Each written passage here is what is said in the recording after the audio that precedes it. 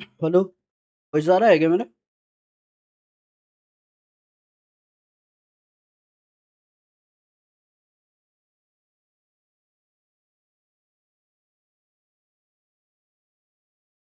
तो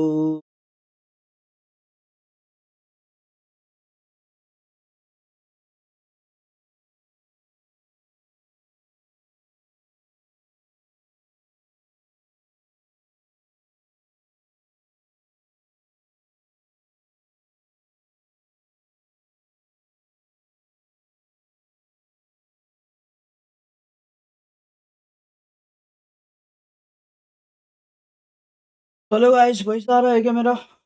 नहीं आ रहा है।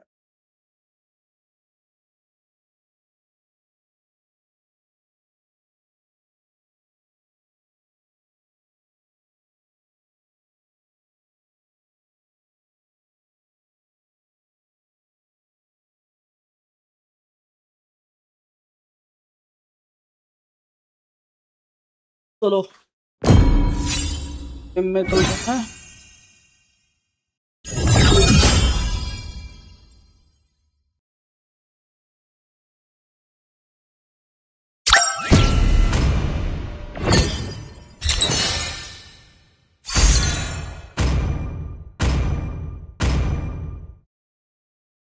Please ban a hero.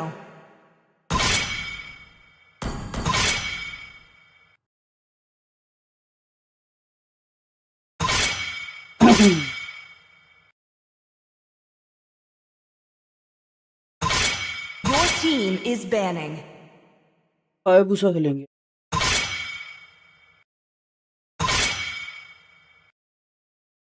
Guys, कौन-कौन देख रहा है? लाइक मारो, लाइक मारो।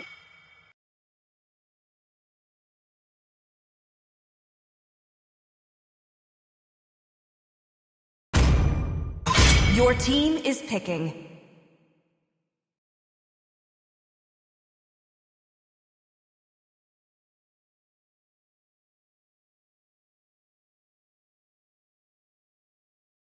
I am the moonlight that The breaks enemy through the is picking. darkness. True love is like blood. Do you want to make friends with Nana? Please pick a hero. Hope will find a way, hero even when all is forlorn.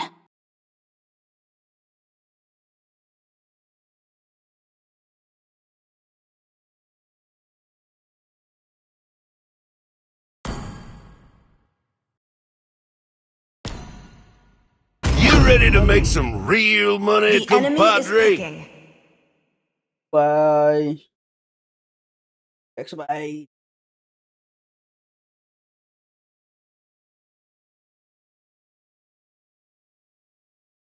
भाई सुबह बना दी भाई।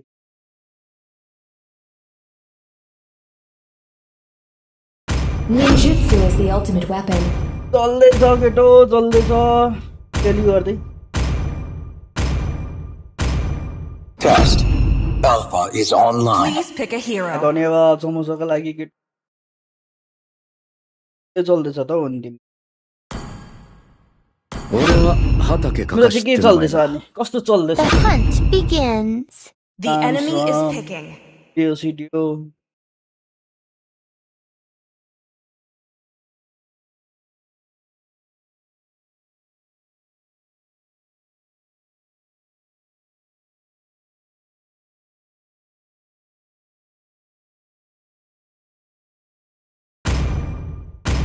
My blood boils until the day I die.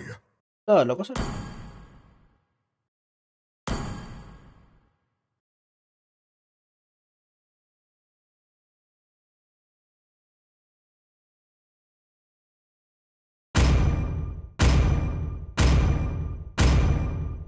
पैसा छ क्या हो तिम्रो त?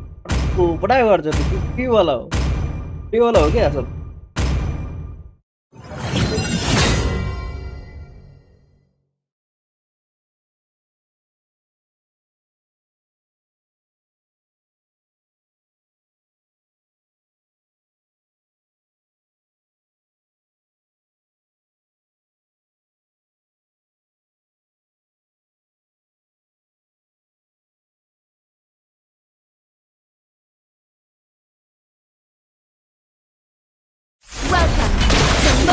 legends. 5 seconds till the enemy चट्टिनी त reaches पाएन the त समोसासँग battlefield. Smash पानीपुरीसँग them. All troops चट्टिनी त आएन त deployed. しかし、出発だってのに嫌 पैसा な लागेको 天 छ 気 नि だ ब्रो な、どう हो も。 हुन्छ हौ यो मन्थली फ्री पाउँथ्यो होइन र कोइन मैले पाएको थिएँ 1000 पाएको थिएँ कि मैले हिजो राति क्या अब 3 तारिक से सुत्दो रहेछ यो हो अन्त मैले चाहिँ एमएल खेल्ने स्ट्रिमरहरूको म गएको थिएँ हो अनि सब पठाइदिएँ मैले त ここは俺に任せて。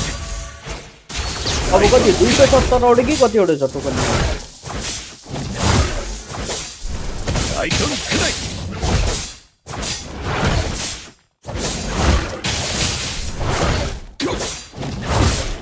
終わりだ。 पैसा हालिहाली त नपठाऊ गेम साउन्ड लो गर तिम्रो भयो सब गर ओ हिजो म 大根くらい。 वाच पार्टी गर्दै थिएँ कि यो भोल्युम अफ गरिदिएको थिएँ नि त गेमको 大根くらい。 अब डाउन गर्नु नै बिर्सेँ 大根くらい。間に合え。大根くらい。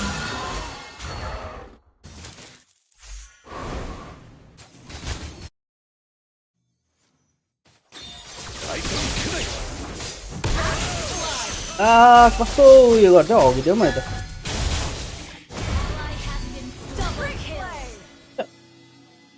के किल गयो 大根影分身の術。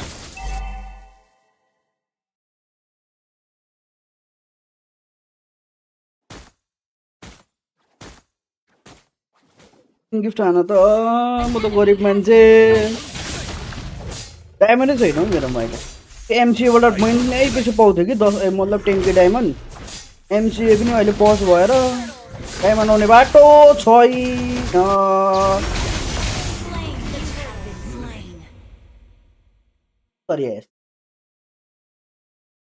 देखेन कसैले पनि कसैले देखेन यो कसैले देखेन कसैले छ्या के गर्यो भने छ्या 決まりやルールをちゃんと守るのが当たり前でしょうよ。大根 अटल हान्ने चक्करमा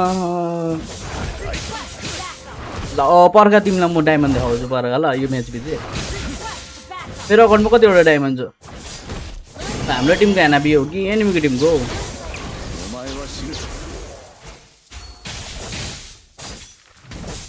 यो म्याच पछि तिमीलाई देखाउँछु म मेरोमा डायमन्ड छ कि छैन हेर्नु ल 160 वटा डायमन्ड मात्रै होला यतिखेर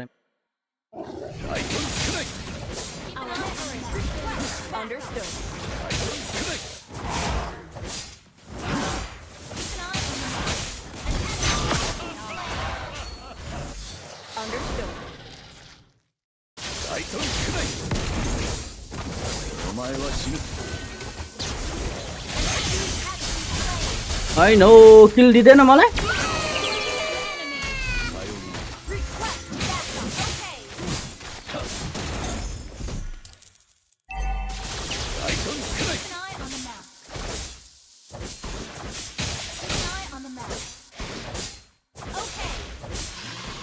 इसकै बनाउँछु Keep an eye on the map. Okay. Keep an eye on 俺 the たちの map. 任務はまだ終わったわけじゃない。 कस्तो ल्यागी टाइपको फिल हजुर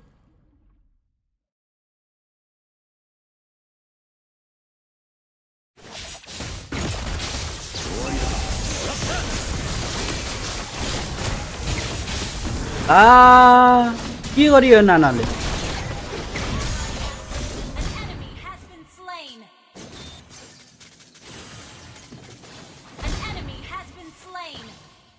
नाना बनाइदियो त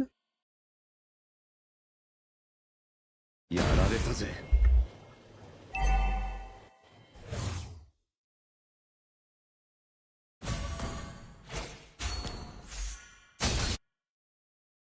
Keep an eye on the map. Okay. Request backup. Understood. An ally has been slain. An enemy Taking jungle. Lho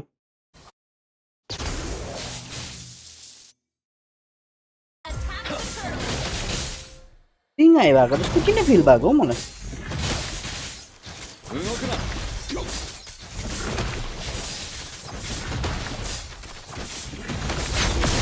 An ally has slain the turtle.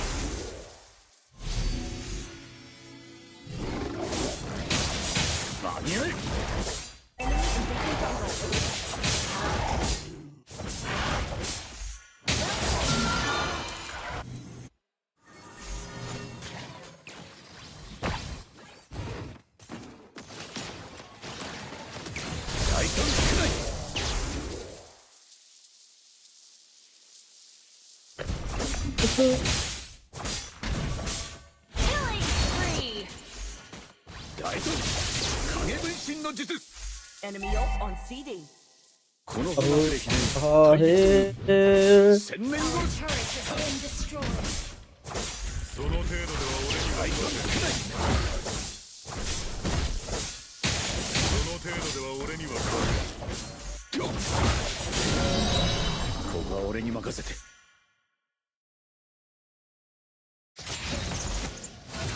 タイトン少ないバニュエ An ally has been slain. その程度では俺には勝 पिङ मेरा सही है लेकिन फिर भी लैगी लैगी type का feel हो रहा है बे आज タイトン影分身の術 Keep an eye on the map. Okay. タイトン少ない 88 दिखा रहा है 15 14 वो जा रहा है 88 वाह Okay. Request backup. Understood. 俺の目標は Destroy the turret. You have slain an enemy. देखाउँछ कति आउँछ कति थैंक यू ब्रो सब्सक्राइब करने के लिए क्या है fury 本を読みながら戦えるほど楽な相手 ultimate Ally has been slain. An ally has been slain.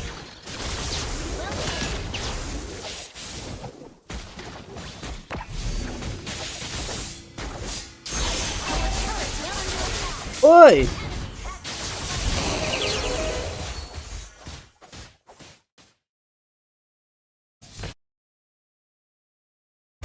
Mega kill.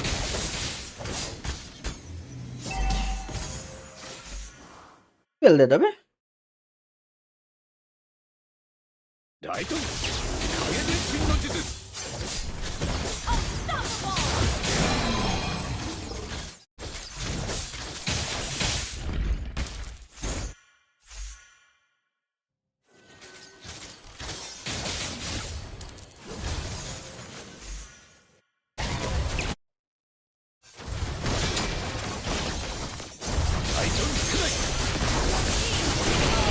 Spree.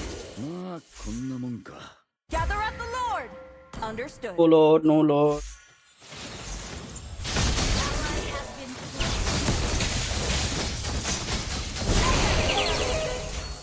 少し本気を出しすぎたかな अरे मेरे ping Instant kill. Double kill.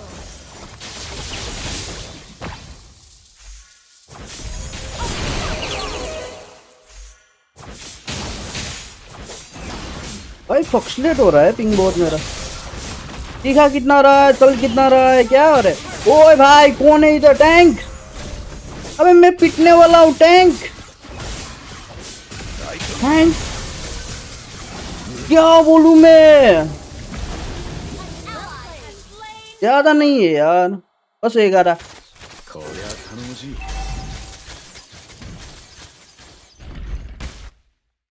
Well played.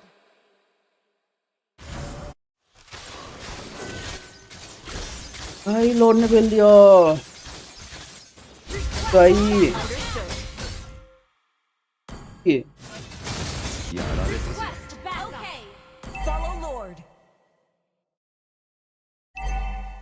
Well played. ライト影分身の術 मेरो त यो 15 स्टार दिनको त माथि भर्नै सकेको छैन यार के भन्नु म お前は知る 15 स्टार दिनको माथि जानै सकेको छैन म त ライトン少ないライトン使ったライトン少ないまあこんなもん That was amazing. Great play. Spree.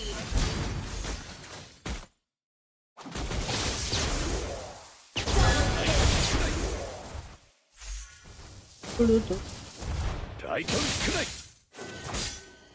Your team destroyed the turret. हुन त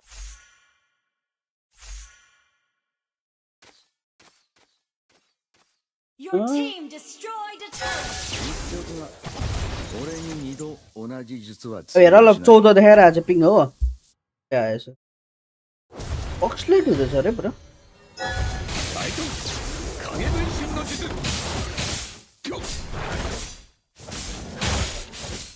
इमोटल हानि पनि सक्यो के भन्छ हौ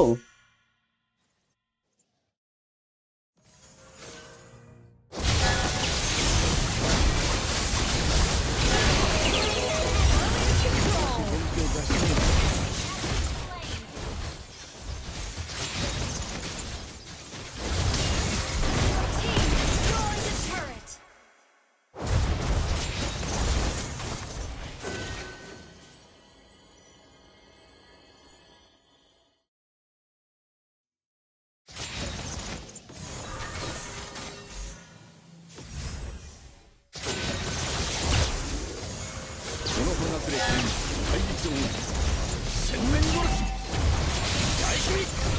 अले अले अले बाबु अले बाबु अले बाबु Mega kill.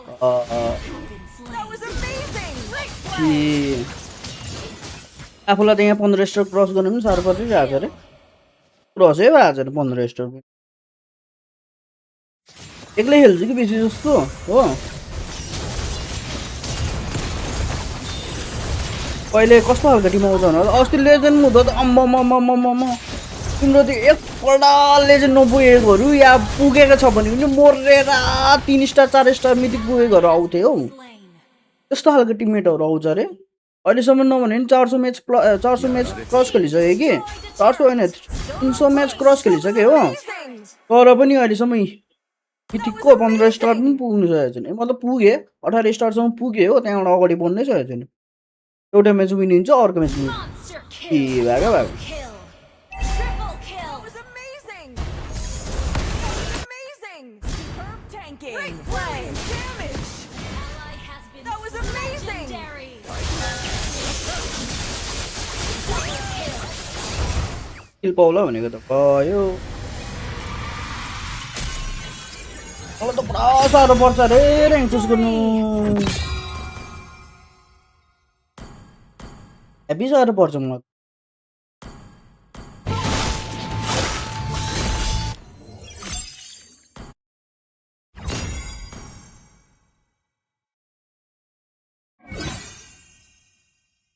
ल कस्तो म्याच खेल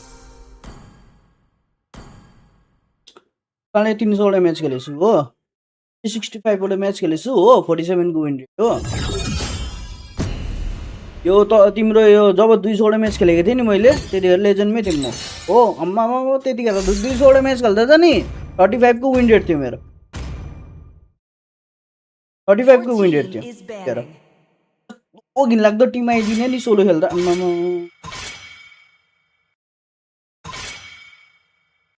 तातिन्थ्यो अरे Please ban a hero. तातो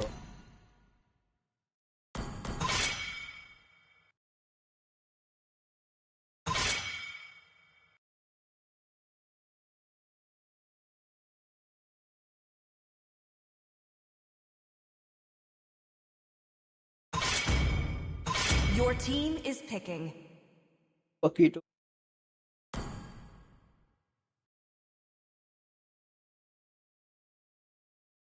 तँ भन त मेजमा के खेल्नु त्यो भरिमा यति भरिमा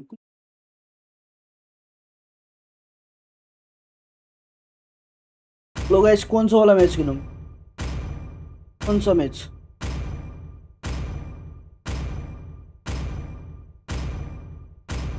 I am not the only one bound The by enemy these is picking. chains.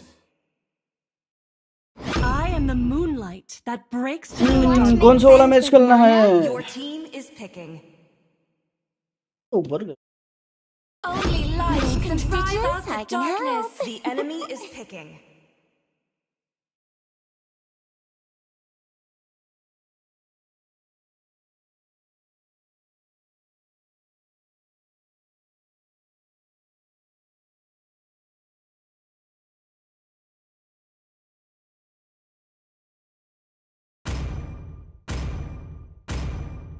Light me up and watch the and world burn! Please Two pick a hero. greatest inventions.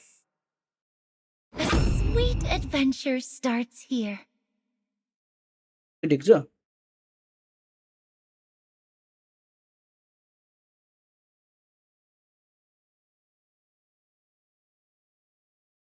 ओजो सातुरो डेभियर भनेको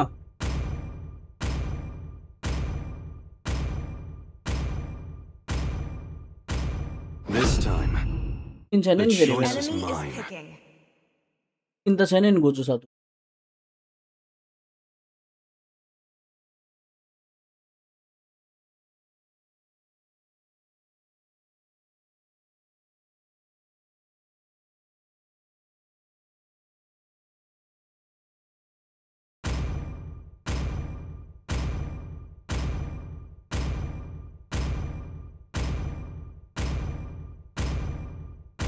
They call me a hero because I saved my nation from falling apart. एउटा त दामी हान्दिन्छ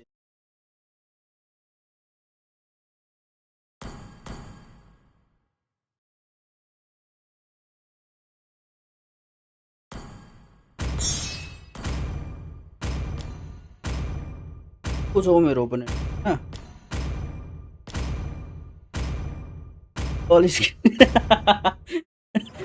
skin छैन हौ मेरोमा साँच्ची त के छैन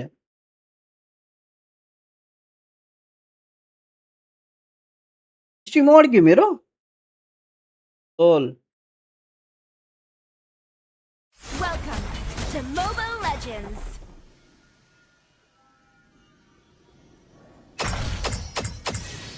के ओपिङ यस्तो Reaches the battlefield. Smash them. Fight All as troops one. deployed. Light. I will show them light. तर निकाल्छु पर्सि तिम्रो उयो आउँदैछ नि रिटर्न इभेन्ट आउँदैछ नि Meaningless. त्यो सुकाइसनको त्यतिखेर निकालौँ भनेको First blood. Epic outplay. पकमा सकेन मलाई त Comeback. Great play. Light shows no mercy. You have been slain. We're not done here. आला The show continues. तबेस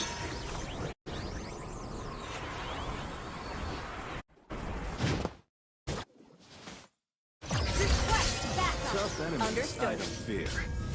Dumb allies.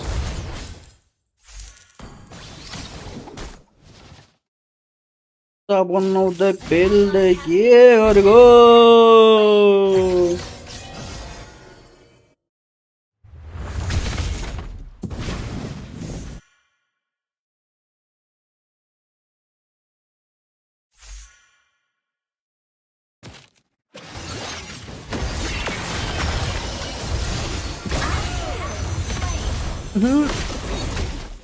चोरौँला भनेको त भएन त हौ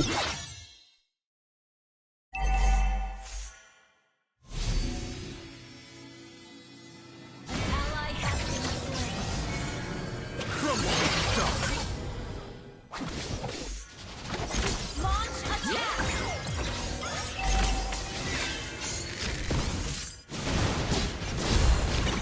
You have been slain. Enemy We're reached level not 4. done. है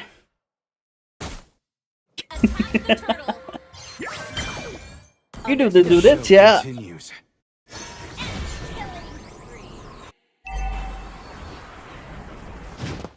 दुईपल्ट फिट भइदियो नि हौ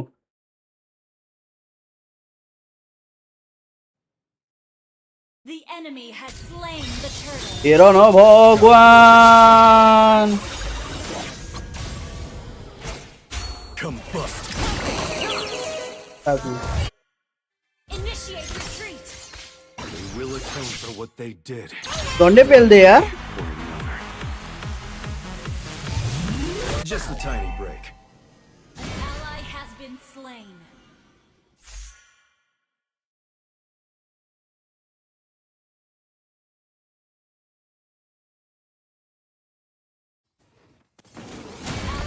okay bro धन्यवाद त्यति बेसी गिफ्टको लागि फ्युलहरुको लागि टाडा अरू बेला भेटौँ न फेरि किल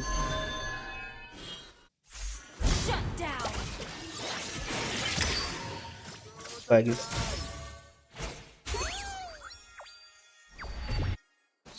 Ravens. How obnoxious.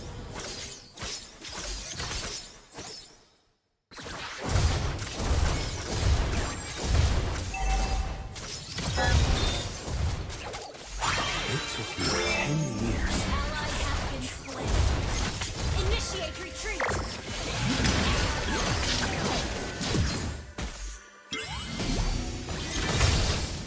ए भगवान कुनै दिन हेरौँ न टाइममा आयो भने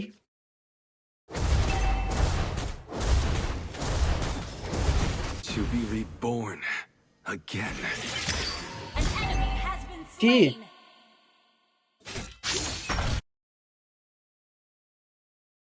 Shut down. An ally has been slain. Initiate retreat. Understood. Launch attack. Understood.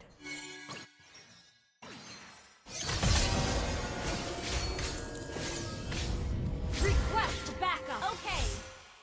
Enemy magic. missing. Light forever shines upon my quest.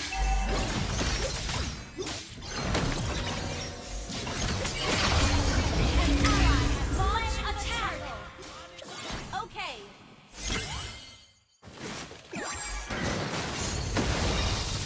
Initiate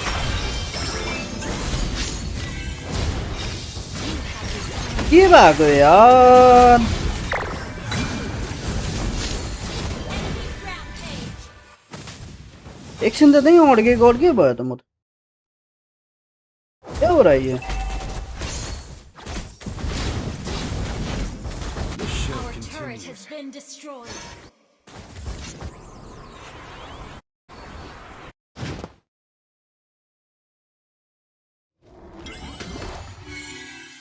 क्यारी गरौँ ल भनेको त फिट हुनु थाल्यो सोच रहा था ये मैच मैं कैरी करेगा One day, मेरा टीम मेरे को stop कैरी कर रहा searching for someone to blame.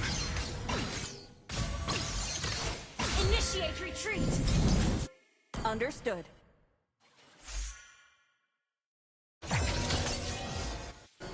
वाह भाई कैंप वाह वाह वाह Initiate retreat.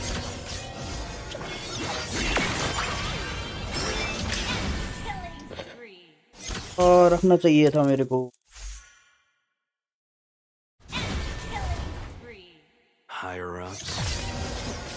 Just a bunch of hypocrites. Use नहीं करना था बे अल्टी मेरे को Combust. Down. We're not done here. क्या बोलूं यार Is under attack.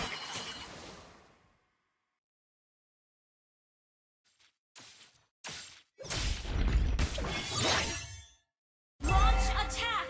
Understood. The show continues. Attack the turtle. Understood. Request backup. Okay. गंदा खेल रहा हूँ बे Years. Request backup.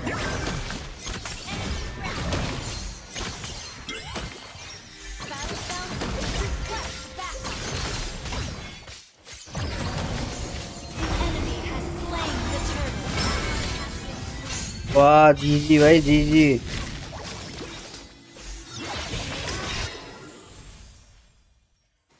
Enemy double kill. Enemy triple kill.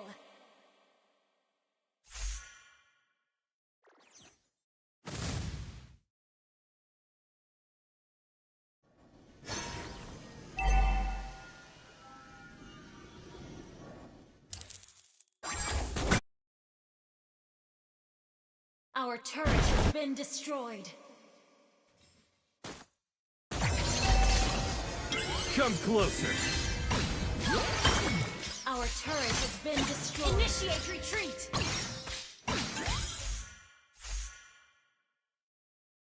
An enemy has been slain. You have slain an enemy. Enemy unstoppable.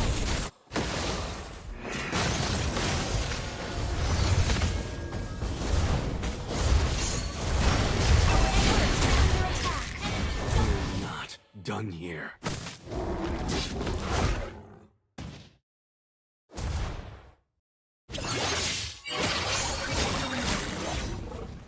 Your team destroyed the turret.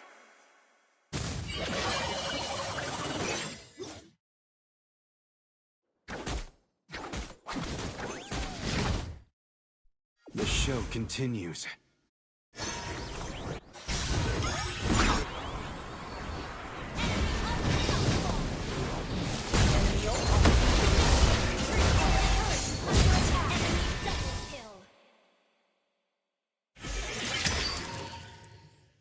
अरे नहीं लगा Control is amazing. Maniac. अच्छा savage दूं Initiate retreat.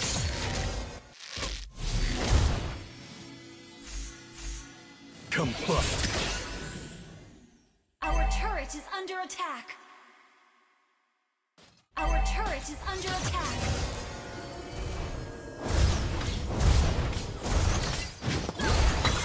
Our turret has been destroyed. An enemy has been slain. Enemy legendary.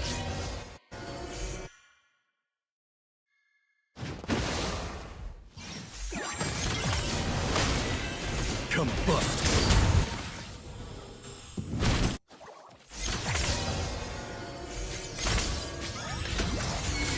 Initiate retreat. Understood. Attack the Lord. Light forever shines upon my cloak.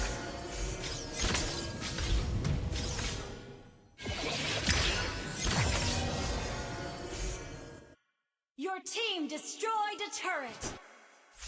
Tough enemies I don't fear. Dumb allies? The enemy has slain Lord. Initiate retreat.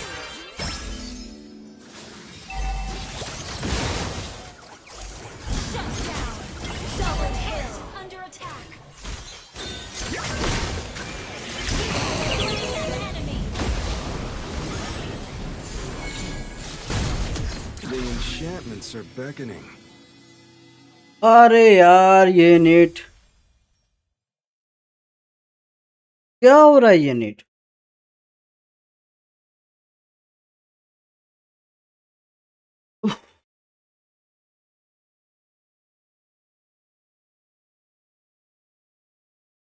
इधर stream बढ़िया से हो रहा है फिर इधर net नहीं चल रहा है गेम क्या बोलूं मैं क्या प्रॉब्लम है बे सर्वर का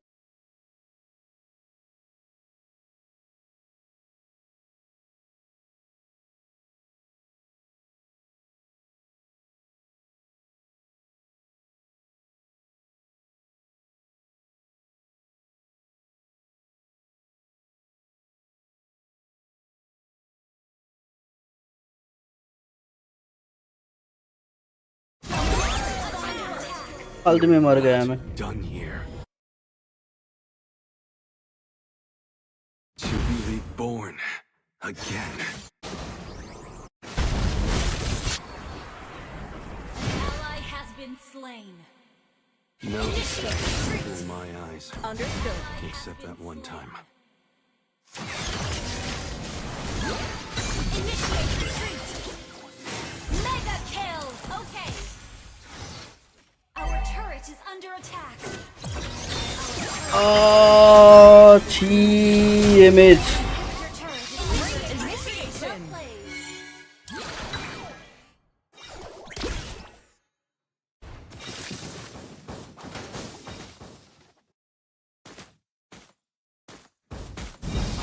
करेंगे ये मैच साथ.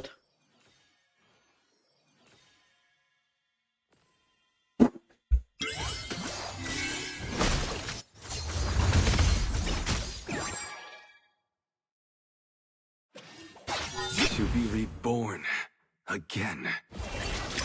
enemy has been slain. ये क्या गलत है मैं.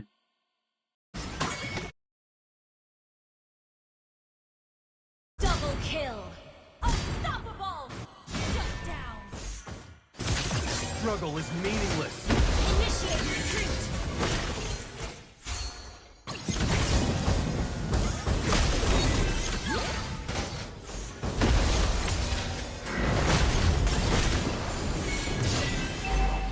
Launch attack. Killing spree. Launch attack.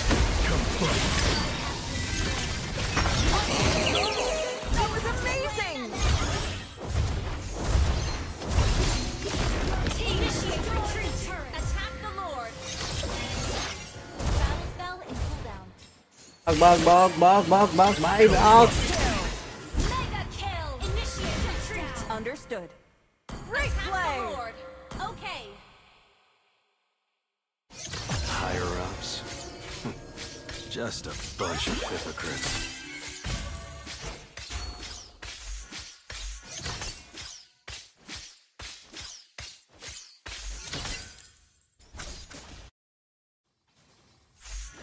One day, you'll stop searching. Ally has slain Lord.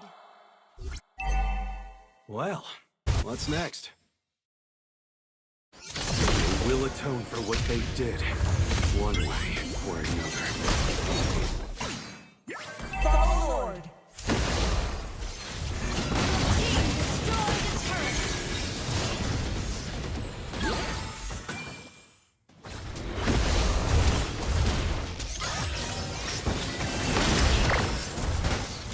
Your team destroyed the turret. Great save. Superb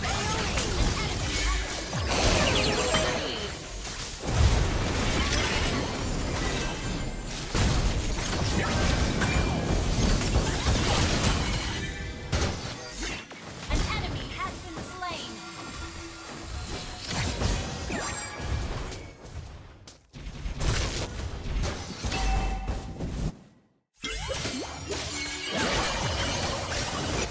Your team destroyed the turret. Your team destroyed the turret.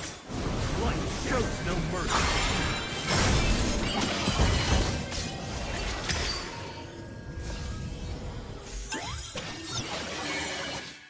नहीं मार पाया. Heretics. How daring of them to utter that word. Has been slain. दिया. initiation. Your team destroyed the turret.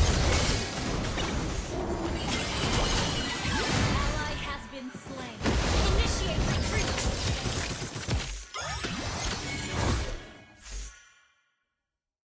Understood.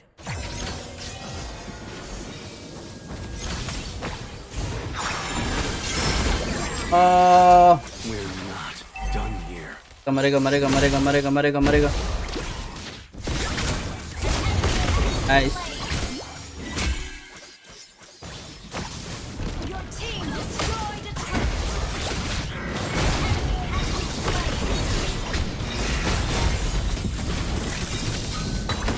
Ally has been slain.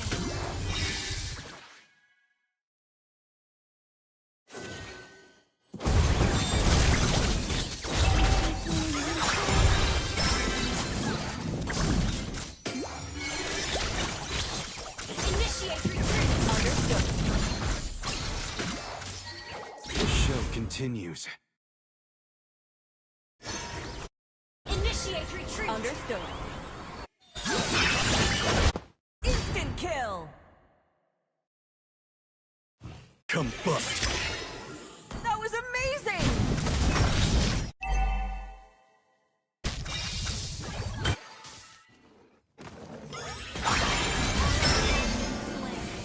भाई net इतना disturb क्यों दे रहा है बे मेरा?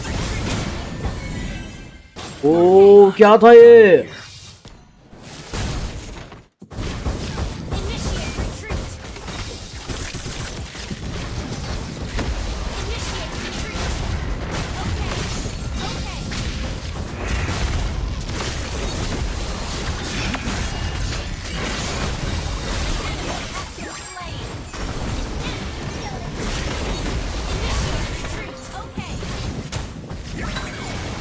Wipe out.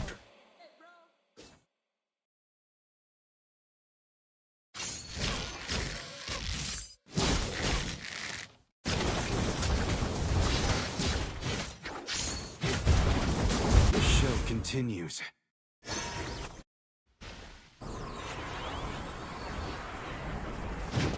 The enemy has slain Lord.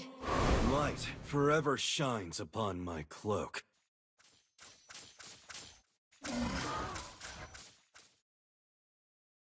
Initiate retreat. Understood. Initiate retreat. Understood. Tough enemies I don't fear. Dumb allies?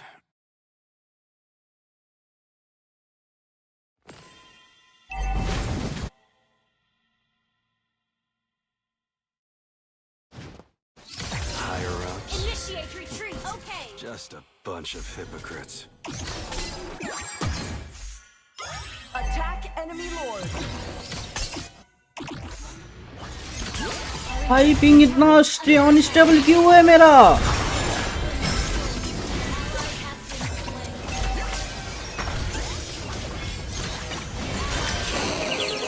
Perfect shot. क्या है ये ping? Initiate retreat. अबे छी यार. Okay.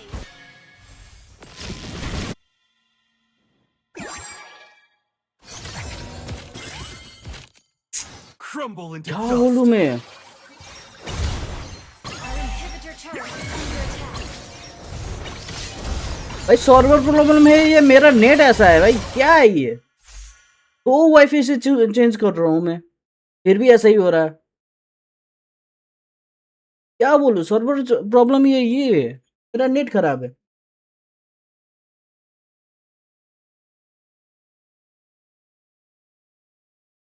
Hi. Mystic magic.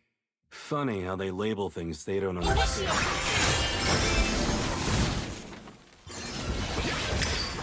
An enemy has been slain. Superb tanking. Request backup. Understood. Great play.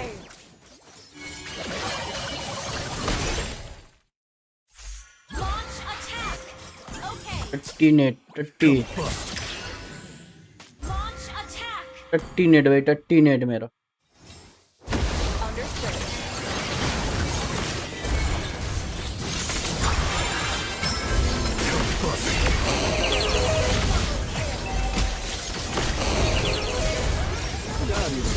Kill. 30 net भाई, 30 net. मेरा net 30 है. Victory. क्या लिखा? तो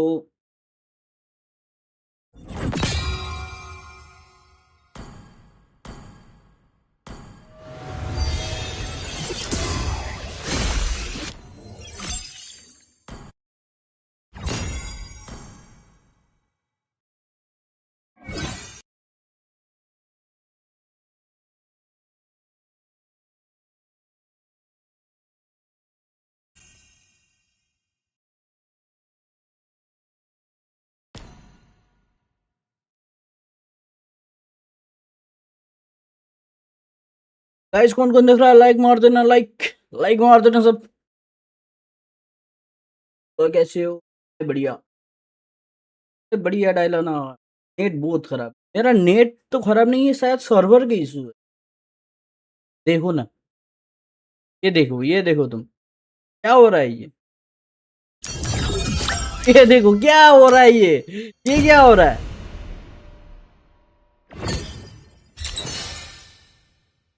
बढ़िया, तुम लोग बताओ कैसे हो?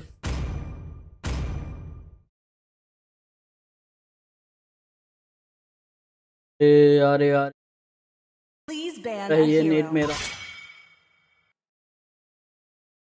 ये मेरा ये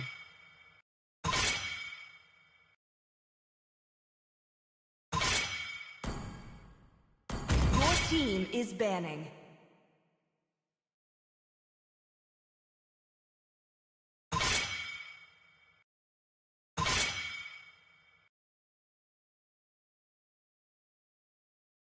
देखा तो ना, रात के 9 बजे तक स्ट्रीम ही कर रहा था मैं कल।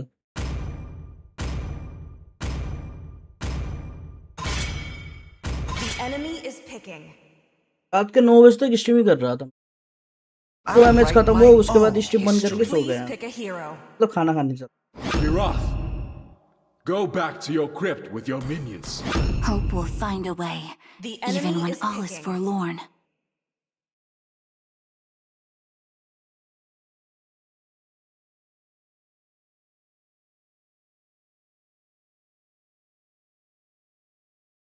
Hana, Sanjo.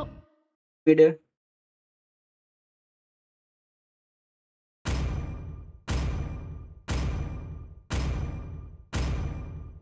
Mid The Immortal One chose me to vanquish the Please pick a shadows hero. that plague this world. लू मैं सजेस्ट करने क्या लूं? बोलो क्या लूं मैं इस मैच? सजेस्ट करो, सजेस्ट। इरारा या हाया? इरारा या हाया? इरारा खेलेंगे। Even the fullest bloom pales before the scattering petals. I'm born with The enemy talent. is picking.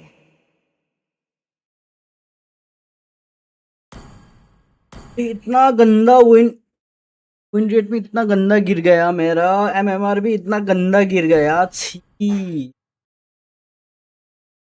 आ रहा है बे, कल इतना गंदा खेला मैं हायबुसा से, सॉरी ये इरारा से।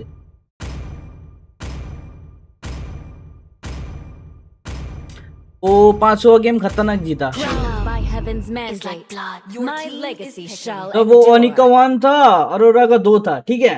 अरोरा को 1 मैच जीतना था, ओनिक को 2 मैच जीतना था, कंटिन्यू 2 बार मार दिया।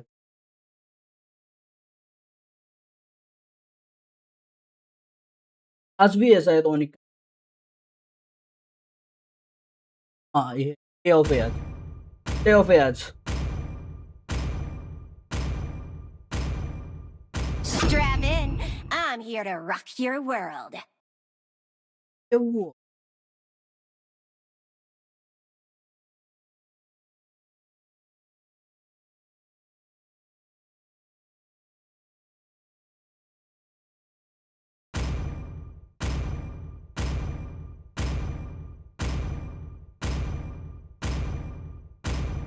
लास्ट मैच में मारा था ना, वो 5th वाले मैच में मारा था ना, वो ग्रेंजर ने मिनियक, ये वाला ना,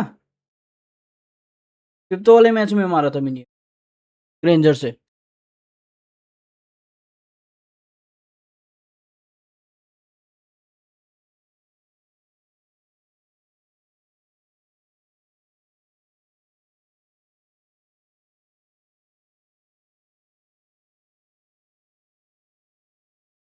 मेरा नेट ना हक दे, तुम सही से हो रहा है फिर भी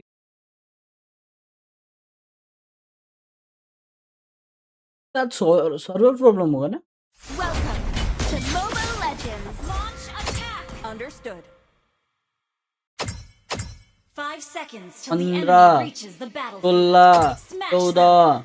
15, All troops 49, deployed. 17, 16। Eternal stable ही नहीं है यार मेरे internet, Keep it waiting. Stable ही नहीं है, देखो ना।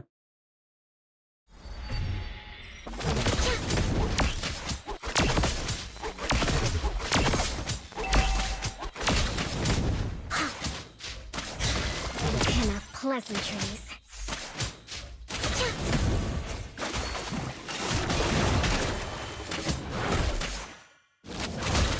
गाइस कौन देख रहा है? लाइक मारो, लाइक मारो, सबके सब लाइक मारो भाई। Such a delicate Ohana. Forget it. वो तुमको मालूम है कायरी को फैनी खेलना मैं ही सिखाया था।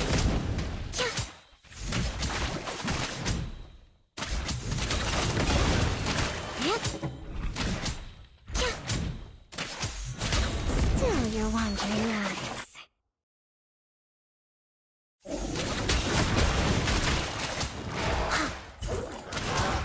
Yep. Yep. Are you trembling from excitement?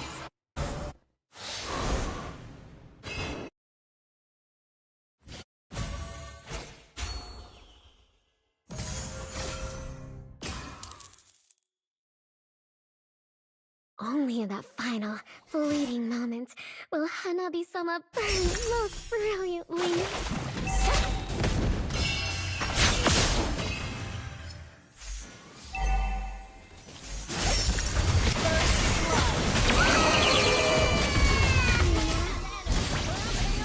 Double kill. That was amazing! That was amazing!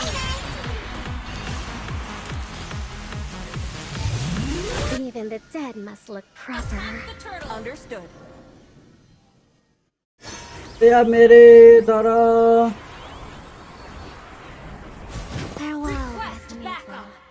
Embraced by the nascent depths. Enemies वो इतना लंबा इमरान भाई भुड़क कर देखा, लेकिन 1 मिनट रुकना, पूरा मैसेज नहीं पढ़ा है मैंने। Has been slain. My dance 1 minute. हाँ prelude. An ally has slain the turtle. अब मैं अच्छे से पढ़ता हूँ।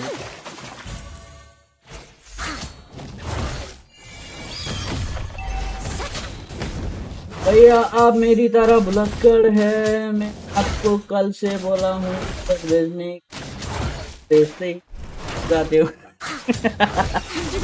अरे मैंने भेजा था कसम से, मतलब कल तो नहीं भेजा, Slain. लेकिन भेजा था मैंने। रुको तुम्हारे आँख के सामने भेजता हूँ। An enemy यार रिक्वायरमेंट नहीं मिल रहा है या ऐसा कुछ आ रहा है तो तुमको दिखाता है। रुको Get it? initiate retreat. Understood. Ult is not ready. Kairatsu forms the ribs. Nisen the leaves. Killing spree. In eternal beauty.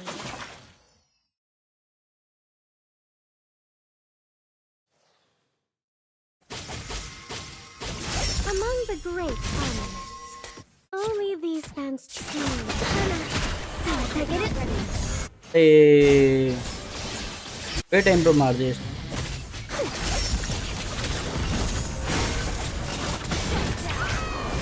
Control! Get with a chance. Brilliant tanking! That was amazing! That was amazing! Get it?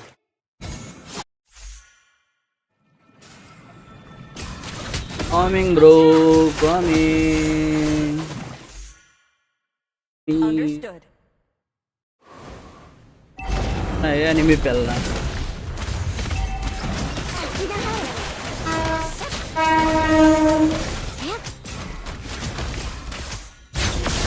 An ally has slain the turtle. Get it? When the fan leaves overlap, the path to the underworld shall open. बस बादाम खाओ। Get it? पैसा नहीं है मेरे पास, बादाम खाने के लिए पैसा नहीं है।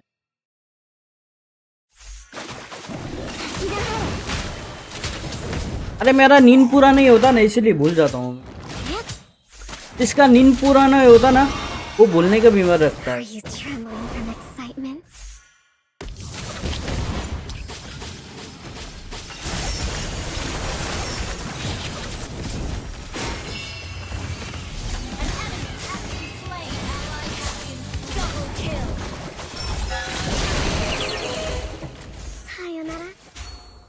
sayonara. Down.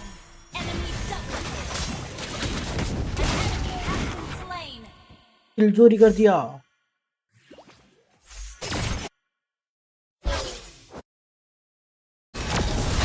Killing spree. Such a delicate flower. भाई पिंग आई क्या करूं मैं.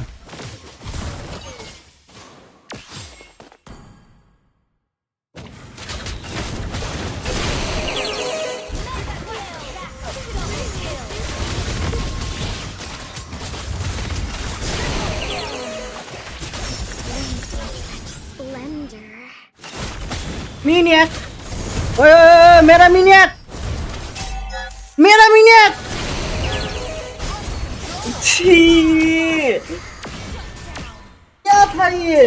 Destroyed a turret. क्या हक दिया यार. छी. An enemy has been क्या हक slain. दिया मैंने. Superb tanking. गोलम भाई करने के लिए नहीं है लेकिन कलेक्टर अब स्किन बाई करने के लिए है. हाँ वो अब ये उसका किसका बोलो तो आर्गस और उसका निकालना है मेरे पास. आर्गस और उसका सन के निकालना है. The turtle. Okay. क्या हक दिया कसम से मैं. The family is the past of Mlbb was shallow.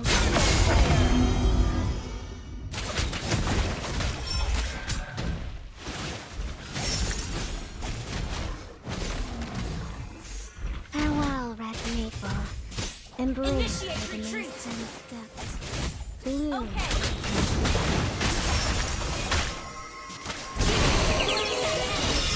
Sayonara. sayonara. sayonara.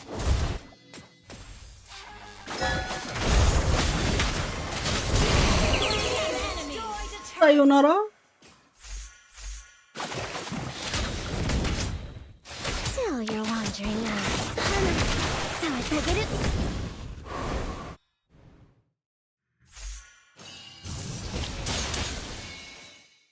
Ult is not ready. Among the great armaments, only these fans truly know the heart.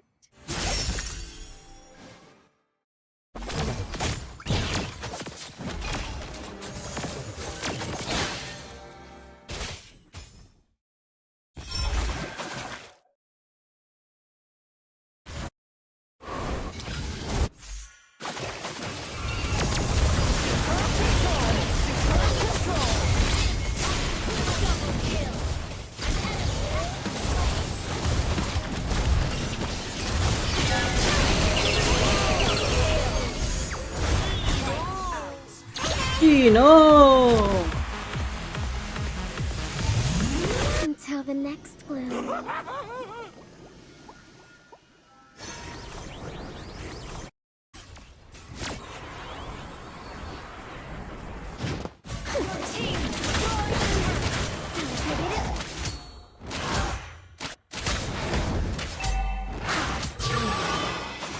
अरे नेट. ये net का issue है या सर्वर का issue है यार.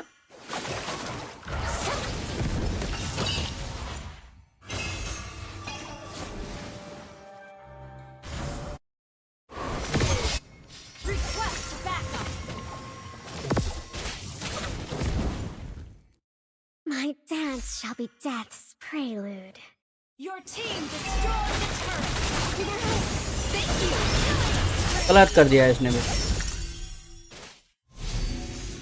इसे लेके गलत कर दिया इसने. Great play. Great play.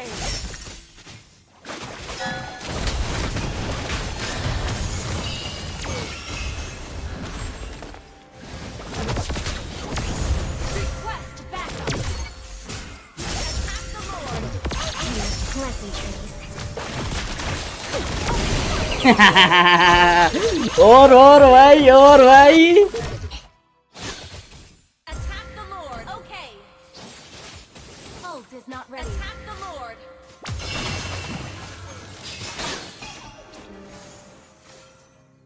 Okay. Launch attack. Bots के सामने खेल रहा है। अरे बॉट नहीं है वे, रियल एनिमी है ये लोग।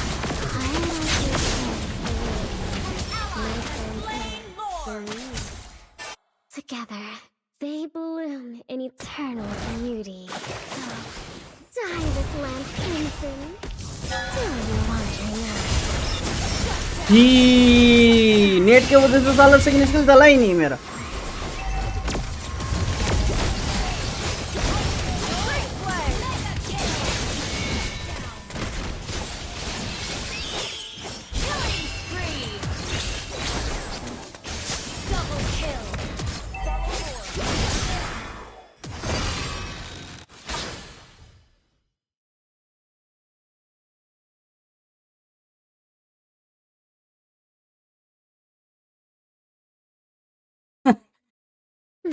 ये सर्वर का इशू है या मेरा नेट का इशू है मालूम नहीं। 2 वाईफाई चेंज कर सकता हूँ फिर भी नेट अच्छे से नहीं चल रहा है मेरा।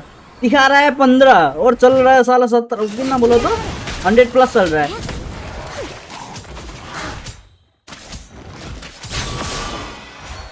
Such a delicate flower.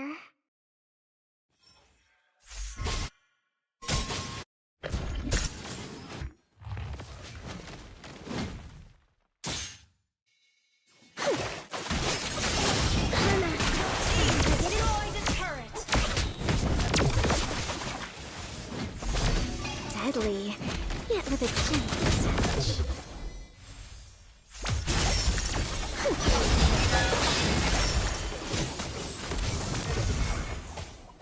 ये ले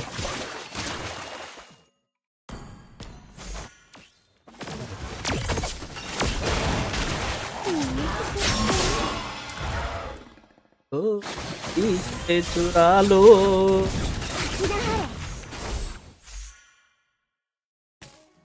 Battle spell and cooldown. Hello ये गुसेन तो आने में भी डर रहा है। Excitement. गुसेन तो मेरे को मारने में भी डर रहा है। So I get it. An enemy has been slain. Hideouts forms with So I get it.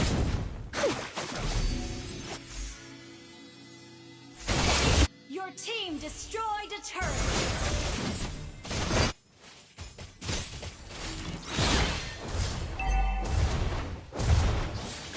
Ult is not ready.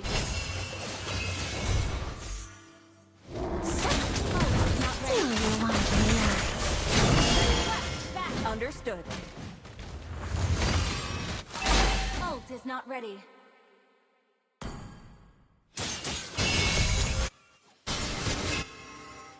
काट ले जा। Farewell, red maple, embraced by the mason's death. Breathe.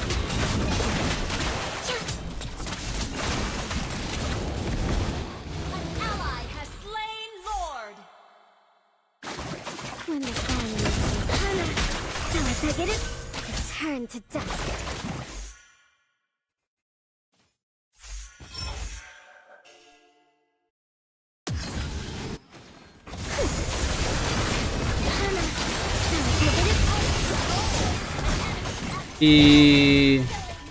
M बहुत गंदा लग रहा है बे मेरा। गंदा वाला एम लग रहा है मेरा।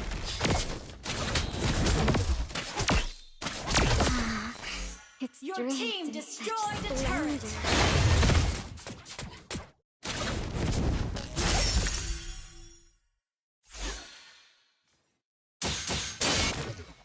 splendor. Such a delicate Your flower. team destroyed a turret.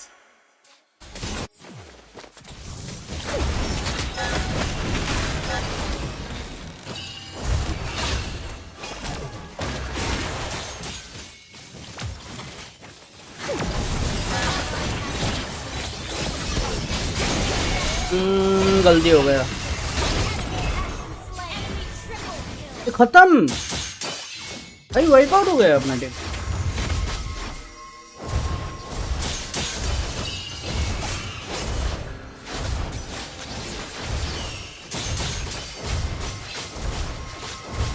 I don't understand this MM. तो क्या समझ में नहीं आया? ये रोज गोल्ड को सेल करके ये डाल दूं क्या? रेड ऑफ डिस्पेयर डाल दूं? क्या लगता है अच्छा होगा? रोज गोल्ड को डिलीट करके सेल करके Turret has been rid of destroyed. Despair डाल दूं क्या मैं? Still burn.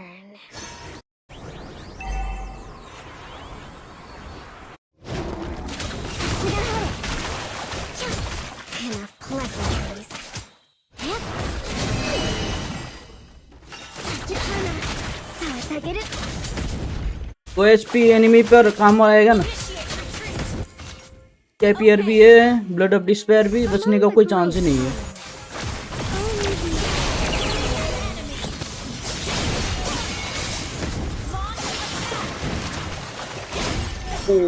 Nice one.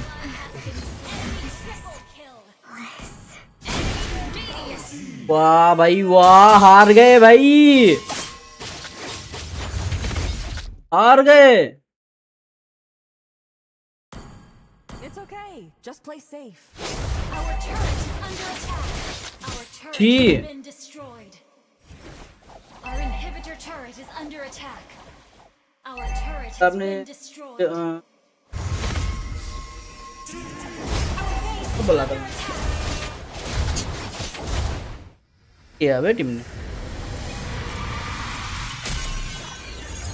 ने हक दिया, पॉटी कर दिया टीम ने। गाइस क्या करूं मैं अब?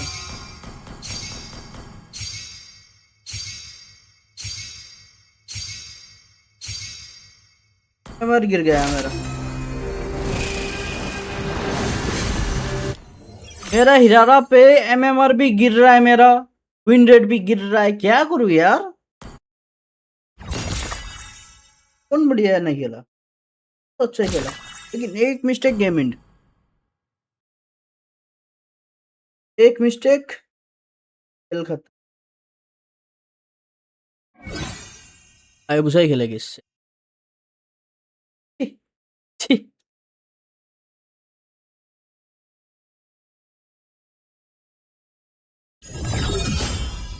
नहीं आता रे, जो मजा टैंक, वो जो मजा जंगल खेलने में है ना, वो मजा टैंक, वो सॉरी मेज खेलने में नहीं है।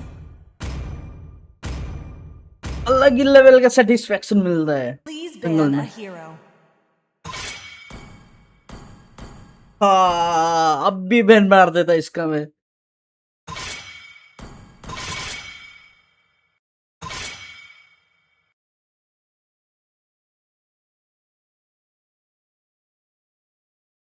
Your team is banning. Ban मारो, तो बैन मारो, मार भाई मार, तो बैन मार, बैन है ना।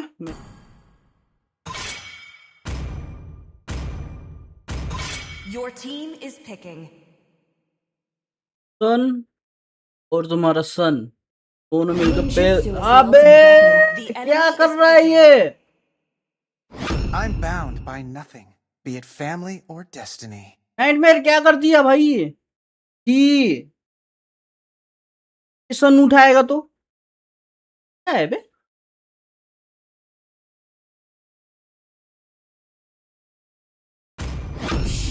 When you gaze into the Please abyss, pick a hero. So, who's next? Fortress combat ready. The enemy is picking.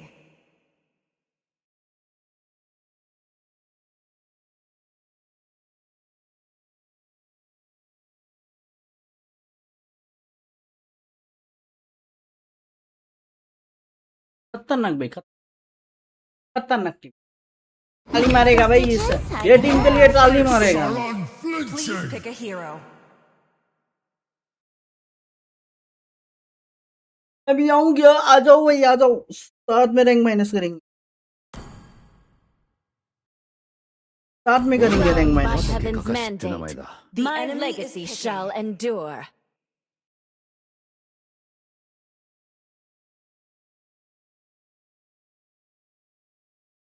ये नाइटमेयर का नाम सुना सुना लग रहा है मेरे को। I, Minotaur, will finish off what was left undone.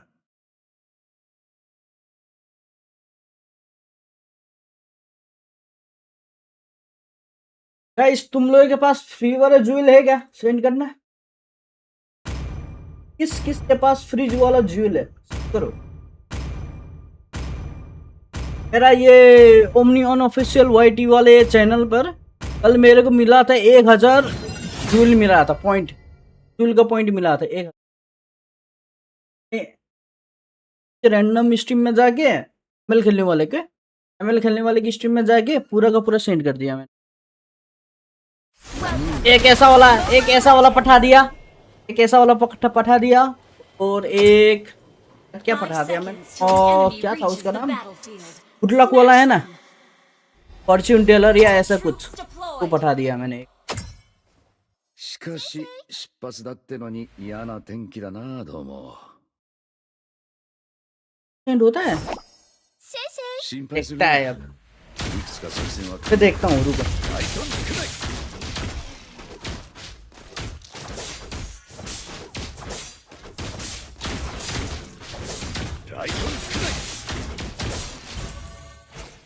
ライトン影分身の術。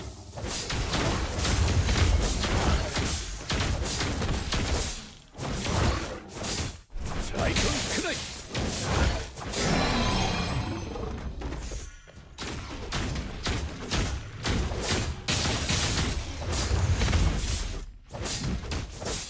ライトン少ない。サンキュー。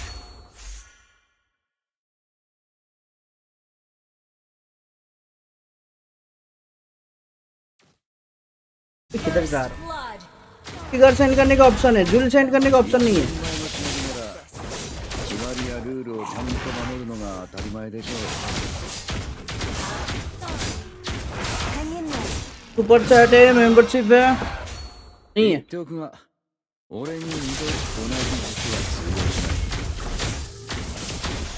ライトン少ない。 ये ज्वेल सेंड करने से क्या होता है?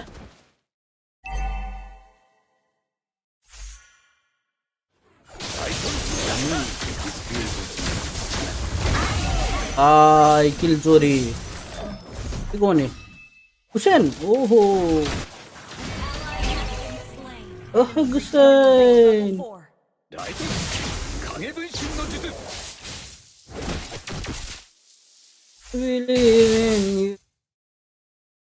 Let me clear the wave.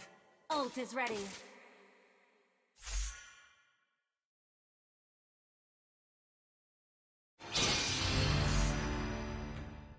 Enemy reached level 4. 俺の仲間は絶対に殺させやしないよ。ライトン影分身の術。 Ally has slain the turret. You are an enemy. Double kill. 少し本気を出しすぎたかな。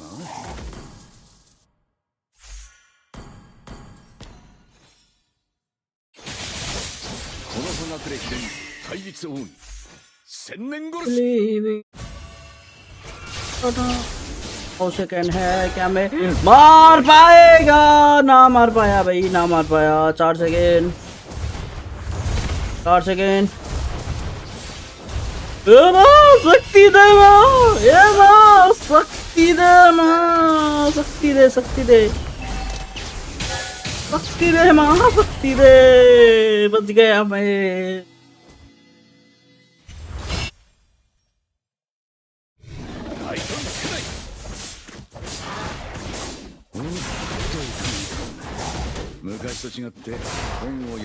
cut गया जैसे है क्या? लेकिन मिलना नहीं है, तो कल तुमने इतना बेचा कुछ नहीं मिला मेरे को।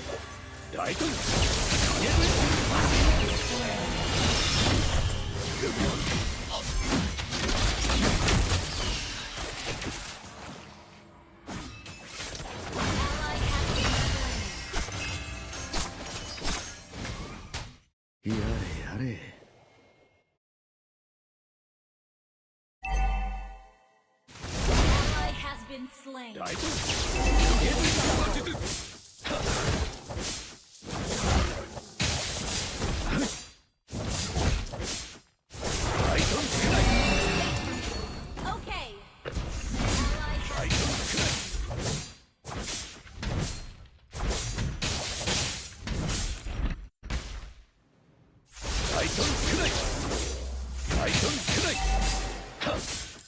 Ult is not ready. タイタンくらい An ally has been slain. Killing spree.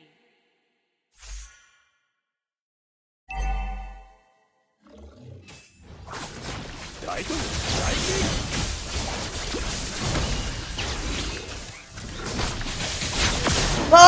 छी क्या कर दिया मैंने ऐसा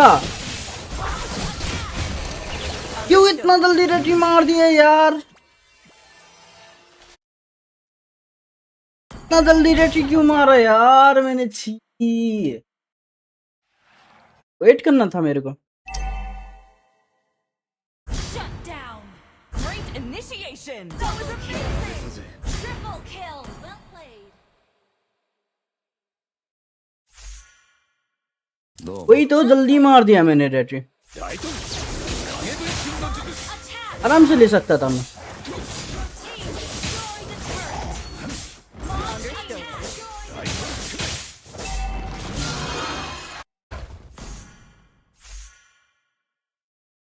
おっといかんいかん昔と違って本を読みながら戦えるほど楽な相手じゃないタイタンくらい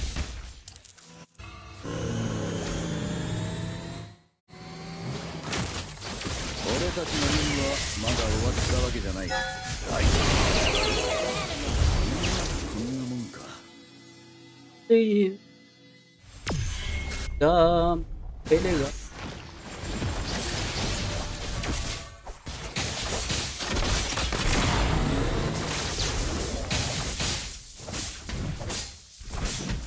타이탄 크라이 타이탄 크라이 An enemy has been slain. 타이탄 크라이 Ult is ready. Ult is ready.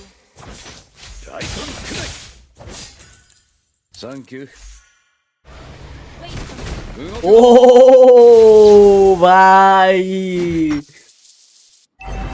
अब भी लटका देता भाई मेरे को ये An enemy has been slain. 心配するないつか作戦は考えてある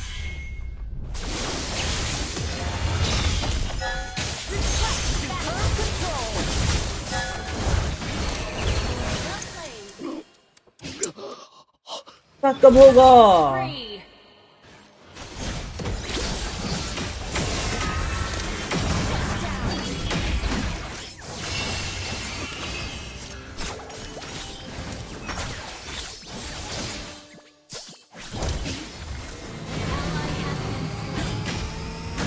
बाद में आपको वन शॉट करेगा कौन कौन कौन ये एल्डस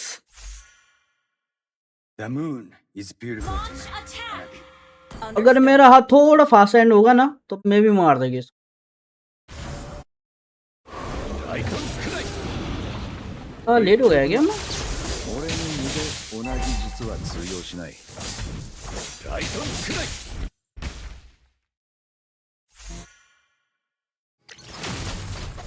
タイタンクライ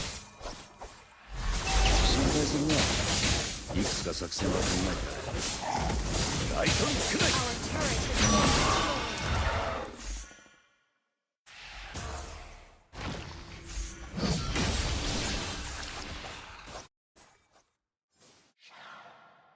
destroyed. डिस्टर्ब कर रहा है ज्यादा ही Has been slain.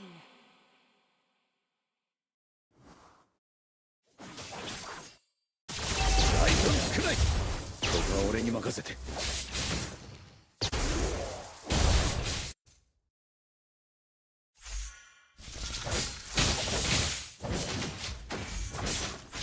タイタンクライタイタン影分身の術タイタンクライ Superb control. Well played. Superb control.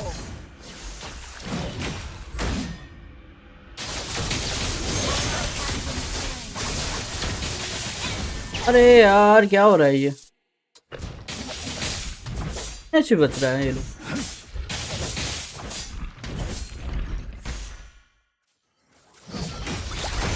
क्या बोलूं मैं?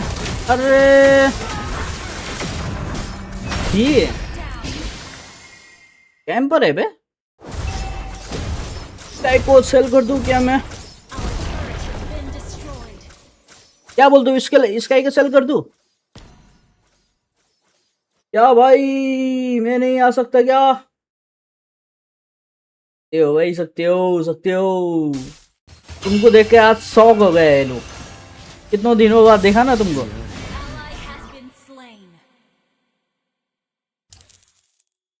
Wait for me. Understood.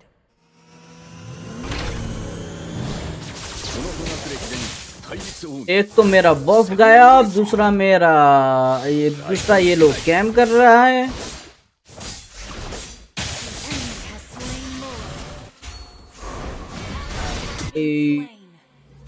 साथ खेल रहा है।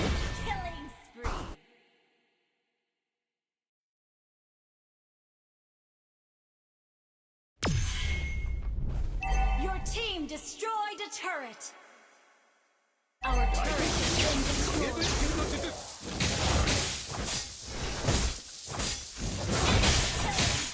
Enemy battle spell on Turret is under attack. attack. Attack enemy lord. अब ना हो पाएगा ये मैच। अब ना हो पाएगा ये मैच। हारेंगे हम लोग। अब Our turret is under attack. हारेंगे हम लोग ये match. Our turret has been destroyed. Our turret has been destroyed. टाइसेल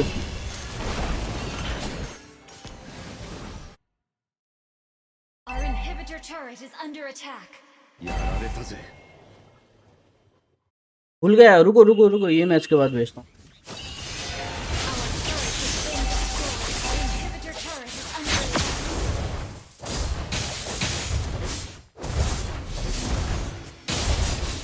Enemy battle spell on CD.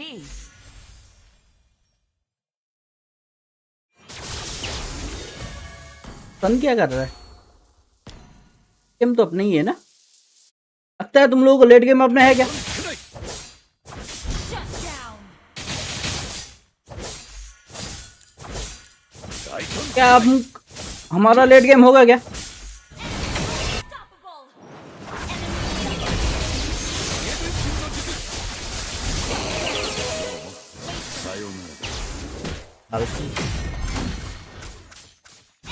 Killing spree.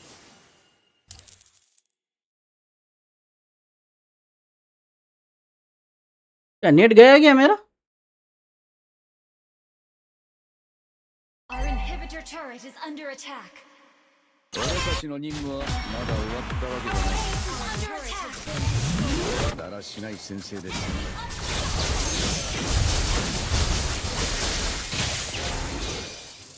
Brilliant control. That was amazing. Shut down. That was amazing.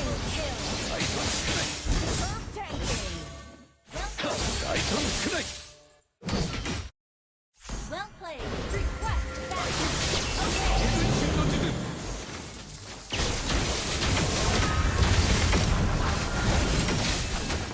Ally has been slain.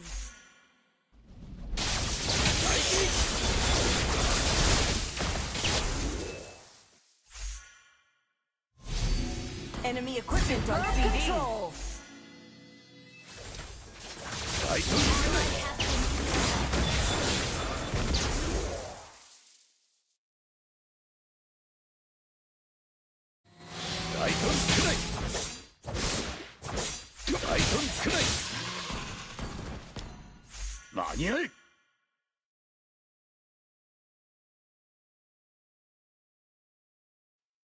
Ult is ready.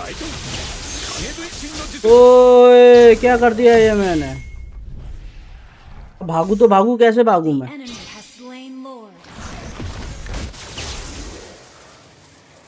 कैसे भागू? Slain. बच गया मैं। Has been slain. Enemy double kill. An enemy has been यार team, अब MM भाई 7 बार weed हो चुका है। Enemy lord. Our base is under attack.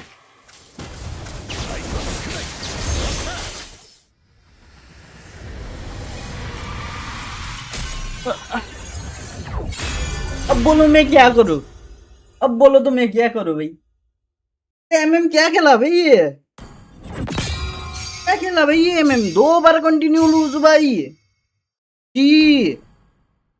4 match खेला, 2 बार लूज हुआ, 2 बार विन हुआ, तभी एमएमआर गिर गया मेरा 38 एमएमआर माइनस। फैन 0 किल ये रे छी, 0 किल।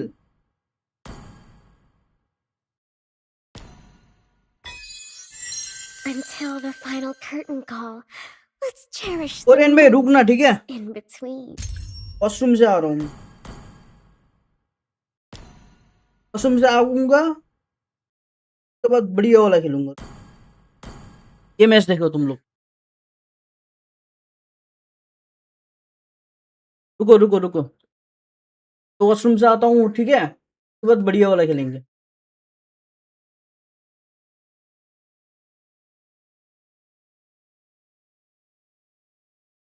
फीड हो गया यार अपना, अगर किल नहीं कर सकते तो भाई फीड भी नहीं जाऊँ, यही बोलता हूँ भाई। Ult is not ready. आ रहा हूँ मैं ठीक है, आता हूँ पहले। ओके ओके मैं भेजता हूँ।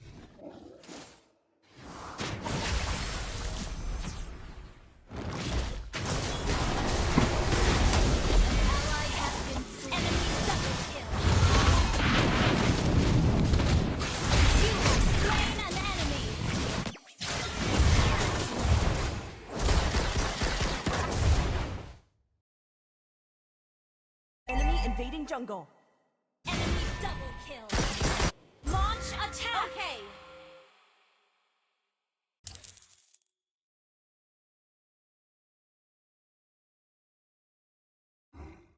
An ally has slain the turret. Enemy has been slain.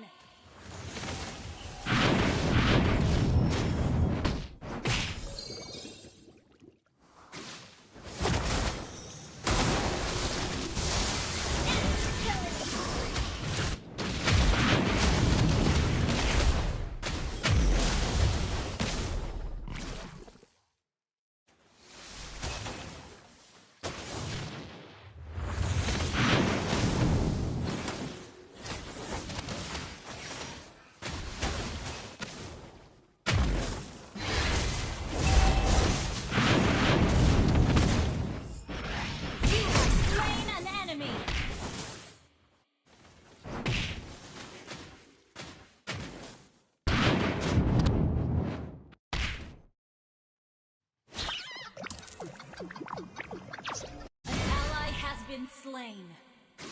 An enemy has been slain.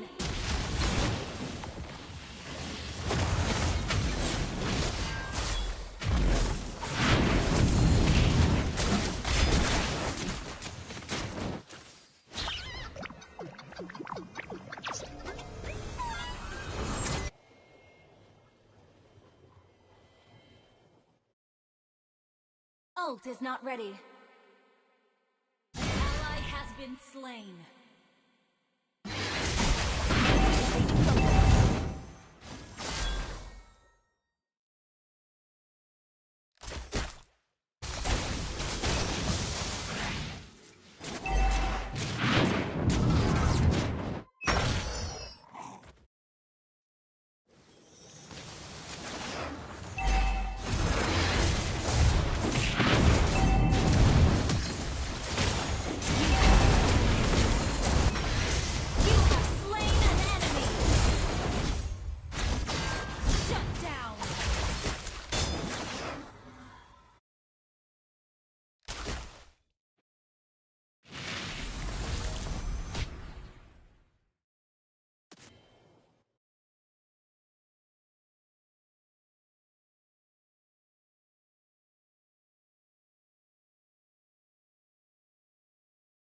Enemy battle spell on CD.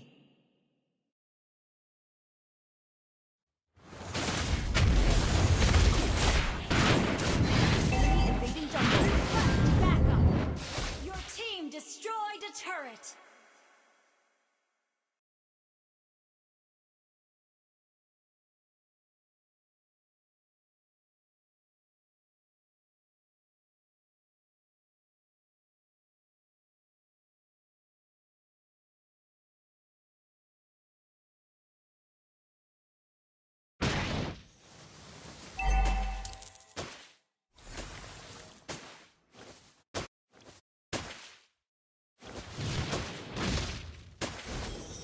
Initiate Our retreat. turret has been destroyed.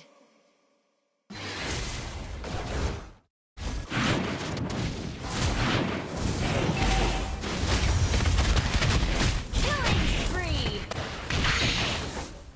Shut down. An enemy has been slain.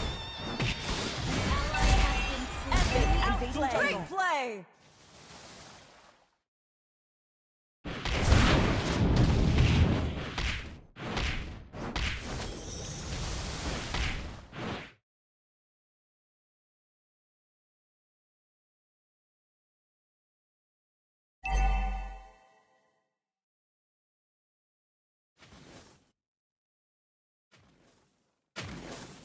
Initiate retreat.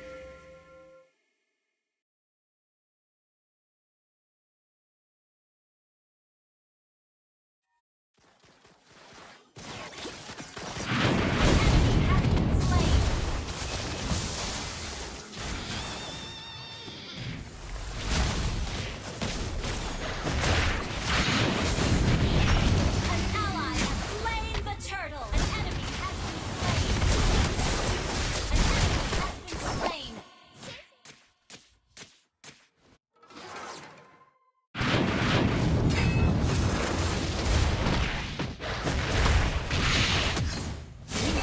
Slain. Our turret has been destroyed.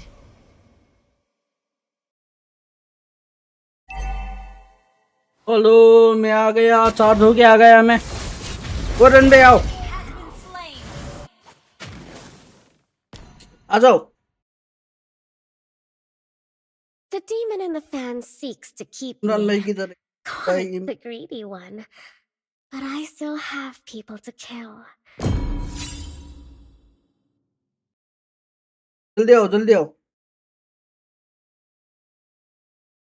भाई किधर?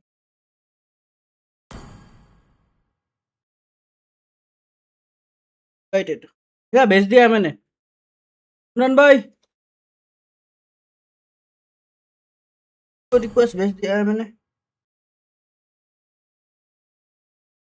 जल्दी आओ।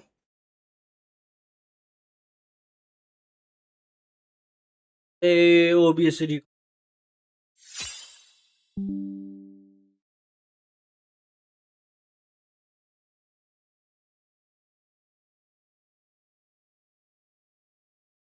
चलो।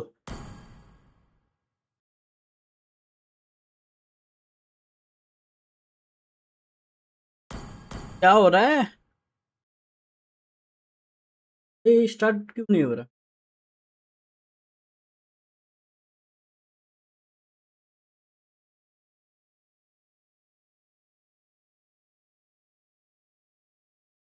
क्या हो रहा है?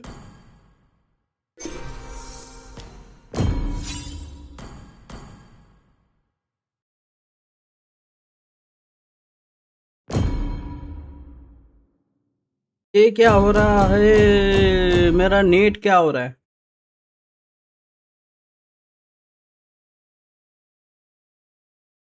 ना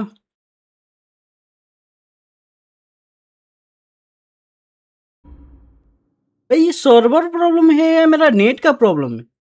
क्या है ये?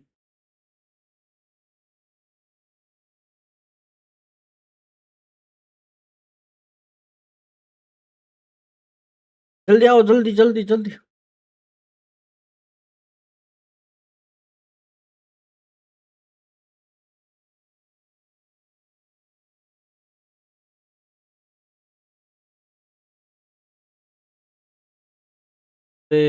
छी।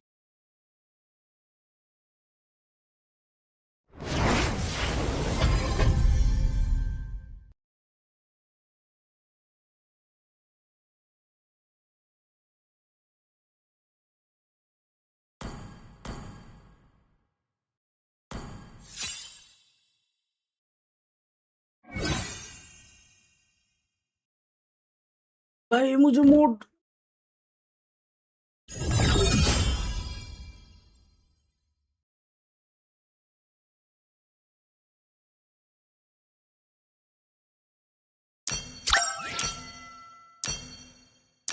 ये लो।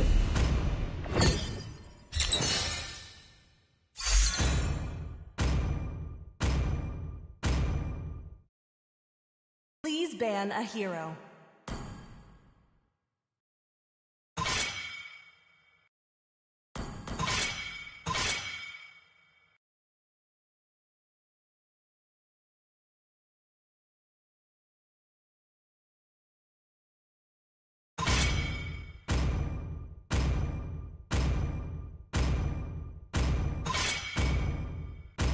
Your team is banning.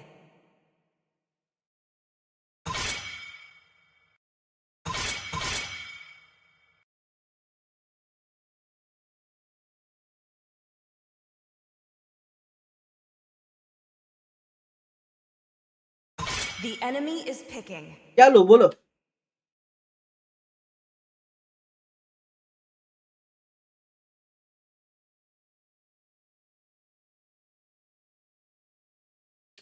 क्या लूं इस बार क्या लूं मैं बोलो तो क्या खेलूं मैं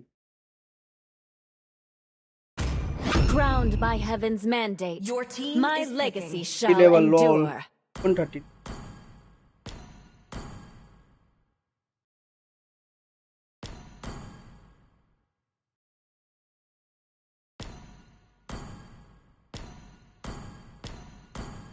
Let's play together.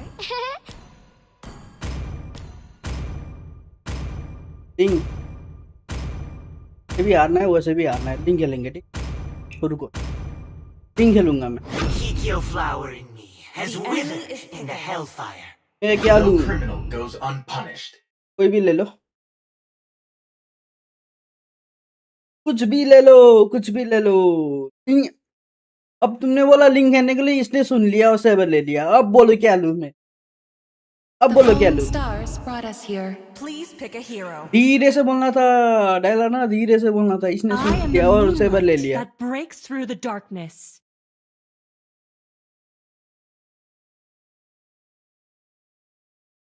बोलो क्या लूं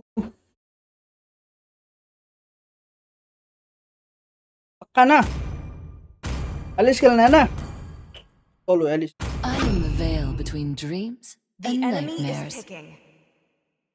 Experience the euphony of suffering.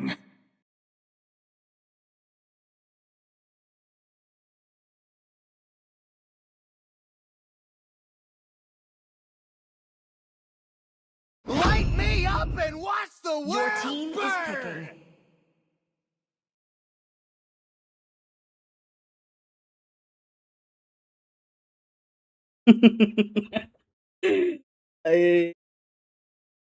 कभी कभी डरना पड़ता है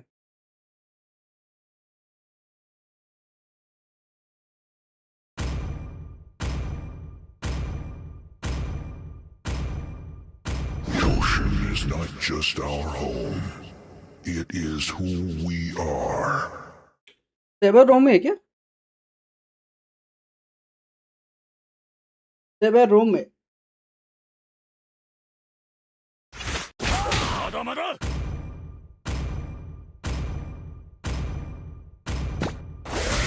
Manipulation.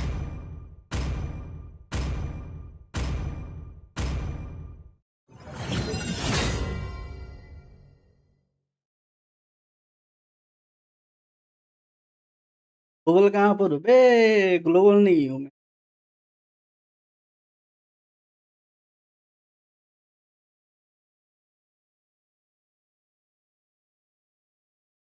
तो मैंने एलिस खेला ही नहीं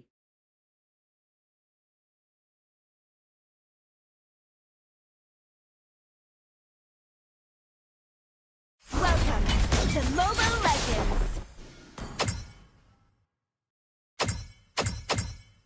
5 seconds till the enemy reaches the battlefield. Unity is strength. Smash अबे them. ये पिंग क्या है मेरा All troops deployed.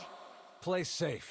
Avoid The battle in nightmares have farm already first. seeped through to this realm. अबे मेरा net ओए Once fear is taken root,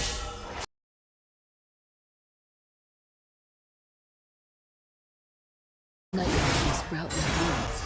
Such a fragile mind.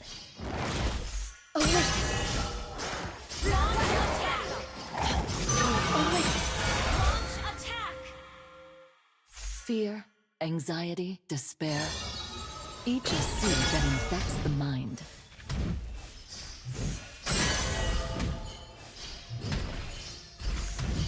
Still think you're awake? First blood.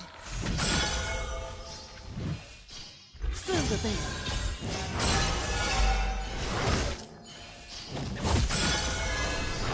Drift away. Solo kill. Great play. Ang pela. This changes things. Another mind lost. Awake. Attack! Okay. Fear is what led you here. Beast of dreams. Enemy. Launch attack.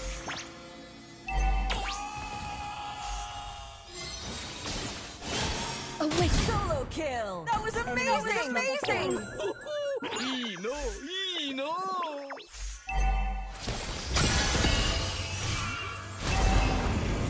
Through the veil. Attack the turtle. ये क्या हो रहा है net? ये net क्या हो रहा है? An enemy has been slain. इसके पास रेडी। अब ये नेट क्या हो रहा है यार? ये मेरा नेट का प्रॉब्लम है या क्या है ये? ये कलेक्टर वाला है। Little dreamer. और क्या बोलूं मैं? Request backup. An enemy has been slain. Request backup. Okay. हाँ यार गरीब हूँ मैं। From dream to nightmare. अमीर तो उसको बोलता है, किसको बोला तो जो ग्लोबल कलेक्टर है ना, उन लोगों को बोलते हैं अमीर। Still think you're awake? Net देखो ना यार क्या हो रहा है मेरा net. Fear is what led you here. ये देखो ये देखो ये देखो नेट को देखो, नेट को देखो। Drift away. वाह भाई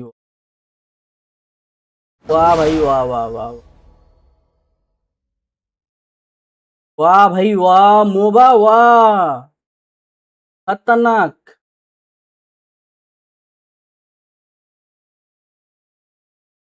Initiate retreat. Launch attack. ऐसे लग रहा है मेरे को। Through the veil. Awake.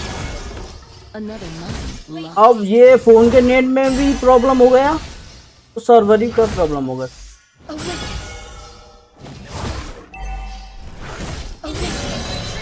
Close your eyes. Or do you fear what dreams awake?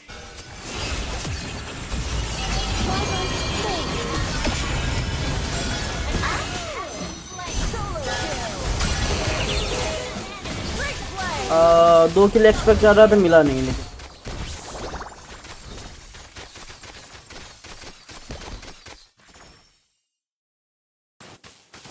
आया हाँ अभी और चाहिए बे, 50,000 पॉइंट चाहिए मेरे। मेगा कलेक्टर में बहुत। Ult is not ready. Awake. Such a fragile mind. An ally has slain the turtle.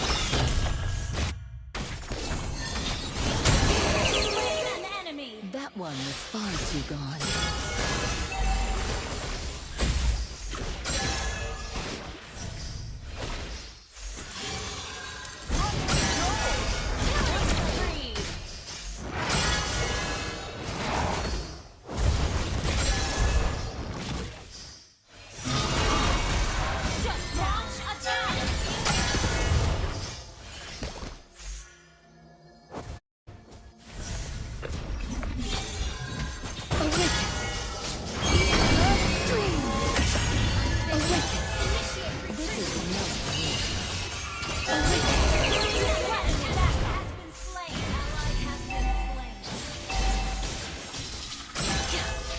From dream to nightmare.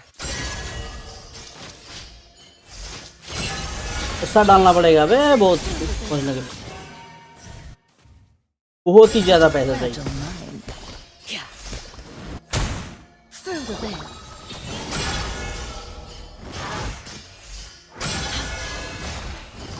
Still think you're a winner? अगर मोबा वाला मंथली 10,000 डायमंड देगा तो इजी पीजी हो जाएगा, बस वो एमसीए रिज्यूम हो जाएगा। The sweetest dreams fuel the darkest nightmares.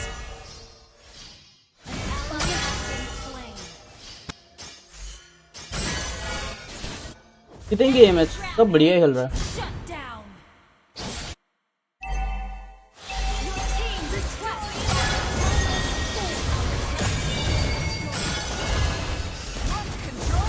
आई किल चोरी, इसने किल चोरी कर दिया।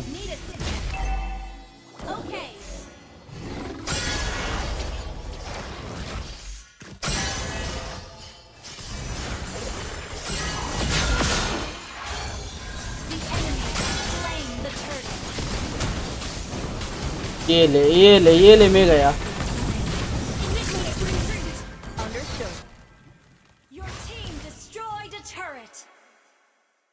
Initiate retreat.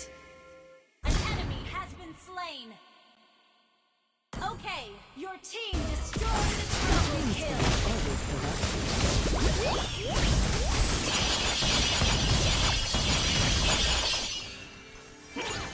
I refuse to fade so easily. Launch attack. Understood. Another mind lost. Sorry.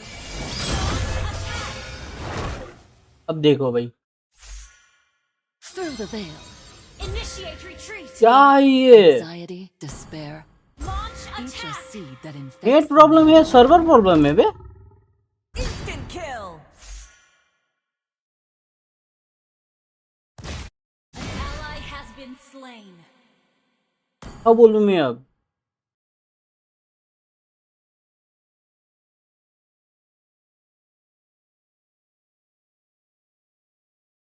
Launch attack.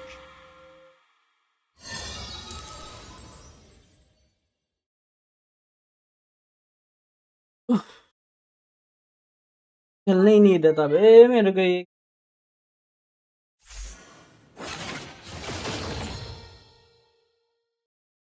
इसे खेलने ही नहीं दे रहा।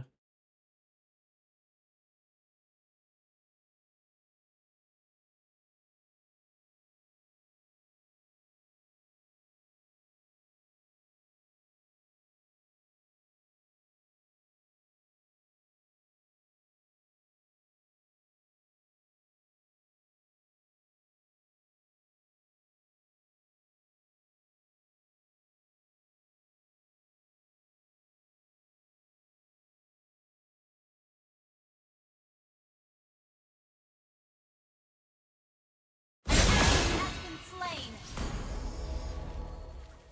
Mega kill. Attack the Lord.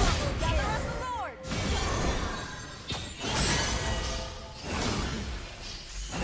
Launch attack.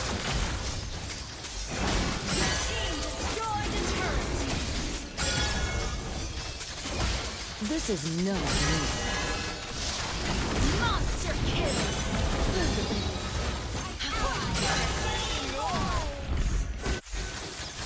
You're no dream. अरे मैं ये मतलब क्या बोल रहा था, स्ट्रीम में तो यही वाईफाई से कर रहा हूँ, स्ट्रीम तो अटक नहीं,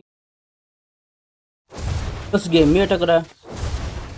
Your team destroyed the turret. Launch attack.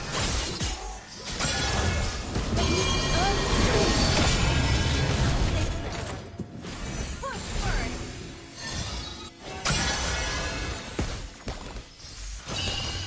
अब पेल दिया पेल दिया पेल दिया पेल दिया पेल दिया। Follow Lord. बढ़िया खेल रहा है। 13 किल मार दिया अभी इमरान भाई ने। An enemy has been slain. Okay.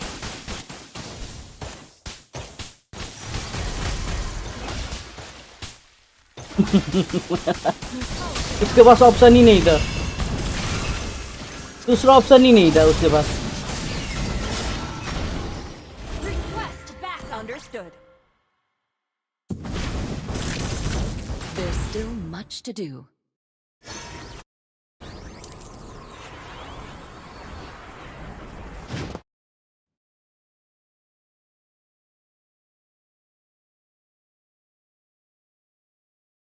Initiate retreat. Drift away.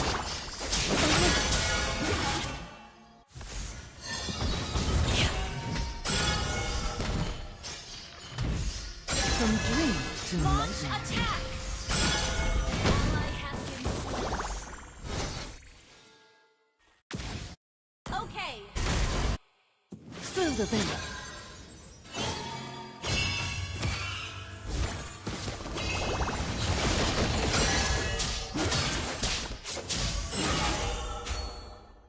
Initiate retreat. चल ulti मार.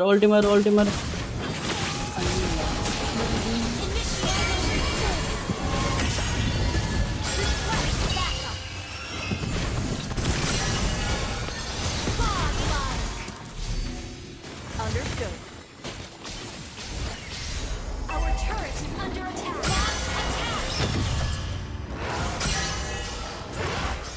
Our turret has been destroyed.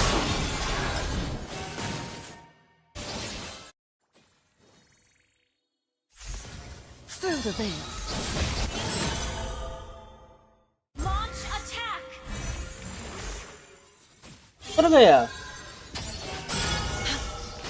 This is no Our dream. turret has been destroyed. अब फिर स्टार्ट हो गया.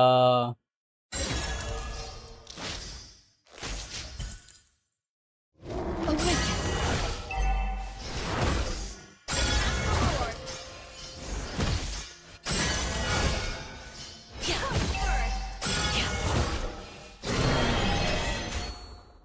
Still think you're awake? Through the veil. Another mind lost.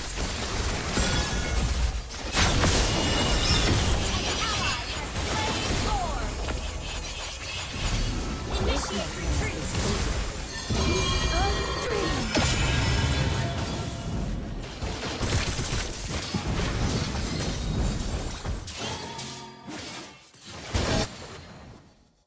Wait for me. Push first. Through the veil. Drift away. Our turret has been destroyed. Follow Lord. Ult is not ready. Through the veil. Unstable. Clear up lanes. Understood. चलो Orion भाई एक बढ़िया वाला alt. Butterfly or on Twilight fade.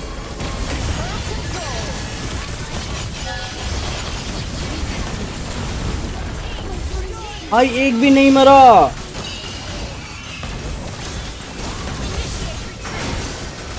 आराम से आ जाएगा. Double kill. मिल जाएगा आराम से. Has been slain.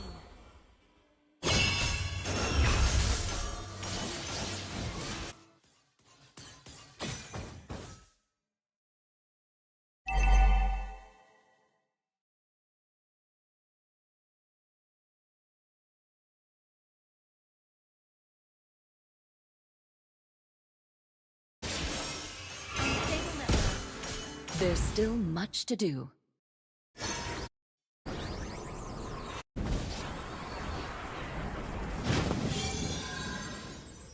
Launch attack. From dream to nightmare.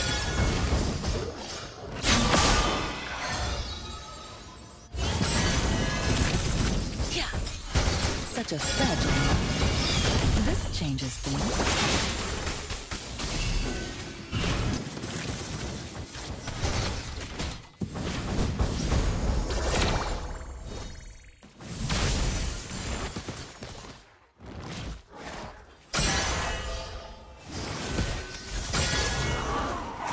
Clear up lanes.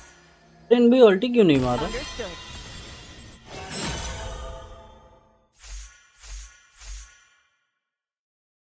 Unstable network. Drift away. Launch attack.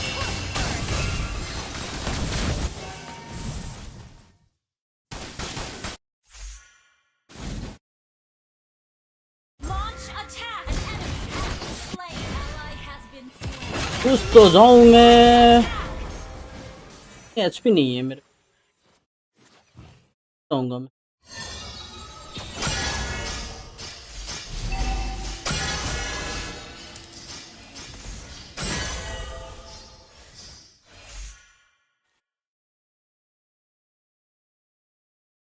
Through the veil. Rest now. They will haunt you no more. Destroy the turret.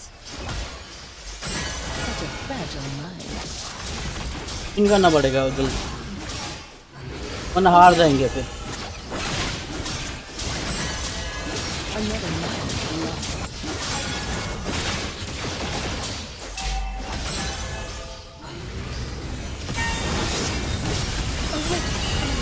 भाई चोरी कर लिया।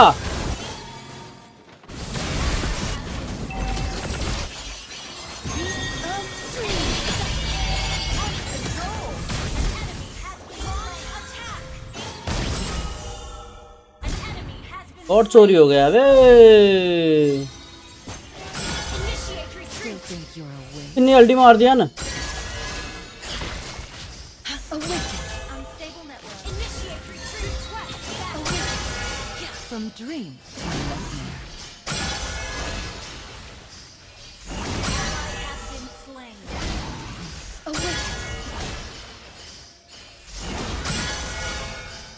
This is no dream.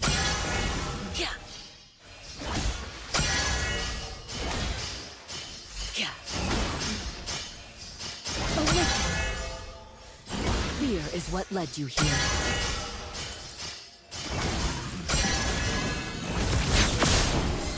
The dreamscape always provides. क्या हो गया है मेरे build पे? सही नहीं है क्या? The sweetest dreams fuel the darkest nightmares.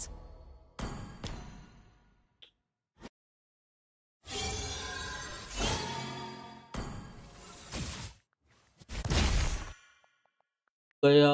Unstable network. Launch attack. From dream to nightmare. Understood.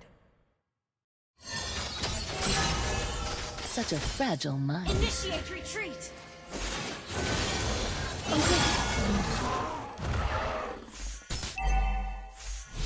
Push first.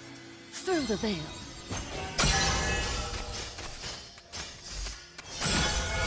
Launch attack. Initiate retreat. Understood. उसी को सेल करूंगा। Launch attack. Instant kill. That was amazing. 1K gold होने दो, cell करके वो लेके आएगा। That was Are you amazing. lost? Queen swings लेगा मैं, उसको सेल करके। तो सस्टेन चाहिए मेरे। Initiate retreat. Slain.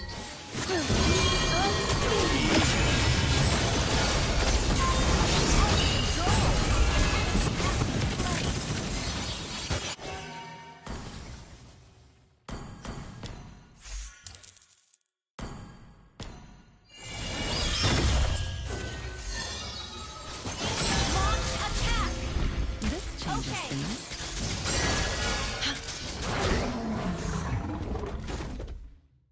This is no dream. Launch attack. Okay. Push first. Launch understood. Through the veil. Attack the Lord.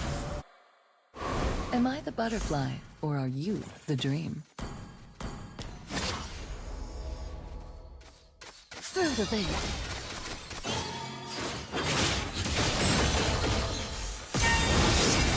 Killing spree. अरे अरे मेरा पिंग इसी टाइम पे ऐसा होना था बे,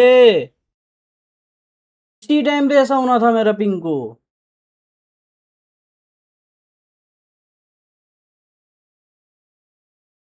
क्या ही बोलूं भाई, क्या ही बोलूं।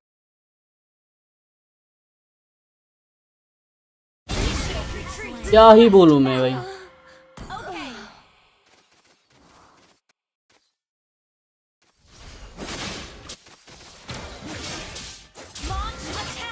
Understood. Sword Slayer. किसके लिए? के लिए? Xbox के लिए क्या?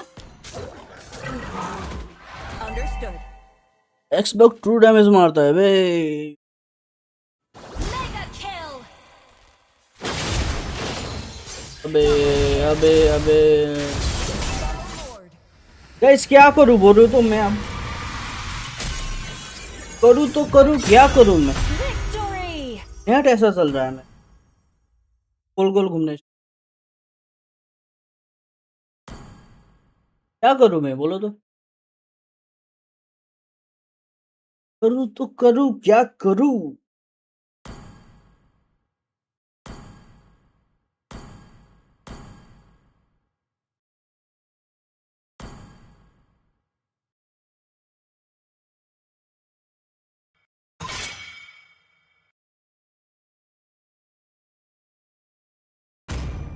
बारह है क्या? सही सही चल रहा है ना अभी?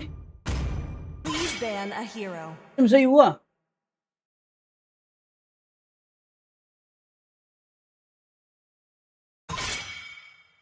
अरे यार नेट ही नहीं चल रहा अच्छे से।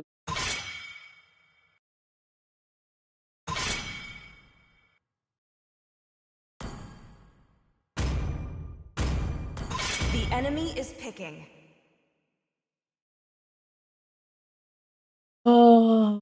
क्या बोलूं नेट को मैं क्या बोलूं? इतना गंदा वाला नेट लैग हो रहा है ना मेरा गेम में। पिंग इशू हो रहा है।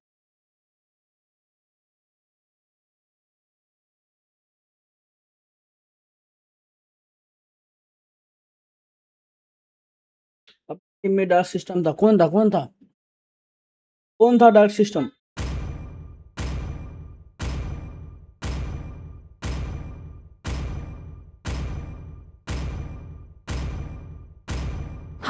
Heat flower in me has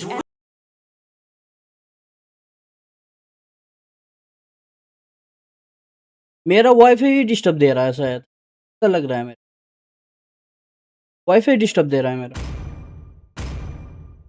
As fleeting as a snowflake's breath, as timeless as a glacier's heart.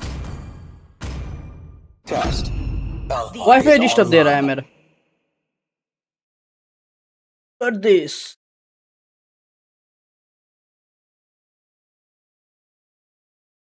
अरे मेरा नेट अच्छे से नहीं चल रहा था। बैक करके देखना कैसा गंदा वाला चल रहा था नेट। ओमनी भाई मैजिक चेस गेम है एमएल का ये मजा आता है खेलो। Wait for no man. Your तो मैं team उधर is क्यों बोल रहा हूँ? मैं इधर स्ट्रीम में क्यों बोल रहा हूँ?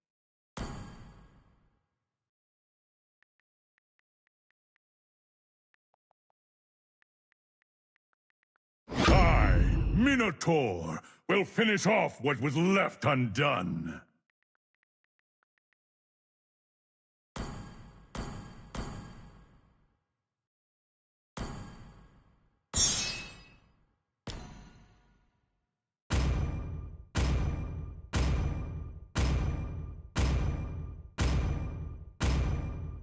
ये बंदा कौन से कौन मैं ये बोल रहे हो क्या? लॉन्ग फॉर्म अभी जहां पर तुम हो ना इसी चैट में बात कर रहा था।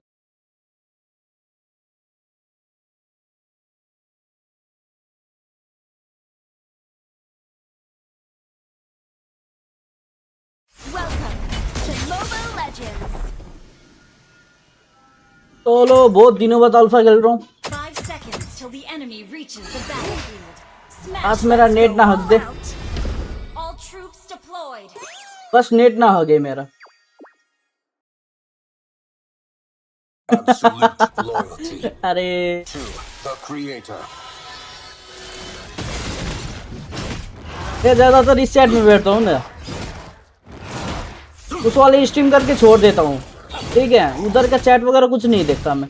Target locked. Beta on the way.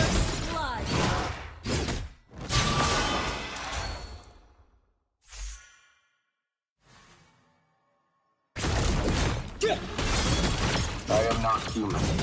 but something more. अरे नेट गया फिर मेरा।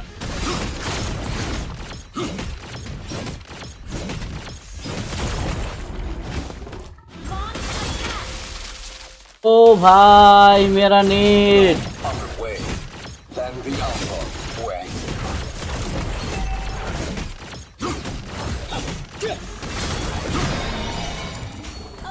कैसे स्किन कैसा है? 300 डायमंड में मिला मेरे को।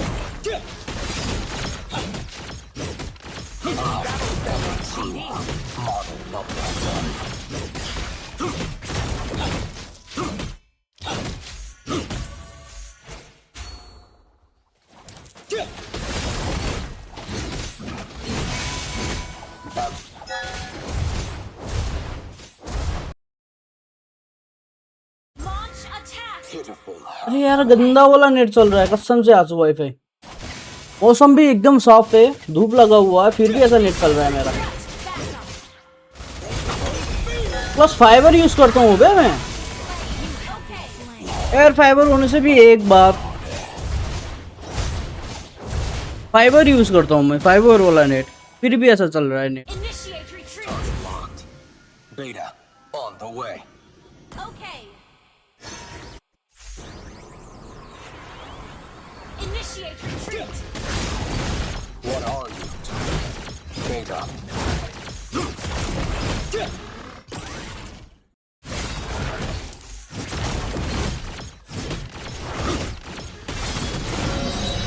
Request backup. Understood. Absolute. अरे यार The creator.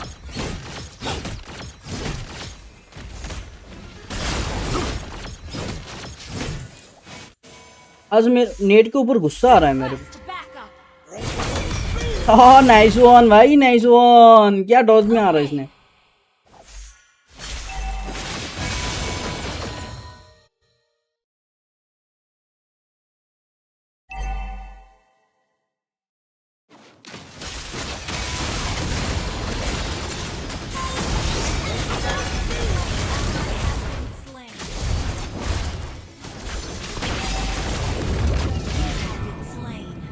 Initiate retreat. Guys ये लास्ट मैच है मेरा, अब नहीं खेलेगा मैं। गुस्सा आ रहा है मेरे को। Ally has been slain.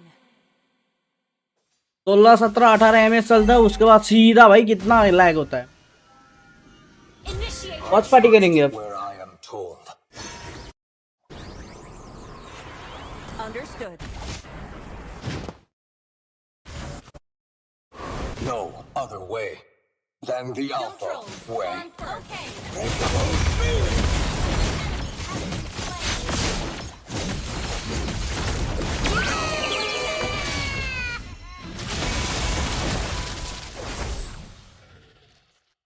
जाना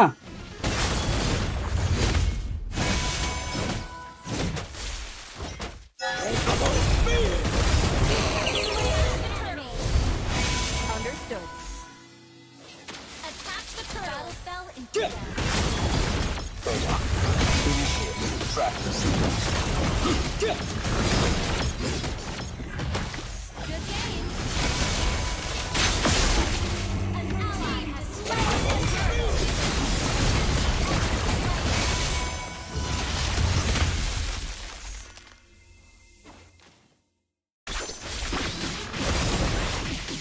अबे इधर आ।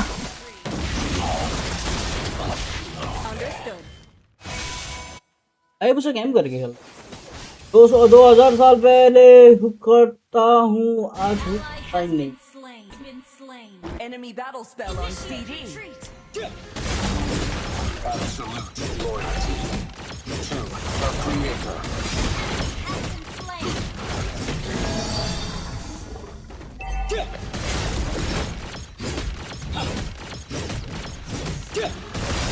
Recharged. Alpha standing by. Turret has been destroyed. Launch attack. Understood. Our turret is under attack.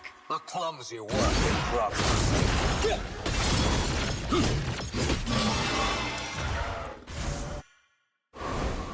Initiate retreat.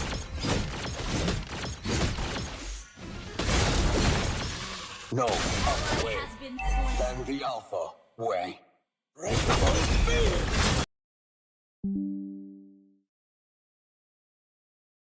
Launch attack. Enemy battle spell on CD.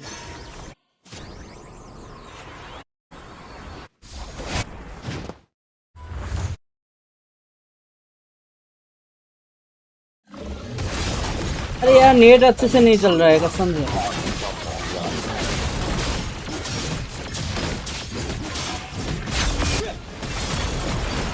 I am not human, but something more. Understood. आज wifi को कुछ लोचा होगा।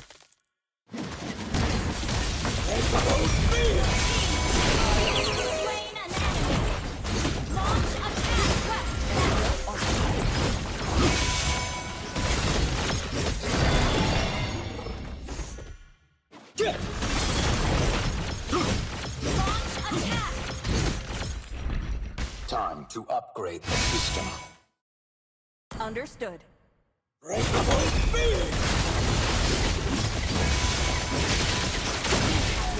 Oh nice. Uploaded. Launch attack.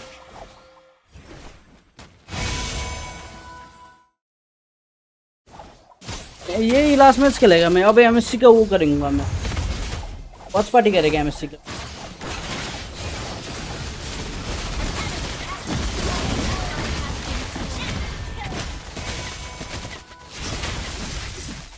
Last match है यही मेरा। Net भी अच्छे से नहीं चल रहा है मेरा।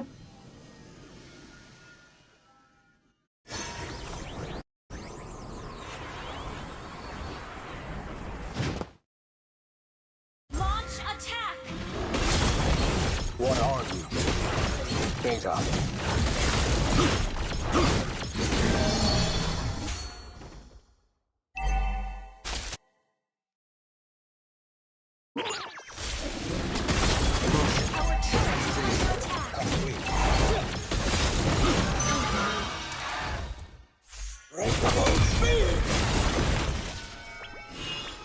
Enemy battle spell on CD.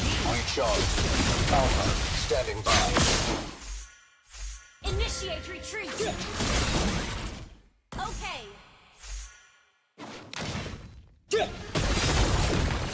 Alt मारे गए, अल्ट मारे।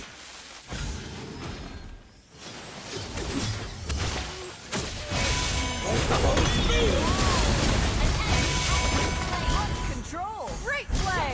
Launch attack. Enemy has been slain.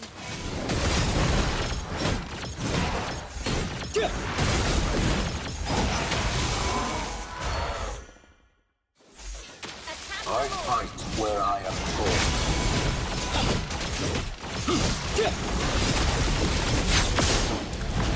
An ally has launch attack. Okay. Unstoppable.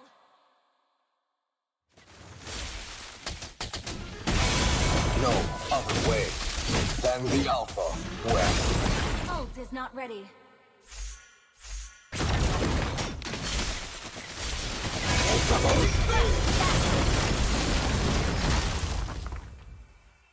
अरे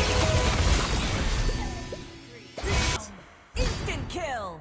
Enemy dominating. We head into Land of Dawn for our first semi-final. And they do clear the Lord, but there's still a wave coming in through mid. And just like that, Youngom Galacticos remain undefeated.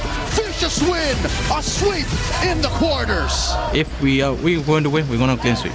I'm aiming for a 3-0-2. You guys are the hope bringer of the Filipinos, the last hope. Shogun! Oh, Nile falling does not look good for Vitality, and it's just Kyle flying in!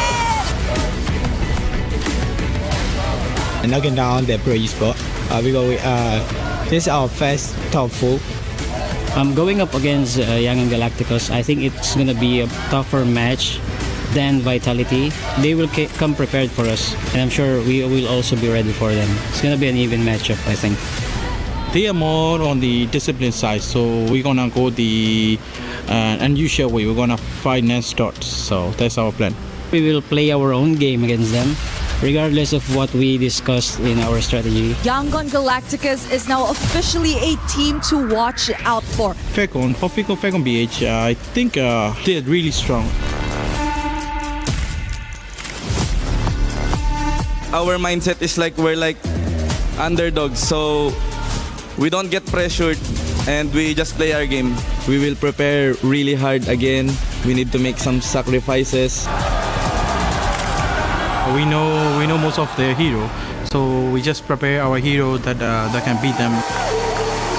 The greatest strength I see in Young Galacticos is they play very aggressively. We're both on the same level, and I think whoever has the strong will wins. Let's see who's the best jungler.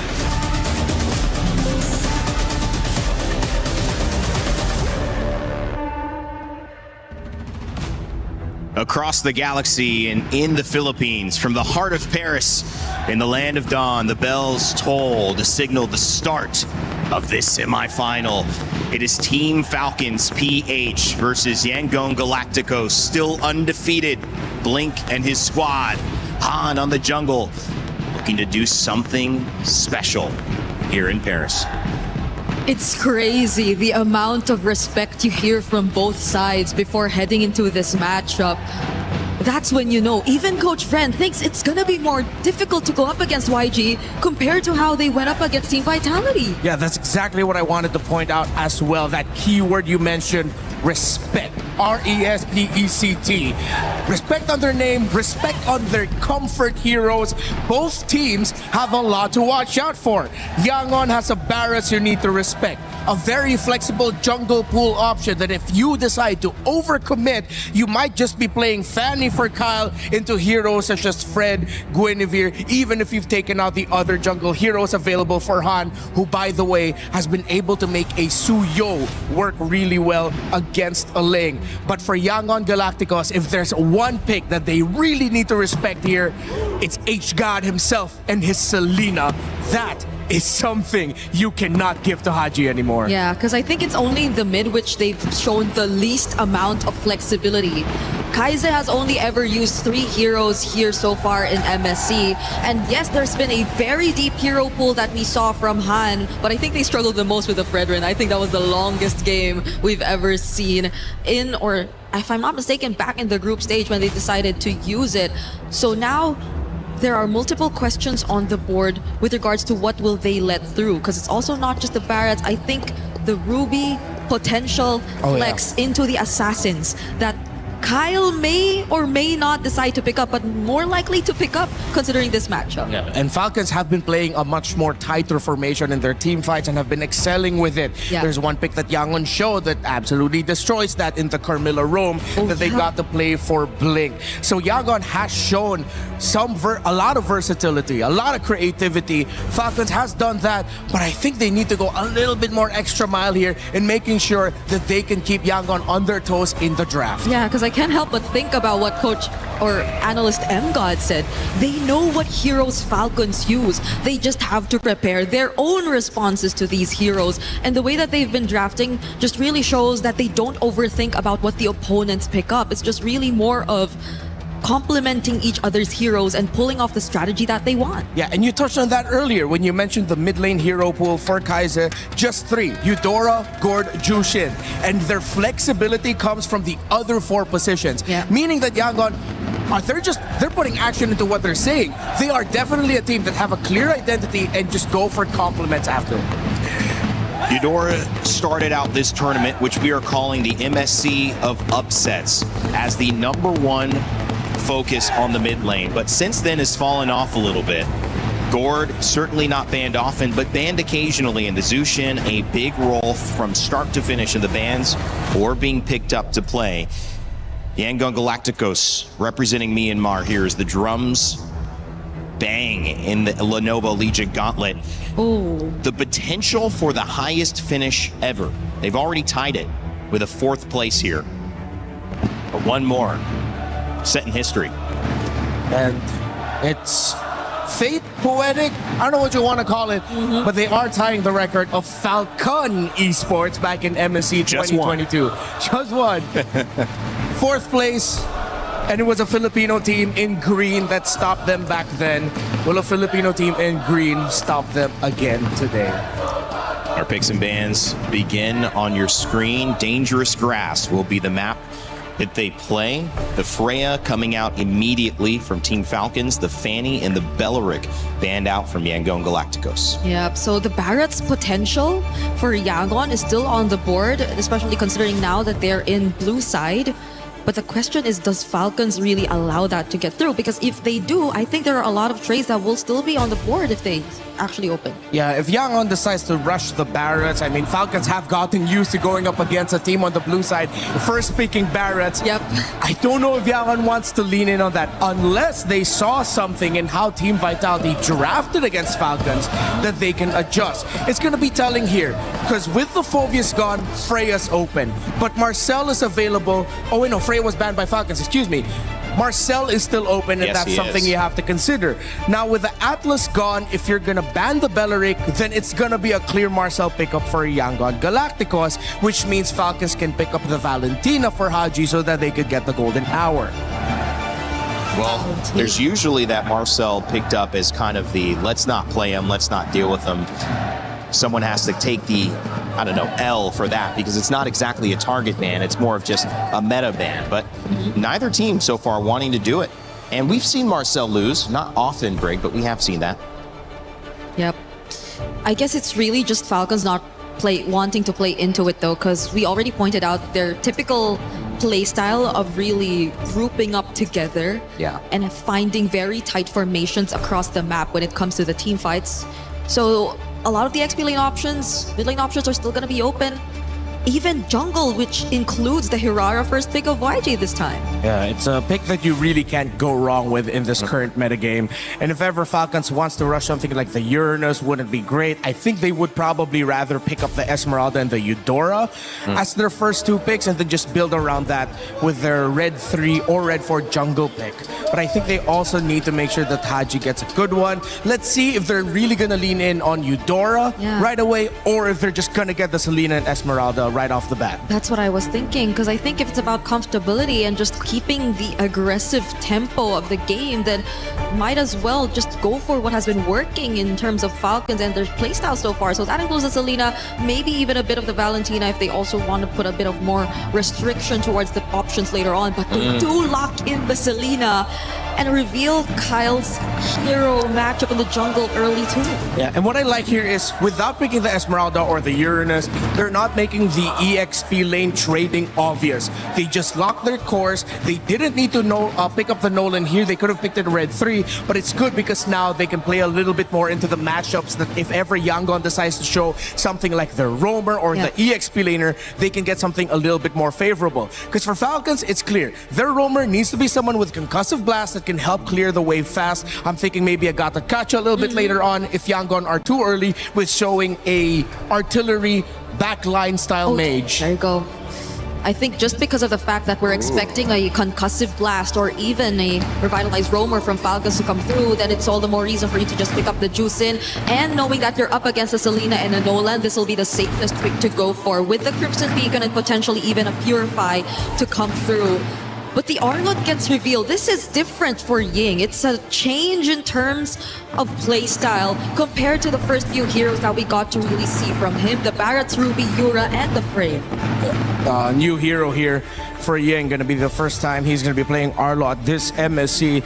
And there have been many drafts where I remember us discussing with a lot of the dives, with a lot of that aggro trading, people would be saying that, hey, the Arlott would have been a great pick, but it was either banned out or overlooked. Now Yangon are picking up early, which has to be somewhat alarm bells for Falcons, and acknowledging that Yangon are not messing around. They're really here to dominate. Yeah, and it's Falcons this time to get a hold of the Barretts, which at this point, if you're really looking to lock down certain heroes, specifically even if it's the Hirara, it's looking to be a bit tricky, so there will be potential different targets. If you're looking at really just shutting down or taking out one member during the objectives, might as well be a blink hero later on, since I think that's been a trend in the previous games too. Whenever you see a Barret's on your team and you just really want to take out the roamer or the front lines, which at this point they're really narrowing down because they even took out the Carmilla.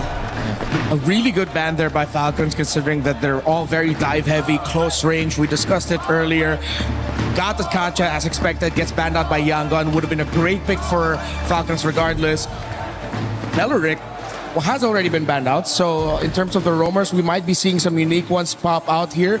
Let's see if Mathilda might make a showing, or maybe Glue or a Cho. Yeah, because Mathilda, I think, is just the wave clear that will be a bit more difficult. Yeah, one thing I remembered, there might be a roam pick that Falcons has showed before that Yangon might need to respect, and that's the Akai roam for Ogwin. Arlott not really a fan of going up against the Akai roam. And they take out the Glue here as well. So we're maybe expecting some roamer to really complement the Barretts in terms of just really going full engage and up front against the composition that YG has shown us. Because again, they have so much ways to punish. They have the final slash. They even have a Juicin. So they'll have to deal with less problems now with the Gourd being taken out. But the Minotaur, so the only concussive blast heroes, the Tro is still there. But that will lead to less AoE setup for Falcons, I feel. And what might be tough is they might have to settle with something with either like a Khalid or maybe even a high loss to really help fast clear the mid a little bit better so the Selena doesn't put herself in danger. Okay. Hylos comes up there, and a great pick. A lot of roam bans, counting at least 6 with the Glue, the Marcel, the Atlas, the Gatakacha, the Minotaur, and the Beleric. So getting deep into the pool for Ogwin and Blink. You know what? I was really expecting Blink to be one of the more unorthodox players, but so far he's been playing very meta. I think the most is the Carmilla.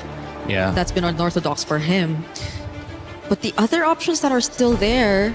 they still have the Cho. Cho, Mathilda, but I don't think it really works out well. They need a front. They need someone to really tank the damage. Yeah, there's not a lot of synergy if you play the Mathilda. Okay, with a lot of close range dive, you can pick up the Badang. It's a tempo breaker and always has been. It's a great pickup, and this is going to be the first time we're going to be seeing Blink pick up the Badang. Still need the gold lane here for Super Marco. There's Melissa available. There is, which we've seen a lot. I mean, coming up, we've seen Carry shown as well. We've seen all these variety type picks. I think even the Moskov might work. Moskov. Because you have more range, you can just push back the enemies. I mean, Hylos and Harith is a great combo if they really want to go with all in. So I like it. There they go. Harith picked up to close out Super Marco's pick. It was a gold lane and a roam standoff, and it ends up going relatively deep into the roam pool.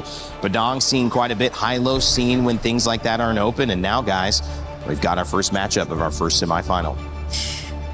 The draft in game number 1 has been really fun to watch. I feel like YG have switched up a bit in terms of their sequence. And that just goes to show the preparation they've had against Falcons. Yeah, if Yangon Galacticos wins this game number 1, then definitely that is going to be a shock to the system of Falcons, because Yangon went for high mechanic, really tough to execute, and they want to take it to Falcons. Well, MSC semifinals are underway. It's the Philippines versus Myanmar. A spot in the grand finals on the line. Let's send it over to our casters, Leo and Trex, to start us off. Mingalabay mabuhay! All of the Burmese and Filipino fans watching all around the world, and everyone enjoying the Esports World Cup 2026 live from Paris, France. Who gets closer to the grand finals of the mid-season cup? One of these teams get that much closer to at least 500 G's in the bank. Last night we started things off a little bit slower, but we ended the night with a huge best of 5. I feel like YG and Falcon can deliver the same kind of action to us right now. Falcons started this tournament off a little rusty, and so far have showed up and now seem to be one of the possible dominant forces. YG, on the other hand, this could be the big test for them. This could be the possibly first huge challenge for them. They have been playing as close to a flawless tournament as one could go. Again, as mentioned by our panel, the lowest amount of deaths across the board, stats on stats, all across each role. Now they're facing off against world champions. Players who have gotten this close, Trex, this close to actually taking down a mid-season cup of their own 2 years back. A minute in, and so far no clear lead just yet. In the EXP lane, Ying is playing a first, at least in this tournament, the Arlet versus his signature, Barats. See Haji throwing out these arrows. Oh, he's having a hard time, I'll tell you now. This is what looks like for the first time in a while, a difficult lane. Oof, in mid. A lot of damage on Ogwin. Ogwin might not be able to get away with this. Does pop Revitalize, will be okay. And Kyle with the re-engage. Getting some nice poke off. Both teams kind of testing the possibilities right now. Seeing the Master, for the price of his Revitalize, forcing out the flicker from Blink. I'd say that's a good deal. Definitely a good deal. Cooldown very much shorter on the side of Ogwin. Might even have it, won't have it for first turtle, but still, the possibilities that Blink could have done with that flicker are gonna help out a lot more. Falcons knowing this, moving on to the turtle now. Blink decides to back off, YG decides to back off, and the first turtle's bursted down in the name of Falcon. Oh, then as well, throw it out, Ying into the wall. Ying should be able to get away from this, forced another flicker out from YG. Falcon getting very aggressive early on. All right, for the first time in this matchup, we're seeing the gold lane showdown. A Claude versus a Harith. I'd say Sanji's playing this as good as he can, because the Claude, I mean, the best course of action for him is the double lane, but Marco is applying so much pressure. But I don't know if they know this, small cap stolen away by Han already. Which is a good thing for YG, they got to make up some ground. And honestly, I've been looking at the minimap. It's been a little back and forth. Sanji has been able to get the push in here and there. Super Marco's been playing it back. Wait a second, a lot of damage onto Han here. Kyle continues to push forward. Falcons continue. They're testing the cracks. They're seeing if there's any weak points that they can capitalize on right now. And this could be it as Falcon drop the Glorious Pathway, move on to the purple. Oh, was it stolen? Yes. Kyle able to take it away from YG. Oh, they knew that there was a 10-second window, but they don't pile on Ogwin. A lot of damage on Ogwin. Ogwin will be okay. The Immortal Man right now. Oh, they know that the Master still has his Revitalize off of cooldown. Now Falcons looking to equalize, at least in the gold lane. Apply more pressure. No gold shields taken just yet, so neither have a huge lead over the other. Sanji and Super Marco at deadlock. I mean, the offlanes have been essentially at a stalemate. The game has been essentially at a stalemate. Still 0 deaths. Both teams have been getting little punches off here and there, a little gut shot here and there, but no knockouts quite yet. I love it. Narratively speaking, Trex, it's like they picked off from when the Filipino-Burmese rivalry was in its peak. Post-pandemic, 2021, before utility jungles, before macro became king, that's when the Philippines and Myanmar were on top of their game, and we're seeing that flourish right now before our eyes here in Paris, France. So what do you have to look out for as we come into this next turtle? Falcons once again want to rush it down. Blink looking for an angle in. Ying as well. Tries to get in the backside. Blink able to take the turtle. And it's a mosh pit in the pit right now as Haji just tries to get away, but Blink's low. And so is Ying. Ying trying to vengeance through, but he already lost a teammate. Blink is down. They get the pull back. Kai's has come back in, and Kai's able to get the double. Make it a triple. Flap falls along with the team, and yes, Falcon don't only lose their members, but they lose the second turtle as well. 4 for 1. Now Marco has 2 on him, plus the turtle. Yangon Galacticos have snapped their way into a massive lead again. Relatively speaking, 4 minutes in with nothing happening the first 3, 1,500 is basically light years away, economically speaking, in a macro-heavy game like this. Watch it once again as in the pit, walls on walls. This is a I'm not trapped in here with you, you're trapped in here with me moment with Blink. That was a perfectly placed crack. And that's what Falcon's going to have to watch out for, right? These dog pile fights where everyone is grouped together. And the thing is that's what Falcon's going to want to go for. That Detna's welcome comes in, they want to jump in. And it's all going to be about who pulls the trigger first and who can counter better. They broke Falcon in half like my arm. That was as beautiful a start for turtle number 2 as you can for Yangon. They're building up to a 2,000 gold lead. Sure, Sanji and Marco are still relatively at deadlock, but the fact that they stopped Marco from joining that fight, because look, 2 dudes, 3 dudes at a third of their health, that would have been heaven for a Harith, but they made him think twice. And now look at this, even Blink is bullying Marco out of farm's range. Oh, big knockup. Ying dashing in with the vengeance. Nice damage. A nice fist crack lands on Ogwin as well. Ogwin possible revitalize, but it's not going to be enough this time. Han takes the kill before he can jump on the pathway. All right. So this is something that our panel alluded to. This is the Burmese ube, the purple ube. Well, that's literally what it is, Yangon's colors. just at the most early possible moment clump up and punish you for even thinking twice that you could take this lineup. All of this is off the back of Blink, and I love how they put the Arlot in too, just to make sure that if everyone's not in position for the perfect wall, Yin can do that for you. Falcon knows this at this point. They decide not to go for that turtle. They know they're on the back foot. It's a 2K gold lead in the hands of YG. And Nolan wasn't even, I mean, Kyle's not even going to try it. He goes down to bot lane. At least they gained some ground down there. Tier 3 on the bot side has been taken in the hands of Falcon. And this is where they will be able to hold on. They don't make those small mistakes of, we're going to try to force this open. No, we're going to let you have that, and we're going to find somewhere else to gain ground, or at least keep things even. And I think that's wise, even for Falcons in their losing position right now, almost down 3K. You can't face Yangon face head-on like this. You just can't. So fortunately, they have the kit for that. Haji can lay traps. Vision is a little better for them. Yangon have to kind of walk in the brushes, flush them out the old-fashioned way with Kai's lantern. So for now, Falcons, I'd say hunker down, take the next 3 to 4 minutes to get Marco up to his mid-game power spike, and then I'm going to even say this. Ogwin can't play the way he was in the first 3 minutes. Like, you can't just body block anymore because the damage is real from Yangon. Yeah, especially at this point. You know, the first round he could get the Revitalize off. First two turtles. Even second, he was able to get the Revitalize off. But by the time that gold lead got past 1.5 into the 2K range, we saw Ogwin finally get bursted down before he can even start running. Now, Sanji also locking in the Golden Staff. We're going to start seeing more damage from him. And with the fact that these tier 3s in the off lanes are down, YG can also fully hit that purple Ube. If there is, literally, the yams. It's a Yangon Yam. It's a Yangon Yam. So if there's anything good going for Falcons just yet, because Yangon are putting a chokehold on them, is the fact that the damage profile is at least palpable for Yangon. All you got to do, get physical armor.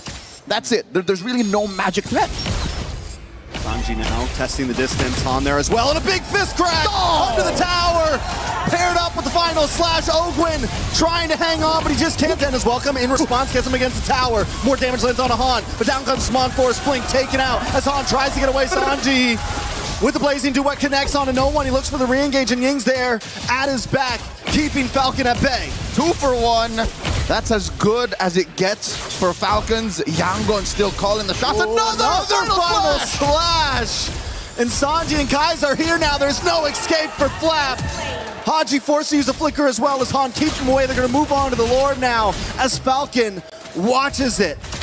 All right, so at least Yangon knows that with the kits remaining in Falcons, again, Azaman Force, you see online, the fracture off of Kyle. Ogwin has a glorious pathway once again. They know that they can't just blitz the Lord. Once again, did I not just mention that about a minute ago or so? That after the crack, final slash, or the other way around, it's just so easy. It's a 1-2 combo, even under tier 1. And it's not, like you said, it's easy. It's not a hard to hit combo. As long as you connect down to the Lord though, Han does burst it down. Glorious pathway comes out. Flap's going to try to connect as well. He doesn't have the stack, so the defense isn't quite there. But look at the damage on a Blink. Kyle still popping off, even at 0, 2, and 1. That is a bargain. I'd say Blink for a Lord like that is a good deal. This puts it at a wash. Yeah. Taking that tier 1, so at least the map gets a little bit more breathable for Falcons. They keep the lead at about 3K. And that's, I mean, that's where Falcons always find something to make up for it, right? It's one of the great things that they can do and always will be able to do. Yes, you lose Lord. Yes, you take a member, but now you bring it at a standstill by taking this tower, and they've been doing it from the beginning of the game, but YG now looking for the engage on the mid side. It's looking similar to last time. They're going to have to watch out for Blink. Blink doesn't have the flicker right now. As Lord comes down the boss side, YG looking to switch up gears, try to gain ground somewhere. Lord, put down to a third, hit with that retribution, and Falcons get to keep their tier 2. So we're back to where we started about 2 to 3 minutes ago. Blink with the conceal. What are they looking for? There's the fist crack on 2. Blink does it again. Not just 1, but 2 members. YG looking for more now. As minions crash on the top side, Ogwin pops Revitalize, caught in fist crack once again against the wall, taking out a double kill for Ying. Mid tier 2 falls as well, and YG are going to work their way up the map to take more. Again, the ease of execution, the on-demand crowd control that Yangon Galacticos have drafted into their lineup. That's a final slash that could have been, but it doesn't matter. They're able to pop Holy Shields in mid and top. Bottom lane, Don't even get me started. Amazing start. I'm pretty sure that conceal almost counts as an ult. When Falcons heard that, all they could do was skedaddle. They knew it was coming. They were running away like, once you hear it. And so YG now have taken all the tier 2s on the side of Falcon. It's a great start for them. Falcons moving around the map. Not completely conceding just yet. Nope. And so far, it looks like they might even try to get this purple. There's a glorious pathway set in and a choke. Denna's welcome. Might have came too early. A mega kill for Han. Maybe a slight misplay by Flap, thinking they could do something to at least get their purple. Oakwin in enemy territory, enemy jungle. As YG closes in on him, he does buy time though, and YG's onto it. They send the rest of their members back to the mid, back to the top to try to defend. I think that was all part of the plan for Falcon. Little two-step there. Oakwin, I think, was just trying to go for the self-execute. He wanted to die to the turret instead of conceding over more goals, more XP to his opponents, but alas, they just found their number. I'd say if Falcons wasn't so sure that this was a fight that they were willing to go, they should have just conceded the purple. I think that was all in the hopes of maybe finding a good shot, but 12 minutes in, maybe after we check Haji's items, we'll know if they're ready, because if yesterday's match, Game 3, between Team Spirit and Vamos, if that was any evidence that a late game Selena is still something to respect, then maybe there's still something left for Falcons. Maybe if they cross that threshold, what, 16, 17 minutes? Yeah, but the thing is, it's at 12 and a half. They do still have inhibitors. The fact they were able to slow down Lord number 1, we've seen this happen before, right? It means with their inhibitors, as long as Falcons doesn't make a huge mistake, they can probably survive this push. The Falcons don't just want to survive the push, they might want to fight for the Lord itself. It's Flap TZ, checks the tri-bush. Whoop. This is a dance. And Yangon Galacticos' lineup is just much better built forward. Glorious pathway dropped in. Kai's in a bad spot, will take some damage. Kyle makes his way in, but Blink once again with a conceal play. Falcon knows they have to back off, create space. Han able to get the Lord. A big final slash on a 3. They collapse down and Kyle falls. Flap next on the chopping block, taken out as Ying and the rest of the team move on to Super Marco and Oakwin. Oakwin drops him on Sports, but it's just not enough. He tries to dash back. He tries to get away, but a maniac for Han is secured. Haji's got to go back to base. Haji's got to try to stop them all alone. We're not making it to 15 or 16, ladies and gentlemen. I believe it ends here. Yangon Galacticos are in the base. You thought it would be even, but YG take game number 1 with a 9K gold lead, stating their business here. 2 weeks in MSC, and Yangon Galacticos continue their undefeated run. Choose Artar, YG. Falcons left reeling, only 3 kills on the board. Yeah, that wasn't a game right there. That was a statement of why we're here from YG, showing that, listen, no matter what, we are ready for this. And don't get me wrong, yesterday we saw games like this start and it went back and forth, and if anything we can tell from this game 1, we're definitely in for a series.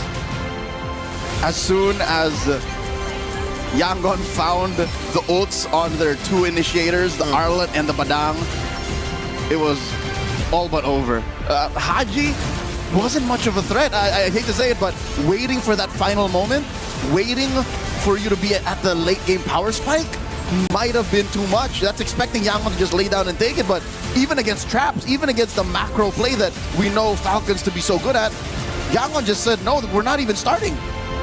And yeah, well, Yangon did such a good job. A lot of times, a team like that, where they try to engage too much, they make some mistakes. But YG didn't make any mistakes. I do think we will get a bit more of a breakdown from the panel. Take it away, guys. Thank you, gentlemen. Ying continues to not die. Had 3 more kills to bump up that 20-something KDA.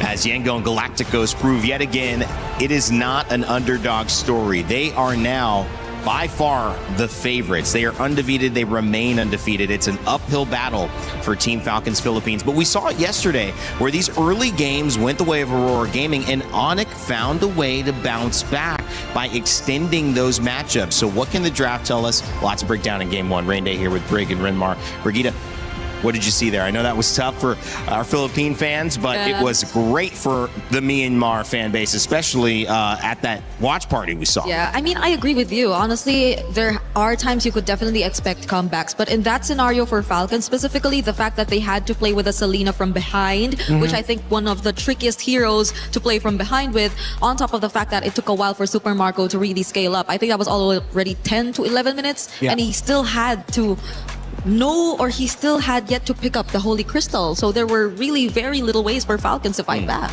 Yeah, once Falcons lost Turtle 2 in such a massive way, of course, with the beautiful combination of the Juicen, Arlott, and Badang together, up against a lineup that wants to get in your face and dive often, those three heroes have proven time and time again throughout history that they're great with breaking tempo and ruining your focus in team fights. Because in the moments where Ying would start dashing in with the Vengeance second skill with the Arlott, the target acquisition of Falcon starts to dip. You're wondering, okay, who are they actually going for? And without that Harith around, with all of the crowd control that Yangon has, Falcons just did not have the time and the damage to be able to win team fights. This was perfect drafting from Yangon, perfect gameplay, and that's why I'm putting them in such a high pedestal, why I've complimented them more than I have Falcons heading into this matchup. Yeah, YG continued to dominate, and again, the stats will show it as well. This is a team that is not faltering. They have been given this huge focus on this tournament, and they are living up to the expectation, superseding it, to be honest. And you could tell just in this game that it's the real deal. I mean, we did see a record of only 5.57 average deaths for YG. And look at what that goes down this game. Reflected here in this game. All deaths only being on Blink. So even if you think Falcons actually found a trade, quote unquote, I don't think you could really consider it to be on. Yeah, that's how you know that Yangon are playing on a different level right now. They understand the little nuances of the trading when it comes to the team fight. The moment their health bars go into a point where it could be risky for them to continue fighting, respecting that the Harith would show up or suddenly a burst of damage coming out from the Barretts would be a turnaround focus for Falcons, they back off and then they re-engage. And don't you think that is the sign of why they have such high KDAs, why Ying's not dying, why so many people aren't dying? They know how to engage just enough, and they're not making any mistakes. That's hard to do. Exactly. They're tricky when it comes to the team fights. And again, as we mentioned, Falcons definitely felt that, and you could see it with their target acquisition in game, with how Coach Marv's and M-God as well have been able to draft this and set the game plan for the teams. You really cannot help but give all of the respect and the recognition towards the coaching staff of Yangon Galacticos and the players for executing it. I'm pretty sure that went exactly as how they discussed. I want to hear more of your thoughts, Brig, about the draft, about the game, whatever you picked up on, because YG take the win. Team Falcons Philippines looking to jump back in. I know you've got some Telestrator stuff prepped up for us. Okay. And this time, Renmar is going to hold it for you. Yeah, Look at this. Little role reversal there. Wow, How's it feel? It's a reverse of roles this time, so this is how it feels. Yeah, but I think I really want to start with my first clip here around this part, which I feel is a way that we really get to see how Falcons really made an effort to establish their early game presence across the map. And this is specifically because of the heroes that they had. We really get to see a Selena, a Hylos, which is, yes, there is some sort of AoE to it, but you really expect these two to work in combo to lock down a specific hero. So at least in the early stages of the game, it was really clear they really wanted to target down and just limit the movements of the jungler of Han across the map. You could see it here. There was enough information taken, and this was an engage that they tried to set up to just keep the momentum going, which fairly enough in this scenario really worked out for them. They were really able to block out especially this specific area, because Haji prior to this really threw out an arrow, and they were fully aware that Blink was going to come from this area and that it was only Han here. You couldn't really just expect Kaiser to do much either on the Juicen, so they just really went in for this engage. And you would have thought that this is already Falcons just stepping on the gas, just continuing to put the pressure on. But I believe this is what really mattered the most. The moment that you got to see this engage and this perfect layering, because mind you, if we would also pull it a bit back, they weren't really able to take note of the fact that, what is this? Of the fact that Blink was just in this brush, and that the attempt would come from both Blink as well as Ying at the same time. This was something they really weren't able to anticipate, and if you really take a closer... Where's the play button? I know what you're trying to do. If you just give us a at second, home, if you just move your face closer to the screen, it'll look like she's zooming it in. It's okay, Brig. Guys, this is live. This is what we love about. How did you lose the entertainment. play button, Brie? She's deleted buttons. Hey, where did it go? Okay, maybe we just do not click on it anymore and just move on to the next clip. But that was really the point of the play, essentially. If you look at the third clip, this was also something that was highlighted by our talents. It was firstly from the rotation up top, but this is a sequence of events that just reflected that same idea. YG were just playing with that Mlbb quote-unquote similar strategy of them just constantly grouping up and taking advantage of their team fight prowess against a lineup of Falcons who initially really just wanted to go for specific heroes but already failed in the beginning. So there was just very little room for Falcons to find a way back, because even if you, let's say, lay down the Glorious Pathway, which is I think something that will also pull up here in this last clip. Yes, it was Falcon starting it through the Glorious Pathway, but the massive and big setup, which really should have came in from Flap, did not really come out. It took a while, and it was enough room for YG to already set up the team fights in their favor. And I think that's really was a bit of contradicting ideas that you get to see from Falcons, because at the same time you would really want them to go in and be proactive with it, but there was just no damage to complement it as well. And it was a tough task to accomplish, considering that they've already pretty much let go of their win conditions in the first few minutes of the game. And with the play the Brigadier showed earlier, it was also another point to add on to just how well they're fighting, because Blink was perfectly marking where Super Marco could have come from through the mid lane bush, just when they thought that Falcons had an angle where they can drop in a Zaman Force, sandwiching the members of Yangon Galacticos. Yangon Galacticos already read it perfectly. It was a great showcase, I think, of Yangon Galacticos finding their rhythm. And of course, we're going to get that game up to you next in just a moment. We're going to start that draft. But my question that I want to raise to you is, was this really a dominant draft? Because to me, I think there was just one thing that was pressured differently than most other drafts we've seen, which is the roam position. We got really deep into that roam pool. We saw Atlas, we saw Glue, we saw Marcel, we saw Belleric, we saw Minotaur. We saw so many different options in that spot banned that it forced the Hylos, good pick in general, but against the Badang, the Arlet, the Hirara, the Zushin, it just didn't do enough. It wasn't enough peel. Yeah, Yangon Galacticos knew exactly what they were doing. They picked the Arlot in blue 2-3. They banned the Gata Kacha that we expected to come in earlier in the draft, and the Minotaur, because they knew that the Gata Kacha could have been the pick that would have messed up their lineup a little bit more. Hylos' stun is singular. Gata's stun is for a group.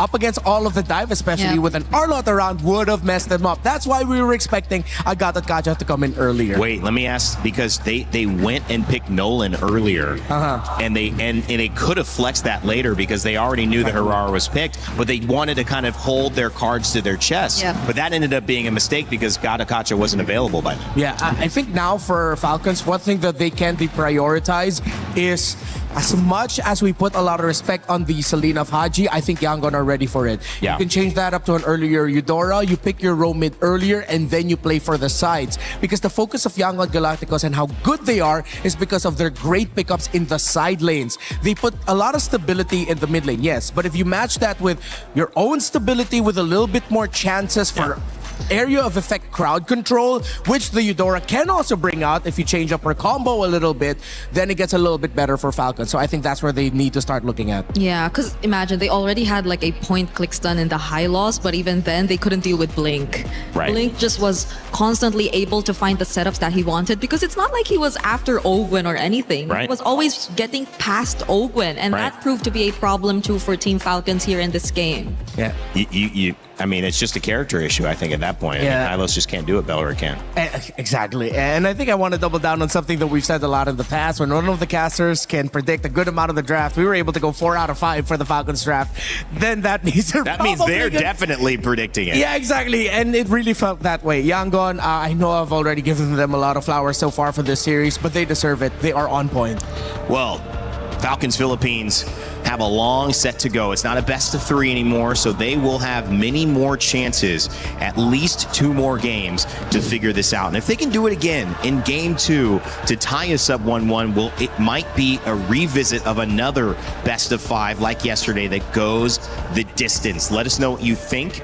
Of course, you can get your pick'ems in. They're already closed for this series, but coming up, they will be available for the next series later on as we see Onyx take on Team Spirit. But this one's still history to be made. Yangon Galacticos proving that a grand final trip, that's very, very reasonable to expect. Now, your move, Team Falcons Philippines, as the fans are ready. Let me tell you, if you don't see it now, if you can't hear it here, they are alive. So even after a loss, they're doing this. Imagine after a win. Yeah. I feel like Yangon knows this. That's why they started off that game. Got to kill the crowd. Exactly. We did say that Yangon picked a lineup in game number 1 that would have put a shock to the system of the Falcons boys. It was a little bit harder to execute, more mechanically demanding because of that R-Lot, and they made it look easy. Yeah, we're entering the semifinals with Yangon still not dropping a single game. If this trend continues, that will be a crazy record That would be for the Myanmar representatives in an MSC run in history. That's probably never happened, right? I mean, No, if no. at least they're tying somebody, because that can't have happened 3 times. Undefeated, getting to grand finals. We're getting ahead of ourselves, though, guys. We know it. We're excited. Like, we feel the energy. I know you guys at home feel the energy. Let us know what you think, because EWC has not disappointed. The MSC of upsets.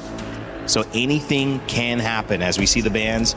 Farrat's taken away, not going to be on flap this time around. The Valentina as well, and a Fanny Atlas. So Yangon, they didn't have to ban Atlas, and they didn't have to ban Freya, and that, I think, gave them an advantage in isolating some of these picks. Now they have to, and they have to consider, if we don't ban Freya here, we're going to give that to flap. That could be a problem. Yeah, Falcons, their third ban, if it's going to be a Phoveus, will be telling, but Yangon's ban of the Atlas is telling as well, where you know and expect that most likely we're going to be seeing another assassin performance by Han. And at the same time, it's putting a little bit of a dent on the Falcons, who don't ban out the Phoveus, they ban out the Marcel, because now you have Freya open, Hirara open, and that's what Yangon looks like they're going to be playing around. That, okay, go ahead, pick up the Freya, but we're going to get the Hirara, and you already saw us be ready to deal with a lineup that wants to all in and dive. What if we put another extra threat up on top of your head, which is what if we suddenly show up with a Juice and Hirara again, and then your Freya's suddenly going to be thinking twice about every engagement. Or maybe even the Bellerit, because I doubt the Freya would like either of that. Just heroes that could stop the potential, engage, and just prolong team fights, which I think the Freya would greatly like, but they ban it out instead, would rather not hand it over to Falcon. So the Hirara option and pickup can be considered here. If you're Falcons, just have to be mindful of the other potential trades. That will include the Bellerit we mentioned earlier. Yeah, it looks like Bellerit is primed and ready to get set up as the first pick, and they do lock it in. Yangon don't need to rush that Hirara, but I think they might actually be okay with doing so. Han is brilliant with it, and then let's see if they're gonna rush the Eudora right away just so that they don't have to worry about it, or they're gonna lean towards some of their old favorites. Again, Eudora, Gord, Juicin. The mid lane for Yangon has played only 3 heroes. Make that number 4. Oh no, still 3. It's still just the Eudora. I like it, and you get the Hirara back. Feels good. So same old stuff. Why would you stop not just a winning formula, but an undefeated formula? Yeah, there's not much to change up, especially for Yangon here. Now the decision for Falcons is whether or not they go Uranus or Esmeralda. You don't see enough to warrant an Esmeralda. If you pick up the Uranus, it looks great overall, but then you're up against most likely an Esmeralda in the EXP lane. Unless Falcons take something out of the Yangon playbook and decide to pick up a little bit more of an aggressive EXP lane hero, I think they're going to lean in towards the idea of just prioritizing Roman mid now. Wouldn't be surprised that if they go for pokes as early as now, they decide to go for the Uranus. They save their mid for later, they still pick up the Nolan. which Yep. is different than the first draft where they were all basically showing the same lanes and they were just fighting over roam and gold. So the bans will be different here in this second phase. Yeah, maybe since they know the matchup, the EXP lane can be an option here, because honestly, I feel like the hero pools for roam and gold are a bit too deep for Yangon, that they could just really play around it in the second phase of the draft if ever they wanted to. Yeah. Now the difficult thing here for Yango decides to show the Claude right away. I feel like there's a little bit more of them trying to manipulate the draft so that Super Marco doesn't really have a lot of picks. Because I was worried for the draft of Falcons, wherein if Yangon stretched this out long enough and it gets overlooked by Falcons, they could show up with the Melissa later on, knowing that they're already up against a Beleric and Uranus. No one's going to be able to reach her. But this is, again, just more confidence coming from Yangon to take out the Claude. And let's see if they're going to continue to just focusing on the heroes of Super Marco by either banning both, they take out the Clint, or they ban one gold laner option and then they just pick up more heroes that can mess them up. Remember, Falcon still has a Brody that they can play with here. Yeah, and I feel like at least for Yangon, them picking up the Claude here in this part of the draft will already limit the options for Falcons in terms of the mid lane in a sense. Because you'd really would want to consider a bit of more range as well in order to just reach and get a bit more access to the backlines of Yangon, but knowing that there's a potential dive with the Blazing Duet as well from a Claude, then they might be a bit more iffy to go for the stationary artillery mages that we were previously seeing from them as well, because I believe Falcons was only one of the few teams to also pick up a Farsa. Does feel like they have an answer potentially to the intense engagement that we saw from YG and the Beleric and Uranus. That should be able to at least slow people down, survive a little bit, maybe catch you off guard with an ultimate, Wrath of the Dryad, make things difficult to get out once you do overcommit. But now what's the other play around it? Because Zushin getting banned, how do they access these characters? How do they get to the Claude when he gets in and gets out? How do they make sure the Eudora doesn't have too much presence in these team fights? Up in your face surprise stun. They ban out the Esmeralda. I think they can go for a Vexana as a consideration pick later, then pair it up with something like a Brody, or they dig deep into the bag of Falcons and decide to play the map a little bit more and they go for Low Yi Brody to close it out. But still, with Yangon not showing their roam and EXP, they will have to show one of those picks now. Picking up the Lowy and the Brody to close it out, and then if ever they have one really strong formation breaking EXP laner as their last pick, then Falcons, that would have been checkmate for them, and Yangon going 2-0 in the draft. Ooh. Yeah, at this point, I feel like there you go. Yep. The Ruby does show up. They've already taken out the Jusin, which I think is one way to tell that they really just want to go in. They really want to get these melee heroes and fighters in the draft to complete their lineup. And the Selena still gets picked up for the second time here for Falcons.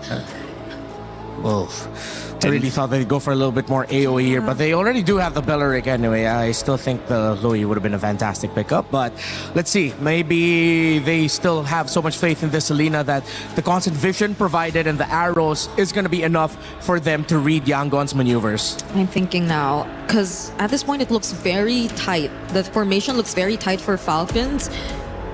Who knows what Blink would be considering again in the roam, because we've seen a lot of options which I think would work out really well for them here in the scenario. The Carmilla that they previously used is up there as well. Yep.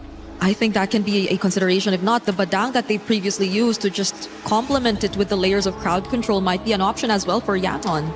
Got a Kacha available, Cho available as well, but kind of a tight-knit group there. So who are you going to isolate? Who are you going to pick up if you are the Cho and get that kick on? Yeah. Just questions to be raised. We'll see how deep that pool is for Blink here. Yeah, because you really don't want to kick back the Beleric. Yeah. The Uranus is going to pack the Purify. They go for the Mathilda. Strong combination here by Yangon. And they are able to balance out their draft in the sense that they're not going to be as easy to take down in the early game. They have some good shields. But there is a realm of possibility where Falcons gets the first two turtles. Turtle 3 will be a decider, and then Lord 1 is where it's going to be at. Did they do enough? At least for Falcons right now, they're not very specific in terms of their win cons in the early game. But I feel like execution-wise, I'm just expecting Yangon to still be as fast as we saw them in game number 1. The Moscow picked up for Bulletproof Super Marco. he is a star for Falcons. They need him to show up big. It's the second game, a second lineup, a draft that the panel a little less decided on, but still feeling like Yangon can execute. Trax, Leo, how we feeling? 2 games in a row. I think MGod and Marvs have trumped Coach Vren and Moody once again. I love that last pick, Matilda. It fits the Burmese' playstyle so perfectly. You see Blink is already crossing over, scouting 3. He's going on a 1v3 recon mission, Trex. And that's what they did in game 1 too. Not as deep, but still constantly. They're not scared to get in Falcon's face at all. Yesterday they knocked on the door until it finally, or last game they knocked on the door until it finally broke open. And this time I got a feeling we're going to see the same exact thing. So far it's up to Falcons to adjust their tempo. They found out that in game 1 you cannot take your time. Slowing down Yangon Galacticos is not an option. So good to see that Falcons are finally here, at least when it comes to early game rotations. Marco here, dueling against Sanji, using that gold crab as a point of contention. What's going on? What kind of duel are they getting into now? Super Marco just likes pain at this point, I think. But look at the damage on Sanji. That's what they were doing. All right. That's what Mirko would call the walk-up. Just straight up opening a rift from God knows what dimensions. Putting the fear of God into Sanji. Mid lane, though, this is the first time we're actually seeing these trio go toe-to-toe. And all 3, here comes Han as well. We could see the big attack here. Kai's goes down. First blood for Falcon. And the Falcon crowd finally erupts. The other half of the stadium acknowledges the fact that finally Falcons are taken to the skies. Han going for the steal. Blink very low. Forced to flicker out. Good flicker at that. Flap now. Setting things up for the rest of the team. A big flicker from Yang, and down goes Han. Kyle finally putting kill into his pocket. Stack that up with the turtle, and it's a beautiful start for Falcon. 2 minutes in and 1,000 gold up. Trex, is this what Falcons was looking for? As a big picture draft, I'm going to die on this hill. I really like what Yangon have brought in, but were Falcons just looking for a tree to perch on? Was it just really the Belleric that changed the way they play? I honestly think it is. Belleric has the ability to stop YG in their tracks and also respond. Yet last game, Falcons had issue in punishing. They had issues finding those moments and biding enough time, and this time, Falcon found the answers to do it. SOD thrown out to try and secure.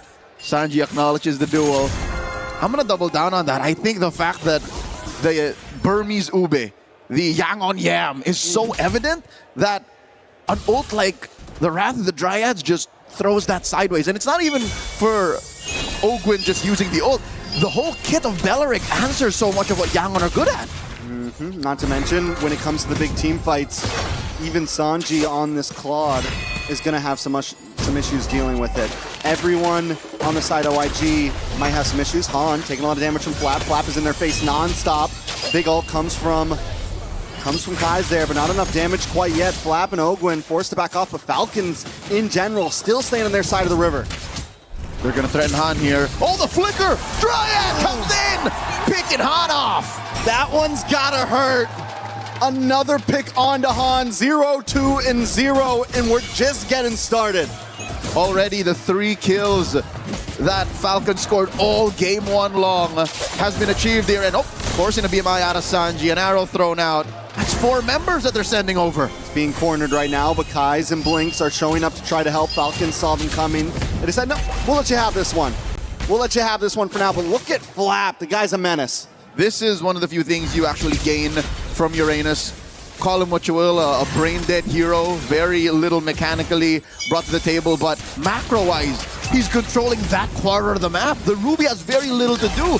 Ying can only hope to try and stop Flap. That's 2 free turtles going over to Falcons. Yeah, this game has taken a full mirror image of last game. Falcons with a huge lead already.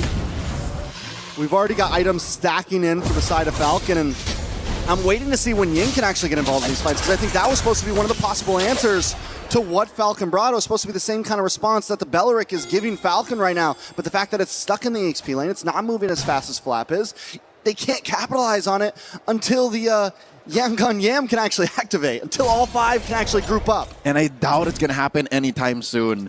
Lane per lane, roll per roll. Falcons have checkmated Yangon's prior rotation. So one might say game one could have been a download. They were checking how much they can get away with, how far, how fast. And Falcons are the ones rotating now. 2-man, 3-man coalitions, blazing the way by Sanji. Yeah, but I think he really just wants to get rid of these minions, but he's not quite able to do it. Circling Eagle does come around, but it's more of a defense mechanism for the side of YG. They save the tower, they save Sanji.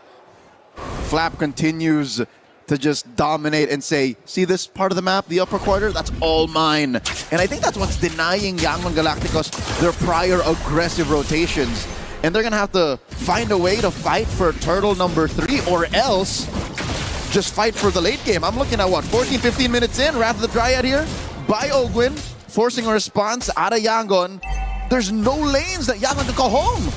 Yeah, this is tough for YG. The constant pressure from Falcon, and the fact that they're able to send for 3 to 4 members down to this bottom lane is because of what Flap is doing in the top side. At this point, Han isn't getting orange buffs. He's being permission to get it, but wait a second, a lot of damage on Ogwin. Ogwin with sliver health. Falcons don't want to let him go down, but YG doesn't want to let him get away. Ying finally able to put a kill on the board. Bloodthirsty and bulletproof.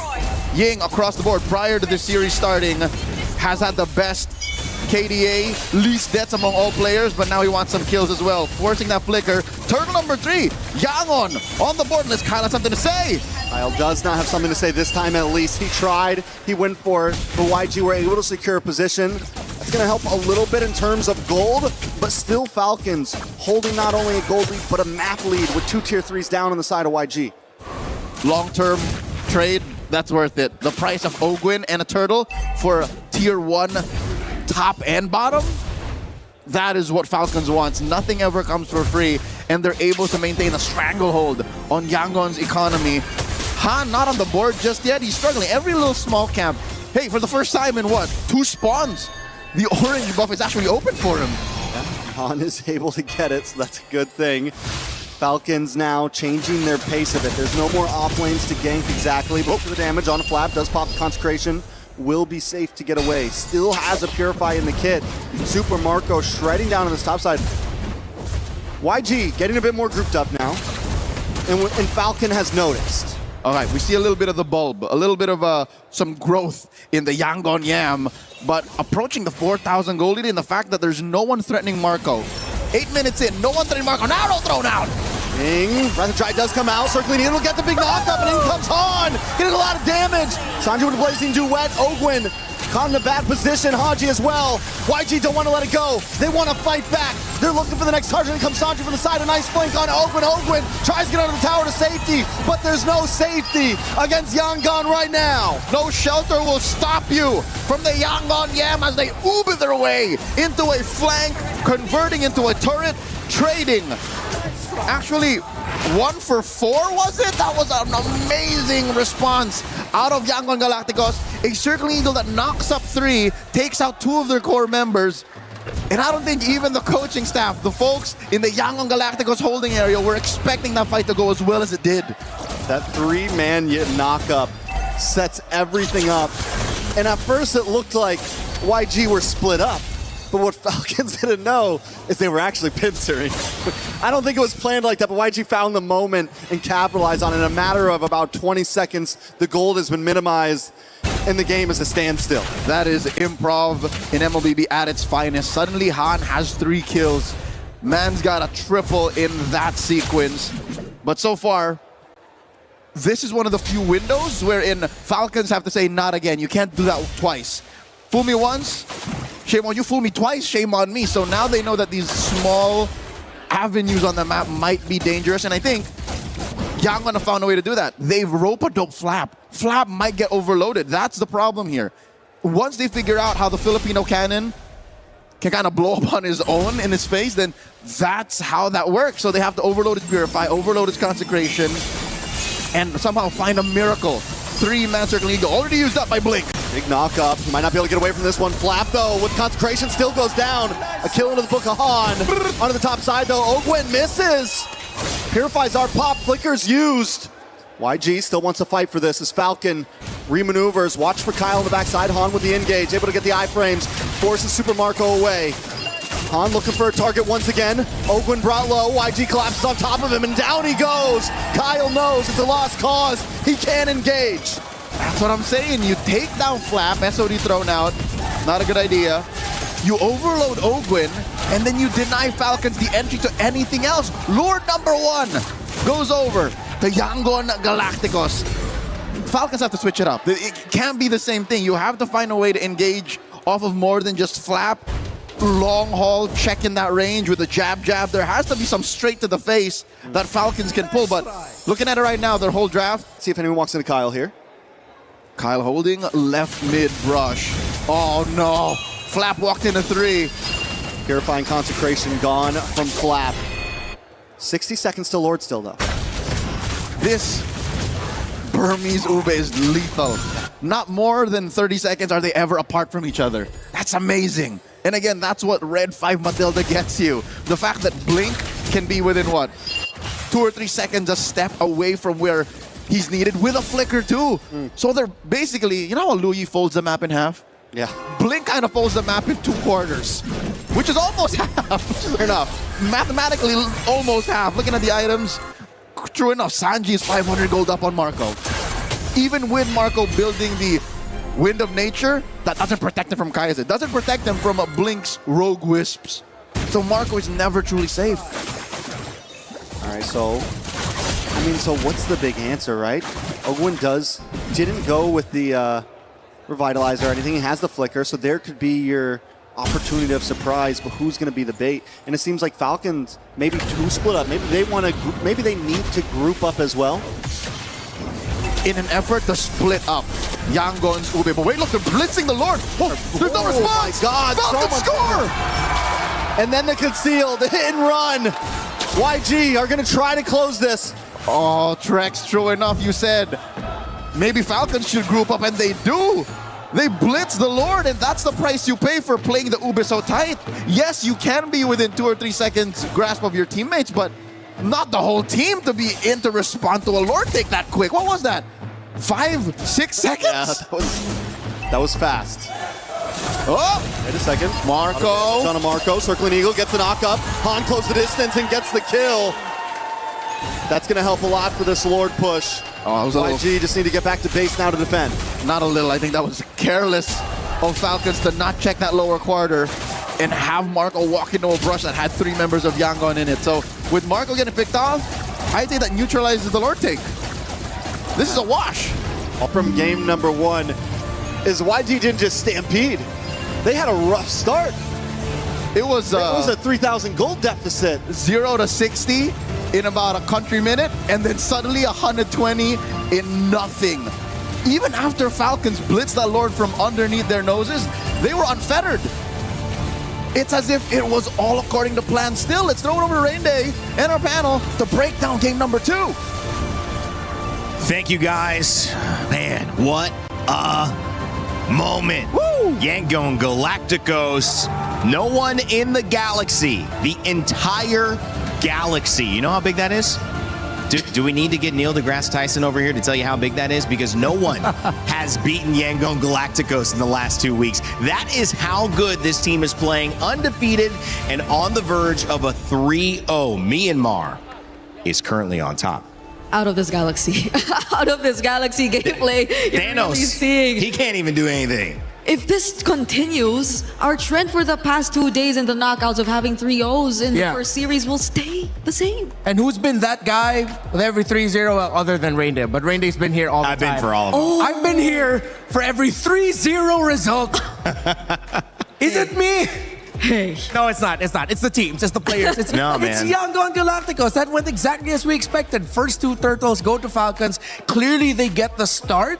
But then once you hit Turtle 3 and Lord 1, that's when Falcons needed to readjust their approach a little bit. And Yangon is online to be aggro because, again, their gold lane is so good. Their Claude, as much as I was wary of it in the sense of why pick it up early, you see why you pick it. Because it's similar to how it's played in the Philippines, where sometimes, even if you don't feel the impact of the Claude, as long as it can farm up, you're fine. I also think that Blink is having a bigger participation in the reason this result is going this way than we're giving him, because his hero pool on Roam, he's showing it's deeper and more effective than a lot of others. You see a high-low sometimes picked up last and you go, oh, that didn't quite work, and that's where you might lose the game. But with Blink, he's running Matilda, he's running Badong, he's running whatever he needs. They're banning out everybody and he's still effective. That is so hard to give to your team, but he's doing it time and time again. Yeah, because I think Falcons had all the reason to just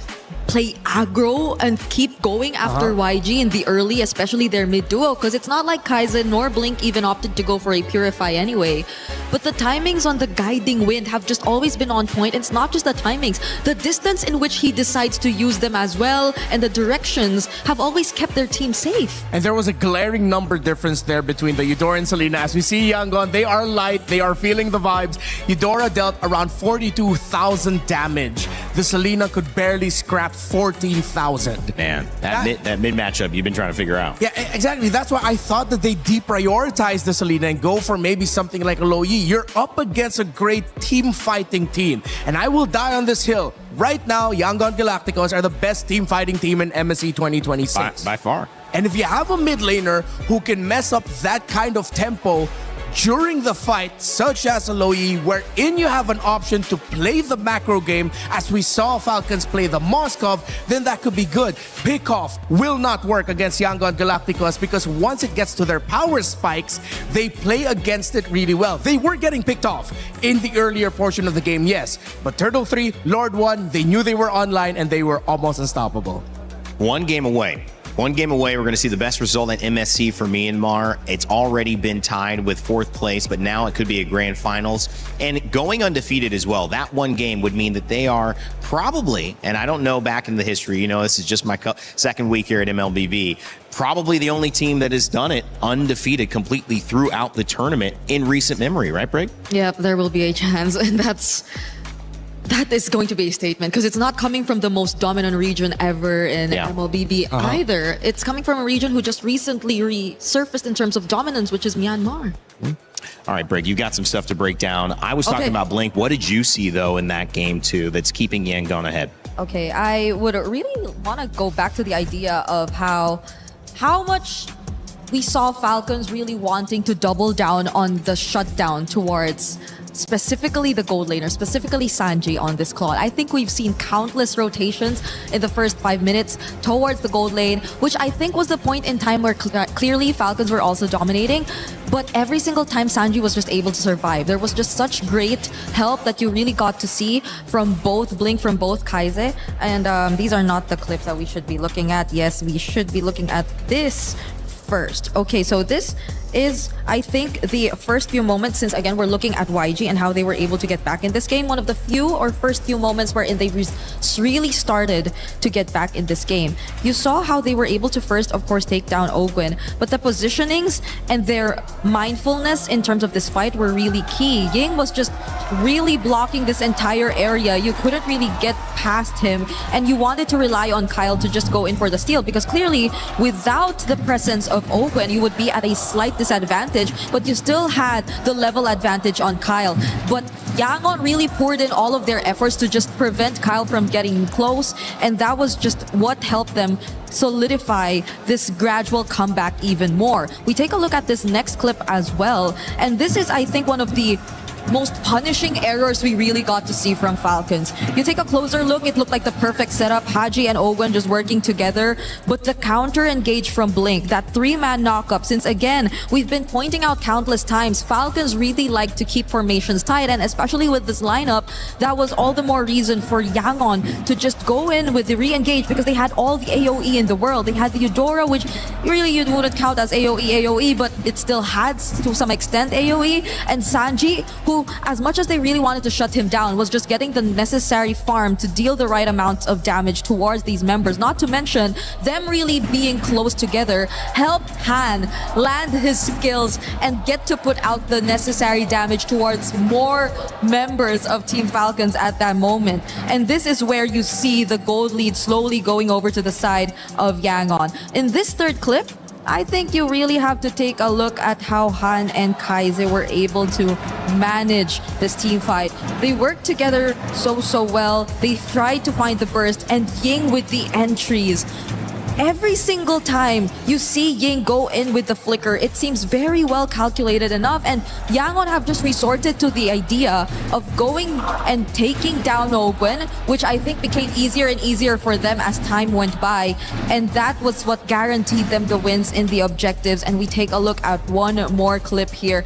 I think I'm just really going to point this out because of how Falcons might have just really wanted to maybe try to balance things out a bit. They put themselves back. There's been movement from Yangon towards the bottom side of the map, and they took such great advantage of this. They really went in for the immediate burst of the Lord. I don't think it gets caught in this clip anymore, but this was the moment where Falcons actually took away the Lord, but it did not matter because look at how YG still decided to take on the fights. Falcons, after they dealt with the Lord, revealed themselves for just a bit. Sanji had enough damage to already shred down Flap to pieces, and Ying with the follow-throughs, the entries, and the burst that had to come along. Mind you, Han wasn't even part of this fight just yet, but this was Sanji's time to shine, and that was just, I'd say, Yangon and their really mindfulness, how they've been able to keep themselves in this game despite how Falcons have been performing in the first 5 minutes. It's very commendable. You really see how they've grown throughout this MSC.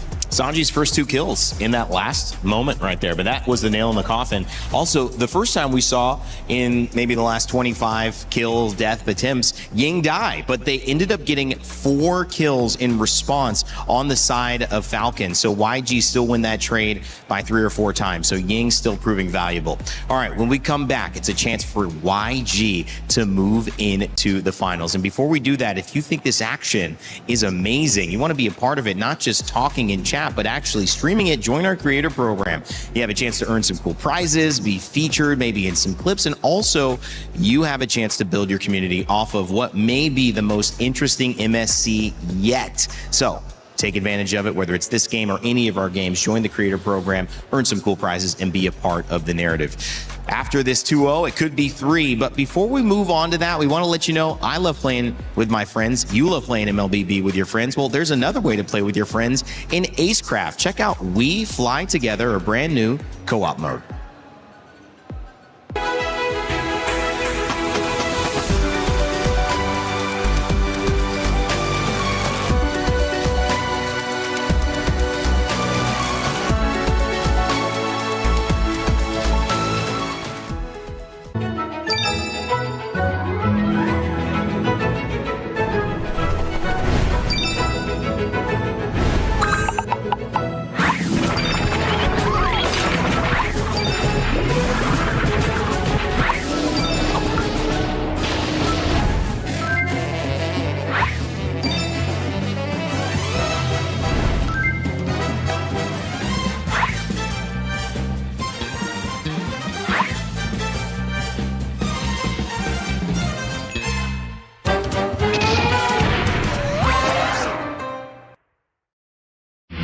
A lot of people are haunted by their past. I'm inspired by it.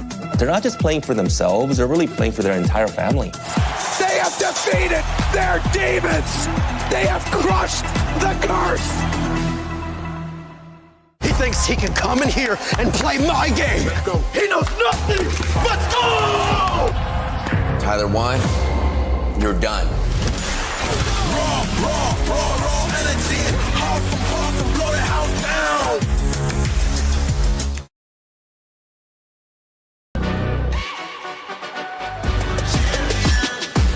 Ain't no regular thing. Came for the ring, you know what I mean. You see my name in the lights, better get right, I'm champion.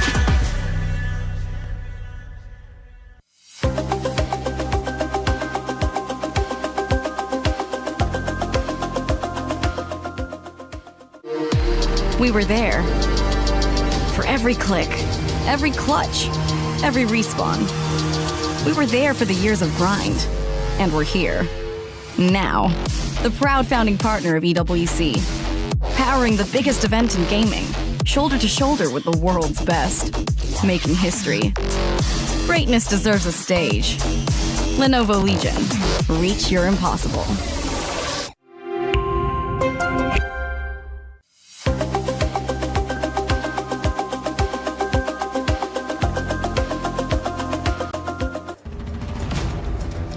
The Lenovo Legion Gauntlet holds the trophy for MSC, which at this moment, we will see who will be fighting for it. Game 3 will either send us to another one or put Yangon Galacticos into our grand finals, as they would become the first grand finalist of this tournament of upsets. It's going to be a fun one, guys. The fans standing by, and they have been silenced on the side of Team Falcons PH. The last hope for the Philippines, well, there's still hope. As long as there's one more game, you could keep pushing it. But it has to happen now, Brigitte and Renmar, as Super Marco, even himself, I wouldn't say he looks happy. And I think that's just maybe a bit of focus, but also maybe understanding the task at hand. If they are going to survive, they don't need to just win one. They need to win 3 games in a row against a team who is undefeated. It's hard to read Marco's emotions because he has been historically very stoic. Even his happiest moments, it looks like he was unhappy with it now. But that's really just how Marco is, man. Yeah. But definitely, I'm pretty sure that's what's running through Falcons' minds right now. They drafted well in game number 2. They just, again, weren't able to execute it all the way until the end. There was one play that Brigitte showed earlier with the engagement onto, I believe it was Blink yet again, or Ying, when Ogwen dropped down the Wrath of Dryad that was around near the orange buff. They missed out on a key target to make sure that you get taunted, and that's the Eudora. That's the layers and levels that Yangon is playing right now. If their main conditions in team fights, whether it's a great source of crowd control or a great source of damage, if you can't take it down fast enough and if you can't focus it down, Yangon has a chance to turn the fight around. And I can't believe they're doing this with barely switching up the mid lane. Like, it's right? Still just so 3 picks for Kaize, for Yangon. And mind you, Falcons, I think they're trying to do the same, but it's not like they have the most stable of mid laners as their priority. The Selena has been an on and off pick, which is very, again, difficult to play from behind with. So maybe, or might we see a change here for Falcons now that they're in this position? We'll find out. It's been fantastic drafting from YG. And sometimes in a fight, we talk about this almost as a heavyweight matchup. 2 teams, 1 blow received. You want to respond, but if you get dazed, what does anyone tell a fighter? Keep going. Try to get them out. Try to end the fight there. And that's what YG have a chance to do. There is all this discussion, but at the end of the day, 2-0 down, you have to believe that Falcons are feeling it. But what can they do with it here? YG, they still hold the perfect record. If they do it here and they go to the grand finals, they will be the first team in Mlbb international history to reach the grand finals with a 100% win rate. Wow. That's crazy. I think the boss just went and looked that up for us. Thanks again, Maui. Barat's Eudora Fanny band. The Eudora band from Falcons saying we're taking at least one of your cryo picks away in mid. What needs to change here, Brig? I mean, you're not convinced. It's hard to be convinced. It's an uphill battle, but what? You like the Eudora band? You like that, just getting that out of the way? I think it will help in a way, but it's just really more on how Falcons maintain that early to late, because I think they're not, it's not like they find or have a hard time securing that early game, especially if they get to dictate the matchup in mid. So now that maybe they just want to double down on that, I wonder though, because at this point it's likely going to be a Hirara Cryo again. Yeah, you have Hirara, Freya, Marcel, 3 strong first picks, all active as a choice for Falcons, but they take out the Marcel themselves. Don't want to risk them rush picking into it, and Yangon suddenly just showing up with a Valentina, even though Kaize has yet to pick up that hero this MSC. So at this point, you probably don't ban. Well, I know. What do you think, Redmar? Do you just not ban the Hirara and not ban the Freya? That way, if you give it to Falcons, YG still get the Hirara? They might do the same thing and just ban out the Freya again, but then there's still an Atlas they have to think about, and I think maybe that's what Falcons might lean into. If it's not going to be the Marcel, then maybe we rush pick the Atlas and see if Kaize really won't pick up the Valentina. And then slowly, that's where Falcons might be able to build their draft foundations on heading into the next games. Atlas been banned all 3 games, but this time the Barats and the Eudora interrupt, and so it allows the Atlas to be let through. But I think the Harara here just feels so comfortable for YG, they'll probably be okay with it. Take it away from Han. Is it the Harara or is it the Atlas? Which one will it be, Falcons?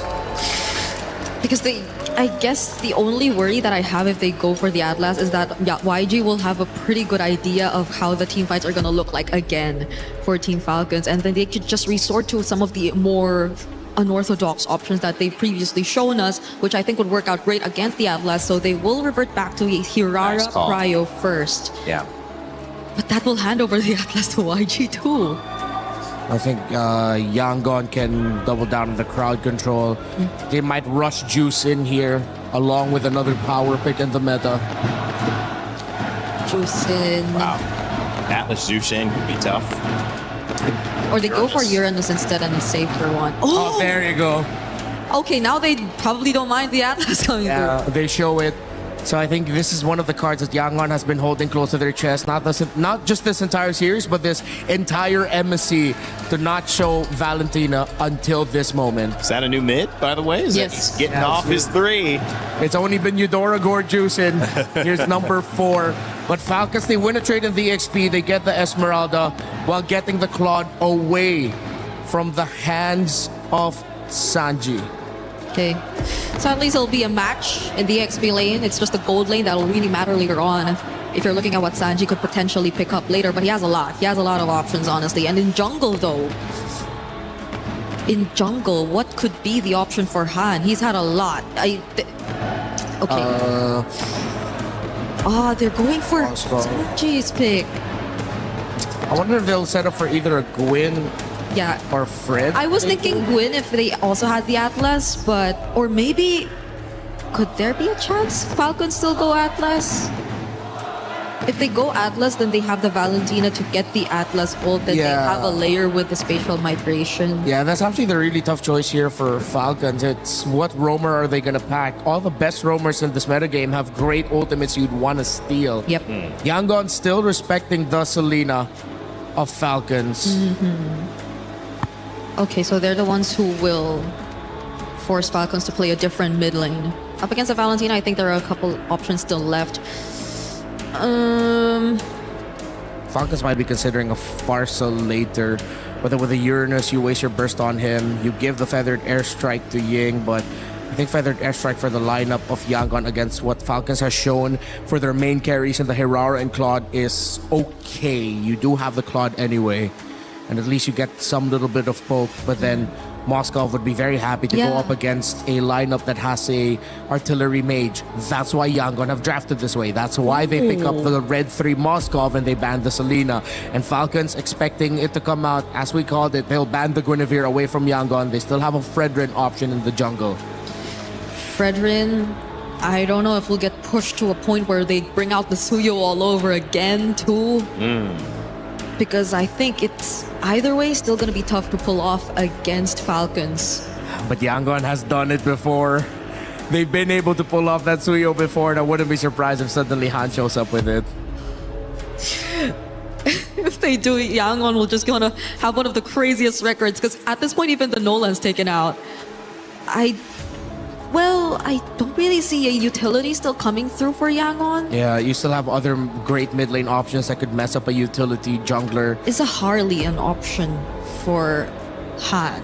If they show it early, then Falcons can adjust their mid. They'll probably go something like Lilia. Well, 2 more picks here, and it is the Harley. They do show it early, so we may see the Lilia response for some burst. But now the jungle is shown, and it's simply the roam needed for the side of YG and Sanji. Super Marco going to be on the Claude, so they've already shown what their gold's going to look like, as well as their EXP in jungle.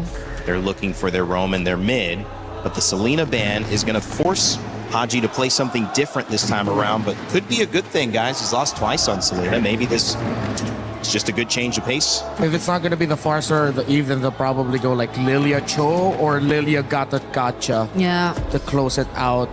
But then you're still waiting for the roam pick for Yangon. I'm trying to think of roam trades. At least anyone who could just body block. Yeah. There's just so much you have to body block here from Yangon's lineup, honestly. Okay. Okay. So they do go for the far side. It's the glue roam that I wasn't able to remember. They don't have to worry about a Vixana. There's a Valentina on the other side. Yep. Well, Yangon can just go something stable in the roam. Tanky, dive. They can still grab the Atlas if they want it. Yeah, Atlas still open. The Gatot still there too, I think, into the Farsa. Yeah. Will also be a great option for them. If Yangon really just want to end it and go fast, I think they'll be brave enough to go like Kali Valentina in the center. Or maybe even a Hilda. But that's really only if they're super confident with it. They need a little bit more hard AoE crowd control up in the front. But no, they go for the Carmilla, their pick. Earlier in the first game, but it didn't show up. That's their pick. Okay, so this is why we say they can just really afford to save Rome for last, because they have all it's these insane. options. Oh, I haven't seen this happen before. I mean, Renmar, this is the deepest Rome pool we've seen for sure on display. Yangon Galacticos, it looks really good. It's looking very 3-0-able, but not to completely discount Falcons. Yep. They still have the chance, and their draft does not look bad, but it is the Carmilla of Yangon Galacticos. It is the last hope for the Philippines in Team Falcons. There are club championship points on the line for Falcons, who are back-to-back champions. But it is Yangon Galacticos who are playing out of this galaxy right now and have a chance to become the first team to ever go undefeated into a grand finals with a 100% win rate at an international event. Let's send it back over to our casters, Leo and Trex, for Game 3. For possibly the last time in this best of 5 in the semis, it's Leo and Trex at your service, bringing you the action between Falcons and Yangon Galacticos with an out-of-this-world performance and a signature Carmilla to close off the draft. We've fallen into a whole new dimension at this point. YG showing dominant force 2-0. Match point. Knockout life. Falcons, I like the draft though, I gotta be honest. I do feel like this is comfortability for Falcons. They have some answers. Last time we saw Haji on this Farza. Yep. It was monstrous. And this is after 2 games of back-to-back Selenas coming up short. So this could be the turning point for Falcons. But that is just but a coin in the well, a hope, a dream to keep the series going. Looking at the emblems right now, so far, you can see that Flap wants just to hold down this lane. The Eternal Battle, as it's known for years past, to have a Uranus march up into an Esmeralda, just holding that dead lane. In the gold lane, though, it's Marco versus Sanji, but check it out. Foot's on the other shoe. It's the Claude and the Moscow switched up. And this time, Falcons, to secure that, they made sure they got the Claude early on in first phase of draft. Up the top side, though, a lot of damage does land down. And the Eternal Battle's over. Ying taking the first loss in that EXP lane. So, not to count your eggs before they hatch, but this is how Game 2 started as well. Early aggression from Falcons. Pick off here, pick off there, lane to lane winning. A Pixel Brush held by Yangon. They're going to jump Flap. They're going to pull up, jump out of the bush. Deadly Magic does land, but it's not a damage to take out Flap. Oh, Ogren looking to put stacks on. No mount just yet. The grab has not been unlocked. A full XP bar away from the ult. Turtle spawned. Falcons, heavy presence. Big damage on Ying. Once again, it's another kill on Ying. Falcons starting things off clean. YG have no way to answer. The Valentina on Yangon's side will definitely be key here. Kaize has to play out of his mind to help secure the sweep. And their strike. Falcons just not giving it up. Haji will go down, but at the price of Han, it's a good trade. Blink now, taking Ogwin for a ride, but Kyle wants to take the purple.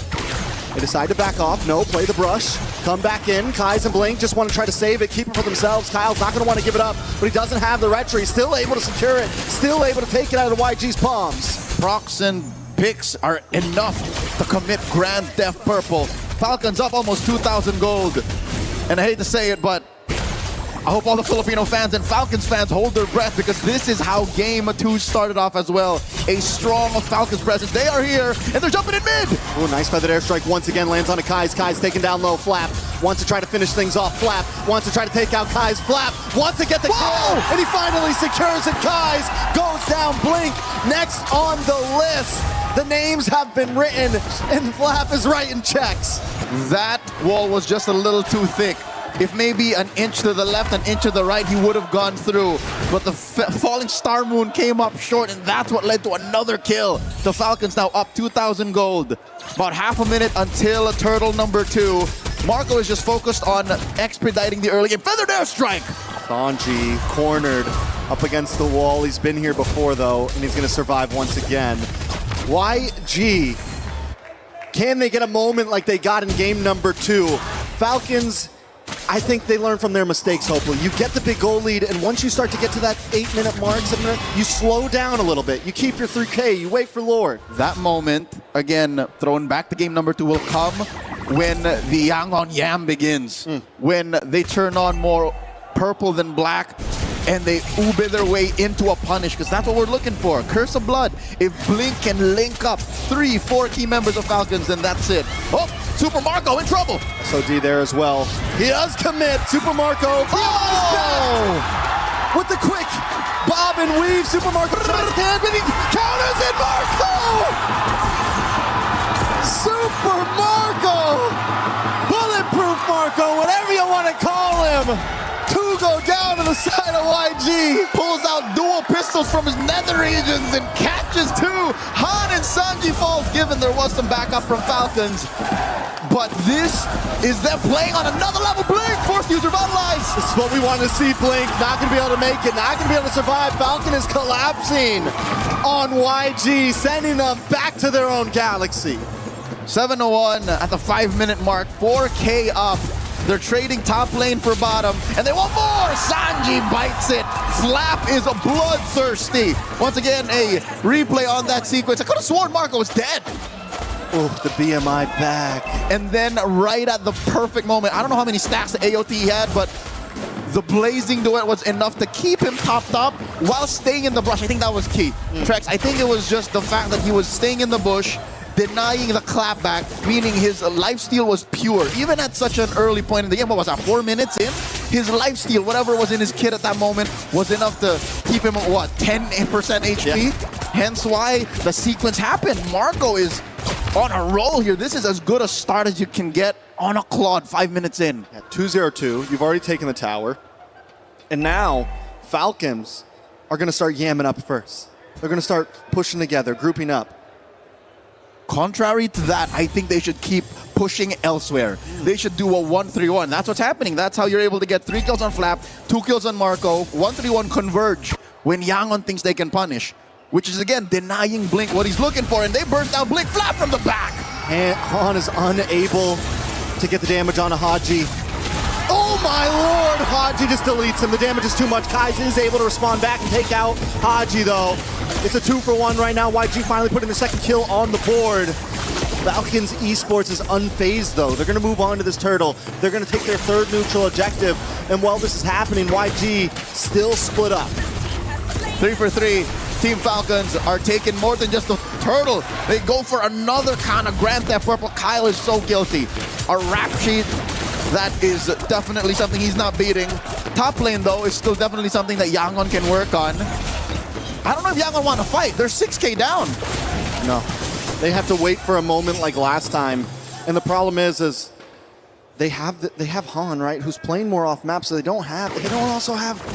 I think the Ruby was a big deal last time, able to kind of slow down Falcons in their engage. And Ruby is another way to spell CC. Crowd control is something they're kind of short on right now. The only real way that they can find someone is off of the Spear of Misery, off of a Circle of Blood, and maybe off of Kaiser's stolen ults. But that aside, all Yangon are playing with are great mechanics, amazing macro, and a hope that Falcons clump up. Mid lane's gonna fall, bottom lane already lost their tier 2.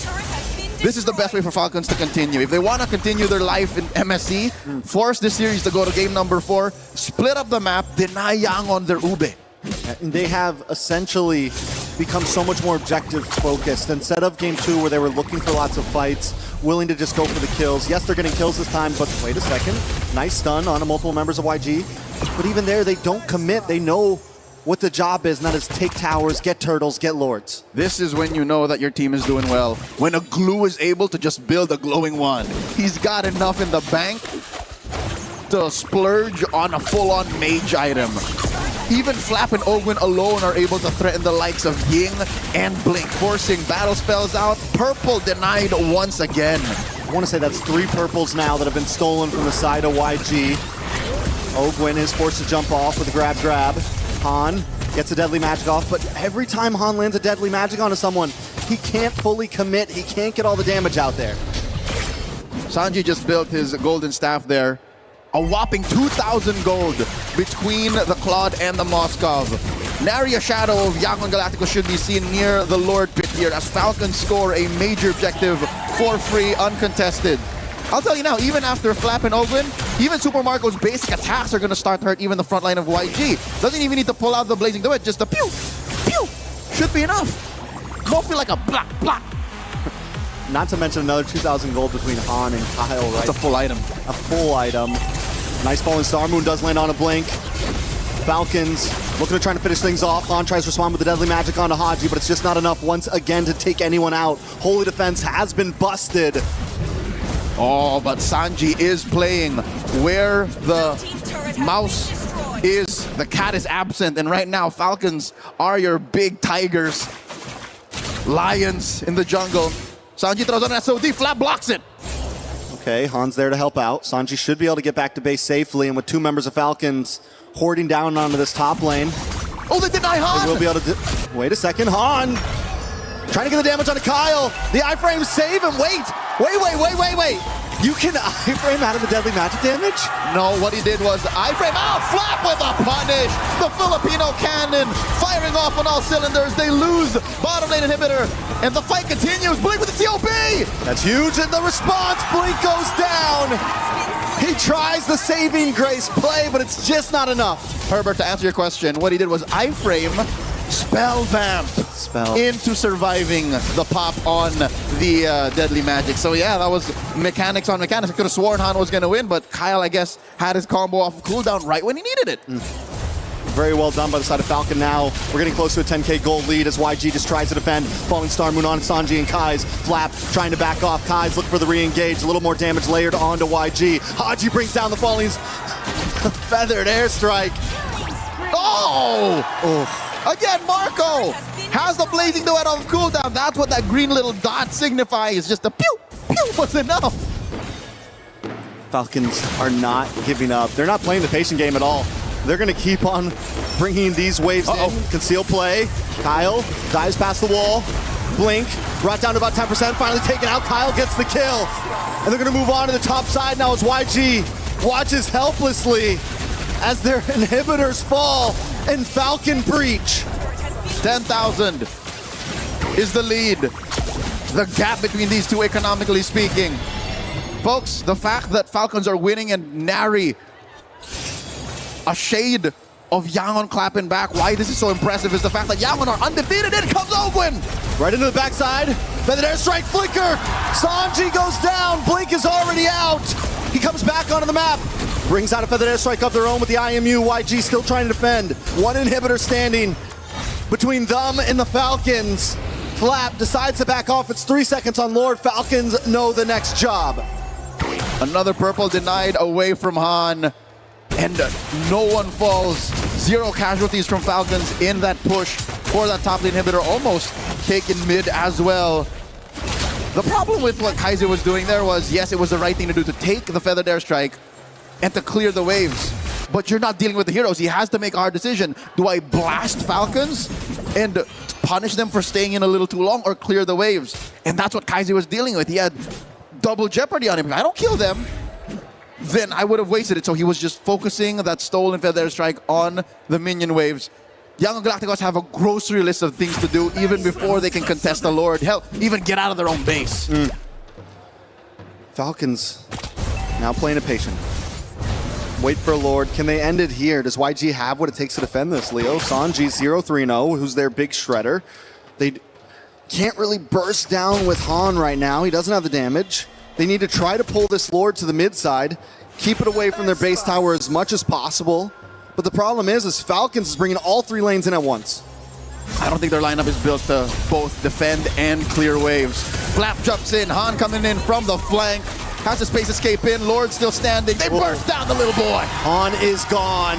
Ogwin Looking for a target with the flank on the top side. Flap into the back. Kyle gets some nice damage onto Kai's, but the Lord's already connected. Flap misses the falling star. That airstrike comes down and Blink's deleted. Ying trying to defend, trying to clear the waves, trying to save the base, trying to get in their face, but Falcons have to back off. YG still defending, but it's too low. Haji's in there, and Falcons finally put a match on the board. Not so fast! As Yangon Galacticos suffers their first loss in all of MSC 2026. Apparently, even aliens can bleed. Falcons force a game number 4, 2-1. It's time to regroup for YG. Falcons found the answer, and it all started in the draft. But in gameplay as well, they knew when to hit the gas, when to hit the brakes, when to switch lanes. Very clean from them to put one on the map, and now it feels like anything's possible. Yangon losing, Carmilla on Blink, failing them. The Yangon Yam, the Burmese Ube, being denied that anything is possible. Again, this is MSC 2026. A quick look again at the highlights. It started in the early turtle up top, again denying that. Bearing down on Sanji, even baiting Han and denying him certain plays. And again, when you're playing on a team that has been together for almost 2,000 days, count how many years that's been. That's a majority of what Falcons have been working with. 2,000? Almost 2,000 days. We started to count in season 17. Almost 2,000 days they've been a team. 7 years? Six and a half years. 1,000 and something. Oh, 1,000. 3.5 years. This is the kind of reset you're capable of. And Yangon are now in an unprecedented position, Trex. They're coming from momentum taken away from them. They've never felt this way in MSC, not in Paris. This is very true. Yangon has not faced defeat yet. They haven't been pushed into a corner. Can they recover? We saw Falcon recover. Let's see if YG can do the same thing. Let's see what our panel has to say about it. How we doing over there, guys? Well, it won't be international history with that stat. 100% win rate gone as Team Falcons PH come alive. And the Filipinos' last hope continues to bring just a chance at something special. Still 2 more games, must win back-to-back. But it does bring a lot more energy into the Lenovo Legion Gauntlet. Brigitte Brynmar, what a game. I know you've got some stuff queued up, but Brig, reactions, finally, they get the win off their chest and they can breathe at least a little sigh of relief. Yeah, I feel like everyone supporting Team Falcons here in the Lenovo Legion Gauntlet can afford to breathe just a little bit, because that was a very dominant way to get back in the series. You know, they started off strong and they clearly shut down the XP lane multiple times. I think that was a huge difference maker, at least for the series. The fact that Ying wasn't able to do anything as much as he did in the first 2 games, and the switch up in mid, you see and feel the tempo change. Yeah, with the Falcons getting the Esmeralda, and of course at the center having that glue roam. We thought about Yangon and respected their deep bag of hero pools. Well, Ogwen, this wasn't the first time that he was able to show off a glue roam, but it was huge impact. Glue roam, Farsa mid, Hirara in the jungle, and of course an Esmeralda dominating its lane matchup means the jungle is not safe, which is why we saw a lot of glue roams go up against Harley jungles in MPL Philippines, Malaysia, Indonesia, all over the world. I mean, look at the damage difference. It was 53,000 on the Esmeralda of Flap compared to the 17,000 of the Uranus on Ying. That impact, I mean, that's a 35,000+ damage difference going to your teammates versus you doing it to the others.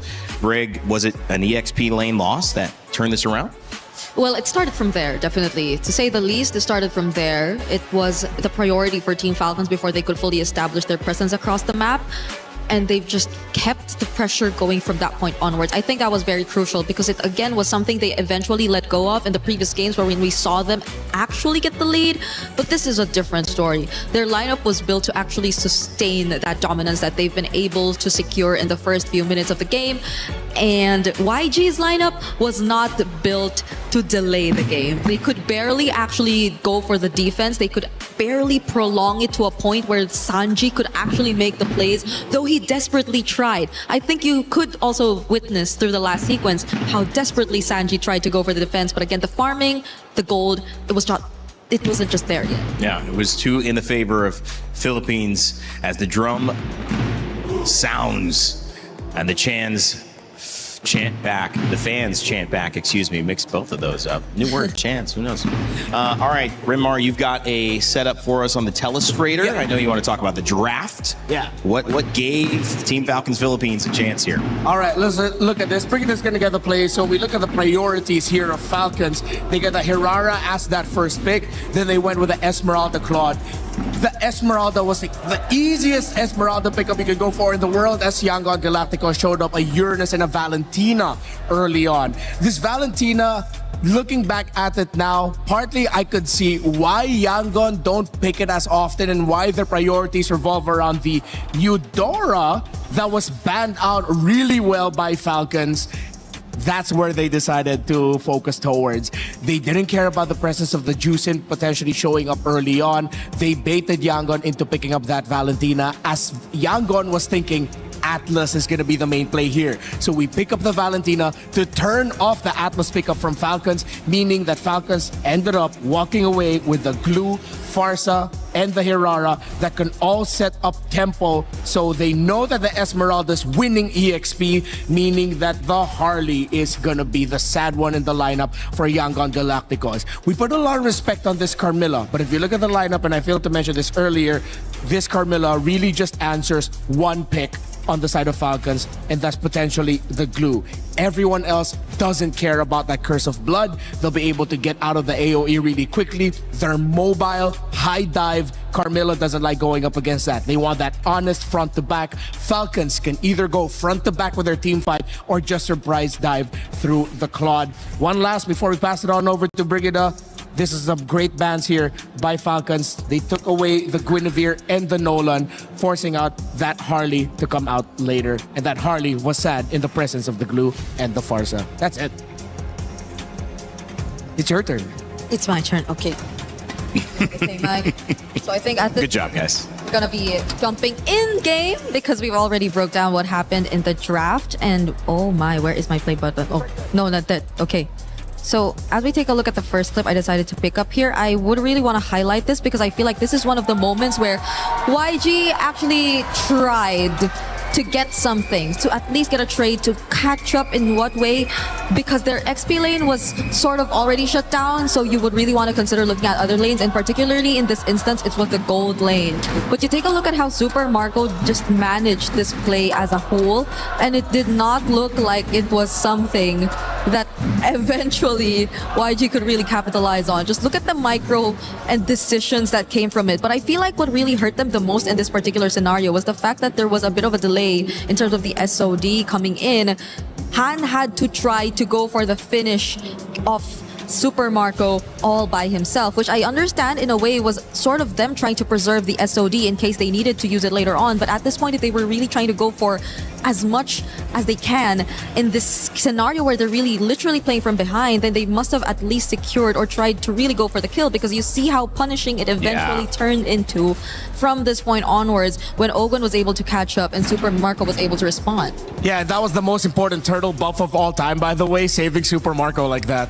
Yep, it helped a lot. He just had a lot more, I feel like, confidence to just stay in the fight and eventually clear the lane. And now as we take a look at this next play, you see how maybe the plan kind of shifted a bit. They initially really wanted to go for Super Marco, but they failed. The second time around, they tried to consider Haji. But you take a look at how Han positioned, you would think it was ideal. Blink, though, suffering a huge amount of burst damage, even though Kaize was there to help Han actually try to go for the pickoff. This is very...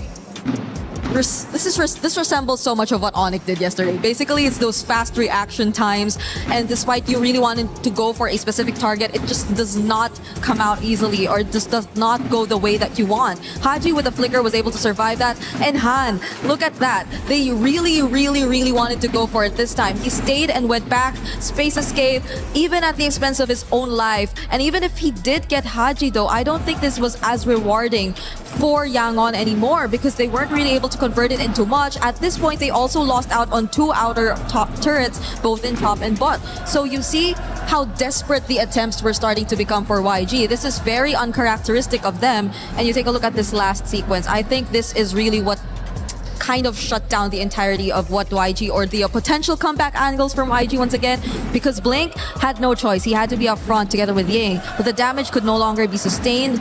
And even if he did try to go for the Curse of Blood, I don't think it was captured here in this clip. Falcons could just easily scramble away from it and re-engage. That is one of the strengths of their lineup. They just have such high mobility. They could reposition as much as they want, and Yangon did not want to play against the lineup who could just easily reposition like that. They had to have them in a particular area. They had to have them under control.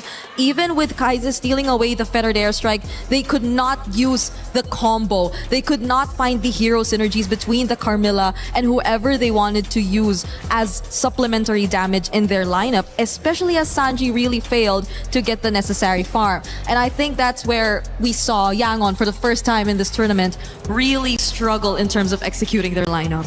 It also felt like they were just calling a bluff, and they said, fine, call it, we're not bluffing. And that was really the Valentina early to dissuade the Atlas because of the early bans, because he wasn't prioritized, because Falcons said, we're not going to ban him. And then eventually it ended up being Yangon Galacticos that said, we're not banning Atlas either. And then it never came. And then that made the Valentina a little bit less effective for them in this lineup. They were hoping that Fatal Links would show up and be on both sides. Yeah, and if people are wondering how come they then didn't pick up the Atlas there in the end, it's because they're up against a glue. Tempo breaking has been a common theme with the picks here. Game number 1 with that Badang. Game number 2, the Ruby. Game number 3, it was the glue that ended up with Falcons, and it's a strong tempo breaker. And this is a beautiful thing to see too, as both teams, as we mentioned, calling a bluff, so that's a little bit of poker. We have a little bit of chess. We have chess at EWC as well. Magnus Carlsen, you watching MLBB? I don't know. Maybe this is that interesting. I think it is. But at the end of the day, it's now a mind game. And you see Team Falcons PH winning it for the first time. And now the answer with Yangon Galacticos has to show up with this, which is, okay, we've been out drafting everybody. We've been winning. We have our first loss of the entire tournament, Brig. Is there anything emotionally that shows up bigger than just a loss because it's their first the entire time here, 2 weeks in Paris? Yeah, I'm not sure how Yangon have mentally prepared themselves for this kind of scenario, because they've been winning it all.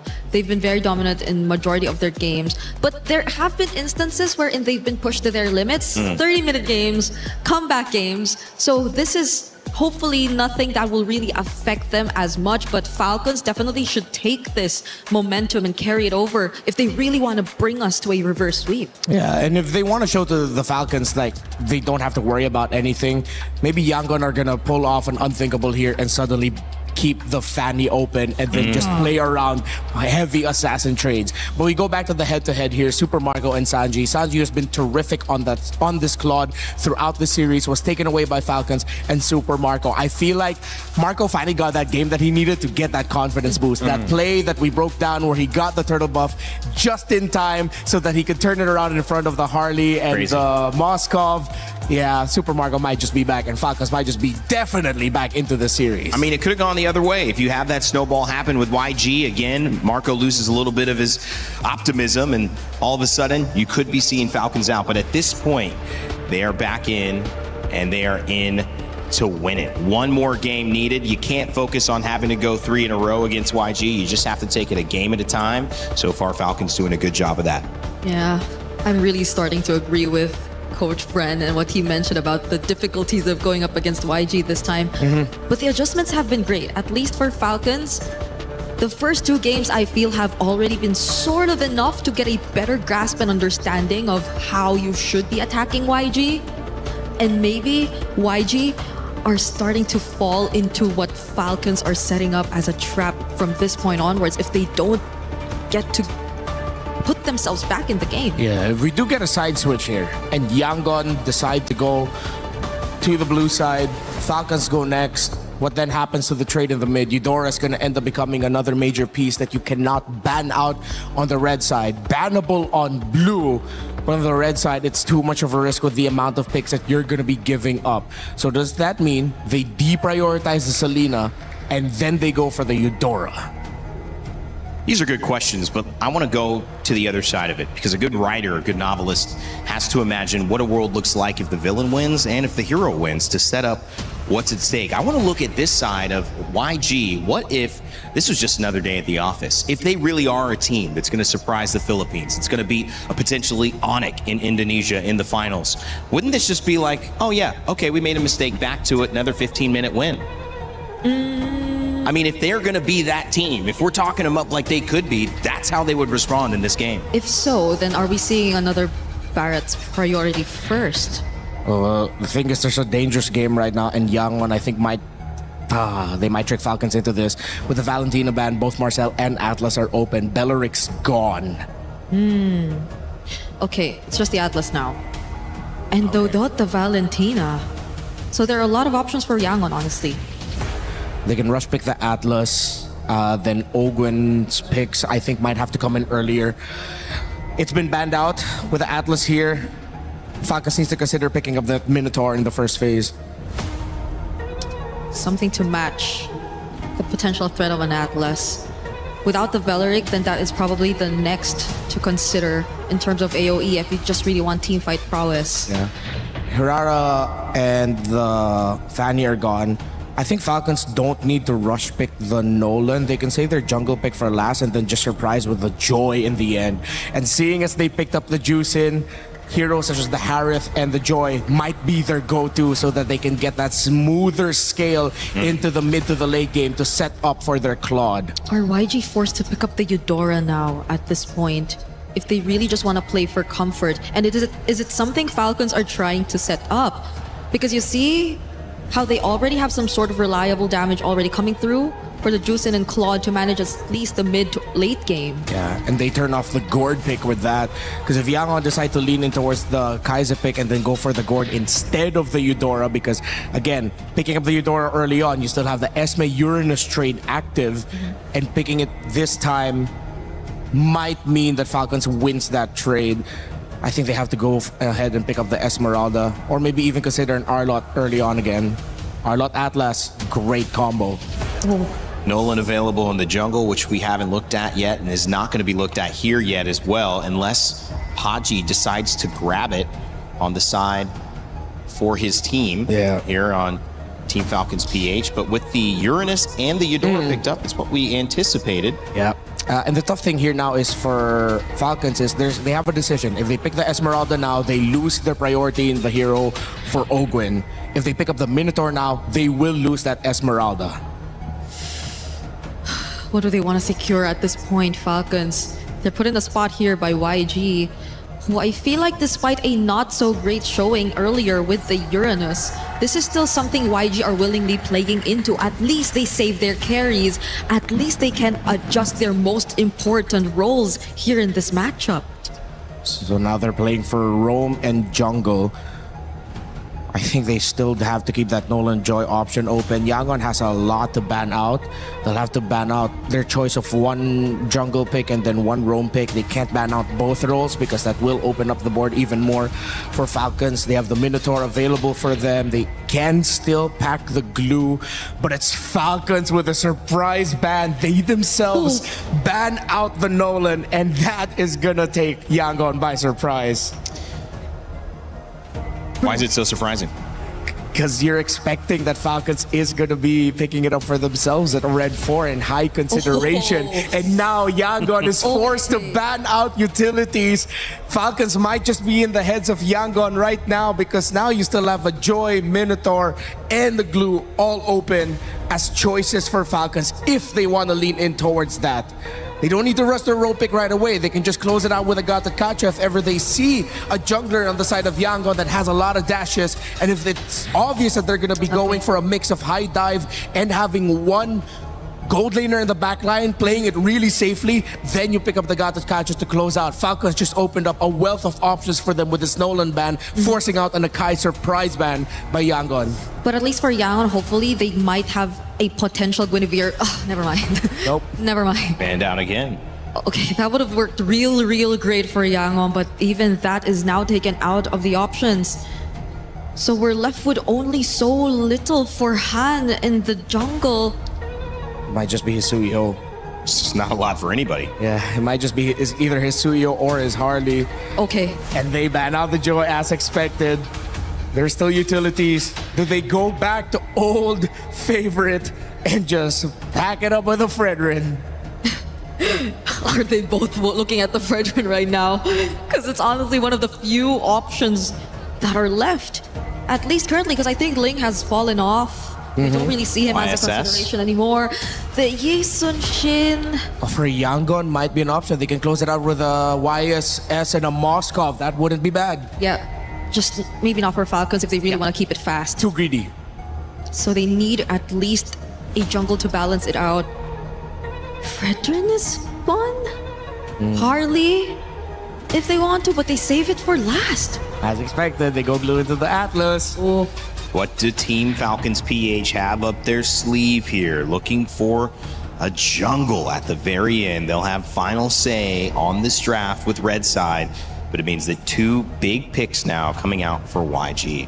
For Falcons, it's going to be high burst physical for sure because their roam, their EXP and their mid is all magic.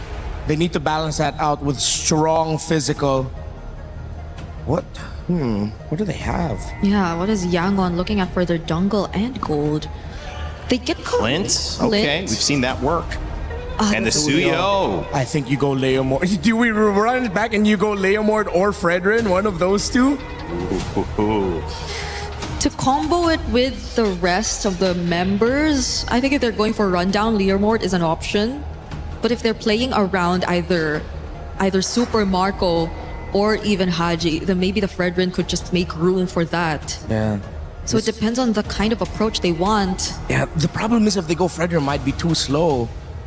Unless Falcons are going to show up a new surprise pick here. Unless there's a jungle that we're forgetting in physical. I mean, Aurora did pull off a Lucas, but it didn't work. So who knows what options could be. Martis. What's it going to be? What else showed up recently? Okay. Okay, they're still going to go for the Harley. High magic base. Yeah. And this didn't go the second round didn't go as expected as I did. I thought Falcons might go for something a little bit more surprising in the jungle. Yangon played it safely. They have their Clint with them. Esmeralda should win in the EXP, but it's Han on the Suyo. And Could that's the big difference. X factor. Exactly. X factor for YG. Will it be the Suyo that sends him into the grand finals? Will it be the Clint that bursts the bubble of the Philippines? Or will Team Falcons live to fight another day? They need to win 2 in a row. But every win for 2 starts with the first one. So let's see if they can handle this game as we send it over to our casters, Trax and Leo. Going into the Land of Dawn for game number 4 is a canon event in the Myanmar versus Philippines rivalry.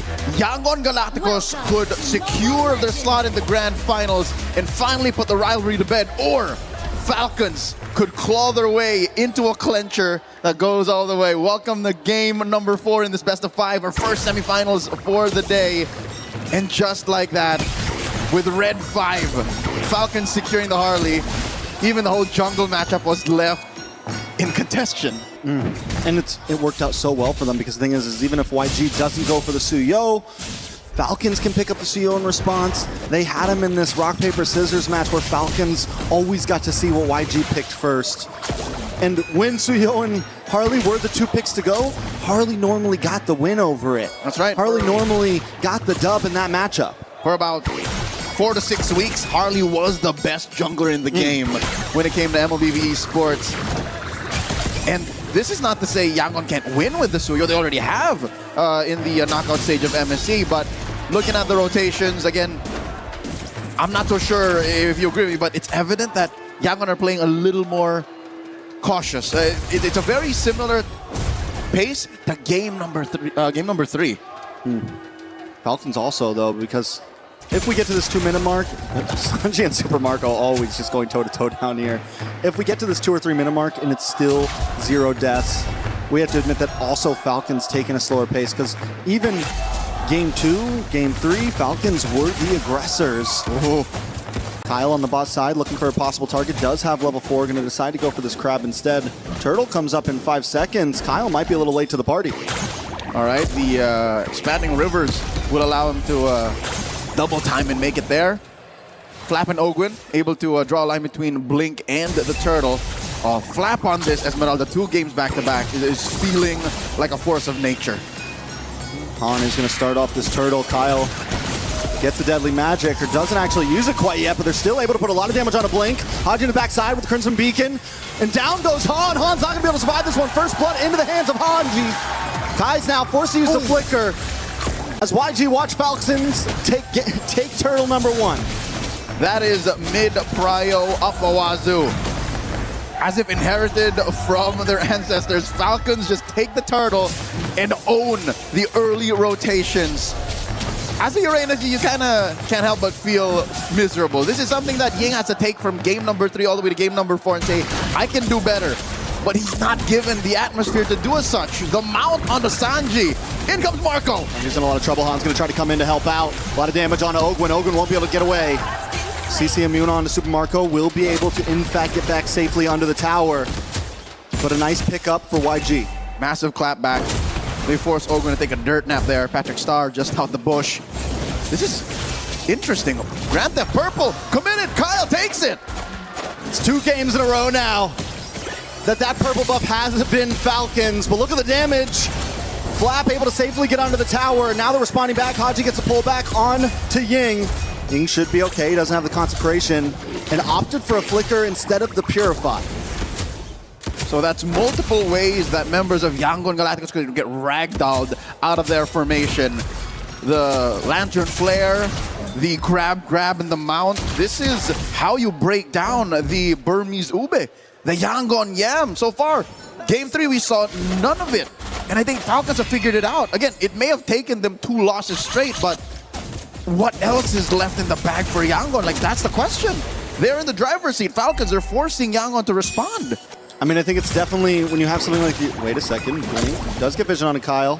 Falcons repeatedly for multiple games have sent 4 members down to the gold lane in faith of Flap. Oh my top Lord. side, look at the damage on Sanji. Black Magic may be able to finish him off. No, he gets the health back just in time. Haji, though, doesn't want to let it end like that.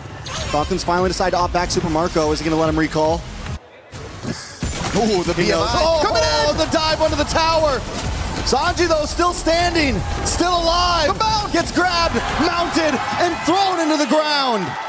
That was a long-term exchange as Flap tries to use a damage reduction into the base, and the turret will not save him. Flap falls, Han scores. The punches are finally flying. Han won't be able to get away from this. Has a sliver of health, actually does safely. Falcon under the tower, only lose Flap. Turtle's up, though. That's a technical knockout, unless Han will tread the needle. He's gonna live on the edge.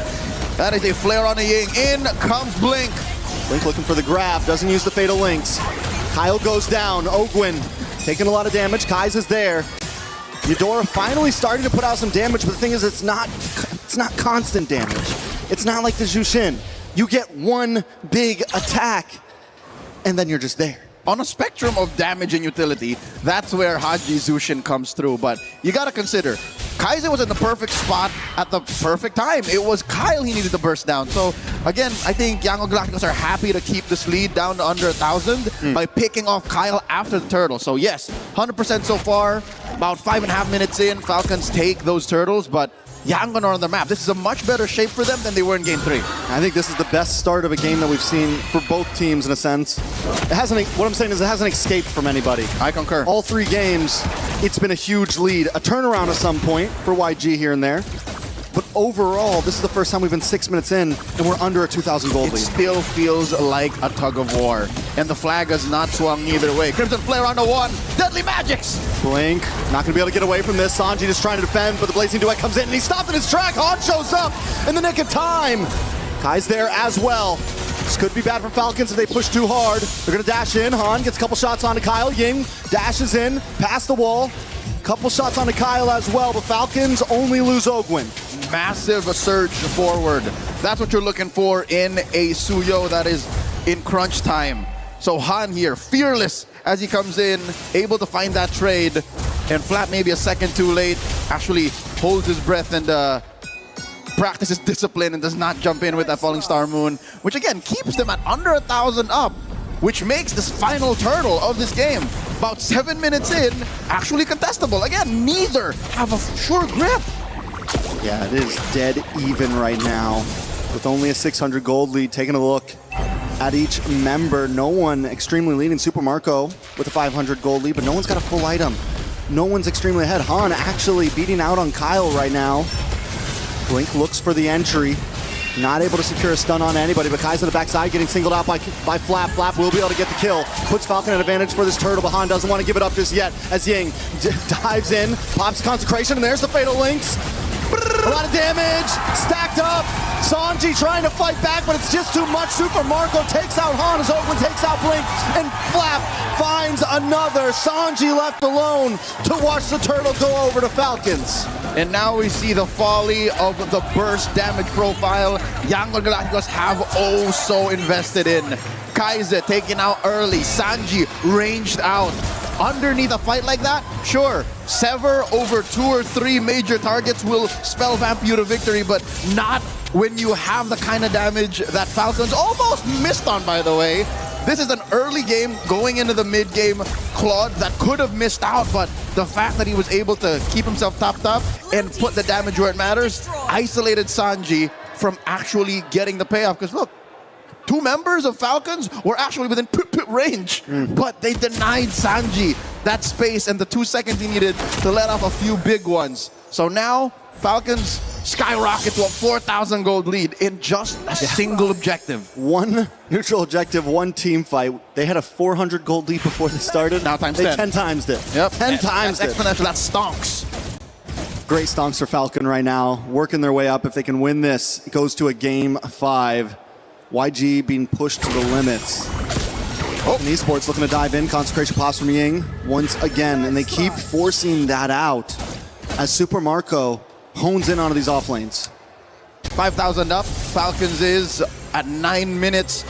And I can tell you now that Glue and that Esmeralda are the bane of their existence. Just the fact that these two are so good at splitting up your lineup does so much for them.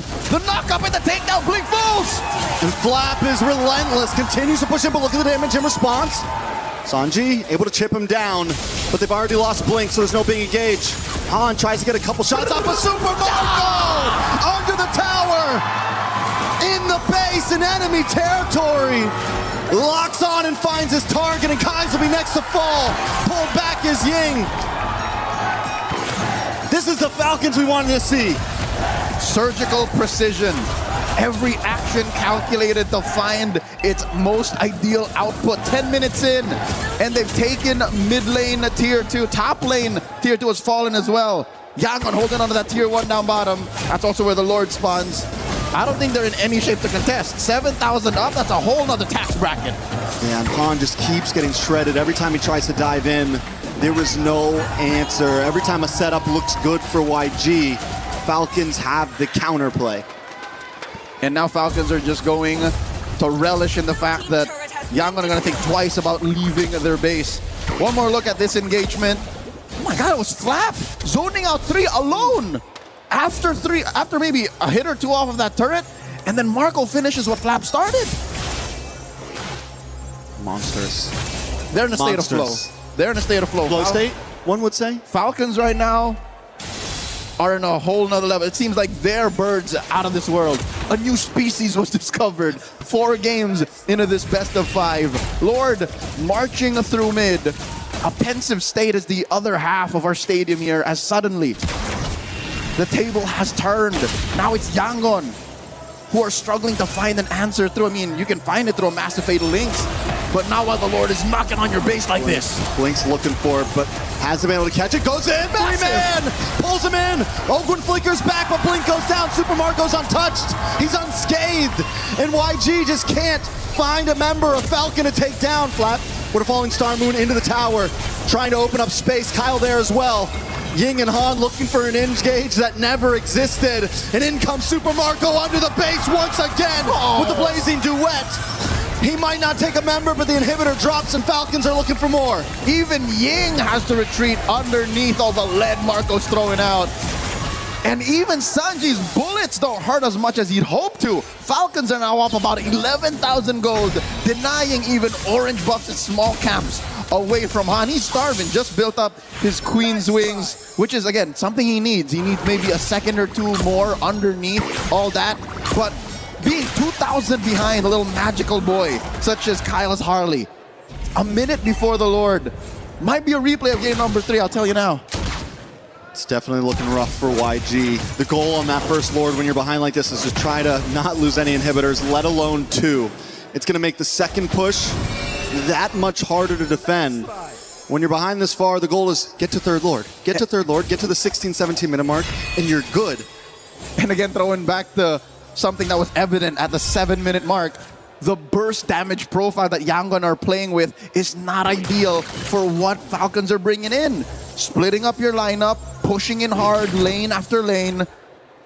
Once Kaize has drawn through with the Thunder's Wrath, once Sanji is out of bullets, that's it. Yangon have to find a way to re-engage, but which they don't have, because Blink is very all-in.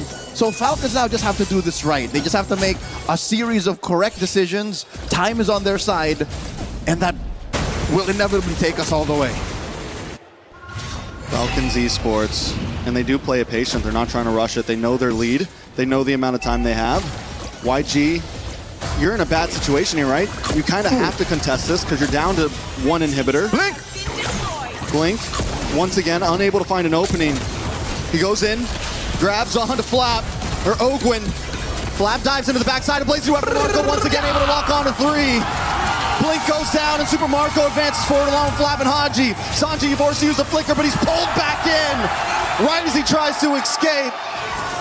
Falcon Esports might not even need the Lord. Team Falcons up by 2 men. 3 defenders, none of them built to clear waves. Chubby wave coming through top, mid lane will be cleared here as the Ying gets taken down. They gotta clear the waves. There's one more to do. It's Han and Kai's against Falcon Esports. A wave on the top side as well. Falcons lock on, base at 50%. Han taken out. Han still up, but finally falls, and that'll be it. Falcon Esports will take us to game number 5. With the rivalry as storied as Myanmar versus the Philippines, there's no way neither of them was gonna let this end. Not in a sweep, not even short of 5 games. Team Falcons force us to go all the way.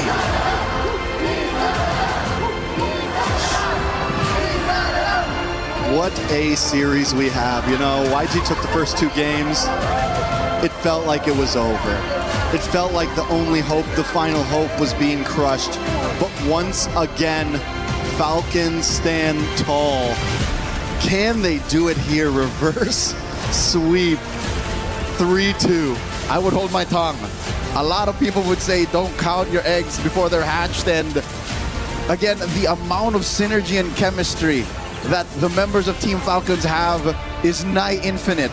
I don't think you've ever, well, we've been close to, hanging out for almost 2,000 days, but they are a team that have been through all of the ups and downs, the thick and thins, and being against an old foe, a well-versed foe such as the Burmese, the furious, out of this world, intergalactic talent of Yangon Galacticos.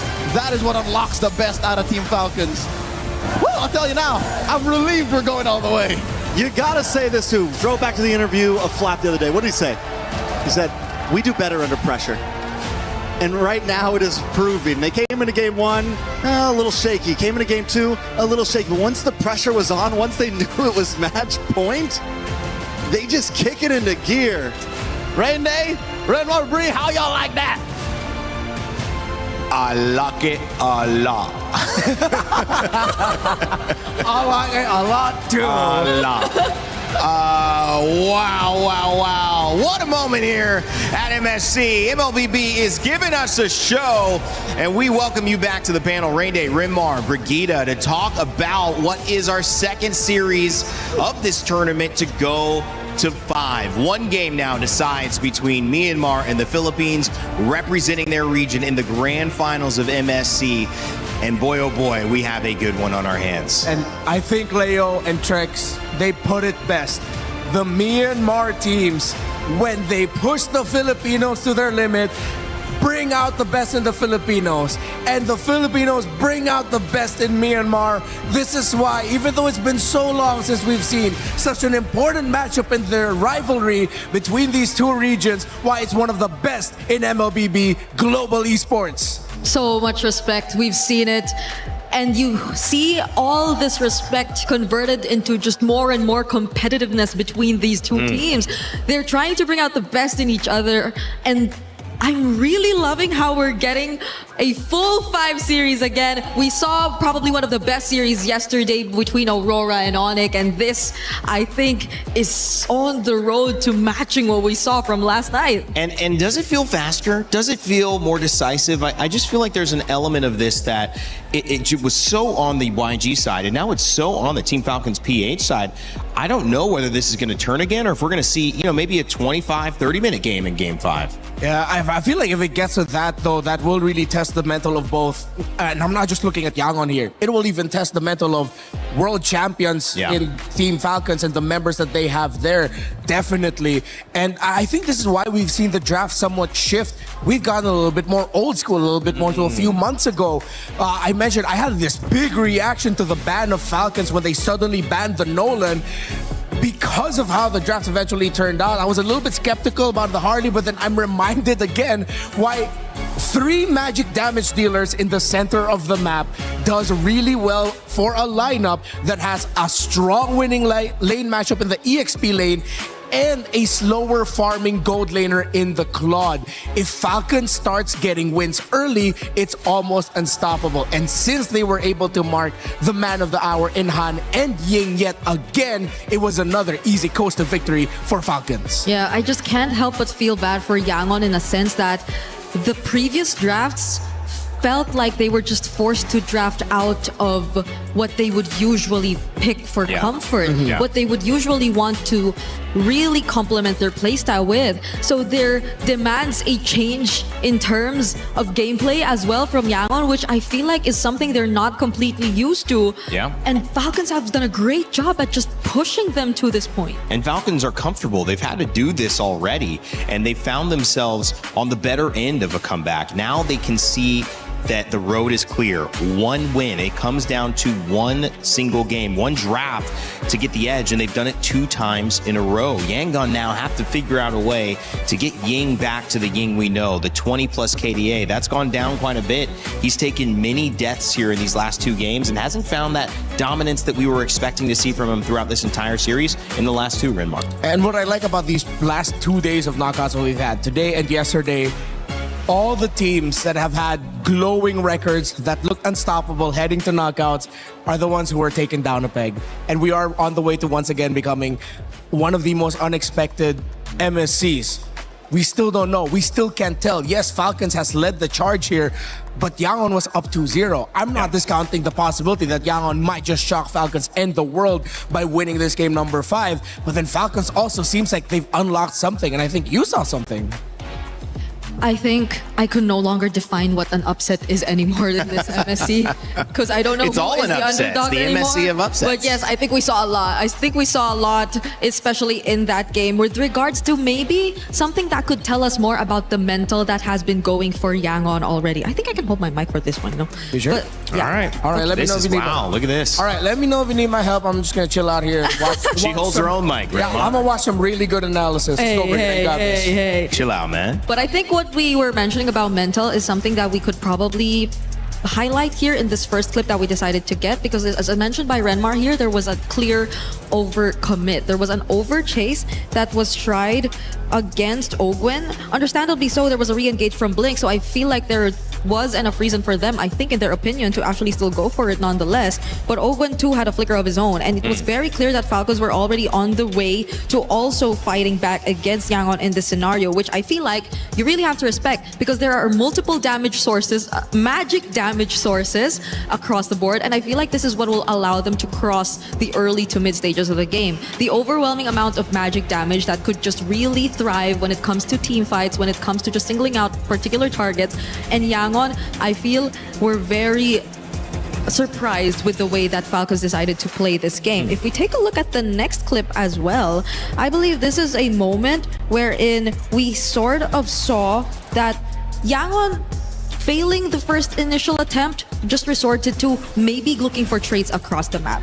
And I understand that at this point, this is what they could really afford to do. But if you take a look at this, it wasn't a clear trade whatsoever. They were able to take out Flap on the other side, but at the same time, this was a technical knockout, as mentioned by our casters earlier, because the fact that they were already able to also fight back and push Han to a very low HP resulted in them not being confident enough to go for this turtle engage. And that is what made room for Falcons to eventually still get advantage of this, because again, as much as Yangon just wanted to go for the mirror, it was on a side that technically would favor them, but Falcons were still able to get advantage or take advantage of just because they weren't able to commit it all throughout. Han, again, being very low did not result in anything that eventually could be converted here for Yangon. And we take a look at one of the last and more important plays here in this game. I barely wanted to take out a lot of clips here, mainly because it just felt like a series of failed attempts from Blink on the Atlas and desperately wanting to find setups that could potentially turn into something for YG. And this is probably one of them, but probably one of the most expensive ones as well, because it converted into an objective. They completely lost out on map control after this moment onwards. And if we just take a look at it all over again, it's not like they had the right amount of information. Flap singling out a member already, I feel, puts you at a disadvantage to still commit to the team fight, to a setup against multiple members who at this point were just mostly the frontliners you could really reach for. So that resulted in a lack of damage already in itself and just putting your teammates in more danger. But understandably so, there was very little that Yangon could play around it given the lineup, given the conditions of their lineup. And so the draft that we are about to see in this next game, I feel, is really going to be crucial if they really want to get back in Team Falcons. You've given Claw, great points by the way, Brig, and great handling that without a microphone. She did it. That was not easy. We had to pick up some notes. We did have to. They've given the Claude away, and they've won twice, Super Marco on the Claude. I think part of the issue with that, and the other one I want to point out is the Glue, which has been played by Ogwin now twice. That dang Patrick skin. I know you want to buy it in game, but it is so annoying, I would imagine, to be playing against that and how effective he's been. I think those two characters have given too much freedom. I mean, they're able to disrupt, they're able to throw timings off, they're able to get in and out, and I feel like also they're now comfortable. And what I saw from Ogwin and Rinmar, what do you think about this? It just felt like the first couple games they were forced into a deeper roam pool that was less comfortable, and they were trying to see, what can we do? There's the high lows. Can we make it work? We can't. But now the Glue, I mean, do we have to go back to just banning out those roamers? Yeah, I think you're really going to have to consider it. And I think I'm going to double down again on the genius of that surprise Nolan by Falcons, forcing out suddenly an Akai ban, which Akai was an option, but not one of the best. That's sort of just like last on the list, break glass in case of emergency. But I think it's because they were already leaning towards the idea of the Suyo in their heads, which is why they decided to play it safe and ban out the Akai. I think if Yangon are going to be red side here, and I think they have to pick red, they just have to go all out. They have to revisit getting priority in the EXP lane. Get an Esmeralda for Ying, get a Claude right away. Yeah, this is where an amazing analyst comes into play, because you can look at the EXP lane, you could also look at the solo gold lane, but you can also look at the mid lane. And that's where Haji and Kaize have been having this matchup that's kind of playing bluff or call the bluff, where you have the Valentina but the Atlas doesn't show up, where you have the Eudora but it's not effective, where you see the Farsa come in but it doesn't control. Talk to me, Brig. How do you get this matchup? Do you focus on these two? Because so far it has leaned in these last two games towards Haji. I feel like Kaize, we saw how the advantage could really work in their favor, especially if him and Blink are able to just individually and together just really find the tempo, especially in the mid.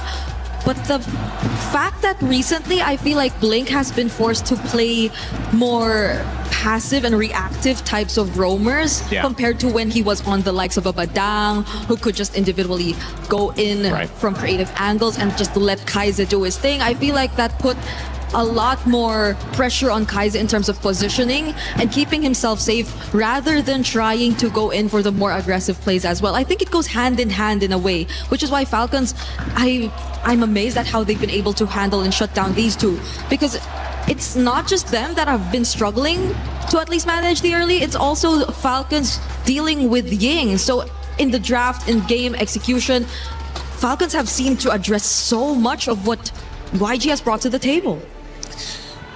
Well, this is going to do it. Best of 5 comes down to game 5. And Super Marco, they call him bulletproof. Renmar said he has sometimes a stoic look about him, but we could finally see him relax a little bit after tying it up. They've done enough to get back into the set, which is more after looking at a 2-0 deficit, you would even say was possible, but now they're back. And it means that this draft is everything. This draft could determine and will determine your first grand finalist at MSC. It's been a lot of trades. We've talked a lot about the coaching staff of Yangon Galacticos and what they've done in the first 2 games. Now it's time to put respect on the names of Coach Moody and Coach Vren, what they have been able to do in the draft to solve the problems that Yangon threw at them in the first 2 games, solving them in the last 2 as we go to a faded game number 5. The question is, which one of these 2 teams are going to show the decision early? The decision to go for a lineup that can end the game before 15 minutes, to go fast and win fast. I like the Arlet on Ying. I just feel like what has worked in this tournament, you've got Undying Ying, and you have to somehow get him back into a power position. You've just got to do something that's aggressive, something that he can take control over in the game, not die, cause disruption. Oh, they saved it up all the way until the end. Yeah. Fanny Herrera banned out. Will Falcons really leave the Marcel open? At least the Atlas problem isn't there anymore, you know? Yeah. So maybe we could just set aside the Valentina just a bit and leave them to play the kind of mid laners that they really want. Yeah, we'll go back to more Juicins, Gords, Farsas. But what is the last ban? The Freya's still there. Oh, the Freya's banned. So it's just It is the Marcel. the Marcel that's taken out. All right, Yangon.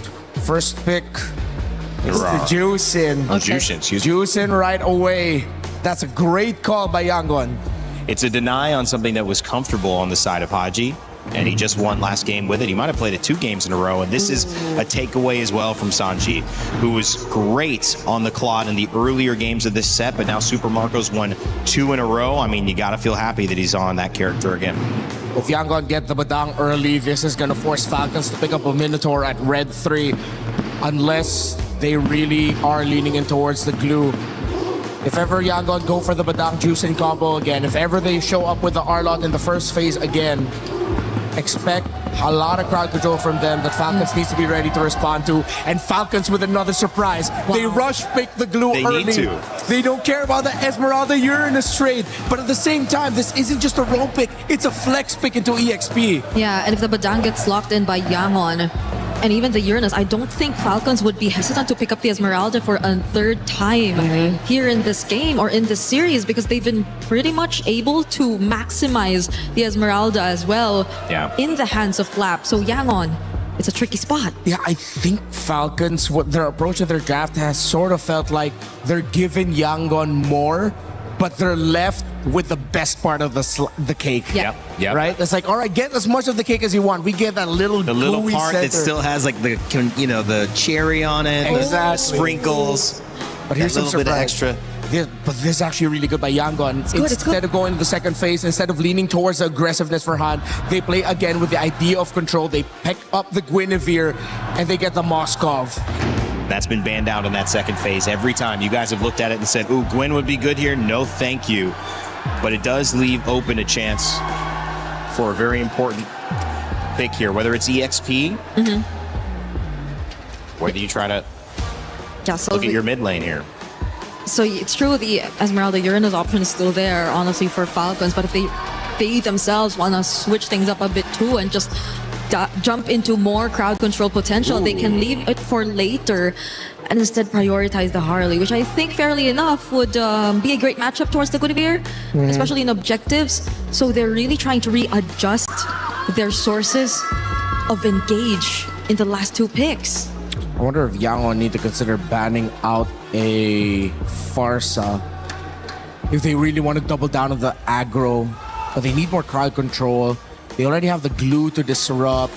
Good source of... Oh, it might depend. They might actually save the Haji pick for last. What if, well, there is a chance Yangon just take out all these potential XP lane problems. Yep. The zonings that can come out from Flap, either if he does get his hands on the Esmeralda, though they have ways to deal with it through Shred. I just feel like positioning-wise, you really don't want to face it anymore. And that'll allow you to maybe consider another pickup on the Badang if it's just really taking out the counters that we're talking about. But they instead take out the Eve.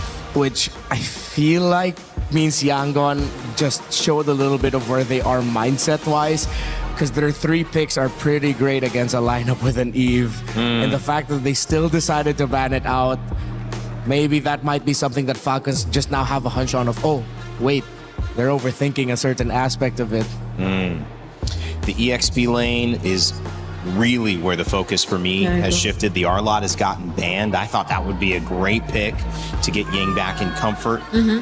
But now you have the Uranus and the Esmeralda. Is the thought, Brig, that if we save this and you pick up Uranus or you pick up Esmeralda, we just get the other one?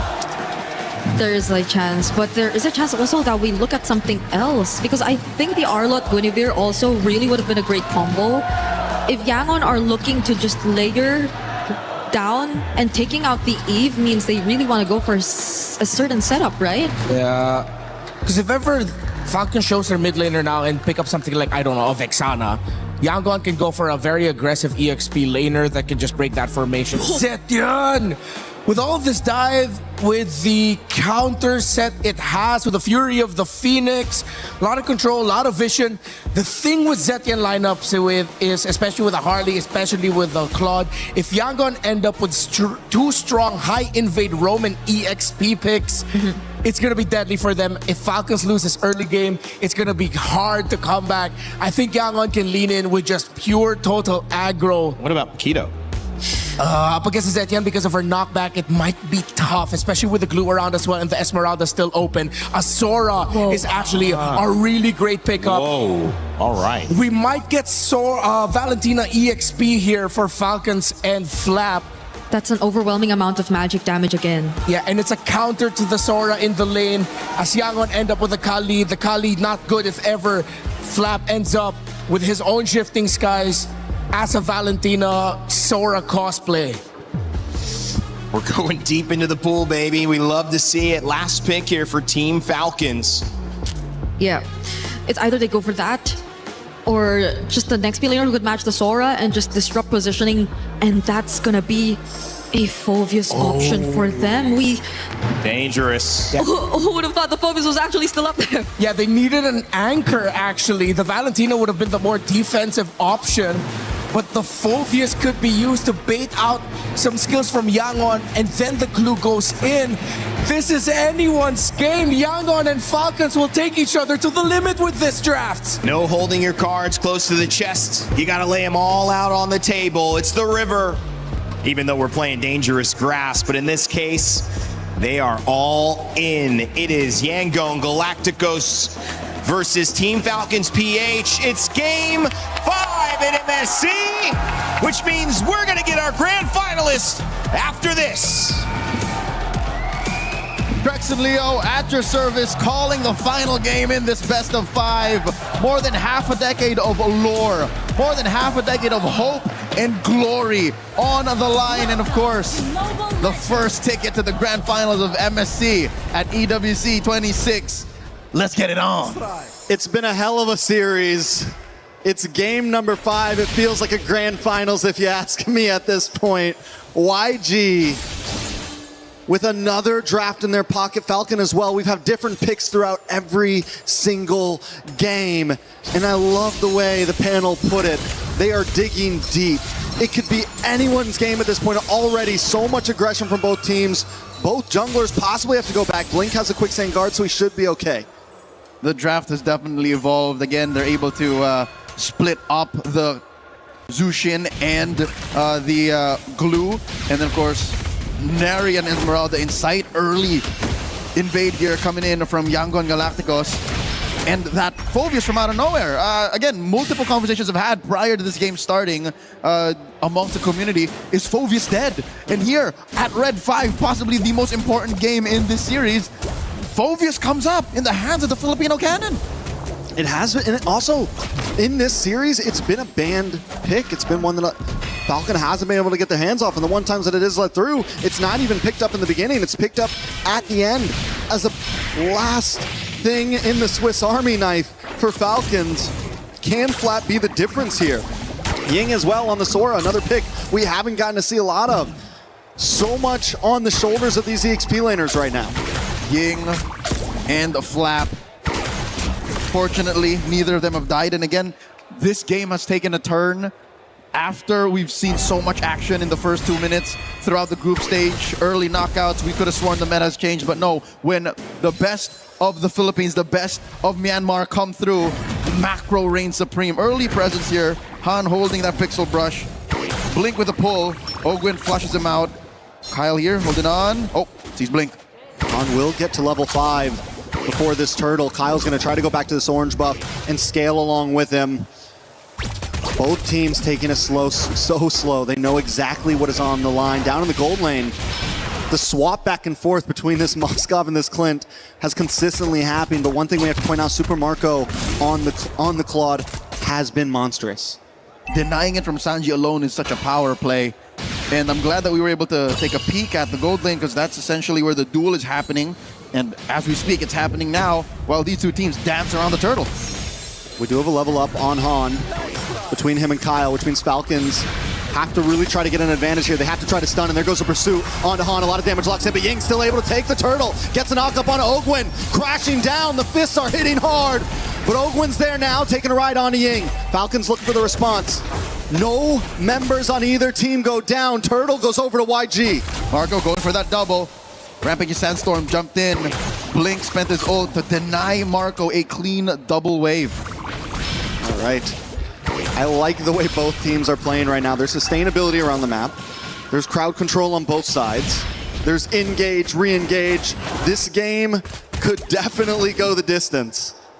There's a combo that they're waiting for. Falcons want to get the perfect Fury of the Phoenix into a chain on that demonic pursuit. The demonic wave into infernal pursuit. Bap, bap, bap. That's what they're looking for. For YG, came a little closer, came a little easier, right? A flicker into a shifting skies. So we're taking aspects of games 1 to 4 and putting them into practice now with some new picks as well. So this is a series that's been building game to game to game. Falcons have a small lead, but you can only really chalk that up to a little better mobility across the map for them, since, you know, a Harley is slightly more mobile than a Guinevere. Easier double laning from Super Marco. And I think that's what we're looking for. A mid-game power spike from Falcons that could eventually turn YG around, make up the difference for that ease of execution. But you could say the same for YG here. All it takes is one good combo from them as well. One nice Violent Requiem paired up with the Beacon, followed up by the Shifting Skies. There's a lot of possibilities on both teams to make one major play to give them that 2,000 to 3,000 gold lead. They're neck deep in crowd control. They literally have a bit of crowd control on everyone. So that's what Falcons is trying to skirt. That's what they're playing around. Again, the fact that it's only Marco who has a Purify and Haji who has his passive. Once that's popped, then Yangon has free reign. That's what Falcons is taking all this time for. What's insane about the amount of crowd control on both teams, there is only one Purify between 10 players. Both teams putting their all on an aggressive route, or on a micro route, I would say, looking for the outplays, looking for the chance to make something happen with these flickers. Kai's trying to make entry for Ying. Blink there as well. Han finally comes in, get the Violent Requiem. A lot of damage locks in. Super Marco comes over to Blazing Duet. Kai's able to take out Flap as Marco unable to put any damage on to Blink to the backside. Han does go down though. It's 1 for 1, Flap for Han. YG end up losing out on that one. Not so fast. There is a chubby wave left over by Sanji in that push up top. Falcons quick to find redemption as they push down bottom. Kyle! I was in a lot of trouble here. Space escape was at such short range. That was 3 members of YG dogpiling on him. And that will even the playing field in that last trade, because yes, the tower went down on top side, but tower also falls to Super Marco. And if they didn't find a play there, YG could have taken a huge step back, but now Gold still sitting at a complete standstill. Structures at a complete standstill. Nothing comes for free. Yangon Galacticos and Falcons, believe it or not, are much more similar than one would like to admit. They are very macro-centric. Sure, good team fighting, great maneuvers, tactics on the map, but it has to make sense at the bottom line. When you look at that number at the end, how much do we get out of that? They have to have gotten their margins checked, and that's what that kill was on a Kyle. Kyle has to watch himself again. It's a death per jungler, Han and Kyle. The EXP lane, though, I think this is where the difference lies. Flap is a little more willing to sacrifice himself, while Ying is still the hero play. Ying still counts his shifting skies as if it was the game changer. It was the win. Ooh, nice steal by Sanji. Very well done. Both teams back to just letting their junglers do what they do best. YG, Han does take a camp up on the top side. He's holding a level ahead of Kyle right now, and it's kind of been the story. Even though he's on the Guinevere, he's been able to keep himself ahead in terms of juggling. It's with those little camp steals that he's taking. A little lizard here, a little bug on the top side. Anything to try to get the level advantage on the next objective. Which is something that Kyle has to watch out for, because more than just a cleanup, Kyle has to also keep up with the farm, which he hasn't been. He just reached level 10 now, while all this while Han was already level 11. So now in this final turtle, each of them a piece. We'll see how, with the Fury of the Phoenix, finally maybe Falcons can find that combo. Turtle down on 8. Ogwin jumps on Han. That might be the answer right there. Han unable to get it. Haji takes a turtle. Raging Sandstorm into the backside, but it's still not enough. Super Marco with a blazing duet. Ying goes down. Kai's on the run. It's a double kill for Kyle. Sanji takes a tower off map. And Falcons are capitalizing, but Sanji helps save the day, helps even the playing field by taking out Kyle as Falcons collapse onto Blink. Blink going for a ride. That's Ogwin pitching along. That's the flicker. Blink denied further damage by flickering back, and you know the saying, better flickerless than dead.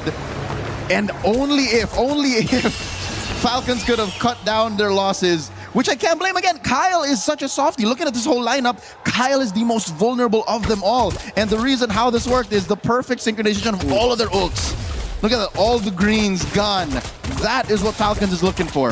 In the super delayed SOD, Sanji doesn't commit to it first. First he takes the tower, and then he SODs. Kyle thinks he's in the save, and up pops Sanji from the back. Final nanosecond is what it takes, and Sanji, yes, take away my Claude, but my Pocket Moskov is also pretty darn good.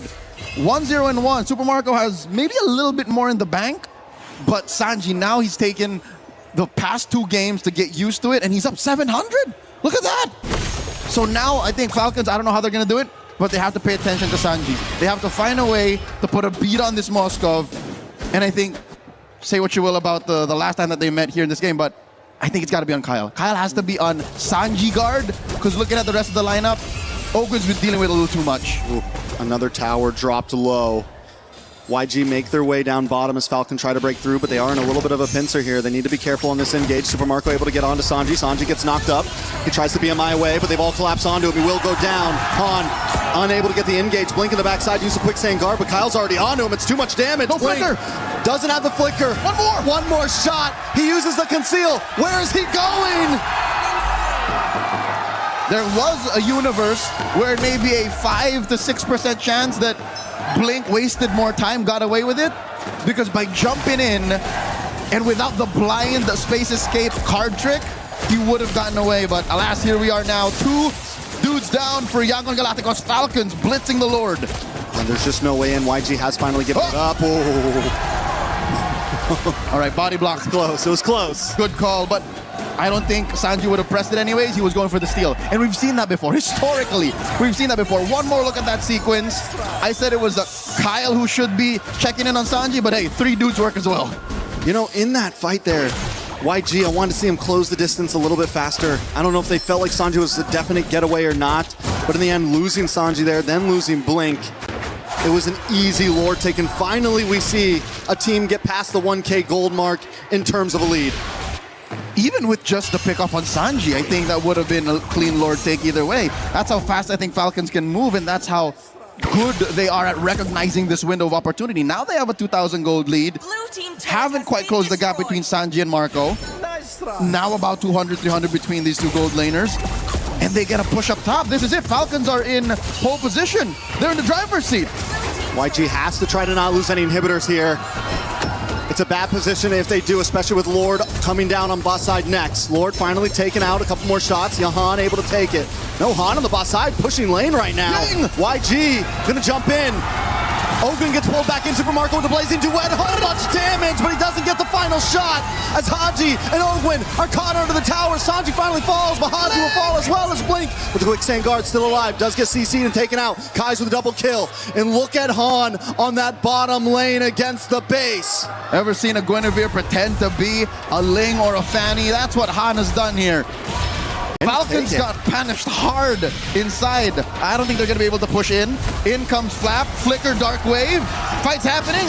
He should be fine. Magic. Han's okay. He's good. Han's okay. Turret did not fall. But that's as good as it gets for YG, all right? Inside their base, they get a good punish. Sure, they traded Sanji out for it, but they also get a push down bottom. And the gold difference is equalized as well. Yep, again, about 500, 1,000 between them. But just the same, Yangon Galacticos are about their wits. It's not like they lost their footing. It's not like they're panicking. And believe it or not, despite the free Lord, despite the free Lord, the map is at equilibrium. That's how good YG are at macro. Even in terms of tower health. Almost like down to the line. Down to the pixel. That is how equally matched Yangon Galacticos and Falcons are. Kaize picking up a Ice Queen 1 here should help with the spell vamp. Should be able to slow down the forward push of Team Falcons. Looking at the rest of their kit. All right, finally, Kyle is firing off on all cylinders. That's something to marvel at, despite the fact that he has a hard, 7-8 minutes that he had to play through. But Marco isn't on the board yet. No kills for this Claude just yet. And I think that's what he was looking for. That's why he was so gung-ho to go into the base. You know, it's been all eyes on Sanji, though, on this Moscow, but I think the real problem could start to be Kai's. 4-0-1. He's been untouchable. He's been putting out great damage. What is that, at least 2 or 3 stacks? Yeah. It's clean for him right now, and it's only going to get better and better as YG start to burst down or at least keep pace on this Lord. Super Marco wants to pull it to their side. The dance is on. So with the draft that they have, Falcons has a slight advantage on the Lord Dance. Claude, much like the Melissa, can do a singular Lord Dance blink here. Warning shots. Pew, pew. BMI forward. Might force a response out of blink here. Super Marco. Man-to-man mark. BMI back. Back. How long does that BMI last? I mean, feel like he was chasing him for a minute there. As long as the SOD could. And Shifting Skies, final Requiem, he catches Ogwin. Kai's gets the kill. Deadly Magic isn't going to be able to finish off Ying. Blink in the backside, able to pull Super Marco away as Kai's gets a double onto Flat. That was the target. That was the bait. And Super Marco wasn't there to help out the team. Now Kai's is on to the next one as Haji falls. Blink goes down. But it's still not enough. 4 members drop on the side of Falcons. Kaize is out of this world. Massive stacks gain. Falcons fans are at the end of their wits. A singular mistake, maybe a second too long, held inside a bush. A moment of hesitation leads to a 4-for-1 trade. Once again, you can split up the Ubi, but they find a way to collapse into you. Blink was such an amazing Raging Sandstorm to delay the engage from Super Marco. He catches Haji and Marco in that hit. What a bait. For what? The better part of a minute, Blink was conditioning Marco. And maybe even the rest of Falcons saying, look, we're going to take it. All you got to do is grab it. It's right underneath their noses. And Falcons fell for it. Because of that, they're down 2K. They're in jeopardy to lose their bottom lane inhibitor. And that's 50 stacks, so 5 kills off of the original 2 before he built the Sky Piercer. This Zushin, I don't know how they're going to kill him.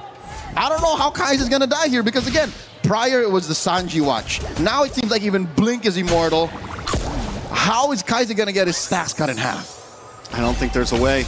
We will see, though. YG with a beautiful delay on this Lord push. They're going to be able to focus on this mid and top side as the Lord slowly makes his way downtown. Perfect sync. Mid lane tier 2 drops. Sanji hidden from where the sun don't shine. Is that him on a Malefic gun? I'm pretty sure he has it already. You're not supposed to be able to hit from that range. Blink here, put down to a third. No way this Lord doesn't jump in. It cracks the inhibitor down bot. Inhibitors finally fall. This is the longest one so far, I'm pretty sure, at least getting to that clock. It's about a minute and a half before the Lord spawns lower quarter. Falcons fans can thank the heavens that it's not on the long lane. Yes.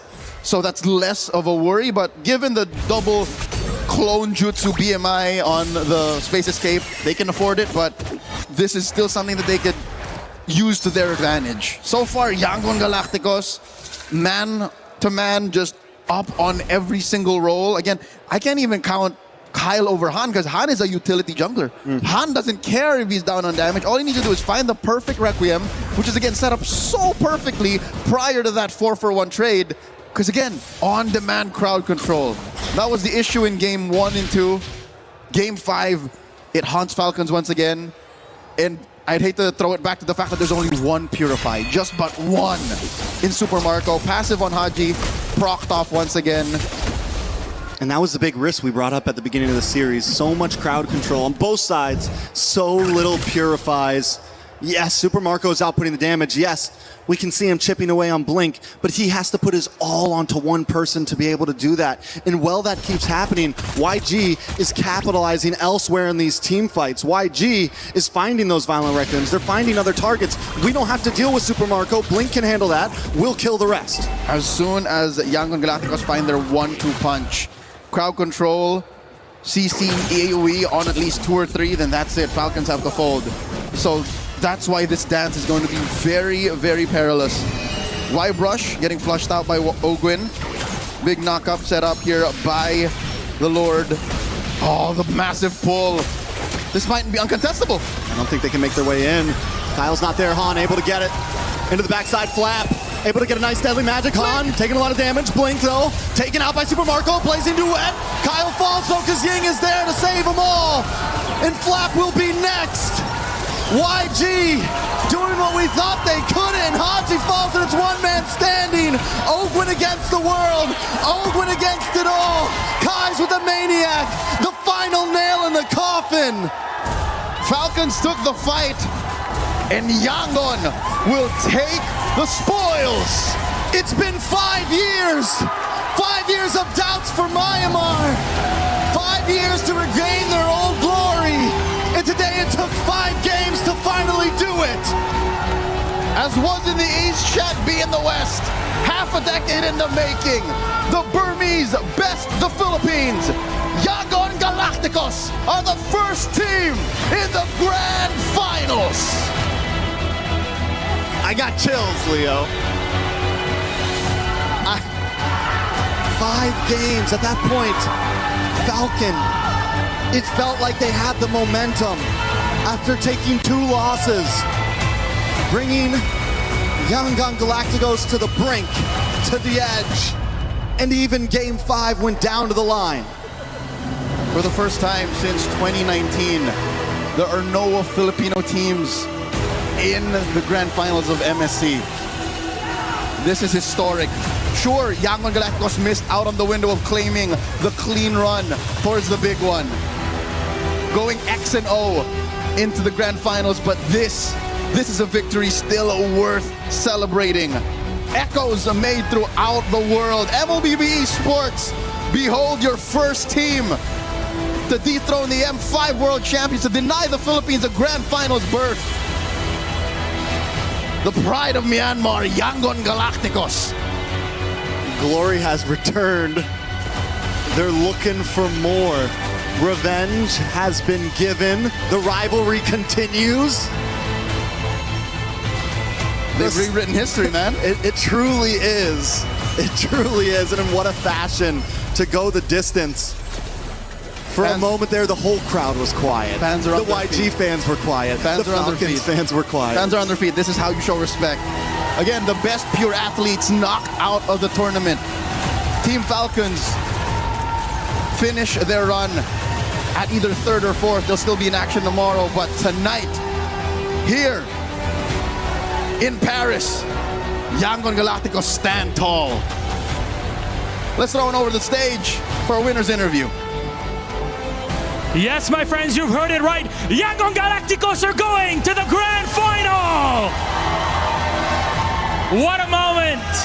Emotions are running high, and I'm here with Coach Marvs. I know it's a tough moment to swallow. It's really, really emotional in this moment, but you have made MSC Grand Finals. What does this mean to you and the rest of the team and the region? Before I go to Myanmar, I leave everything, my personal interests, building the Myanmar team. And for these boys, they're doing great. They're doing everything for their countries. I hope this will be inspiration for upcoming generation. I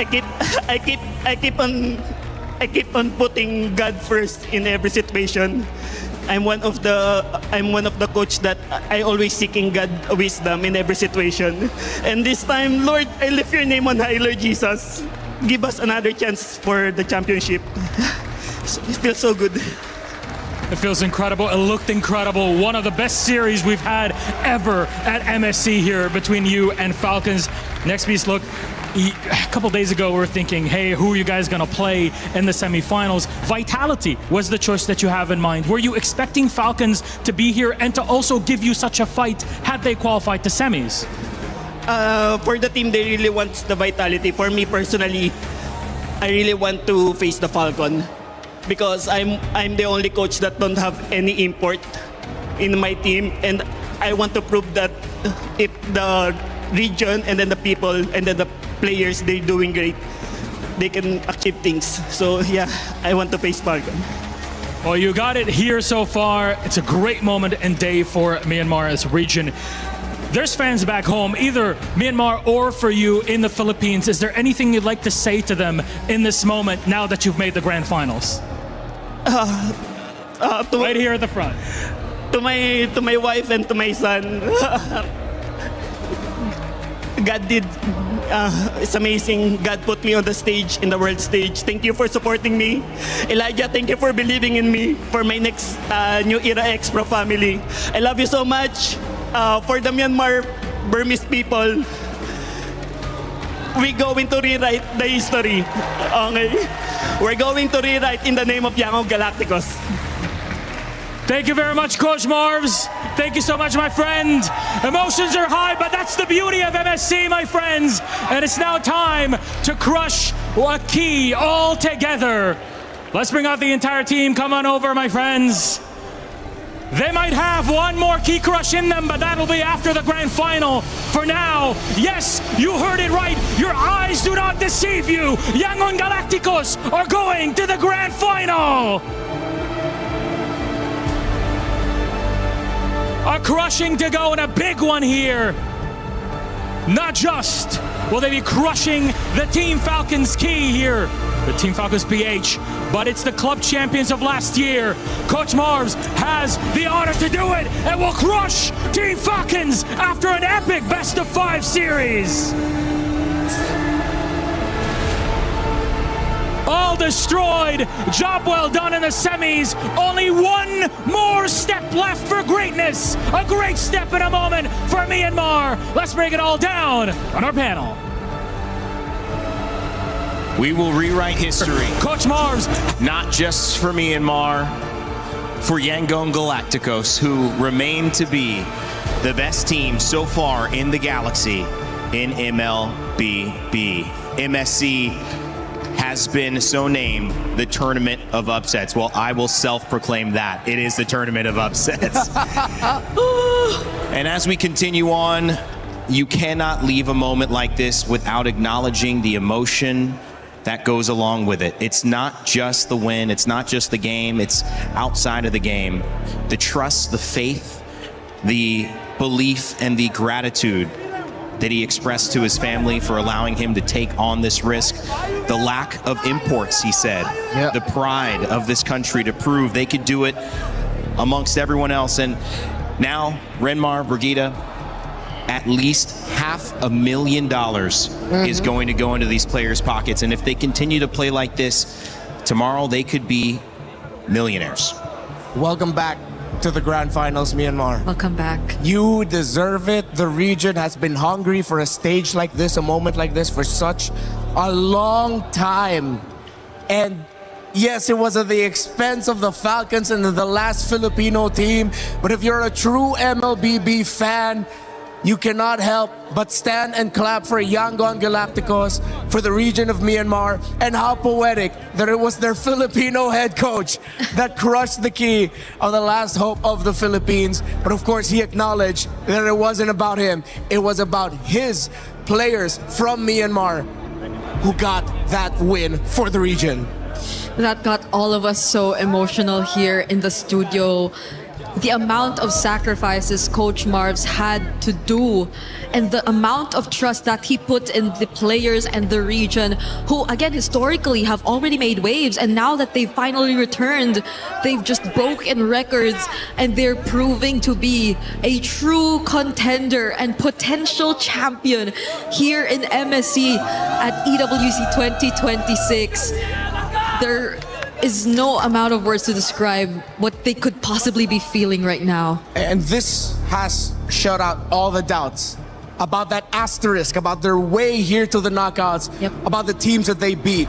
They just took down Team Falcons in 5.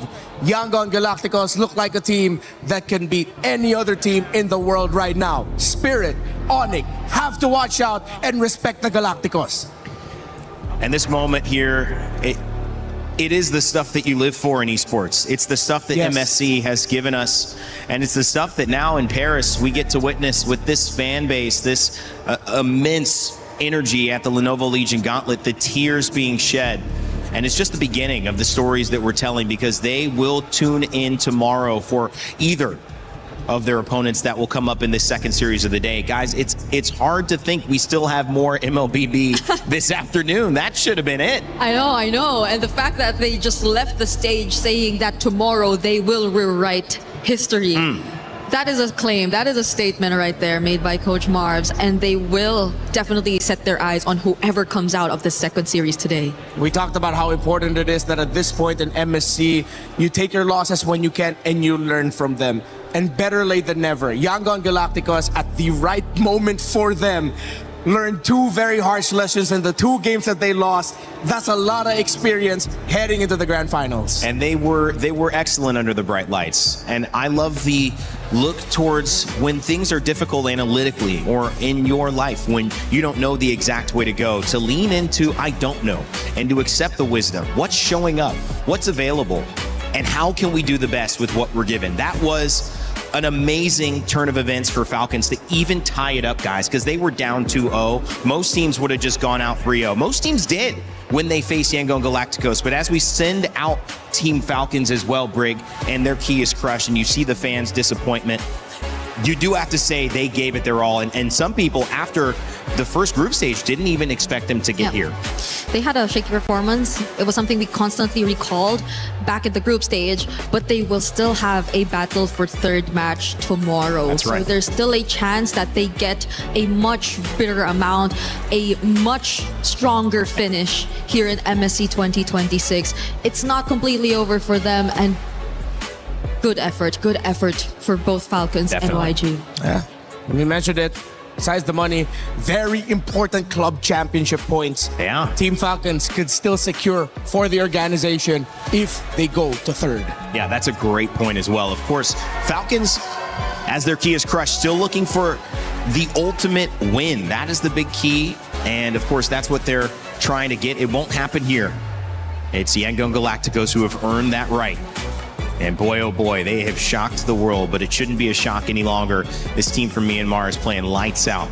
We've had a chance to talk to a lot of players as they've left this tournament. This might be the hardest one, though. A player who I think made a huge difference in the comeback on the glue. It's Ogwin, who is standing by with Eterna in an exit interview. We are now with Ogwin in the backstage after that loss against Yangon Galacticos. Ogwin, tell us what's going through your head right now. I think we're really sad because we have a close fight and we didn't, close it. Yeah, so it's quite sad. Was it because of, what happened in the game, the way that they adapted so well in that final game, or what went wrong maybe on your part? We have many misplays on our part, and we got our early games quite well in Yangon, but we didn't finish it off in mid game to late game, so we got punished really well by them. So props to them.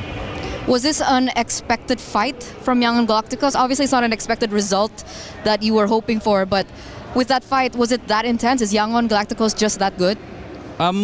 We scrimmed with Yangon, and we really expect they will do well in this tournament, and we really respect them in this tournament. So they have really unorthodox way to fight their enemy. So it's really they really caught us in the first two games. So yeah. But you came back.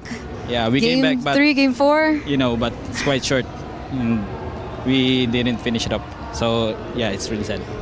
Ogun, this is going to be the first time in a very long time, and I think since M2, that there will not be a Filipino representative in the grand finals. What do you think this means for the ecosystem? Do you think that all the other regions are catching up? Yeah, especially in the early stages of MSC, we really saw what the other regions cooking up, and it's really you don't need to relax, because even though it's a NA team or Latam or Brazilian, it's really you really need to fight in your full potential. So yeah, it's really quite challenging and competitive in this MSC right now. And we see that, TLPH. And now you, Ogun, no matter what happens, you put up a very strong fight. I hope you know that. We want to know what's next for you, Ogun. First thing first, we will have a match in the third place. So that's first. Then after that, we need to reset and plan again for the next tournament. Who do you think you're going to meet in the third placer? I don't know. I think it's 50-50. Spirit is also good. Okay. Do you have any final message to your fellow Filipinos? Thank you so much sa mga sumuporta sa amin. Yun lang, di kami umabot sa finals. Kaya yun, ito lang yung kinain namin. Kaya sa susunod namin na tournament, tapos paghahandaan pa namin, tapos hindi namin mamalitin yung kalaban. Yun lang. Thank you. Thank you to Falcons. Thank you to Ogun. We love you very much. Everyone loves you very much. Keep your chin up. We're going to throw it over back to you guys.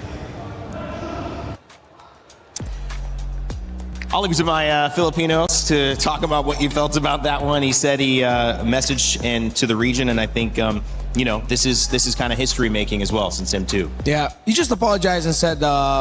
Well, first he said thank you for the support. He apologized that they fell short, but yeah, he did acknowledge all throughout the interview that the world has gotten so much stronger, and that's great. I mean, Yangon Galacticos, he said this is what moments like these, wins like these, are what esports are all about.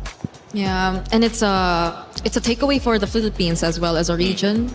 It's definitely going to fuel a lot more of the hunger to get back on an international stage win. And I think for a lot of people, we're writing history at its finest. It's such a great way to increase the competition that we currently have in the Mlbb competitive landscape.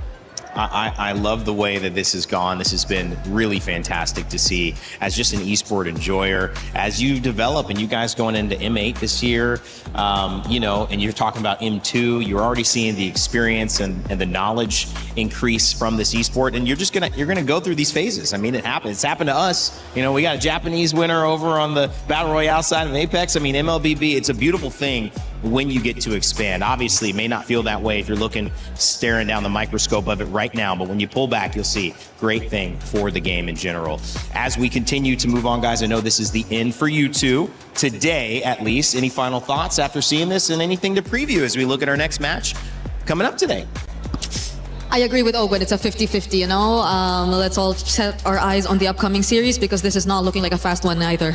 Yeah, if ever Team Spirit defeat Onyx later, then for the first time, we're going to get EECA in the grand finals, Myanmar in the grand finals against them, and no team from what we've seen as the big regions in MLBB are first that will really push the story as an MSC of, I wouldn't call it upsets, but surprises. And the best surprises usually come all the way up until the end.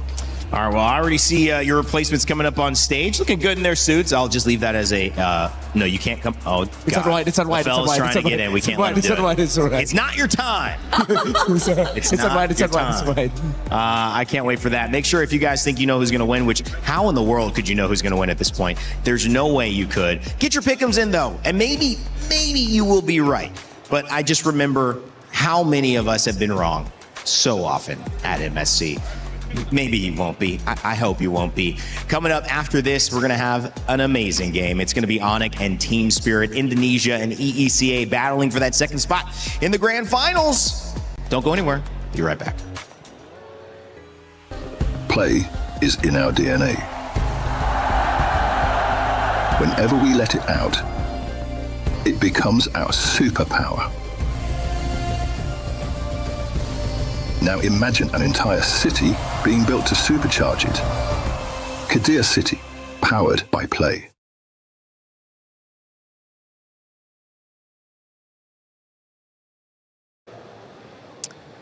This is Confessions with Naisu. I mean, you are chilling here, to be fair. I'm chilling. You don't seem remotely... A lot of people have been quite nervous for this. I just came for the broadcast, so You're vibing. I'm relaxing now. I'm vibing. It's probably for the best. Nice and relaxed. No tense about these questions at all. Should I be? Oh, no, you know, honestly, you'll be all right. Okay. What's wrong with leaving the bed messy before broadcast? Okay. I believe that you should start your day by making your bed. It's a good habit. This is it's a habit that stuck with me from my dad. My dad was a military guy, so he told me when I was a kid, you know what, you can't leave your room and start your day until you make your bed. And then I told one of my caster friends, we were rooming together, and it's the first time, because before we used to have room, we had to room with other casters for internationals. Been there. Back in the day. Back in the day. And I was like, bro, we can't go cast unless you make your bed. Oh, so you were like, I'm my dad now, that's it, we're getting this done. And he was like, are you serious? And I was like, yeah. And I stood in front of the hall, like, to make sure we didn't leave until he made his bed. So that's making your bed. Okay, fair. What's the deal with the M6 pass? Oh, man. Okay. I made a blunder. I think we've all had this before, man. These things do happen. Early call time. Earlier than this week? Earlier than this week. Damn. Yeah, earlier than this week. Yeah. World Championship. It was M6. This was about a couple years ago, actually. And there's always this pass. It's called the M5 pass, M6 pass, M whatever pass. And yeah, I was on live broadcast, and instead of doing the typical spiel of M6 pass, I said M6 pass. And, I had no way to cover from that, but shout out to my co-talents, man, because they covered with me. Oh, I wouldn't have covered. I'd have buried you. I'd have buried you there, and then I'd have been given the what? Straight away. The what pass? The what pass? Yeah, 100%. What is Century Tuna? Oh, yeah. That's so funny that it comes up. Century Tuna, man. So Century Tuna is literally tuna. Yeah. It's tuna. It's a can of tuna. It's a can of tuna? That's not why. That's wrote down, yeah. There's nothing. I'm going to leave it at that. Hey, look. I ain't seen the pictures, but...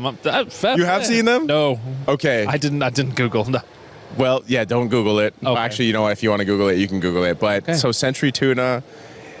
It was this tuna brand that puts on a show or a pageant where like people can join, and it's a fitness like competition. Gotcha. And that was the way that I started my career in the Philippines. I was in the modeling industry. I joined Century Tuna Super Bods. It's a super bod thing. It's like who's the most ripped and all this stuff. Yeah. You do a bunch of challenges, and then that propelled my modeling career in the Philippines. So it's a funny thing because when it gets brought up, like, people will say Century Tuna Naisu, they'll Google it, they'll see it, and they'll be like, what the hell? This isn't you, is it? And I'll have to delete my history. By the way, can I call you Omega? You call me a what? Omega. Omega? Hey, you can. That's my middle name. That is a strong middle name. That's a very strong middle name. Even when I was born, I thought that. So what's your full name? How would you say your full name then? Joseph Charles Omega Rezabek. That is serious aura name. Serious aura, that one. Like mine is okay. How about but yours? Chris? Chris Tun. It's a UNN. Like, think Tunway, like heavy. Wait, what's your middle name? James. Oh, okay. That's British. cool. Yeah. Why'd you pop a balloon, man? Why did I pop the balloon? Yeah. I popped the balloon because I had a preference. I'll leave it at that. We all do. I'll leave it at that. We all do. Thank you very much, Omega or Naisu, or hell your name is. Yeah, thank you very much. That was Confessions with Naisu. A lot of people are haunted by their past. I'm inspired by it. They're not just playing for themselves, they're really playing for their entire family. They have defeated their demons. They have crushed the curse.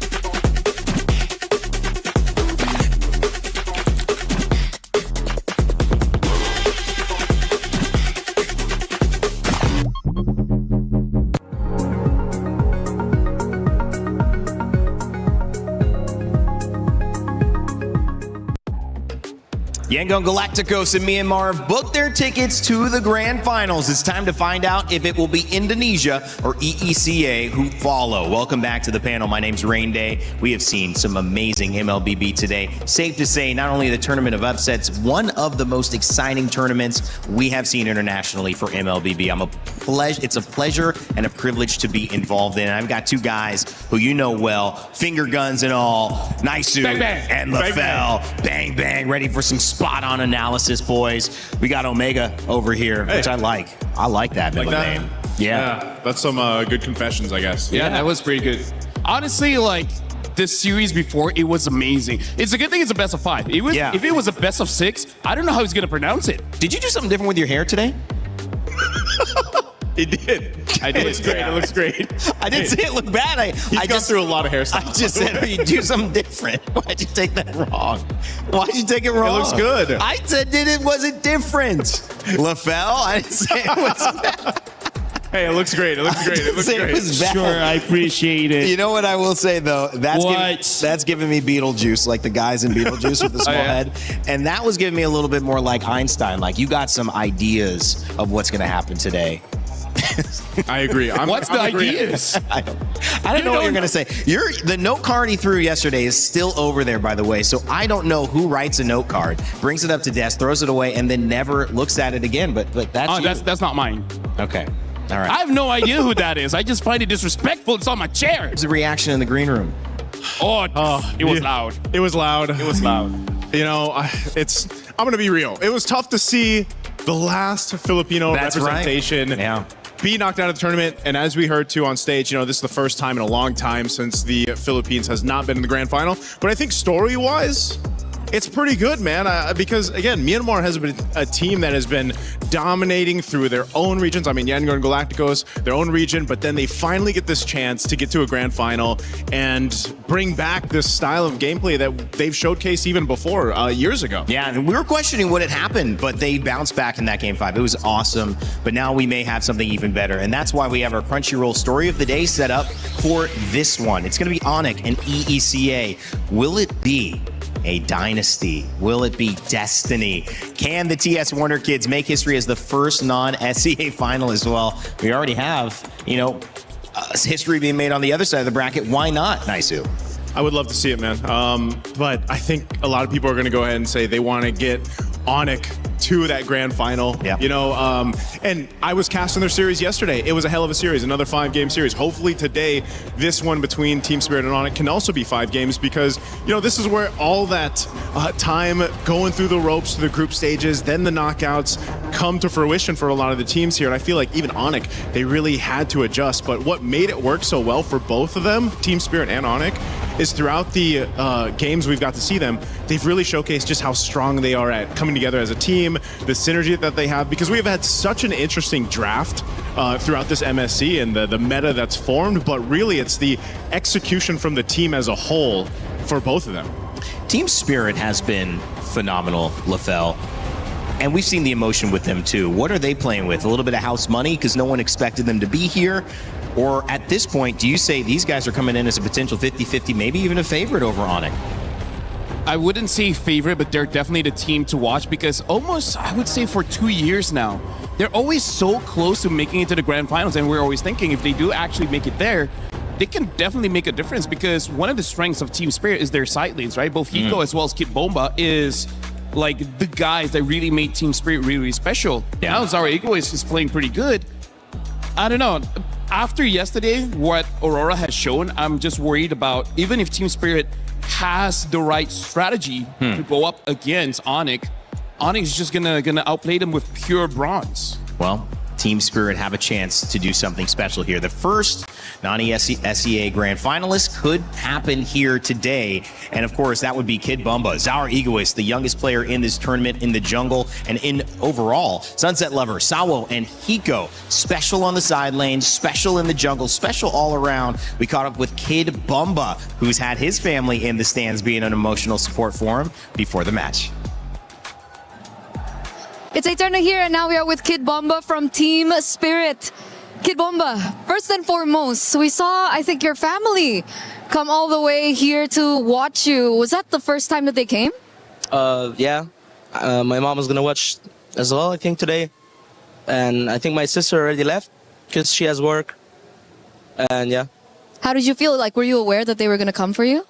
Yeah, I was, obviously. I mean, it's nice for them to finally come and watch a tournament live. For me, it doesn't make that much of a difference because I'm concentrated on the game. But obviously, being supported is nice, so yeah. Locked in. Kid Bomba's locked in. But did your mom say anything to you after the match? I don't think so. I mean, even if she said something when she came up on stage, I don't remember already. Was it the adrenaline rush? I mean, I didn't really care about it. You know, we just won. I know that there's still a lot of matches to go. So yeah. Absolutely, because your next match up ahead is going to be a very interesting one. I think it's a little bit of a rematch. But before I ask you about that, were you surprised that Onyx beat Aurora? I'd say 50-50. Their matchup. They gave Fighter Goat Lane twice, lost against it. I mean, if they do that mistake against us, they're going to lose as well, you know? But I think they're going to lose either way, so. Okay, so is that the takeaway that you saw from yesterday's match that you're going to bring to this match? I mean, I just don't know how you can give Freya, Paquito, and Barretts in the same draft. Okay. I think a lot of people are talking about that as well, the drafting. But so you're confident up against Onyx today? Oh, we're 100% confident. 100% confident. We're the underdogs coming into this match, it's obvious. Even if I speak big, even if I talk big, everybody knows we are the underdogs. We're facing the biggest team in Indonesia. And everybody want to see us lose. There's just some people that want to see us win. We love it. And we're going to try our best. How does that make you feel? Makes you feel amazing. Oh, okay. It makes you feel amazing. I mean, of so course, I guess why you're should it make me that. feel bad? For me, it's just, I came to play a scrim at 2 p.m. against Onyx.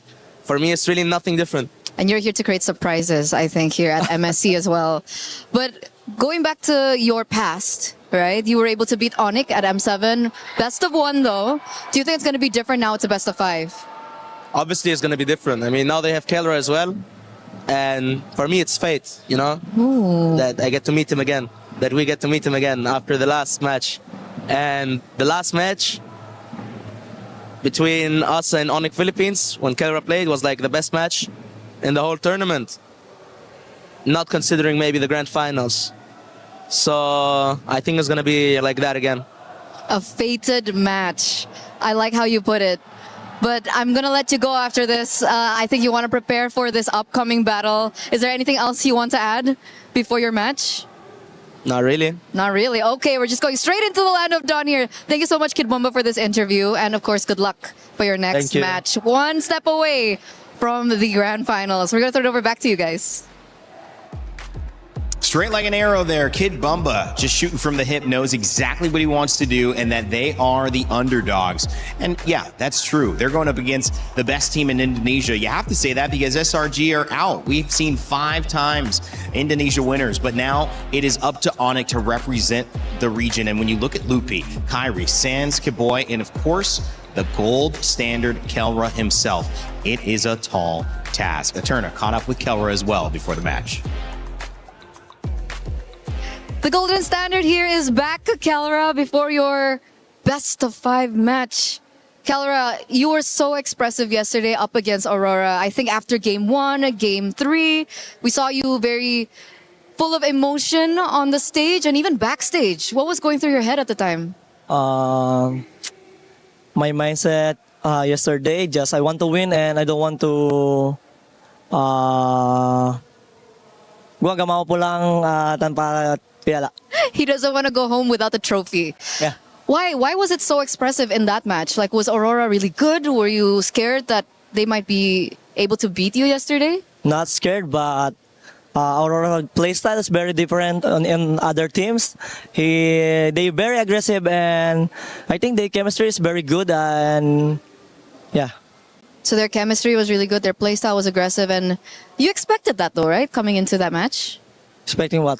Expecting that playstyle from Aurora? Yeah. Okay. But finally there, you get the emotions, adrenaline is running high. Thank you for that insight, Kelra. And community, after that match against Aurora, are saying that when you're on a marksman, it seems like you have better impact in the game. You're smiling right now. What do you feel about that? I don't know, but when I'm using fighter, it's always like that. Like it's a disaster, or I don't know why. Why are you more comfortable on the marksman? Or? Yeah, of course. You're more comfortable on the marksman, Yeah. But you think that you can make outplays on the fighter too, right? Yes, because I'm an explainer before. Okay. Before I play gold lane. So you have had experience in the EXP lane, so you're supposed to be comfortable on the fighters, but you're just more comfortable on the marksman. Yes. We saw how comfortable you are yesterday in that last game with Brody, the flicker outs of the taunt, the winter crowns as well. Even Mirko was swearing. Kelra, is that just your reaction speed, or were you able to read Pagu? Because I think I have a drill every scrim that I want to dodge all the skills of my enemy. That's why I can dodge Beleric. So it was specific to Beleric. Yeah. Were you expecting Pagu to play that way as well, or was it just Beleric? Was it just Beleric? Okay. So specific to the heroes, that's really amazing stuff as well. I think everyone was quite surprised with that. And of course, coming into this next matchup, in the past, M7, Swiss Stages Best of 1, Team Spirit was able to beat Onyx ID. Now that you're in the roster, Kelra, are you going to be the difference maker? Yes! That's it? Yes, that's it. That's it. Yes, that's it. Yes. We're feeling the energy from Kelra. We're feeling the confidence as well from Kelra. And with that, thank you so much. Good luck for your next match, because we're going to throw it over back to you guys. Yes! Yes! I yes! From Kelra. Man, what a fun interview. Both sides, both a lot of energy, guys. I'll let you react to either one you pick. I like Team Spirit. You know, to hear Kid Bomba just kind of put it plainly, they're ready for this matchup. He wants this revenge and this fated matchup against, Kelra specifically on this lineup for Onyx now. And I think that is going to lead to an electrifying match for us.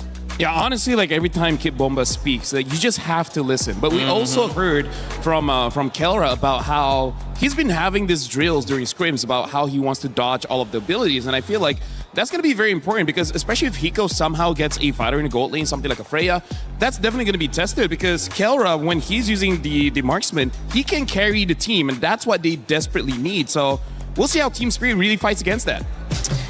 Well, this is going to be an interesting one, guys. There's a lot on the line again. But as we set the stage for it, maybe the narrative has to be that it's unwritten. Yet again, so many of these grand finals have included someone from the SEA region. And while it will still continue to see Myanmar represent on the other side, this could be EECA's chance to push through and kick out Indonesia. The giants have fallen. Will the Onyx fall as well?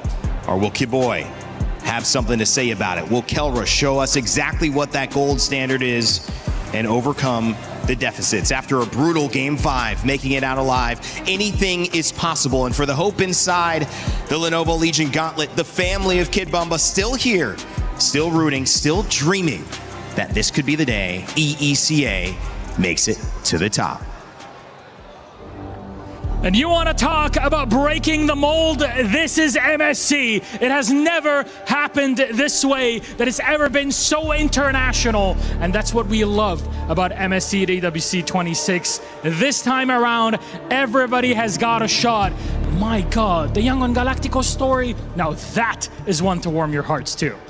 That was definitely heartwarming. But as we move on to the second match, this match will practically rewrite the history of Mobile Legends Bang Bang as we know it. Because no matter what happens in the semifinals matchup, history will be made. Will EECA finally send their first ever representative to the grand finals, or will Onyx get a chance at getting their third trophy? Let me tell you, Rose, it's an honor to be part of Mlbb history, and we get to do it all over again. So please join me in welcoming our first semifinalist in this matchup. Please say hi to Team Spirit! The last non-SEA team left standing at MSC 26. The flag bearers of EECA have left jaws floored at their 6th consecutive international showing. But are they ready for a regional juggernaut? Sis Bomba, Mom Bomba, and the entire MLBB world is eagerly watching and awaiting their rise to the throne. The Dragons are ready, but so are the Sky Kings. Ladies and gentlemen, make some noise for Onyx!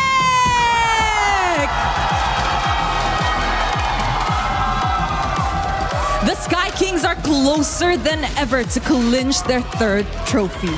The heat has intensified. The pressure is higher. Can they beat the odds as the former champion standing? Can they etch their legacy as the best organization in Mobile Legends Bang Bang history? Only time will tell.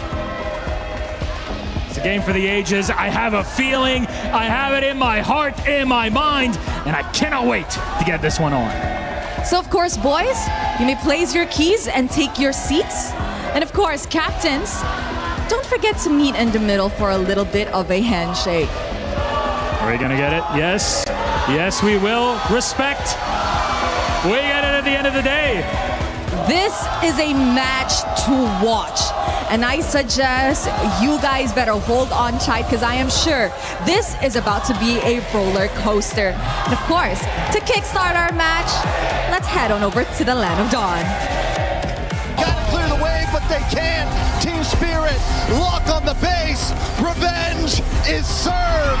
Team Spirit will go on to the semifinals. Everybody underestimated us, not only Vamos. Despite the grueling climb through groups. The score that we're gonna have, 3-0. 1,000,000% sure that we can beat them. Onyx will move on forward with the hope of Indonesia as they douse out the lights of Aurora Gaming. Mungkin ya, first team yang dapat 3 MSC. Our aim from the start to beat all teams without mercy. Coming to the studio today, the match against Vamos, being sure that we are gonna win. We were the ones that let them get into knockout stage in the first place, so it's only right that we are the team that kicks them out of knockout stage. Nest 3-0, taking Vamos out. Didn't have a really good start at this tournament, but we really adapt very fast. Group stage was pretty bumpy. Some disagreements about the meta, about some things. Forget about the group stage, we're in playoffs now. I mean, everybody's gonna see in our match in the semifinals that we got. We need to adapt, and then we adapted. Kalau dari Team Spirit gue belum merhatiin sih. Soalnya gue baru melawan karena gue fokus banget di Aurora. I think Onyx was one of the weaker teams coming into the tournament. To me, it's obvious that we are better than them, and we just have to play our game. They're really a struggling team right now. They really don't have the good idea of the meta. It's good to hear that they're confident, because we're confident as well. I'd really like to face Onyx ID. We already beat them in M7. We know their strength, their weaknesses. You should see every team as equal. The past matches, especially the most surprising one, was E7 and E7 versus Liquid. Anything can happen in this tournament. Gue senang kita bertemu lagi dan gue bakalan revenge kalian, gue bakalan balas dendam. Kalau buat Team Spirit, yang pasti kita bakalan press early lah mungkin. We're not the same Team Spirit anymore that lost the last time in the first knockout stage. This time we're more disciplined, we're more a team. Terus tim-tim di Europe mungkin ya, Europe mereka udah mulai kacap lah, kayak udah mulai ngejar banget. I think Onyx ID is the team that prefers a lot of good team fighting. I think Onyx strength is obviously Kelro. They just got him to the roster. I think that kid is a very mechanical player with hero mastery, especially with assassins. Jadi kasih game terbaik, kasih semua yang kalian punya, terus buat Kid Bomba, ya, just be ready. Good luck, Yep. Good luck, Kelra. I'm always joking around with them when I see them, but this time it's serious. Well, we had mentioned that the Giants are no longer here, but it started at the beginning of this tournament. Mentioned SRG, Malaysia, Liquid PH, the Philippines. Another Philippine team is knocked out, but those two champions were 2 of 3 of MSC in the last 3 years, and it was Onyx who was the one right before. If they get back to the grand finals, they have a chance to repeat in that 3rd year again. And the reason I say repeat is because they also won in 2019. So it seems like, Naisu, every 3 years, Onyx goes on these runs, but they're standing, or and the other side of things, standing in the way is a team who's trying to make their very first run in Team Spirit. They've got a big dragon in front of them and a team that really does dig into the spirit, right? Team Spirit, they have not only shown their confidence, but just on how quick they can adjust. And they've already shared their sentiments about how, you know, they felt like Onyx was one of the weaker teams coming into this, especially group stage. I think this MSC in general threw everyone's predictions out of the window pretty much on how things have played out. But one thing's for sure, yesterday, I think, again, when you look at what Kyrie did on the Fanny, what Kelro was able to do on the Marksman, hell, what Sans, Mlbb, and even Keyboy did to set them up for that success in winning that series against Aurora Gaming, you have to take that in consideration now if you're Team Spirit, because everyone has adapted up to this point and everyone is just catching up to all these powerhouse teams. And honestly, like, I feel like Kid Bomba really understood how to take down Onyx, and that's, you got to take down Kelra, because here's the thing, no matter how the draft looks, Kelra just has a different vision of how the gold lane is supposed to be. So even if he picks up a hero that we're like, there's not a lot of mobility here, you're probably going to get caught. Somehow, some way, he still doesn't get caught. And here's the thing, as long as Kelra keeps playing the way that he plays, he can defy expectations. He can say, be done with the draft. As long as I got my hero, I'm good. Defying timelines and expectations and even tempo, Claude has become a much bigger problem, not just late game, but mid game and early game when supported with the other picks. And you have to say, you have to keep your eye out on a Paquito and what that role will be. It was flexed into a double fighter. It was flexed EXP. It was even flexed jungle, but that game actually lost. And once it started to get out of that gold lane, Kelra found an opening. So the key is, does Team Spirit try to attack Kelra immediately to put him on the back foot, or do they build just around their game plan? Honestly, when it comes to Kelra, playing against him, and it's almost like you don't want to expend too much worrying about Kelra, because Kelra is just going to be, he does what Kelra does. He's a god in the gold lane for a reason. I think yesterday was proof of that. His godlike reflexes, and now we know why he has those reflexes, are something that you just have to match. So that is going to be on the hands and shoulders of Hiko to be able to go ahead and match what Kelra's doing, you know, in that lane. But then again, as a team, there's so many other avenues that you can focus on depending on what's drafted. We've seen a lot of variations, a lot of experimentation, but even in the last series, we saw some teams just choose to default on their strengths, default on a standard lineup, and just try to execute better. And either way, again, you got hopefully five games to go ahead and prove that here. And honestly, I wonder how that conversation that Kelra against their scrim opponents is. It's like, I'm going to use a Layla. Could all 5 of you try to catch me? Yeah. Right? I mean, you only got one flicker, you know, but when you start taking in the defensive items into play too, again, there's so many ways to just kind of stay alive, you know, and that's what makes the mechanically gifted players so outstanding to watch. And that's how they can win drafts, even when the draft is even or maybe slightly the other way, because you can't account for that individual skill. You could try, but that's what these coaches have tried to do, to put their teams in an advantaged position early on. the Fanny, the Freya, and the Uranus taking out the Barats, the Marcel, and the Selena. The 6 bands to kick us off as Phase 1 begins with the picks, and Onyx pick up Carrara to start. And we can see the idea behind the bands coming in from Onyx as well as Spirit. For Onyx, they want to take out tempo heroes. Both the Marcel as well as the Selena can really speed up the game. And then for Spirit, they just don't want Kyrie on that Fanny, which understandable. The Freya can disrupt their backlines a little bit too much. And then the similarity, batting out the Barats as well as the Uranus, they just want to make sure that whatever the matchup is going to be in the EXP, it's not an auto win for either side.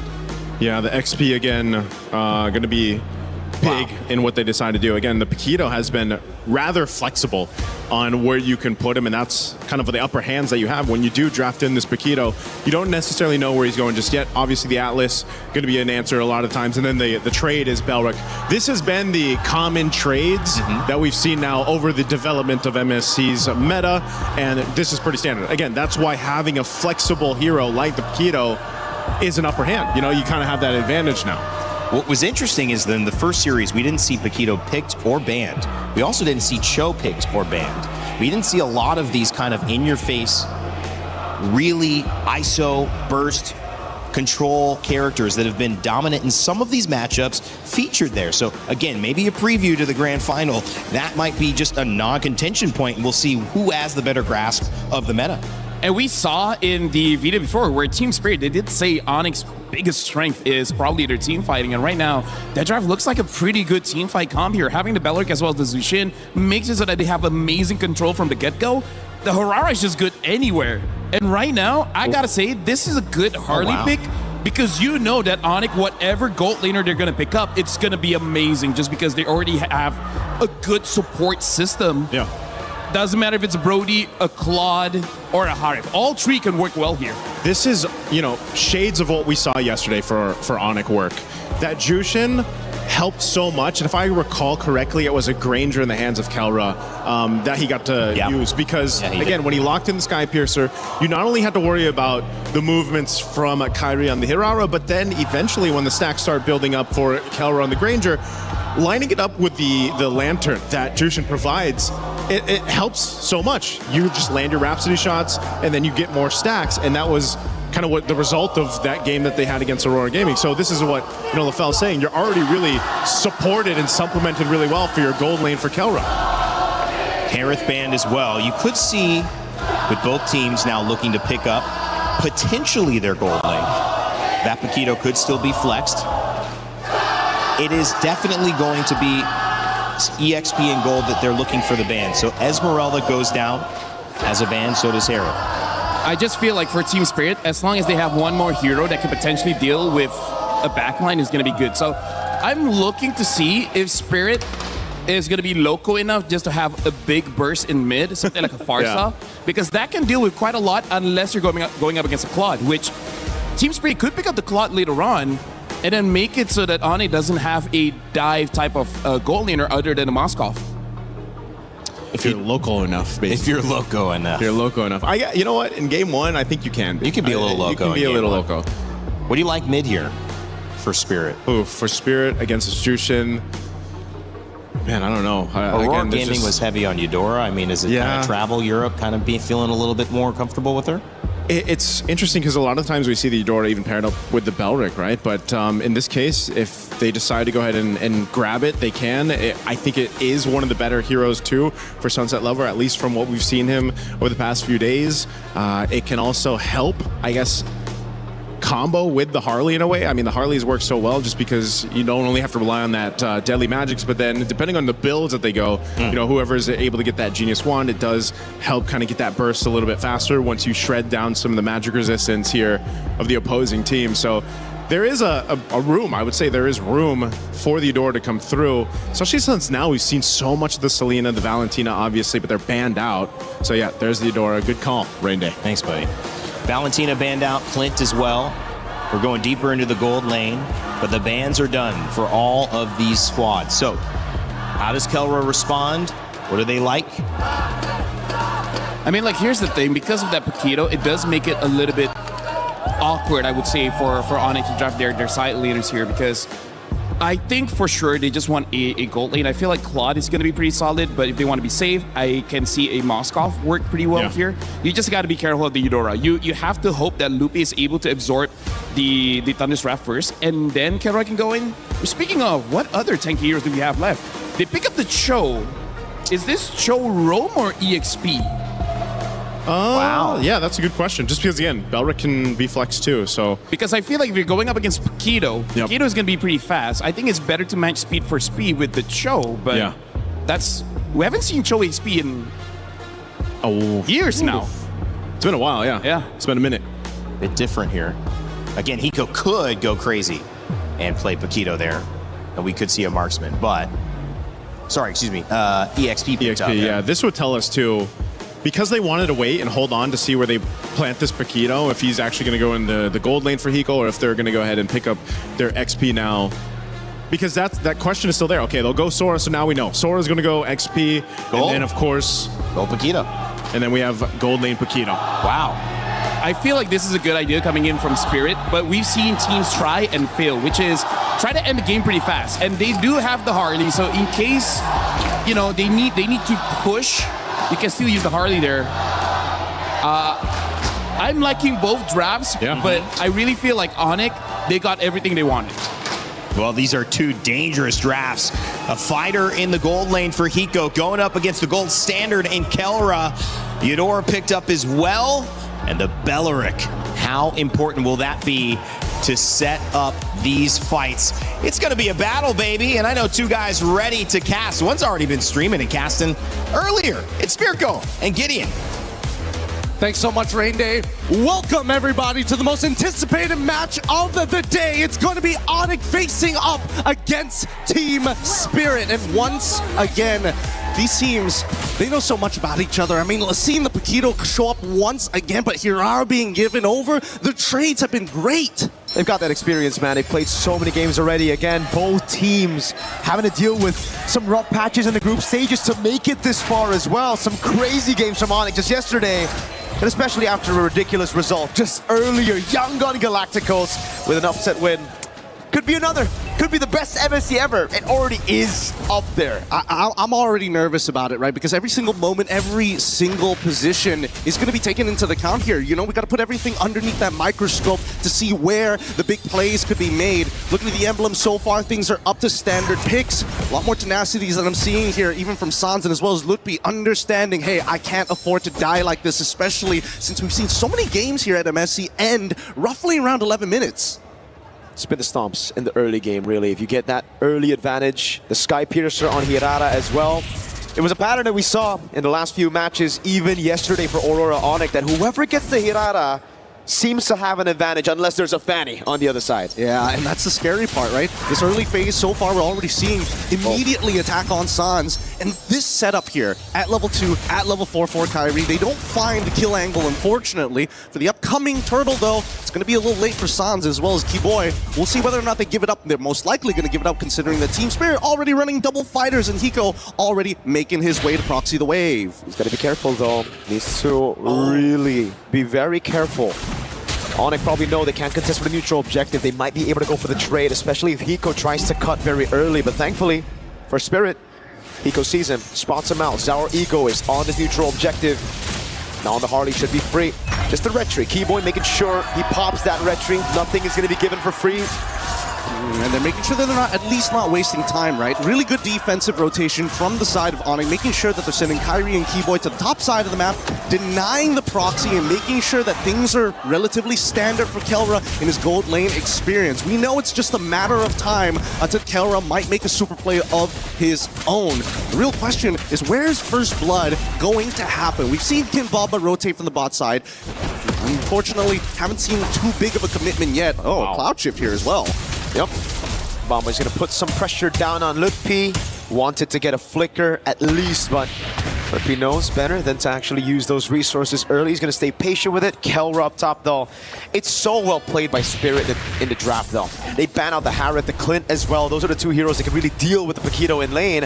And because Team Spirit has Thread side, oh god, deadly matching. Some more with Sunset Lover as well. But back to the point, because they were red side, Onyx couldn't risk picking up the Moskov just because there could be that Hanabi threat. That's the thing. Every single time you come into these drafts, there's always that sneak peek on that red side. And so far, I like the way that, Team Spirit have handled themselves, right? A slight evolution, not trying to go beyond what they need to do. They're still checking the boxes, and you can tell that Hiko, this side of the map is his, right? Even Keyboy has to be very respectful of him. Mlbb didn't use any of the resources earlier. Rapid Giant to be used up now. Shifting skies. Oh, insta-flicker. Kid Bomba with first blood. Now he's going to fatal links and a flicker combo, locking him down as Bomba can't go for the chain. Lantern flare right there as he goes to the skies. Sunset Lover puts the thunder right down on Keyboy. Oh man. Once again, Kid Bomba catching Onyx off guard. Wasn't expecting him to be so desperate to chase for someone of Mlbb's caliber, and not to mention even Keyboy trying to disengaging them, forgetting that Kid Bomba can just walk back into the fight, one auto attack away from actually triggering that ult once more. Even so, the turtle is going to be up, and by the time the ults come back up for the side of TS, is Onyx going to take first position here to try and drag this out? Do they really want to contest this? Perfect match, already baited out by Keyboy, just with the G-Kundo. Now Onyx holding control despite Team Spirit's early win. Stun coming down now. Shifting skies from Bomba, goes in. Look, P doesn't get caught by it. Sour back again, red tree battle, Rapid Giant. Good zoning there, and it's gonna be the red tree from Kai instantly. They will disengage. Sawo trying to look for a trade, but it will not happen. Tactical defensive plays. And while this is all happening, Kelren just knows, hey, I get a free push here. Hiko, you can do whatever you want. You have the item power spike with a Hunter Strike. Sure, whatever. I will donate this to you, but just give me 5 more minutes. For the rest of the team, at the very least, we see that from Team Spirit's side, being able to kind of contest these neutral objectives is kind of the point. But at the same time, Mlbb is quite the problem with the Wrath of the Dryad. So taking first position may not necessarily be ideal for TS, especially if the flickers are available. Radiant armor purchase coming in from Kid Bomba. Not to mention penetration boots from Sunset Lover. He's already putting a lot of damage onto Sans. And I like the fact that they're trying to say, you know what? If we can force Sans to use his ability, and we saw what happened in the previous game with the Sky Piercer, we can't let him get into that position again. Nope. Definitely going to be against it. Sans, Crimson Beacon in the lift on Sunset, able to flicker out, but Kai follows through with the pick.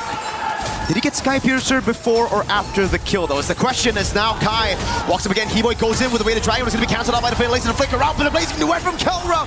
Isn't enough to take him down. Kai right there. Kelra gets the last hit. Hiko now with the rotation. Wrath of the Dryad already there is Bomba and Zaur. Go for the trade on to Kai.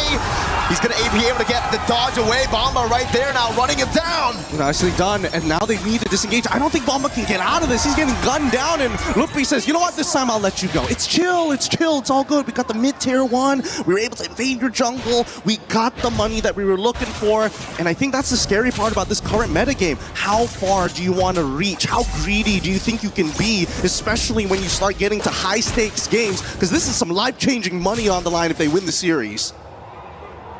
And Onyx did a fantastic job in finally being able to get a win over Spirit.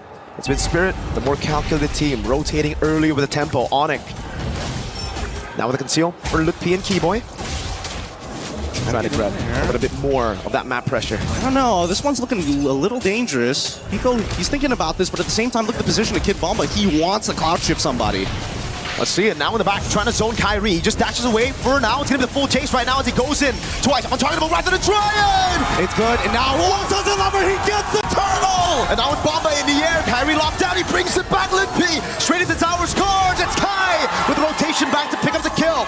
1 for 2 at the end of the day. Sunset going away. He go with the jump in, but he gets punished by Kyrie. Man, these fighting beats are really uncomfortable to look at because there's so many moments that you see both Onyx as well as Team Spirit. They walk up, they're looking for a reaction. They're throwing the feints out, and whoever makes that first mistake usually goes down. But let's look at the replay one more time. It was good. Unfortunately for Kelra, he gets locked down by the ball lightning, but in the end, despite missing the cloud shift, that Wrath of the Dryads is such a game changer. And you gotta give props to Kyrie for playing that fight perfectly, man. Earlier in the start of the fight was Bomba and Sao. Hey, Keyboy feeling it already.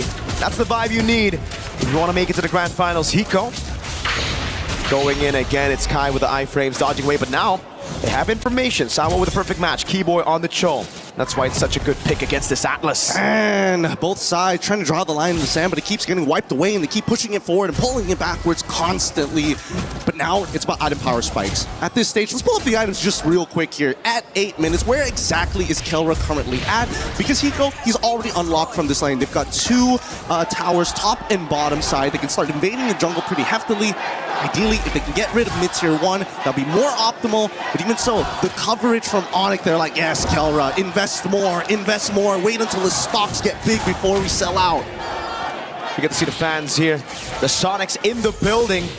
Also the Spirit fans who are really just trying to go band for band with those chant battles. But yeah, I'd love to see those items as well for Onyx. Let's take a look at it.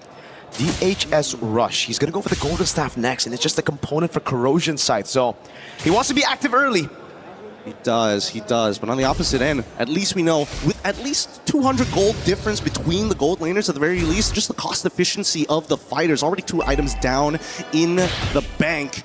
And with Lord already spawning here, I'm trying to figure out what's the best angle, because Sans has that Purify. I'm thinking whether they can punish Keyboy, but at the same time, Kyrie has been playing it so nicely with those iframes. They've got to figure out something that makes him bite. It can't just be the Lord here. Zara might be able to bait it, but at the same time, this is a huge problem if Keyboy gets a good kick on him. Nobody on the side of TS has a Purify. And that move by Kelra as well, the poke over to Bomba, the fact that he chased even forward and Bomba popped the regen. So he's going to have to recall back to base. Onyx now have tempo around this. Bottom lane is good for TS. The ball lightning comes around for Keyboy. Hiko deals with the wave in the top lane, but the mid wave has been pushed in by Onyx, so it's just a battle of prio around these lanes. This is tactical. This is really, really tactical. And TS, they don't mind dragging this out. No one saw that ball lightning. It's all good, but I don't think it's over just yet. It's almost trying to force it. Now with the shifting skies as well. Sans popping up the Crimson Beacon early. It's going to be him. Over the skies away. The dragon for Keyboy. Ball lightning stops it down. Sawo with the fatal links on 2. Now it's him backing away. Zara Ego is now with the point with the deadly magic over on Sans as Kyrie waits for a position. Keyboy. Very risky game that he's playing. And Bomba walks back up. I think they've been chunked out too hard here, but Kelra, he might make the difference. Ball lightning connects. Are they going to full combo him? No. Doesn't have the ult. He's so low, just a little bit more. The Lord doesn't get the last swing of the Trident. He going on with the jump on Mlbb. No Wrath of the Trident available now with the ball lightning. Sour wins up the right team battle, but Kelra dives into the blazing duet out Sunset. Has the BMI. Team Spirit want to chase. They want to go for further. Keyboy trying his best. Immediately into Thunderform, kicks him away, and Hiko catches 1. Can they get a second one though? Nah, it looks like it's just going to be purple here. That's it. What a crazy fight. A crazy sequence of events.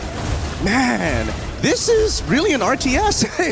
It turned away from a moment to an RTS so quickly in these couple of moments. Lucky for Sawo that the Lord decided to go into his animation to knock people up, because if not, he would have been blasted there. Kelra had the right idea. You know, Sunset Lover already used the ball lightning. They were trying to punish him real hard. He still has that flicker, and that's the beauty of it. If he had Purify, okay, sure, I guess he's dead there, but so far, things have been pretty hot for Team Spirit.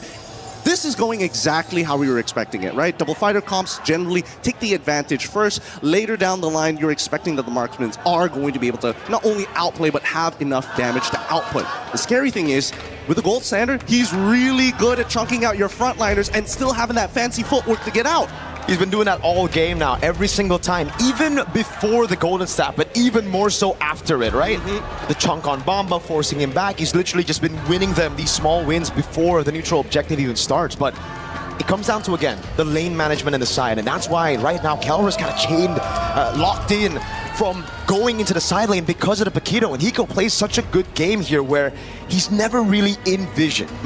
Yes, and the best part is that he likes to stick his foot out in random spots just to make people feel like, oh, we got to be worried about the potential flank here. What about the tri-brush? What about... And then they won't, they just slow down. From the XP lane, Paquito, into the gold lane. Now he's not, yeah, calm down, man. Looking from the top-down view. But yeah, it's all about playing in and out. It's about baiting those resources on the Paquito as well. It's not just about that insta-burst, especially against these top-tier teams. I mean, he's going for War Axe, so he knows that he isn't just trying to, like, if he can one-shot somebody, sure, but he can also play a very Peel style, right? He can get in and out of fights more reliably. He can actually go down to 50% of his HP, walk up to a wave, heal back to full, and then come right back into the fight. The cooldowns are so important, and not to mention that they are going to make sure that they fight for a long time, because Sans, he would love to drag out these fights. Holy Shield already down. Deadly Magic onto Sans. They're trying to really bait out those Crimson Beacons. Mlbb Gonna be caught now. Thrown back, rather dry, but it's too far away from the rest of the team, and that's gonna be Lutpi taken low, taken out by Hiko. Really nice, and now they're gonna keep on going forward for this, but I don't think they want to dive even further. They use all of their ults just to get Lutpi, and they still haven't cracked open the inhibitor, which is totally fine. But now we're seeing the major interactions here. Kid Bomba recognizes, you can Wrath the Dryad all you want, as long as I am in that cloud form, casting abilities without any hesitation, there's not gonna be a moment for you to lock me down. Oh, this time they get the Crimson Beacon. Sawa with a perfect match now knows there's a man advantage that they want to capitalize on. That's a base turret with the First Lord with fighter side lanes. And Onyx, they decided, you know what? We'll give it to them. It's not the long lane. The Lord is still spawning on that top side. So this is just something that we're going to have to manage. And especially teams of this caliber, managing the lane ain't that hard. But then comes the problem later in the game. Their wave clear is not that great. It's only Kyrie and really Kelra who can clear these waves, but even Kyrie is starting to reach his cap on how much damage he can do because a lot of his damage is directly tied to his levels. Now it's back to that slow game. It's all about building these waves. And again, Spirit have been the ones with the advantage when it comes to dealing with the waves in the side lane, just mainly because of that 1v1. Kelra, he's gonna have to wait for the win of nature, and even then, I don't think he's comfortable playing in that side lane, right? Even if he gets the win of nature, just because Hiko on the QC, on the War Axe, is gonna get the Queen's Wings as well, and the Flicker, it'll be more worth for Hiko to bait that win of nature over just, again, a fight from Kelra.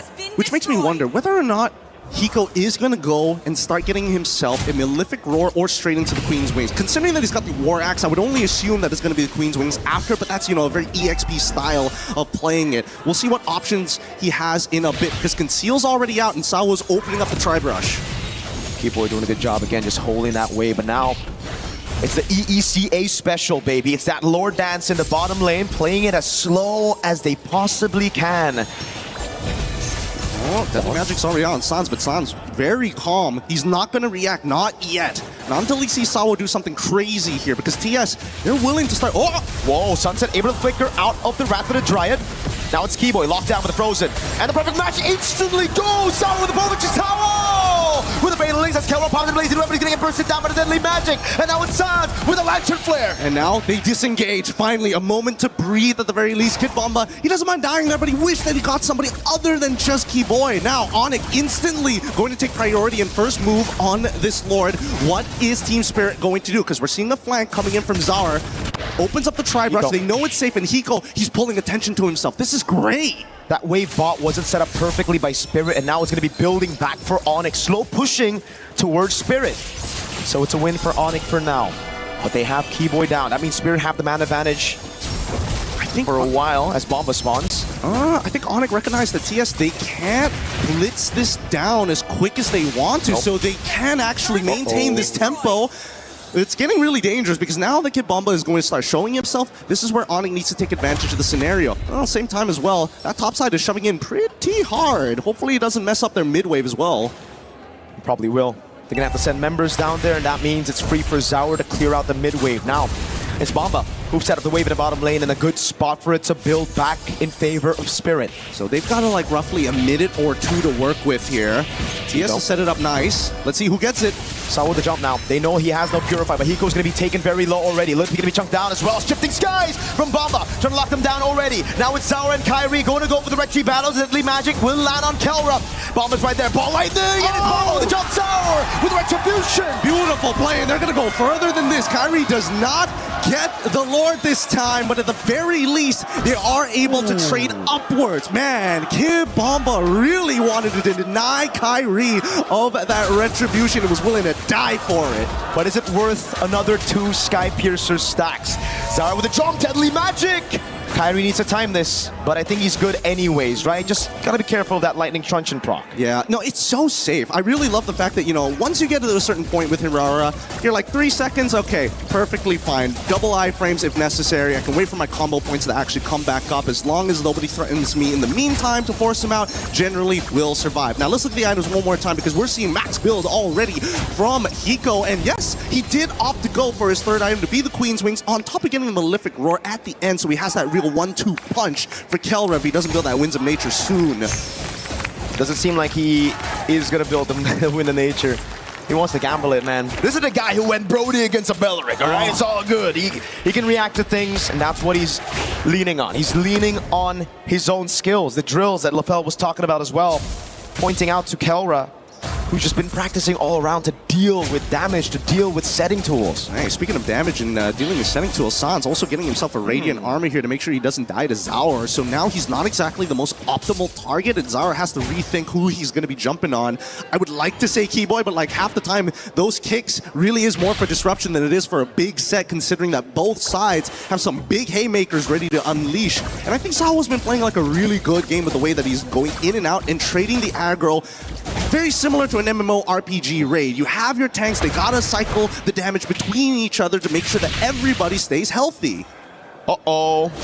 Keyboy has a Shanpu. The Deadly Magic will actually bait it out now as Keyboy gets the Jikudo. Now the Shanpu gets Sawa with the Fatal Links, able to catch two, but Keyboy will get the way of the Dragon to disengage for now. Hiko staying busy while that happened. Pushing in the mid wave, getting a bit more damage onto that base turret. And I like the fact that Zaur, especially when there's technically nothing to fight for, he's willing to just throw the deadly magic at you. Just like, yeah, I need to get something, I need to get a reaction, and as long as that reaction actually happens, it's fine. My ult's gonna come back up in less than 30 seconds. Arguably, wait, what is he, level 15 already? Yeah, about 26 seconds, no problem. That flicker though, well, long cooldown on Keyboy. And that's really the only engage tool, right? Yeah. Mlbb here, more on that reactive. Oh no, did they read out Keyboy's movement? I think they did. No flicker, Keyboy. How are you gonna run away from this one, buddy? That's a ball lightning. The Thunder's Wrath as well. Keyboy gonna be taken out by Zaur as Bomba walks up and they don't use any crucial resources. It's just the Deadly Magic. Now more than ever, the meta demands you perfection from not only your rotations, but your positioning as well, and reading your opponent. So far, the score is 8-8, but the 2.2k lead on the side of Team Spirit is starting to make me nervous here. Kelra's at a point where he does real damage, but it's so hard for him to walk into the fight for that big blazing duet. Sawa again zoning in the backline, now jumping on Sans, trying to bait up Crimson Beacon or a Purify. Sawa flicker the fatal links, Purify out from both already. Ratchet Bomba with a layer, brings it back into the knockout strike. Kelra, Immortality already down. It's going, they were going for it, and Champion says already gets Kelra. They want to get a little bit more, but at least for Kid Bomba, he survives as Kyrie is next to fall. I thought that was going to be an instantaneous fight, but even for the side of Onyx, they're willing to expand resources to make sure they can buy a little bit more time. It's the layer. You Purify out of the Fatal Links, then it's Bomba with the Sora, and now they're knocking on the base. Zaur with the Deadly Magic on Keyboy. Sawa walks up on Sans with no Purify. Base wide open, Team Spirit. Secure game number 1. All right, that's a great start for Team Spirit, but this series ain't over yet. How many times can they pull that combination off? That was literally, what, a 0.8 second frame to flicker Cloud Shift, seeing the Purify in the middle of 3 different people? You're banking on a lot. I don't think it's gambling at this point, but honestly, we're getting pretty close to it. Spirit, we had this discussion behind the stage, Gideon. It's all about taking these heroes, these mechanical ones, down, out from the bans, forcing Onyx to play their game. Spirit, they've always had this strength. From when they were called Deus Vult before they joined Spirit.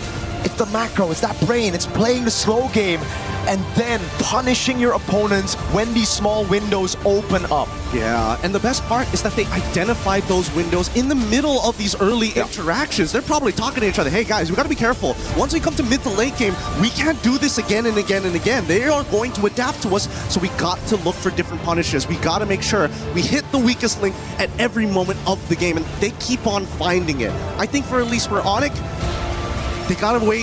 they need a way to set the tempo, and I think that's the biggest issue. This Atlas, and especially the Valentina trade with the Belleric, did end up hurting them, but Sora from Kid Bomba making sure that that could have been a Uranus, and it would have been fine. But with the playmaking capabilities, it becomes that much better. With that being said, we're going to leave the rest of the breakdown to you, Rain Day, and the rest of the panel. Well, thank you so much, guys. I think Zaur Egoist goes deathless there. The 16-year-old, we were talking about Bumba, but that jungle performance was special. Alongside every single member of Team Spirit, it has been a dominant performance from EECA in Game 1, but still, like Gideon said, much more to come. That is, again, just a sampler. Who's Gideon? We got. Who are we?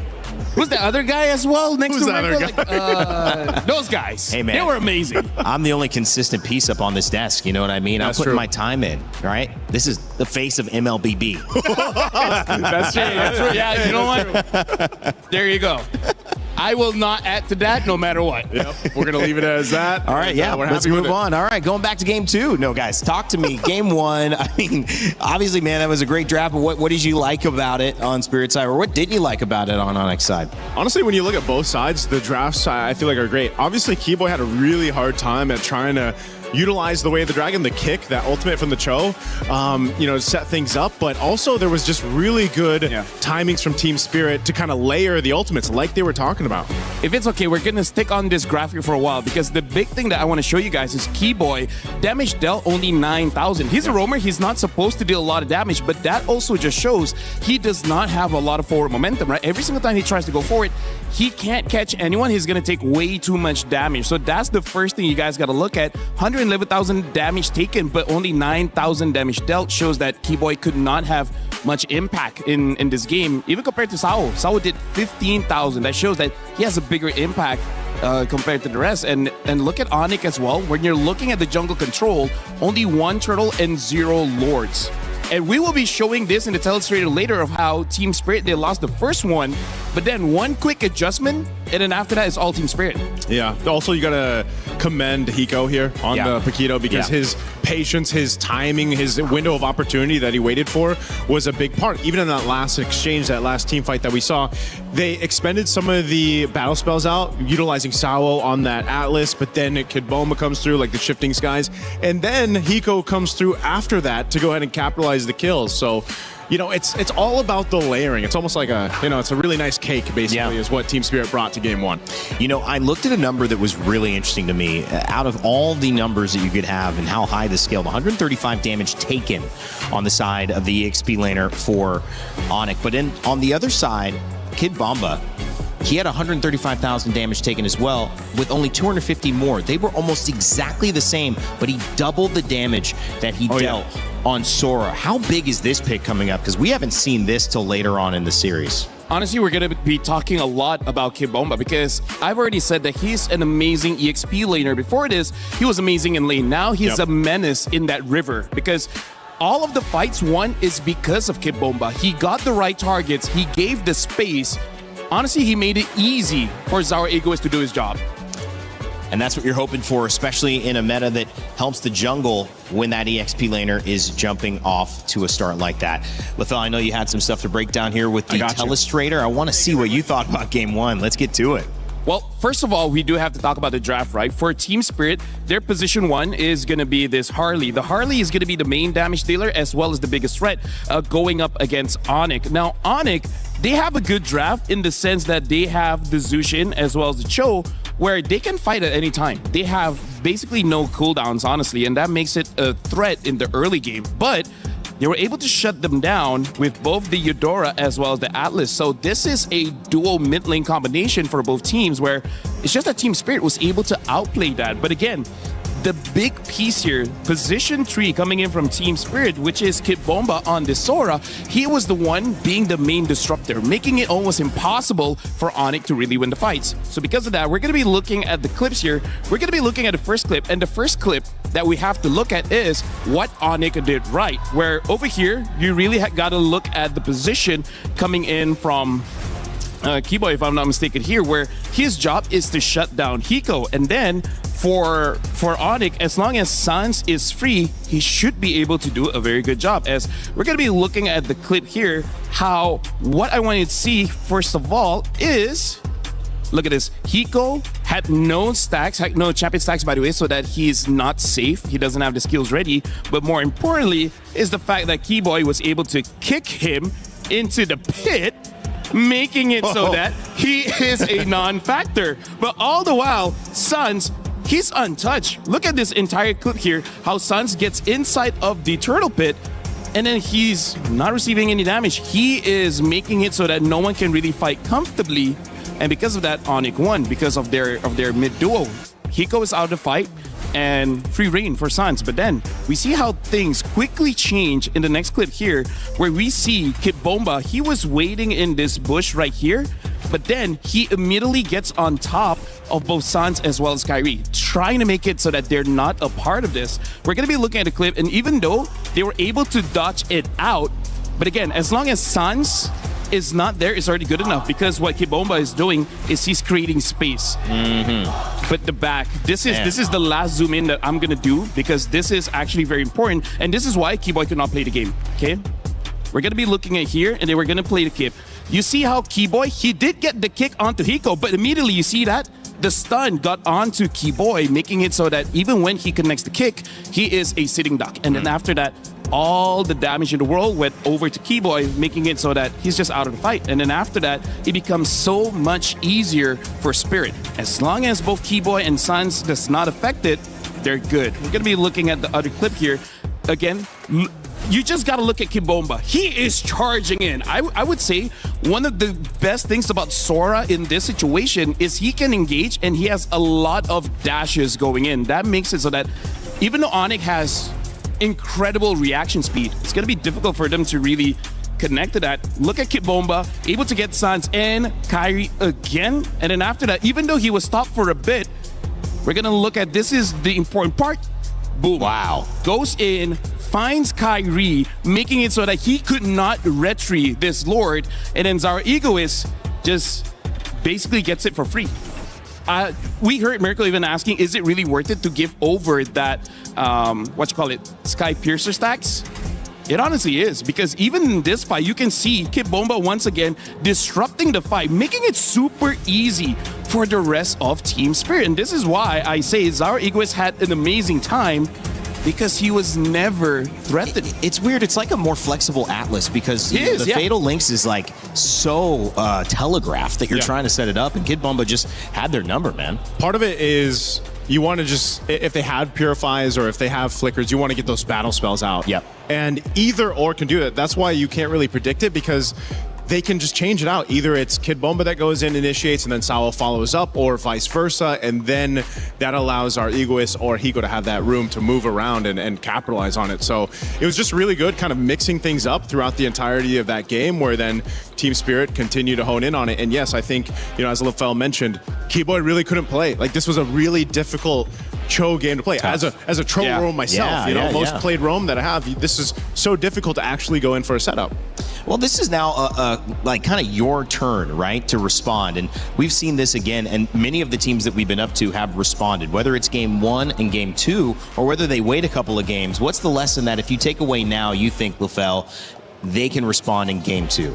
The lesson that Onyx has to take is that they need a bit more layers in how they approach the fight, because the big reason of the first half of the Telestrator is the fact that Onyx had a good idea, kick Hiko, and then win the fight.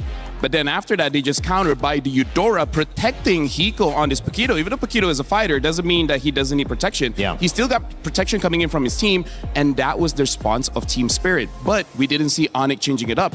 The change that they could have made was wait for Kid Bomba to go in and then kick him out, right? Either kick him out or to burst him down very, very fast. So I feel like going into game number 2, they got to be a little bit more flexible. See who is the real threat. If Hiko's the threat, sure, fine, take him out. But if Bomba's the threat, even though he is an EXP laner, even though he's position 3, you got to give him that respect. Well, I want to ask a question about Burst, because Paquitos excels at Burst. But there's characters like Clint that also excel at Burst, and they're in the marksman side. Is it really the fact that it's Paquito, or is it the fact that they're playing off trying to stun Burst, set this up, win a fight quick, get a pick, and that's how their team is working? Could you swap that Paquito out for something just as effective, or do you think it's that important that now Team Spirit have to keep prioritizing it? I think it's one big thing to just have this burst, in the Paquito or any of the gold lane picks that come through, but it's more so just, again, effective layering. Paquito has to wait for that moment when he has those stacks, when he has that champ stance and everything else to capitalize it, and that's why the Eudora works so well. I think Eudora is one of the main centerpieces for a lot of these compositions, where it's like, I'm just going to go get this stun off, shred some damage down. I mean, again, her combo can almost one-shot someone. If it doesn't, it brings them low enough that any gold laner or fighter that's parked in the gold lane can usually then get a kill. You know, it's more so, again, it's either more of a smooth damage output or it's this kind of burst that you see. And Paquito is just one of them that works so well in that fighter lane. Whereas, for example, if you see a Freya put there, or let's say it's another variation of any of the marksmen that you can pick up, they're very different. Yeah, and the tempo that was applied in this one, you saw earlier in the series, if you were watching, as it was an amazing back and forth between Yangon Galacticos and Team Falcons PH. One of the things that started to become the glue of Team Falcons trying to make that comeback, winning 2 games in a row in game 3 and 4, was glue. And it was a lot of in and outs from Ogwin. It was a lot of just barely dead. Oh, here's my flicker. Now everyone's distracted and I'm still alive and I'm going to jump back into the fight. That's what we saw a lot from Kid Bamba here as well on the Sora. Can they do it again, or will they find an answer to some of this, guys? And as we take a look, game 2 draft on the way. You can see the coach already working it, LaFell. Well, when we're looking at a draft, we got to look at who's going to be disrupting the fight, because Paquito, he does have a lot of bursts, but the things about fighters in general, at least one ability in their kit is able to just change the landscape of the fight. For example, you're positioned in a way that you're like, let's just say 100 meters away from your opponent, but then all of a sudden you're only 20 meters away from your opponent, right? Yep. Positioning is such an important aspect at high level MOBAs, honestly. Like any MOBAs, the positioning is going to be very important. Anyone that can change your positioning is annoying as hell. They can go to hell. Yeah. They can die. That's what. And first pick Hirara. Thanks for putting it lightly. Being that way, I feel like a lot of people feel about that. I mean, I've seen even playing the Hirara over here. Well, usually it's Mirko playing it in the server here. The opponents say the same thing. You know, they talk about Hirara just being able to move and have that mobility. But, you know, I think another point of that is, again, you have just so many things that you can do compositions wise, but because we're in this more assassin meta more often than utility, for example, we've seen it pop up a couple times, these fights are very push and pull. They're so logic based that you kind of see this play out that way. Well, Atlas let out on the basically to roam free off the leash. Paquito banned alongside Marcel and the Selena, so they felt it was enough of a threat. They don't want Kelra to have to deal with any of those shenanigans. I like that even during the draft, Kid Boba finds a time just to say, I love you to Onyx. And I feel like because he knew he was going to get the barrage, he's just like, Kill. I'm just saying your name. I got you. Yeah, I'm just saying, I got the barrage. You got to think about it, man. Again, that little fun fact there, you know, they're one match away from making history, right? I mean, I feel like this MSC alone here at EWC 2026 has been all about making history. It really has. Tournament of upsets, tournament of history, both great names for this tournament in Paris. EWC has been the home of MSC for a few years now, and man, this one is special. That's why it's MSC, right? Must-see competition. This is the one that everyone has to see. All the other competition. Games, B tier. Yeah. MLB's S tier, man. This one's you gotta watch. Yeah. Whatever game's coming up after this, I feel so bad for them. You guys are going to be hard to beat, I will say. The Lenovo Legion Gauntlet, it's going to host a lot of games. It already has hosted a few. If you want to be the best, it's going to be hard to beat this one, though. If you want to be the best, you got to beat the best. That's why we just keep beating ourselves off. And then now we're here having an amazing series with the Harif band out. I feel like coming up, Onyx has to consider that this Harley pick is going to be the bane of their existence. Are you okay, Naisu? Yeah. Be serious, man. This is the I'm just pumped up by your morale You're pumped boost. up? Yeah, by your morale boost. You got to pump yourself up for this. Yeah, you need all the energy that you can muster to have an amazing analysis for this match. Yep. Last couple drafts here, Melissa. Gonna be banned out. He's trying. Melissa, that's interesting. Melissa banned. Yeah, we haven't seen her make too much of an entrance, actually. Hasn't been played, I think, in the last 2 days. Maybe once. Maybe once, but it is far cry from what we saw at the end of the group stages. I mean, like, it's still very strong. I'm just wondering why they banned the Melissa here. They're thinking that without the Paquito, without the Freya, there's no other option of fighters in the gold lane. I guess there's not. I mean, like, before this was Ruby, but after the change of how her lifesteal kind of works, we don't see a lot of Ruby, at least not in gold lane. I think maybe during MWI. So this might just be typical matchup, I would say, especially based on this ban. They go for the Belric ban over here. Jushin's going to be the last ban for Onyx. So we could just see a traditional marksman matchup. Maybe the Mozgovs, maybe the Claude. I feel like Hiko is more of a burst kind of guy. Yeah. We even saw in the crowd someone say we want Hiko Mania back, and now they pick up the Claude here. Gonna be interesting to see what Onyx picks up. I feel like the Moskov should still be pretty solid here, but maybe Kera wants to use a Brody instead. Brody. Yeah. That's what I was thinking too. Just for the sake of having that extra distance to work from. I mean, obviously Moskov can essentially do that too, but let's see what happens here. These last 2 picks for Onyx will round this out. I mean, this is pretty standard for the first 3 that they have. But now how do you complement that too? Because your Valentina, you're going to have the Fatal Links pretty much that you can capitalize on and play into. Barats for Kid Bumba, he said, thank you. I love you, some version of that. Happy to have the bite. And of course, that means somebody is going to be able to hopefully lose some of that purification if Atlas comes in. But on the other side, Glue, we have seen that hero make a big impact. Yeah, as you mentioned, Rain Day, you know, in the hands of Ogwin in the previous series, really helped them out in some of the games that they brought it through. But again, this is good coverage because you've got that tanky front line. You can go ahead and set up with the Fatal Links, your own. You have an Esmeralda. This gives a lot of space once again over to Kyrie and Kelra. And again, I don't know how many. I don't know if Sunset Lover's just. He's not tired of playing Eudora, man, because I feel like almost every single game since the past 2 matches, he's just been playing Eudora. But, you know, they're going for a different approach, right? They're trying to say, let's make that gold lane something that Kelra can win. Is that the win condition here? Banning out the Paquito. We'll see if the Claude and Hiko Mania can occur. Guys leaning one way or the other? Quick. Oh, man, I'm going to have to go 4. I think I'm going to lean towards Team Spirit. I'm going to go to the toilet later. Well, we know where LaFell's going, and we know that Spirit is the side that is bringing more of the attention for Naisu. I want to hear what our boys think. Here we go. Gideon, how are we feeling about game 2? Hey, we're already feeling pretty excited how this game has played out after seeing game number 1, but when you're looking at those compositions, that Glue's got a lot of work to do here, not to mention the Valentina trade-off. They're going to have access to Fatal Links, and I'm only seeing 1 Purify coming out of Hiko, so good luck to both mid laners. Something has to be perfect. Somebody will eventually make a mistake, and not to mention Lutpi getting chunked out pretty early on. Yeah, it's not just about mistakes or making it, it's also having to deal with the forced mistakes from your opponent. Spirit just did that straight up. Esmeralda, great against the Barats, you know.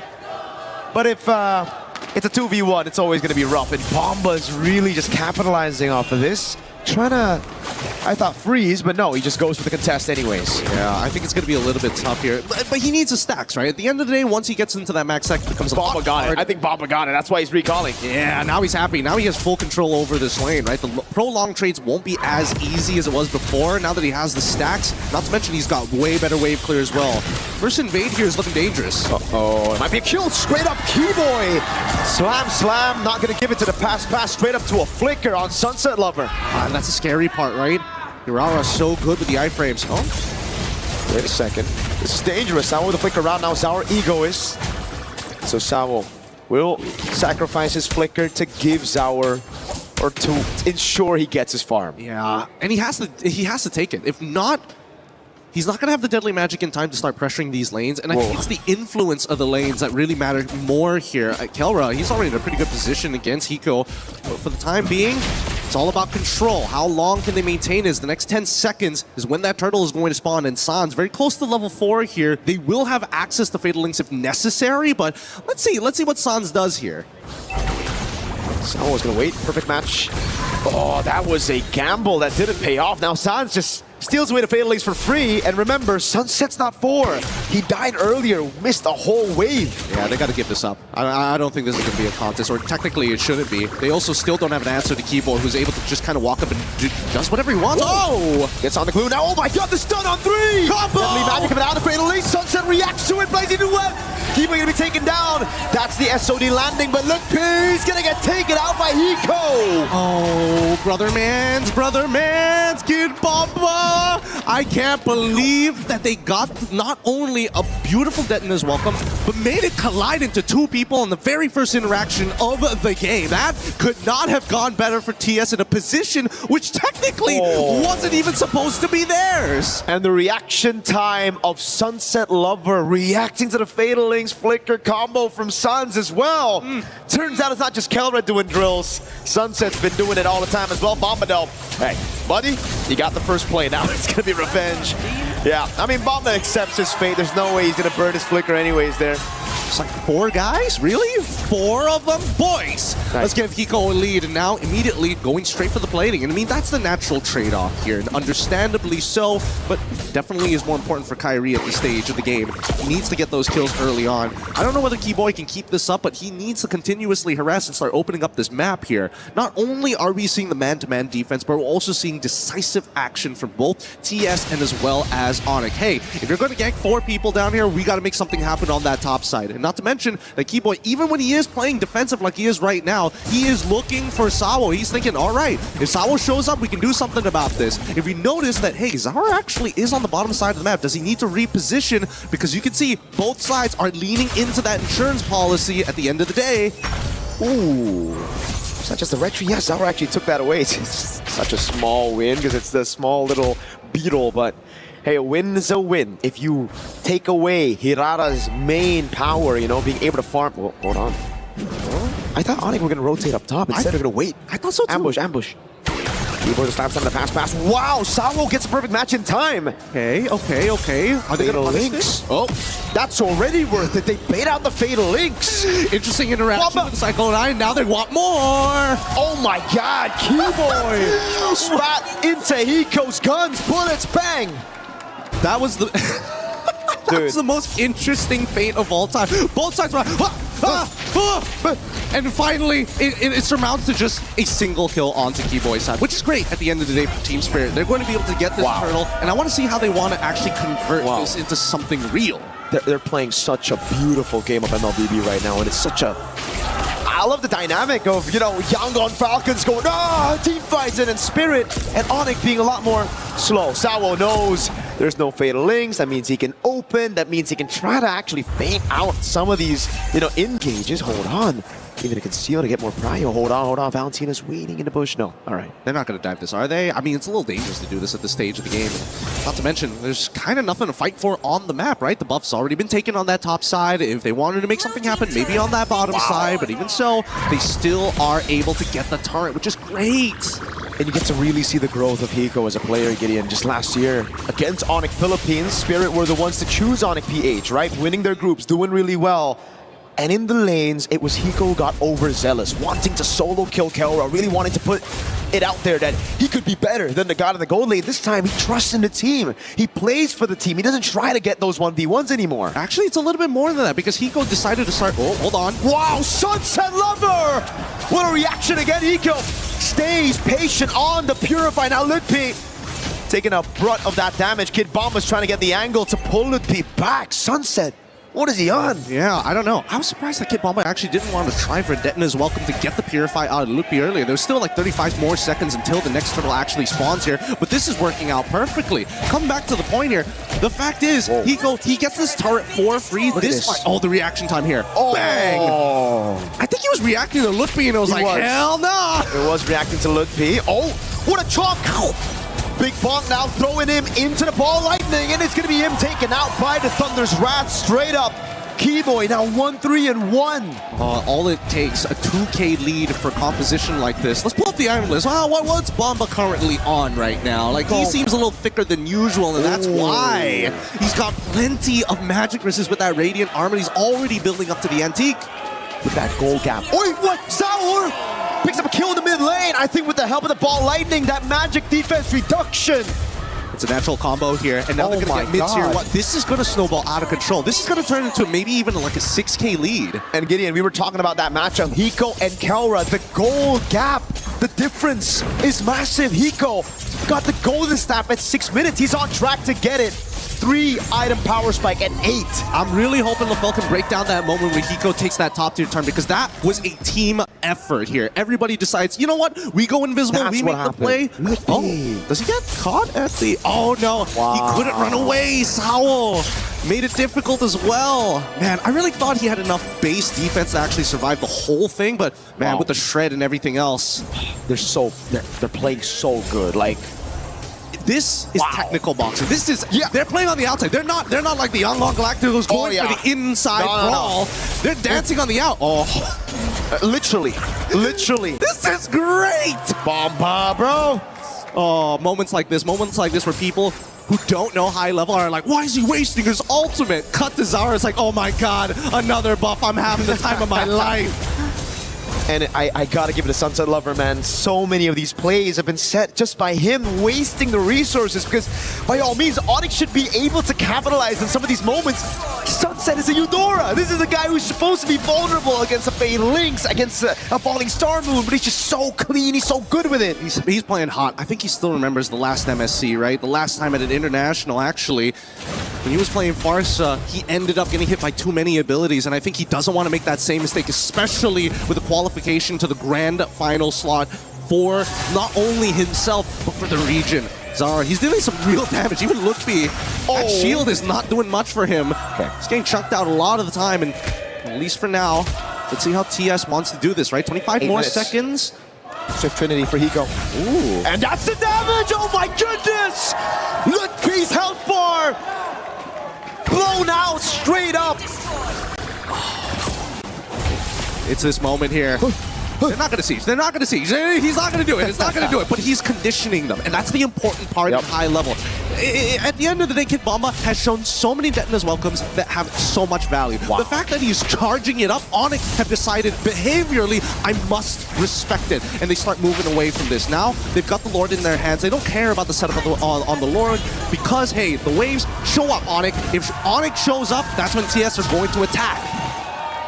When can they attack, though, is the question now. I mean, it couldn't have been, like, this perfect, honestly. Like, he gets the Swift Trinity, and they go and see Mlbb instantly bursting him down. And even Mlbb's confused. He's behind on the Esmeralda. He's thinking, all right, I got to get the Radiant Armor to deal with our Egoist, right? Didn't take into account at all, and it's not his fault that Hiko will be able to get Swift Trinity at 8. How much do you want to bet that Mlbb probably freaked out because he was looking at the items like, he doesn't have it yet. And when he checks it again, when did he get it? Oh, another combo! Yeah, but it's only on to Sawo. The only shield saves him. Kelra is able to find SOD, lands it on him. The turret shot also doing well. Now the Spear of Misery. And this is where you start to believe again, if you're an Onyx fan, that Kelra can turn things around for the team, right? On the Moskov a bit too many times, he's done this, but Spirit, they're okay with the trade. They say, go, take Sawo. It's okay, that's a base turret in the far lane. Hiko's farmed up. He's a whole item ahead of Kelra. And yet, Onyx can't really force the situation. Oh my god, Kelra's dead. Can he out? He's trying! Zaur! Too much damage. It's just too much damage here. Now they get another inhibitor turret. And I think this game is almost pretty much done for at this point, right? 8.7 wins of nature purchase as well. Like, worst case scenario, somehow Sans and Mlbb need to take out Hiko after getting chunked out by Kyrie and Kelra. Spirit just took out Onyx Plan B like it was nothing, and it was our Egoist. With his cards, they bait out the Holy Shield. Sans now covered the ball, lightning. Oh my god! Together with the Thunder's Wrath! Oh my goodness, styling on Onyx. That was Hiko with the BMI. Caught again by Kai. But now he's getting him down, Sawo. Straight to the back line now. Going for the Fatal Links. Waiting and Purify out already. Kivo, he's taken out by Sunset. This is sheer domination. This is sheer domination from Team Spirit. They're not letting this go. We don't need the Lord. We're going straight for the end. We have the power spikes, and we're going to close it out here. Mlbb jumping in, and oh my god, Tower again! Takes Kelra below, he gets into the base in time. That's everybody except Kelra down against the SOD, but he gets gunned down by Hiko, and now it's Sans! They're looking for the end, and this should be at the full wipeout at the top of it. 13-4, 11 minutes. What a game two, what a confidence boost for every Team Spirit fan here in the arena. Holy cow! Devastation, and I mean, as an Onyx fan at this point, they're begging for something. They're begging for a better draft. They're begging to see some light at the end of the tunnel. Gideon, the question is, what could have been better? You need to ban the picks that were banned out earlier. It wasn't that Onyx dropped the ball, it was team spirit that just feel like they're ahead.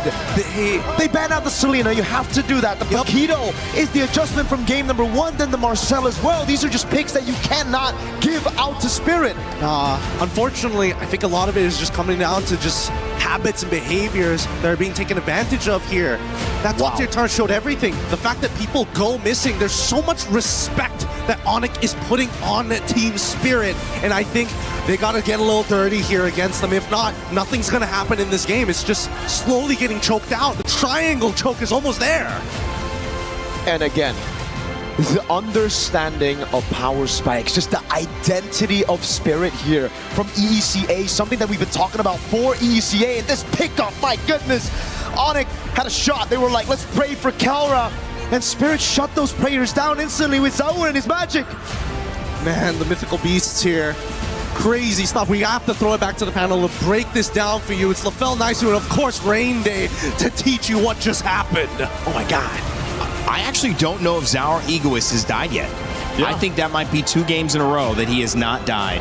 And this time on the Harley, putting on a clinic into the dismay of the Indonesian fans of Onyx, not only here in the building, but to the elation of that woman right there, Kid Bomba's mom, front and center, excited to see her son one step away from a guaranteed $500,000. Welcome back to the studio, Rain Day, Naisu, LaFell.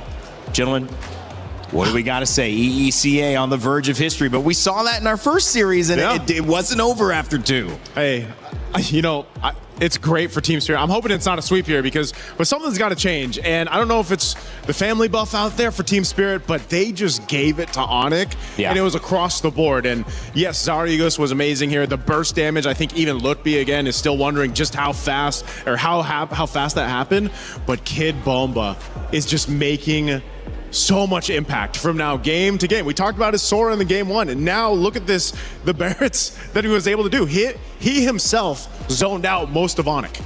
I mean, like, here's the thing. Team Spirit didn't change, right? The heroes changed, sure, but in terms of how they approach the fights, it's all the same. Like, during the draft, I feel like we're going to be seeing it a little bit later on, but Onyx, they ban out the Paquito, but now they're like, wait, hold on. The Paquito was a problem, but Bomba, man. Because the thing about the Barats, he basically has a winning matchup against everything in the current meta. Well, at least, you know, meta picks. I mentioned, and I don't know, I mean, listen, the Atlas has worked and not worked. It's obviously high prio, but it paired with the Barats, it just feels like too much. Too much you have to avoid.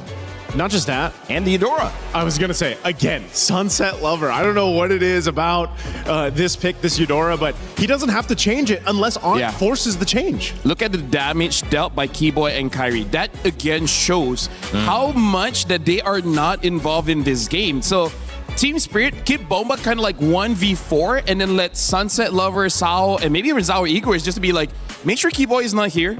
Let's make sure that Loopy is also a non-factor, because I feel like that's going to be the main part of his analysis, which is there's no front line for Onyx. That's the hard part about it, because now back-to-back games, we've seen Keyboy really struggle, right? He is known as being a roamer to set things up for the team. He's had so many amazing plays in his career, but we're seeing the struggle now, back-to-back games. And so usually when that's happening, when the roamer is struggling and having a really difficult time at trying to set things up, you really have to count on your XP laner, right? We're seeing the exact opposite, the contrast to that between Sao and Kid Bomba. So it's like, what are you going to do for Onyx to allow that to actually happen? It's got to be Lutby and Keyboy to kind of figure that out, you know, and the rest of Onyx to make this happen, not just in the draft, but obviously the execution. I know you're going to look at the draft. You're probably going to look at the game, LaFell. I can't even remember who was first banned, first picked, or what the changes were. Was it Selena that was taken out earlier? Are they looking at mid? So I think that's an interesting thing, too. Where did they start to shift their attention? Break down what you were looking at and how you analyze game 2. So, first... Oh, thank yeah. you. So I got you. So Gotta first get of the all, angle right. yeah, we're gonna be looking at the draft here, and we're gonna talk about how honestly things didn't change that much because you guys are my fellow Americans. Fellow American. I'll explain in language that you guys understand. Right? Okay. Thank you, sir. Imagine this is July 4th.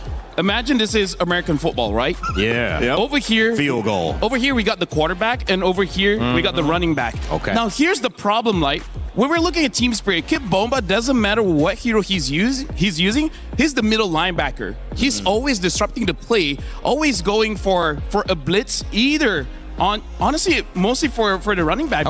Because he knows. You watch a lot of football. I'm so surprised you know the positions. What's going on here? I always have a lot of useless information. I just have to figure out how to use it, right? So either ways, back to the point here. Again, as the linebacker, he knows the read that it's always going to be a running play. It's never going to be a pass. So it makes it easy for team spirit here where these two deal with the glue. And then that's it. That's your job. That's it. Keep Bomba, everyone else. But it's going to be easy because he just has this single target because in lane, he's already dealt with this Esmeralda.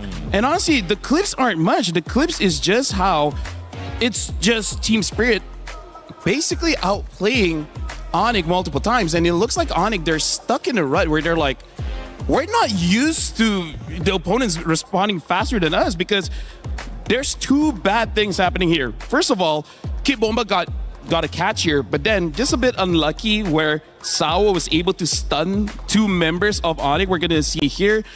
Okay, I think it was already passed, but also in behind, we can see that Sunset Lover was almost caught by Sans, and then incredible reaction speed, able to get out of it. And same as the second clip, it's just that Sunset Lover had amazing reaction time. So it really is just a situation where Onyx roughly understands what to do, but opponents already see it coming, so they're able to respond appropriately. This is kind of like Onyx against Aurora yesterday, where they know that Kelra is the target. Kelra just survives, and then it's all good.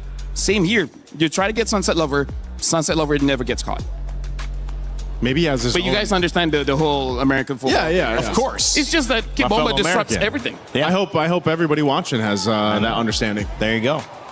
That was good. I mean, football analysts as well. Maybe EWC next year as Madden or something. I mean, like you guys are Americans. I thought it would be appropriate. We appreciate it. If I be, you know. This is a cheer for America right here. No, just kidding. That's a cheer because we see Onyx coming back out on stage alongside Team Spirit. Naisu, the question now is how do you adapt? Because you do have to deal with what I think was quite eloquently put from Yangon Galacticos coaches. Just wisdom, just like what is showing up, what can I lean into? I don't have all the answers, but what am I feeling? What's going on in this game? And it's certainly that Kelra hasn't gotten off to a good start. Keyboy is struggling. Kid Bomba's too dominant. Zaur Egoist hasn't died. Those are the things you're just trying to figure out. What's the holy plan that can come down to solve all these problems at once? You have to basically just kind of reset. I mean, every time we've seen a team in this, position, backs against the wall, you're literally facing elimination up to this point. The best teams out there reset quickly. And I know the coaching staff behind Onyx is able to go ahead and help them accomplish that. Again, these players have so much experience in this position in the past, but you have to focus on where you can. And like I said, XP and Rome between Lutpi and Keyboy are big cornerstones to that, because every single time that we've seen Onyx make a big comeback or a possible reverse sweep, it's usually starting there and then allowing the rest of the team to kind of shine from there. I mean, their drafts haven't been bad or anything like that. No. They haven't been terrible. It's just more so they're getting, honestly, outplayed by Team Spirit. And maybe the issue is that they haven't dealt with the Paquito, so now they're forcing a ban on it. If they could kind of force a ban towards the EXP side of things and put Bomba, but then they brought out the Sora last pick, and that wasn't banned, and you can't really ban Sora and Paquito. You're opening so much stuff up. This is going to be tough. What do you guys think in chat as well? I know we have some online coaches. I won't say backseat coaches because this is no seat. But let me just say, if there is an idea, what do you think they should do? I know the conversation will continue along Reddit and all the comment sections. However, we want to let you know that there are other games going on, although maybe not as hype as this. This has been the place to be for sure. Must-see competition is what MSC now stands for, thanks to LaFell. Let's check over to Stage 4's Alliance Vault and have Milos give us an update on what's going on with Street Fighter, who is in France this week.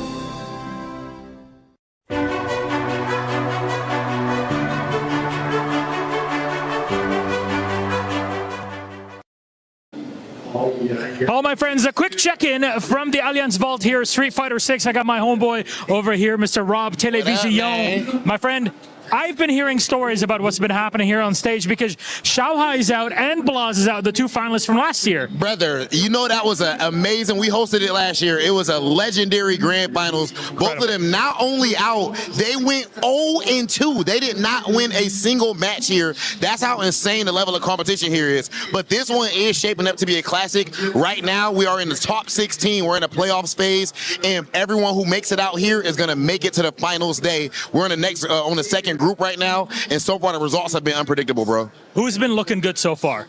Is Punk still goodness. in? Okay. Did he sit down? Punk. Oh, did he sit down this time and make sure he was locked in? Well, he did make sure he sat down, but unfortunately, he had to sit down for good as far as this tournament because even the Alpha himself went 0-2 in this event. But as far as somebody that's looking good, a player to look out for, Cryme from Chile, only 15 years old, and he is representing Team Falcons here. From Chile, that young, and he has already made his way all the way to the top 8, taking out Titans. It's one of the beautiful things about Street Fighter, bro, the generations. You have a 15-year-old playing against a 40-year-old. That are literally decades in between players in here. It's an OG game, if anything, in terms of competition. Thank you very much, my good friend Rob. Appreciate you. Oh, man, it's good to see what's been going on all over EWC. I'll send it back.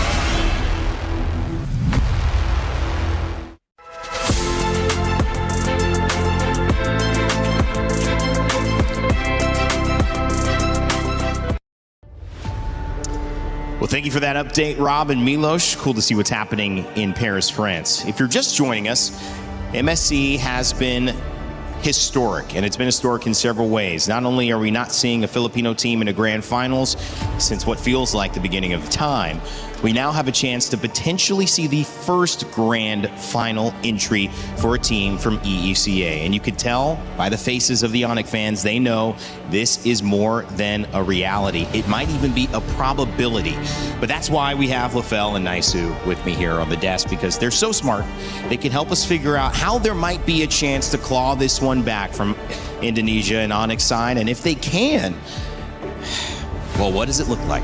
Well, last series, we found ourselves in this position too. We ended up seeing, Falcons get a couple games under the belt, eventually go to a game 5. Hopefully we have the case here for this. Hopefully you can extend the series, because right now I think Onyx really needs to dig deep here on what to change, what to pull through, because I don't know, man, the momentum and the way that Team Spirit is playing looks really scary. It's really worrying going into this one, match point now for Team Spirit if you're on it, because what do you do? LaFell, it's like an oxygen tank, and you see it start blinking red, and you know you're too far away from home to refill. How do you handle a moment like this where survival's the only thing on your mind?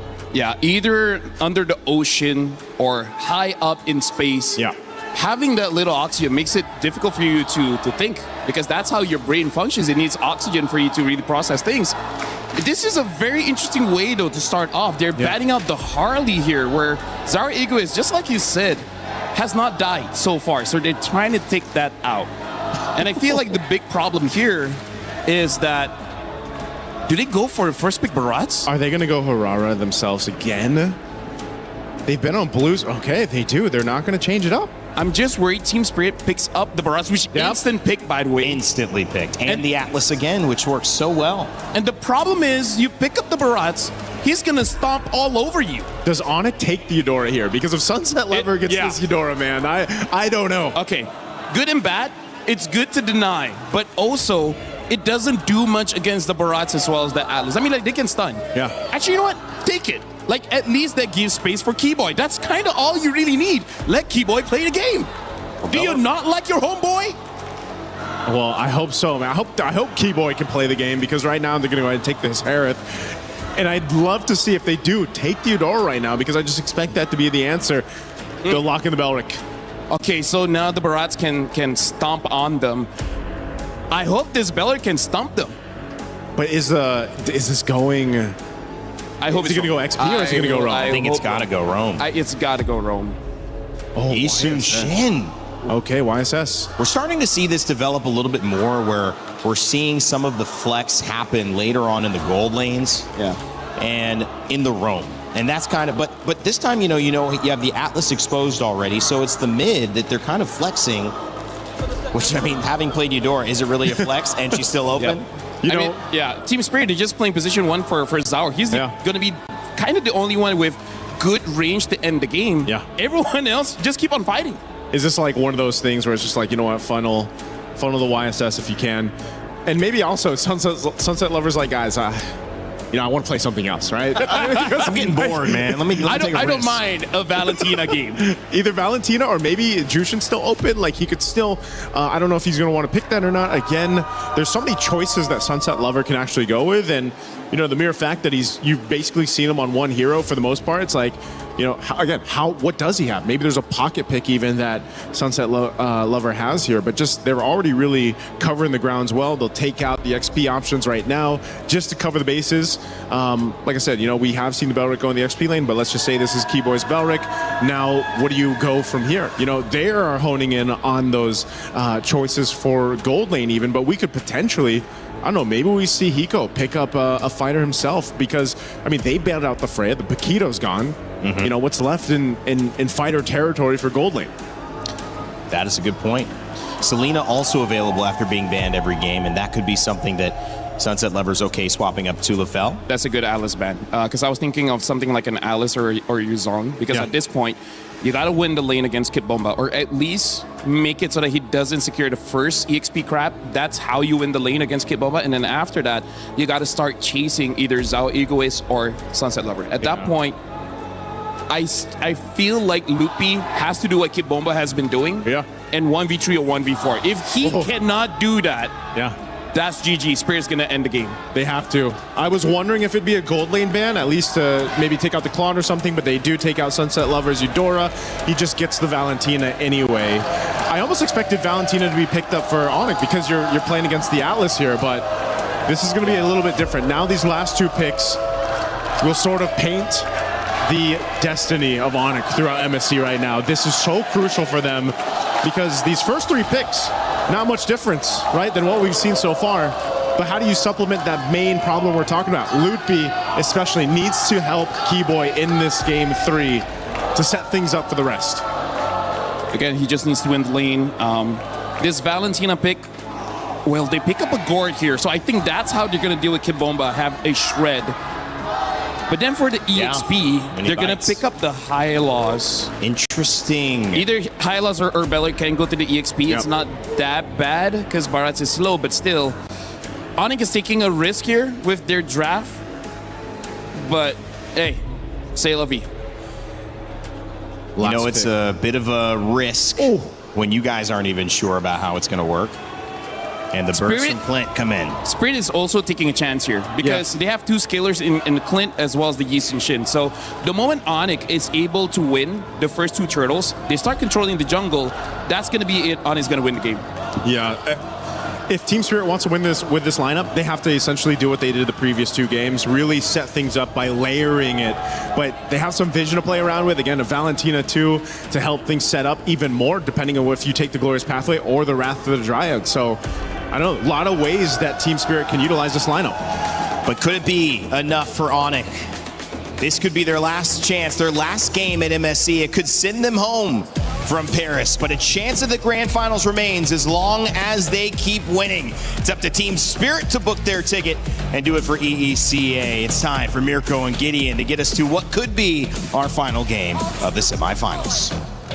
One chance one opportunity, a way to make history, another disappointment, or a chance at redemption, as Onyx might be able to take this game. But these drafts, man, I don't know about you, Mirko, but this has been a brutal, brutal matchup for Onyx, especially in the mid lane. It just looks so good for Spirit.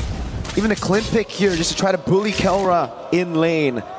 I think it's really, really good. Great movement here as well by Hiko to dodge the Synchrofish. And as we take a look at the emblems for this game number 3. So we're making sure that everything's up to date here. It's making sure that they also have, right, early flicker on, but Sunset Lover's in trouble. He's got no dash. Instantly, mobilization, Kai with first blood. This time in game number 3. Priority makes all the difference here. They're going to get one more into Sawo, and Kyrie is already extremely happy with the scenario. 2-0, one of the better starts we've seen here for the side of Onyx. This is the best start we've seen from Onyx already. So we'll see if they can actually capitalize on this. Kyrie this time 2-0. So again, this could be it as well. Hiko with the flicker already. Great read by Kai to read that flicker. 3-0 for Kyrie in game number 3. This is an amazing start for the Sky Kings. And at this stage of the game, TS, well, that early game plan might have to, take a back step for a little bit here. It's not the end of the world because a majority of that lead is still on Kyrie. The question is, can the laners keep this pace up to maintain this level of oppression as we start moving into our very first turtle here in game number 3? And TS, they already have information. They should see Sans rotating here, as well as Kyrie as well. They're going to just steal camps, and I think that just might be the play. They're just going to wait and steal. Might be going to the bottom lane as well here, knowing that they cannot contest for the neutral objective, but Sunset is very close to level 4. It seems like they want to contest still. Sunset sitting with the Valor ult instantly, and now it's going to be Sawa. Big shot from Bamba into it. Sunset's right there, and he finds it, and Sauer is able to pick up a kill. Now it's Bamba staying alive for a bit, throws Keyboy back away. That's the missing projectile landing, and Lipsy picking up the kill. Sauer walks up, and he goes right there. And now they want to go for a little bit more. Kelra and Sans now in the fight. Who gets it? Retry from Sauer is clean. Kelra with the on force now. Not the instant dash just yet, but Sunset going to be taken very low. Hiko's still right there, and that's Kelra with the pickup on Sunset Lover. Is he gonna... Can they set this up even more? No, Sawo here to cover Hiko. He's walking up. He's thinking about it, but I don't think he has much. Fatal Links, Bomba's right there as well. They're gonna pick up a kill. So it's TS leveling the odds back again.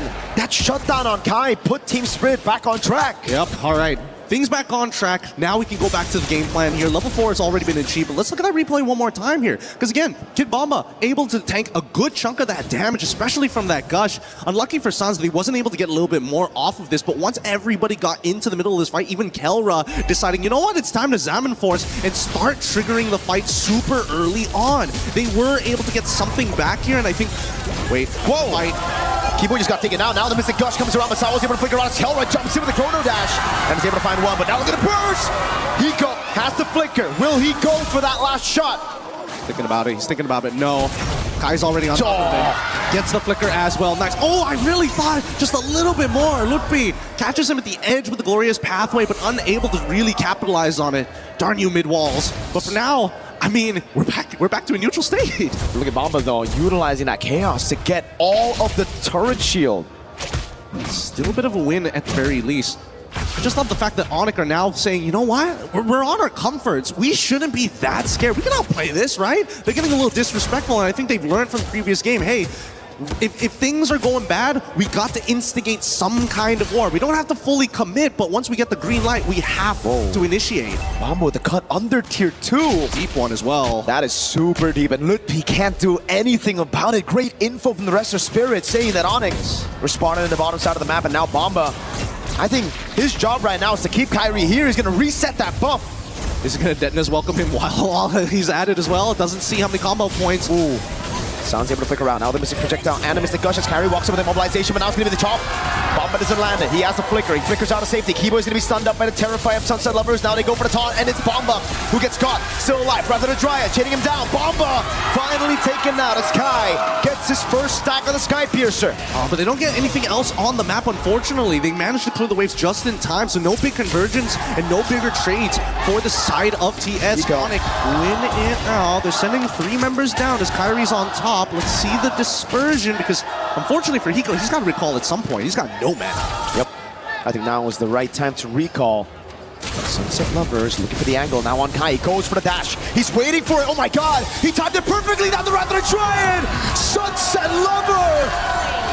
3 games in a row having one of the best series performances. Man, Sunset Lover, the prodigal child, is back. They don't want to go. At least Kid Bomba didn't have his flicker there. That'll. Oh! Sao fatally straight into Cervico! Keyboy with a rattle to the Dryad, but now it's going to be the chase as the conceal gets used up by both. One into the bottom lane. It's Bomba. He's going to look to try to bait out the Purify from Kelra. Zaman Force coming out. Sao with a perfect match. He's going to try to go for the dive right now as Kelra is able to go for it. A few more hits. Big chunk. Purify out from Kelra. Don't punish just yet. We need to see the item list here. Did he go get that power spike as soon as that Wombo combo happened? Because as of yet, that was a lot of damage. And now Zara gets a mid-tier 1. Looking to threaten multiple buffs at the same time.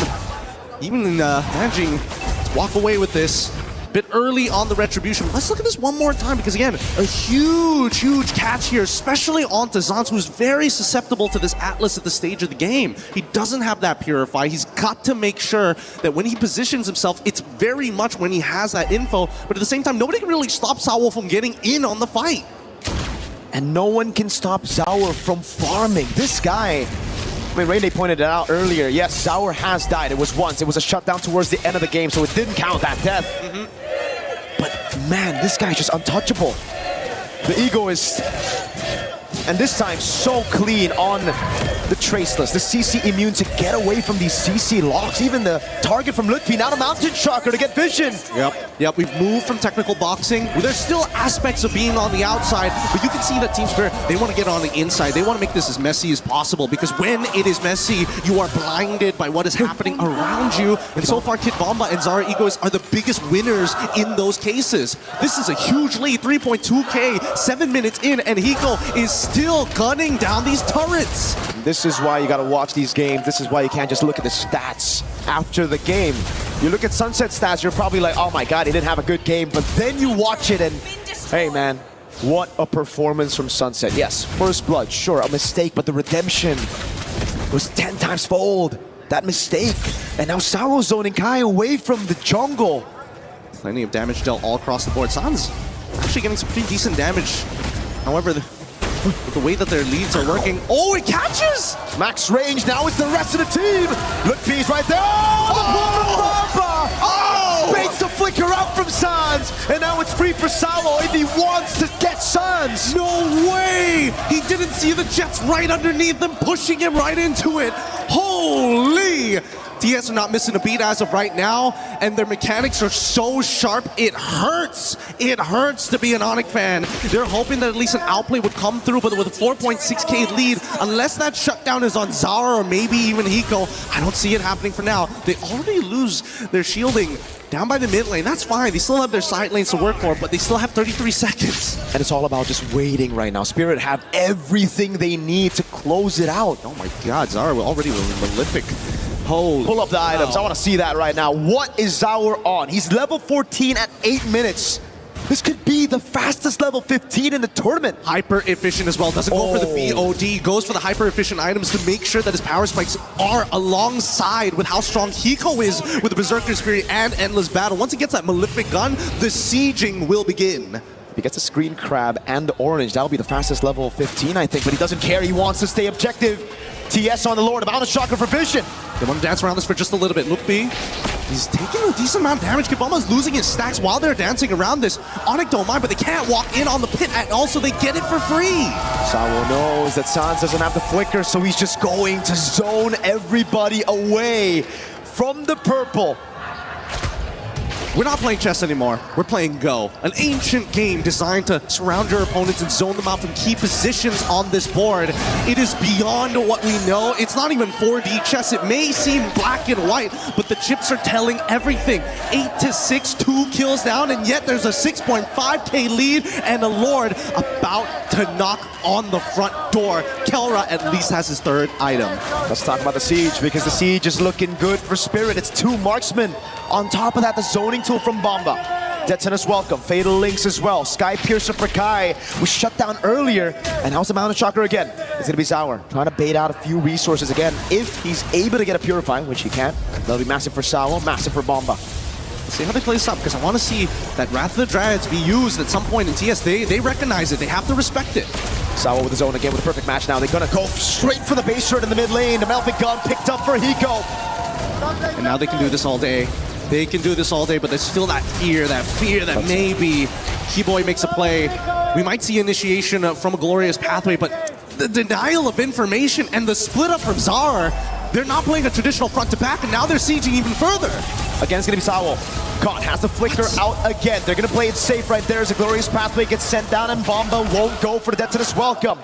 Spirit are playing to their identity, to their strength, playing it as slow as they possibly can, knowing they have a composition that can withstand Onyx scaling as well. They can do this. They can absolutely do this. For once in a very, very long time, the Dark Horses of EECA might be able to punch their ticket right into the Grand Finals if they just close this out cleanly. But we know that the Sky Kings have always been in these types of positions before. Yes, maybe they're not winning championships right now, but here we go! Big chomp down. The Mystic Gush not able to get anyone down right now as Keyboy looks for the flank. Can he look for the Wrath of the Dryad? He goes in, but it's only going to be on the front lines. Mount of Shotgun lands on Mlbb! Sunset Lover! Makes the play already with Wrath Dryad, pull him with the Fatal Links! Kelra is a bond force now, jumping around as Hiko's kill gonna be there. Kyrie with a pick up on the Sawo. Kelra very good at buying some time, distracting, zoning the rest of Team Spirit away, and isolating Sawo from the rest of the pack. Onyx still alive. That could have been so much worse. That could have been so much worse, and that's all you can ask for a gold laner at this stage of the game. I'm sorry that we can't give you that space, but at the very least, just buy us just a couple more seconds here as we move into the 12th. 16 or more with a missing mid inhibitor. This is very manageable for Onyx, but so far, these glorious pathways have been dealt with very handedly by Team Spirit. And Kelra, he's got some real damage on his hands. The problem right now is that they can't get that first move. They can't get the first initiation onto Team Spirit without the counter initiation completely annihilating the back line. You can see, oh my god, it's chomp! He got it. Purify out, oh my god! They're still going, glorious pathway, it's already out, and now they should disengage. Keyboy, he's stuck. Mount of Shotgun, pull for the missile zone, the Fatal Links as well! Keyboy with the Wrath of the Dryad is able to buy some time, but again, Kelra cannot walk up. Not while Sunset Lover has the Wrath of the Dryad. Not while Kelra doesn't have to purify. It's a free Lord over to Team Spirit. These are heavy jabs being traded on both sides. They are willing to throw anything underneath the bus to get the reaction that they are looking for. But TS, the economic lead, 8K at this point, 42 to 34. This is a beautiful endgame angle for them. They just need to make sure they close this out cleanly. You can see Sawo, that player cam, instantly one hand off, just giving instructions. Guys, play it slow. 3 waves, build it up. Do not forget the fundamentals. They are possibly a few minutes away from another big upset at MSC. From locking their spot in the grand finals. The first time ever for an EECA representative. This is for all their predecessors before them, for War Barbie, for Defender, for everybody else as they look for the endgame scenario. Top lane gonna be taken down now as Team Spirit look for the play in the bottom lane. Sawo, perfect match. Keyboy gonna be chunked as well. Sawo! He nails it! Being even further as they're looking to try and close out this game. Big shot now, throwback again. It's gonna be Kai. Taken out by Sour and Eco. There you have it. Team Spirit have done it and punched their ticket to the grand finals. The Sky Kings thought they were the beast. Sverige niet sine Drakona. There is no beast stronger than the dragon! What an amazing game. The technical prowess from mechanics, from the micro to the macro. We have witnessed a work of art. Nobody can be disappointed with that. Even the Sky Kings can recognize when they have been matched. What a crazy game coming in from EECA. They haven't just been matched. They've been stomped and they've been destroyed. The Porcupines, the Sky Kings, burned to the ground by the flames of the dragon.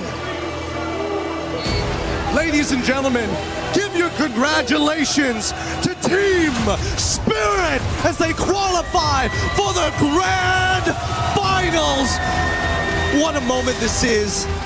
What a What a crazy set of events. I keep using this word crazy time and time again for another region to rise up to the grand finals of this caliber for the first time ever in a mid-season cup here at an international. There will be no major regions. No PH, no ID, no Malaysia. It's EECA up against Myanmar. It's Team Spirit up against Yangon Galacticos. Truly, we are witnessing history unfold before us. And maybe, who knows, they might not be called minor regions any longer. The world of Mlbb expands further, and the level that has been brought to the table starts with the youngins. We're going to be throwing it over to the interview with Sunset Lover and Sawo up on stage. Take it away, Rose. The Dragons has defied the odds. They have slayed the Sky Kings, and they have carved their names into the history of Mlbb.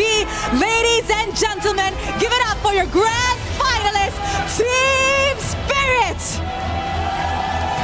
Boys, that was an amazing series. And you know, there's no better duo to interview on this stage other than Sawo and Sunset Lover. These two have played and represented the EECA region since M1. 7 years later, you guys have finally done it. You guys are bringing EECA to the grand finals. How are you feeling about it, Sawo? I'm so happy, but we still not did it, so everything tomorrow will be. The job is not done. What about you, Sunset Lover? How are you feeling about heading into the grand finals tomorrow, a first in your region, history being rewritten? Of course I'm happy because we're doing a lot of work and finally we show that we worked a lot. And tomorrow we still have a big job, you know, and we need to win. Yes, there's definitely a big job tomorrow, but like what Sunset has mentioned, they've been through a lot. Roller coasters, up and downs in a span of 7 years.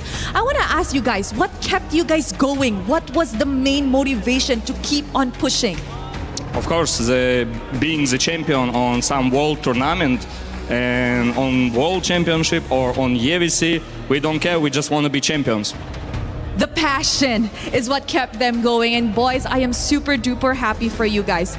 Now, of course, we know that you guys entering the grand finals tomorrow is history being rewritten. But not just for you guys, but for the whole ecosystem of the Mlbb, where tomorrow you guys will be going up against Yangon Galacticos. Sunset Lover, what does this tell us about the ecosystem of Mlbb? Does it mean we're actually finally starting to see new faces, new regions come out? Are you guys starting to become stronger? Yeah, that's true, and I'm so excited about tomorrow because finally the grand final, not PH Indo, PH Malaysia, you know, there is a new grand final, new story. So let's see what will happen. Definitely new story. You know what? Tomorrow is going to be an incredible chapter to unfold. But Sawo, what are your thoughts about Yangon Galacticos? Do you think that they're going to give you guys a really good fight, or is it going to be just as easy as today's match? I don't know what they will do. We just need to beat them, and that's it. Nothing special for us. We just might win them. Oh, the confidence coming out from these EECA boys on stage. I love it. They are truly showing what the new grand finalists are made of. And of course, Sunset Lover, a message for all of the fans. Look at the love, look at the support that they have here in the arena in Paris and of course back at home. Thank you so much. Big respect for supporting us. You know, it's so huge that we can play and be happy that we're here. Congratulations, boys. Congratulations. We will see you in the grand finals. And of course, Team Spirit, come on over because it is time to crush a key back at our key crusher. Now, the biggest question for today is who will be crushing Onyx Key? Kid Bomba is at it. Let's go, Kid Bomba. Ladies and gentlemen, this signifies that Onyx is officially out of MSC at EWC 2026, and Team Spirit heads to the Grand Finals tomorrow. History has been made for the world of MLBB. With that, let us show it to the desk. History has been made, and it was made earlier with Myanmar going to the Grand Finals, and now it is made again with EECA and Team Spirit claiming a spot next to them. History will be rewritten. But what does the future hold for MLBB? Something new, that's for sure. And as destiny collapses and dynasty falls apart, you see that the unknown is where MLBB is headed. And maybe that just means space. Maybe it means right down here on Earth. Maybe centered around Europe or something like that. We'll have to wait and see as these two teams now get a chance to battle it out, guys. Oh, man. What a day of games. What a day of games. History made. I like the smile there, the satisfying smile of Kid Bomba there as they crush the key of Onyx, because again, he heard it in his interview leading into the matchup. This was fated for him. This was kind of destined to go ahead and fight against Kelra in this version of Onyx this time. And man, they did it so well. A sweep. I honestly didn't expect it to be a 3-0 here, because who would have thought? Who did? I don't think anyone expected a 3-0, LaFell. In your wildest, promising, most ambitious and positive looks at what Team Spirit did, you still felt after Onyx's performance yesterday, taking down Aurora, that they would have a chance here. Yeah, here's the thing. This is why it's really hard to call anything here in MSC. Ever since day one, we think it's going to be a full series. It's a quick 3-0. We think like, this is going to be a stomp, and it becomes a full series. We anticipate this kind of draft, and then something else just develops. Something about MSC here. Something about Paris. Let me just say, quite a few organizations, I really feel like they should start lobbying just to have all of these major tournaments in Europe, because we got to talk about the support as well. Usually Team Spirit, whenever they're playing outside of Europe, they have some support, yes, but nothing like this. No. And we can definitely see that it's helping them quite a lot. And he said it doesn't matter. He said, there's no buff from having my mom and my sister here. I don't believe it for a second. I don't believe also... The way that he plays, bro. And I feel like they're winning over the fans. They're not just winning over, and this is for Myanmar's case as well. These people are now becoming different. They're becoming idols. They're becoming people who fan support of the teams that have lost, which are many of the favorites, many of the regions that are normally here, going, you know what? These guys are doing something. I actually support them. They're the new chapter. Yeah. And this is the new era. I think a lot of people, they've been discussing that, and some people are really holding on to, maybe we still have one more Philippine to make it to the grand final. Maybe it's going to be Indonesia. But just as we heard there from Sunset Lever, this is going to be the first time, and an entirely different story now, that there's not going to be Philippines, Indonesia, Malaysia included in that grand final. So now, if you're just a fan of MLBB, you got to choose a side. Who are you going to be rooting for? Honestly, I feel like for most MLBB fans, it's one of the rare times they can be happy with whoever wins that one. Otherwise, they would just be like, nah, your team sucks. Nah, this guy sucks. And it's like, hey, you know what? Congrats. I love it, man, because, you get to see the clash of the fans, the clash of the trash talk, which is different. And it just is so great to see after, you look at the story of Zaur Egoist as well, 16 years old. And if you talk about it's been since M2, what is that, 6 years? So the guy was 10? 10? So since he's been 10, this moment's been coming for him to get on stage and say, hold on, let's do something different here. Perfect timing to see the reactions here, too, because just as Zaur Egoist, having him come into this lineup of Team Spirit, again, last time we saw him in the international, he couldn't play, right? He was too young. So then he comes through, and you have these new generations of junglers and just players in general, but especially junglers, because that's what we've been highlighting here for MSC. And he has been putting on a clinic alongside the rest of the team. And I feel like just the way that Zaur Egoist plays allows Kid Bomba, allows Sawo and Sunset Lover and Hiko to do everything they need to do across the map, and that's, I feel like, one of the biggest difference factors for a lot of the teams that have been playing in this MSC. I gotta say as well, Kid Bomba is probably gonna be one of the scariest guys in MLBB for now, because in game, that guy is destroying absolutely everyone. Like, imagine being an EXP laner and then just causing this much destruction. Before this, he was Hanford. But now it's the era of Kid Bomba. Like, this guy is a bit much. On the Barat, sure, meta pick, but then he uses Sora. Yep. Yeah. And some would That's argue Sora. that might even be more scarier. That's Sora. That was the problem, because I think they thought, well, we took the Barats away, we banned it out, but he still got the upper hand. That's just Kid Bomba doing Kid Bomba things. We've seen his family, we've seen the emotion from Team Spirit, but there's an emotion on the other side of this, and that is, of course, of Onyx, who have to go home. We talked with Kid Boy, in an exit interview with the Turner to hear how he's feeling. We are now backstage with Keyboy after that loss against Team Spirit. Keyboy, may we ask what's going through your head right now? Indo aja. Boleh. Ya emang Team Spirit lagi kuat aja. He thinks that Team Spirit are very strong today. Apakah ini just exclusive di MSC atau sebenarnya dari awal-awal, dari sebelum-sebelumnya pernah ketemu Team Spirit, mereka udah kuat? Memang kuat. So even from before, he said that Team Spirit has been a very strong team. How is everyone handling the loss, Keyboy? How is everyone handling the loss? Teman-teman Keyboy gimana tadi pas kalah reaksinya?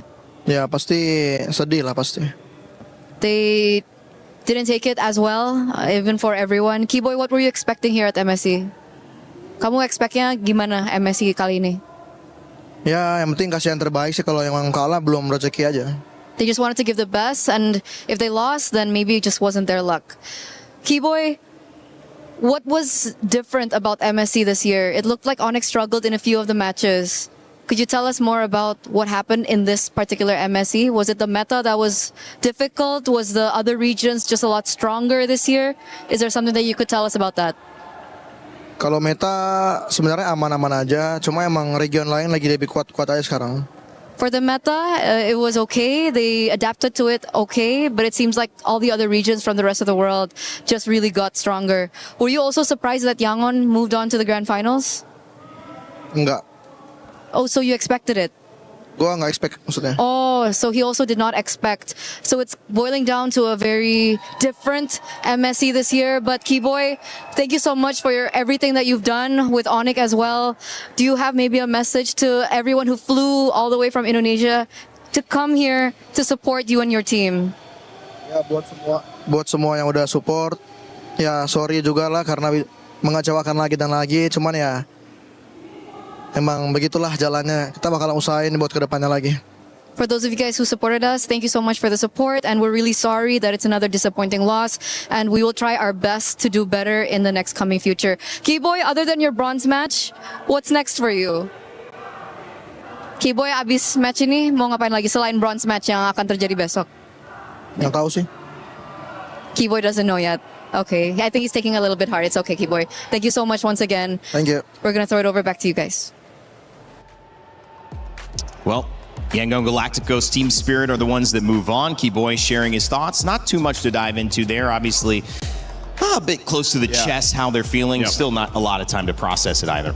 That also just shows how heavy it is just to suffer that kind of loss, because I gotta say, big shout outs to everyone agreeing to do the loser interview, It's because tough, man. Yeah. you can see it in their eyes how much they're trying to hide it, but as dudes, as bros that's been destroyed men. before, we've all been destroyed. Hey, man. We know that look. And you know what? Sometimes talking through it can help the processing part. But a lot of guys, though, there's just a moment where you say, you just say, I'm either not going to do it, or you're like, I'm not going to give an answer here and I need to go process. We were talking about this earlier. I remember one of the giants in sports that I love, Kobe Bryant, rest in peace. I realized that the first day I had a chance to interview for my esports job that I've done for the last 7 years. I had to hold it together. Yeah. And you have to sometimes do that.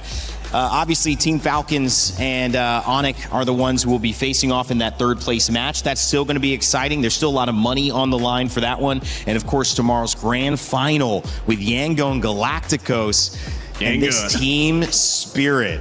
Man. Where were you? Where was he? When MSC is writing everything, I'm like, we were working. Yeah. Right? We could tell everyone's like, where were you guys when MSC calls it? We were working. So we don't know what's going on. We had no idea. No, but I mean, that's going to be amazing, though. Who would have what a thought day. that would be our grand finals? Right. No, I think almost nobody. I would be willing to bet that almost nobody had both of those. No one had that right. People did the pick'ems? Yeah. There's no way.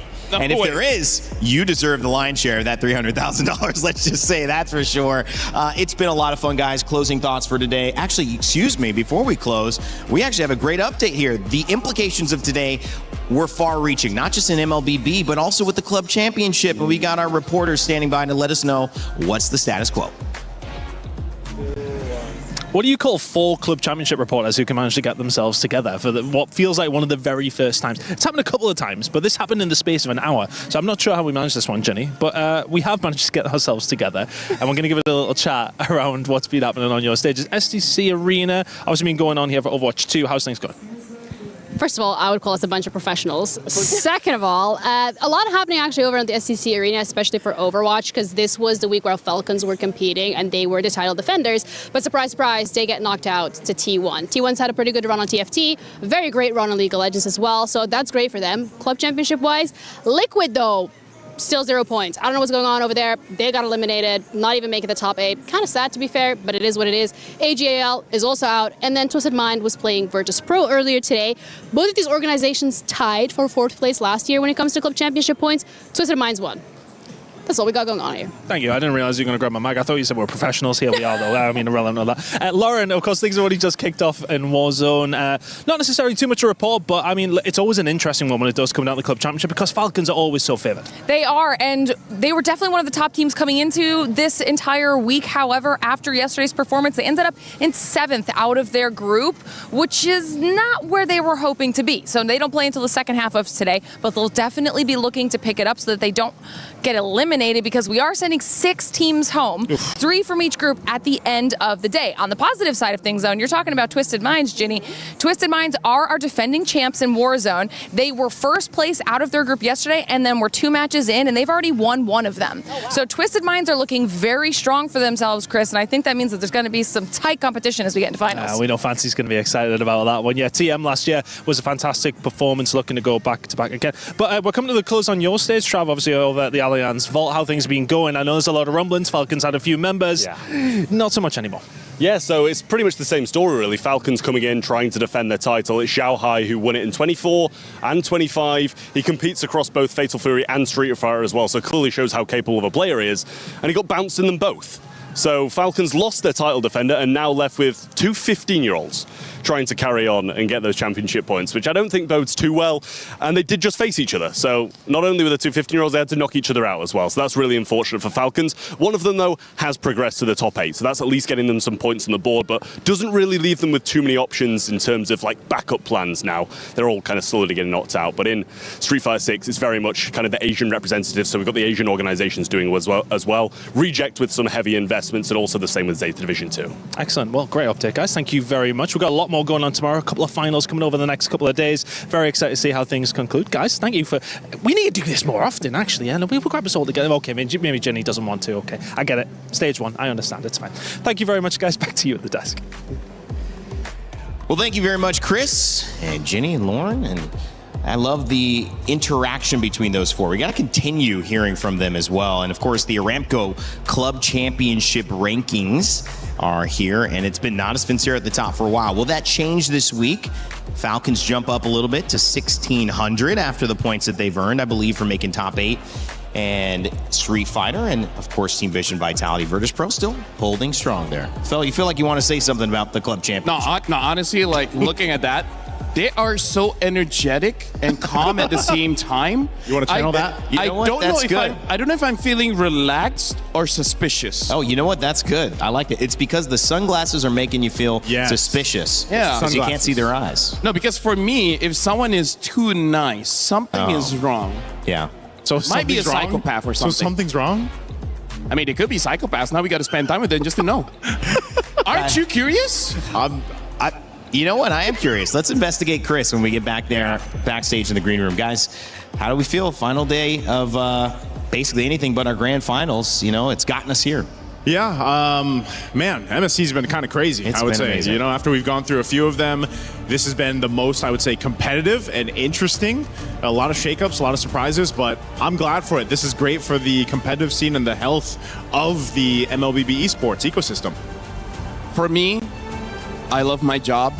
And we did say that this is probably going to be the best MSC ever. We did. And it's shaping up to be that way. This is going to be, again, a new era, a new chapter. This is going to give a lot of hope to a lot of aspiring players because now it doesn't matter where you're from. Oh, wait, where's my glasses? Wait, what was that? Anyways, doesn't matter where you're from. It shows that you can do it. Suspicious behavior from LaFell to close things out, but nothing suspicious about today. It's going to be a new chapter that's written in the land of Dawn come tomorrow. History rewritten already. It's me and Mar facing EECA in our grand finals. Somebody will become the new king of MLBB. From all of us here at Stage 3 of the Lenovo Legion Gauntlet, as LaFell has already walked off stage, and Naisu is still here with me. Thank you. My name's Randy, and from Paris, we remind you to never give up, never stop gaming, and we will see you for our grand finals tomorrow.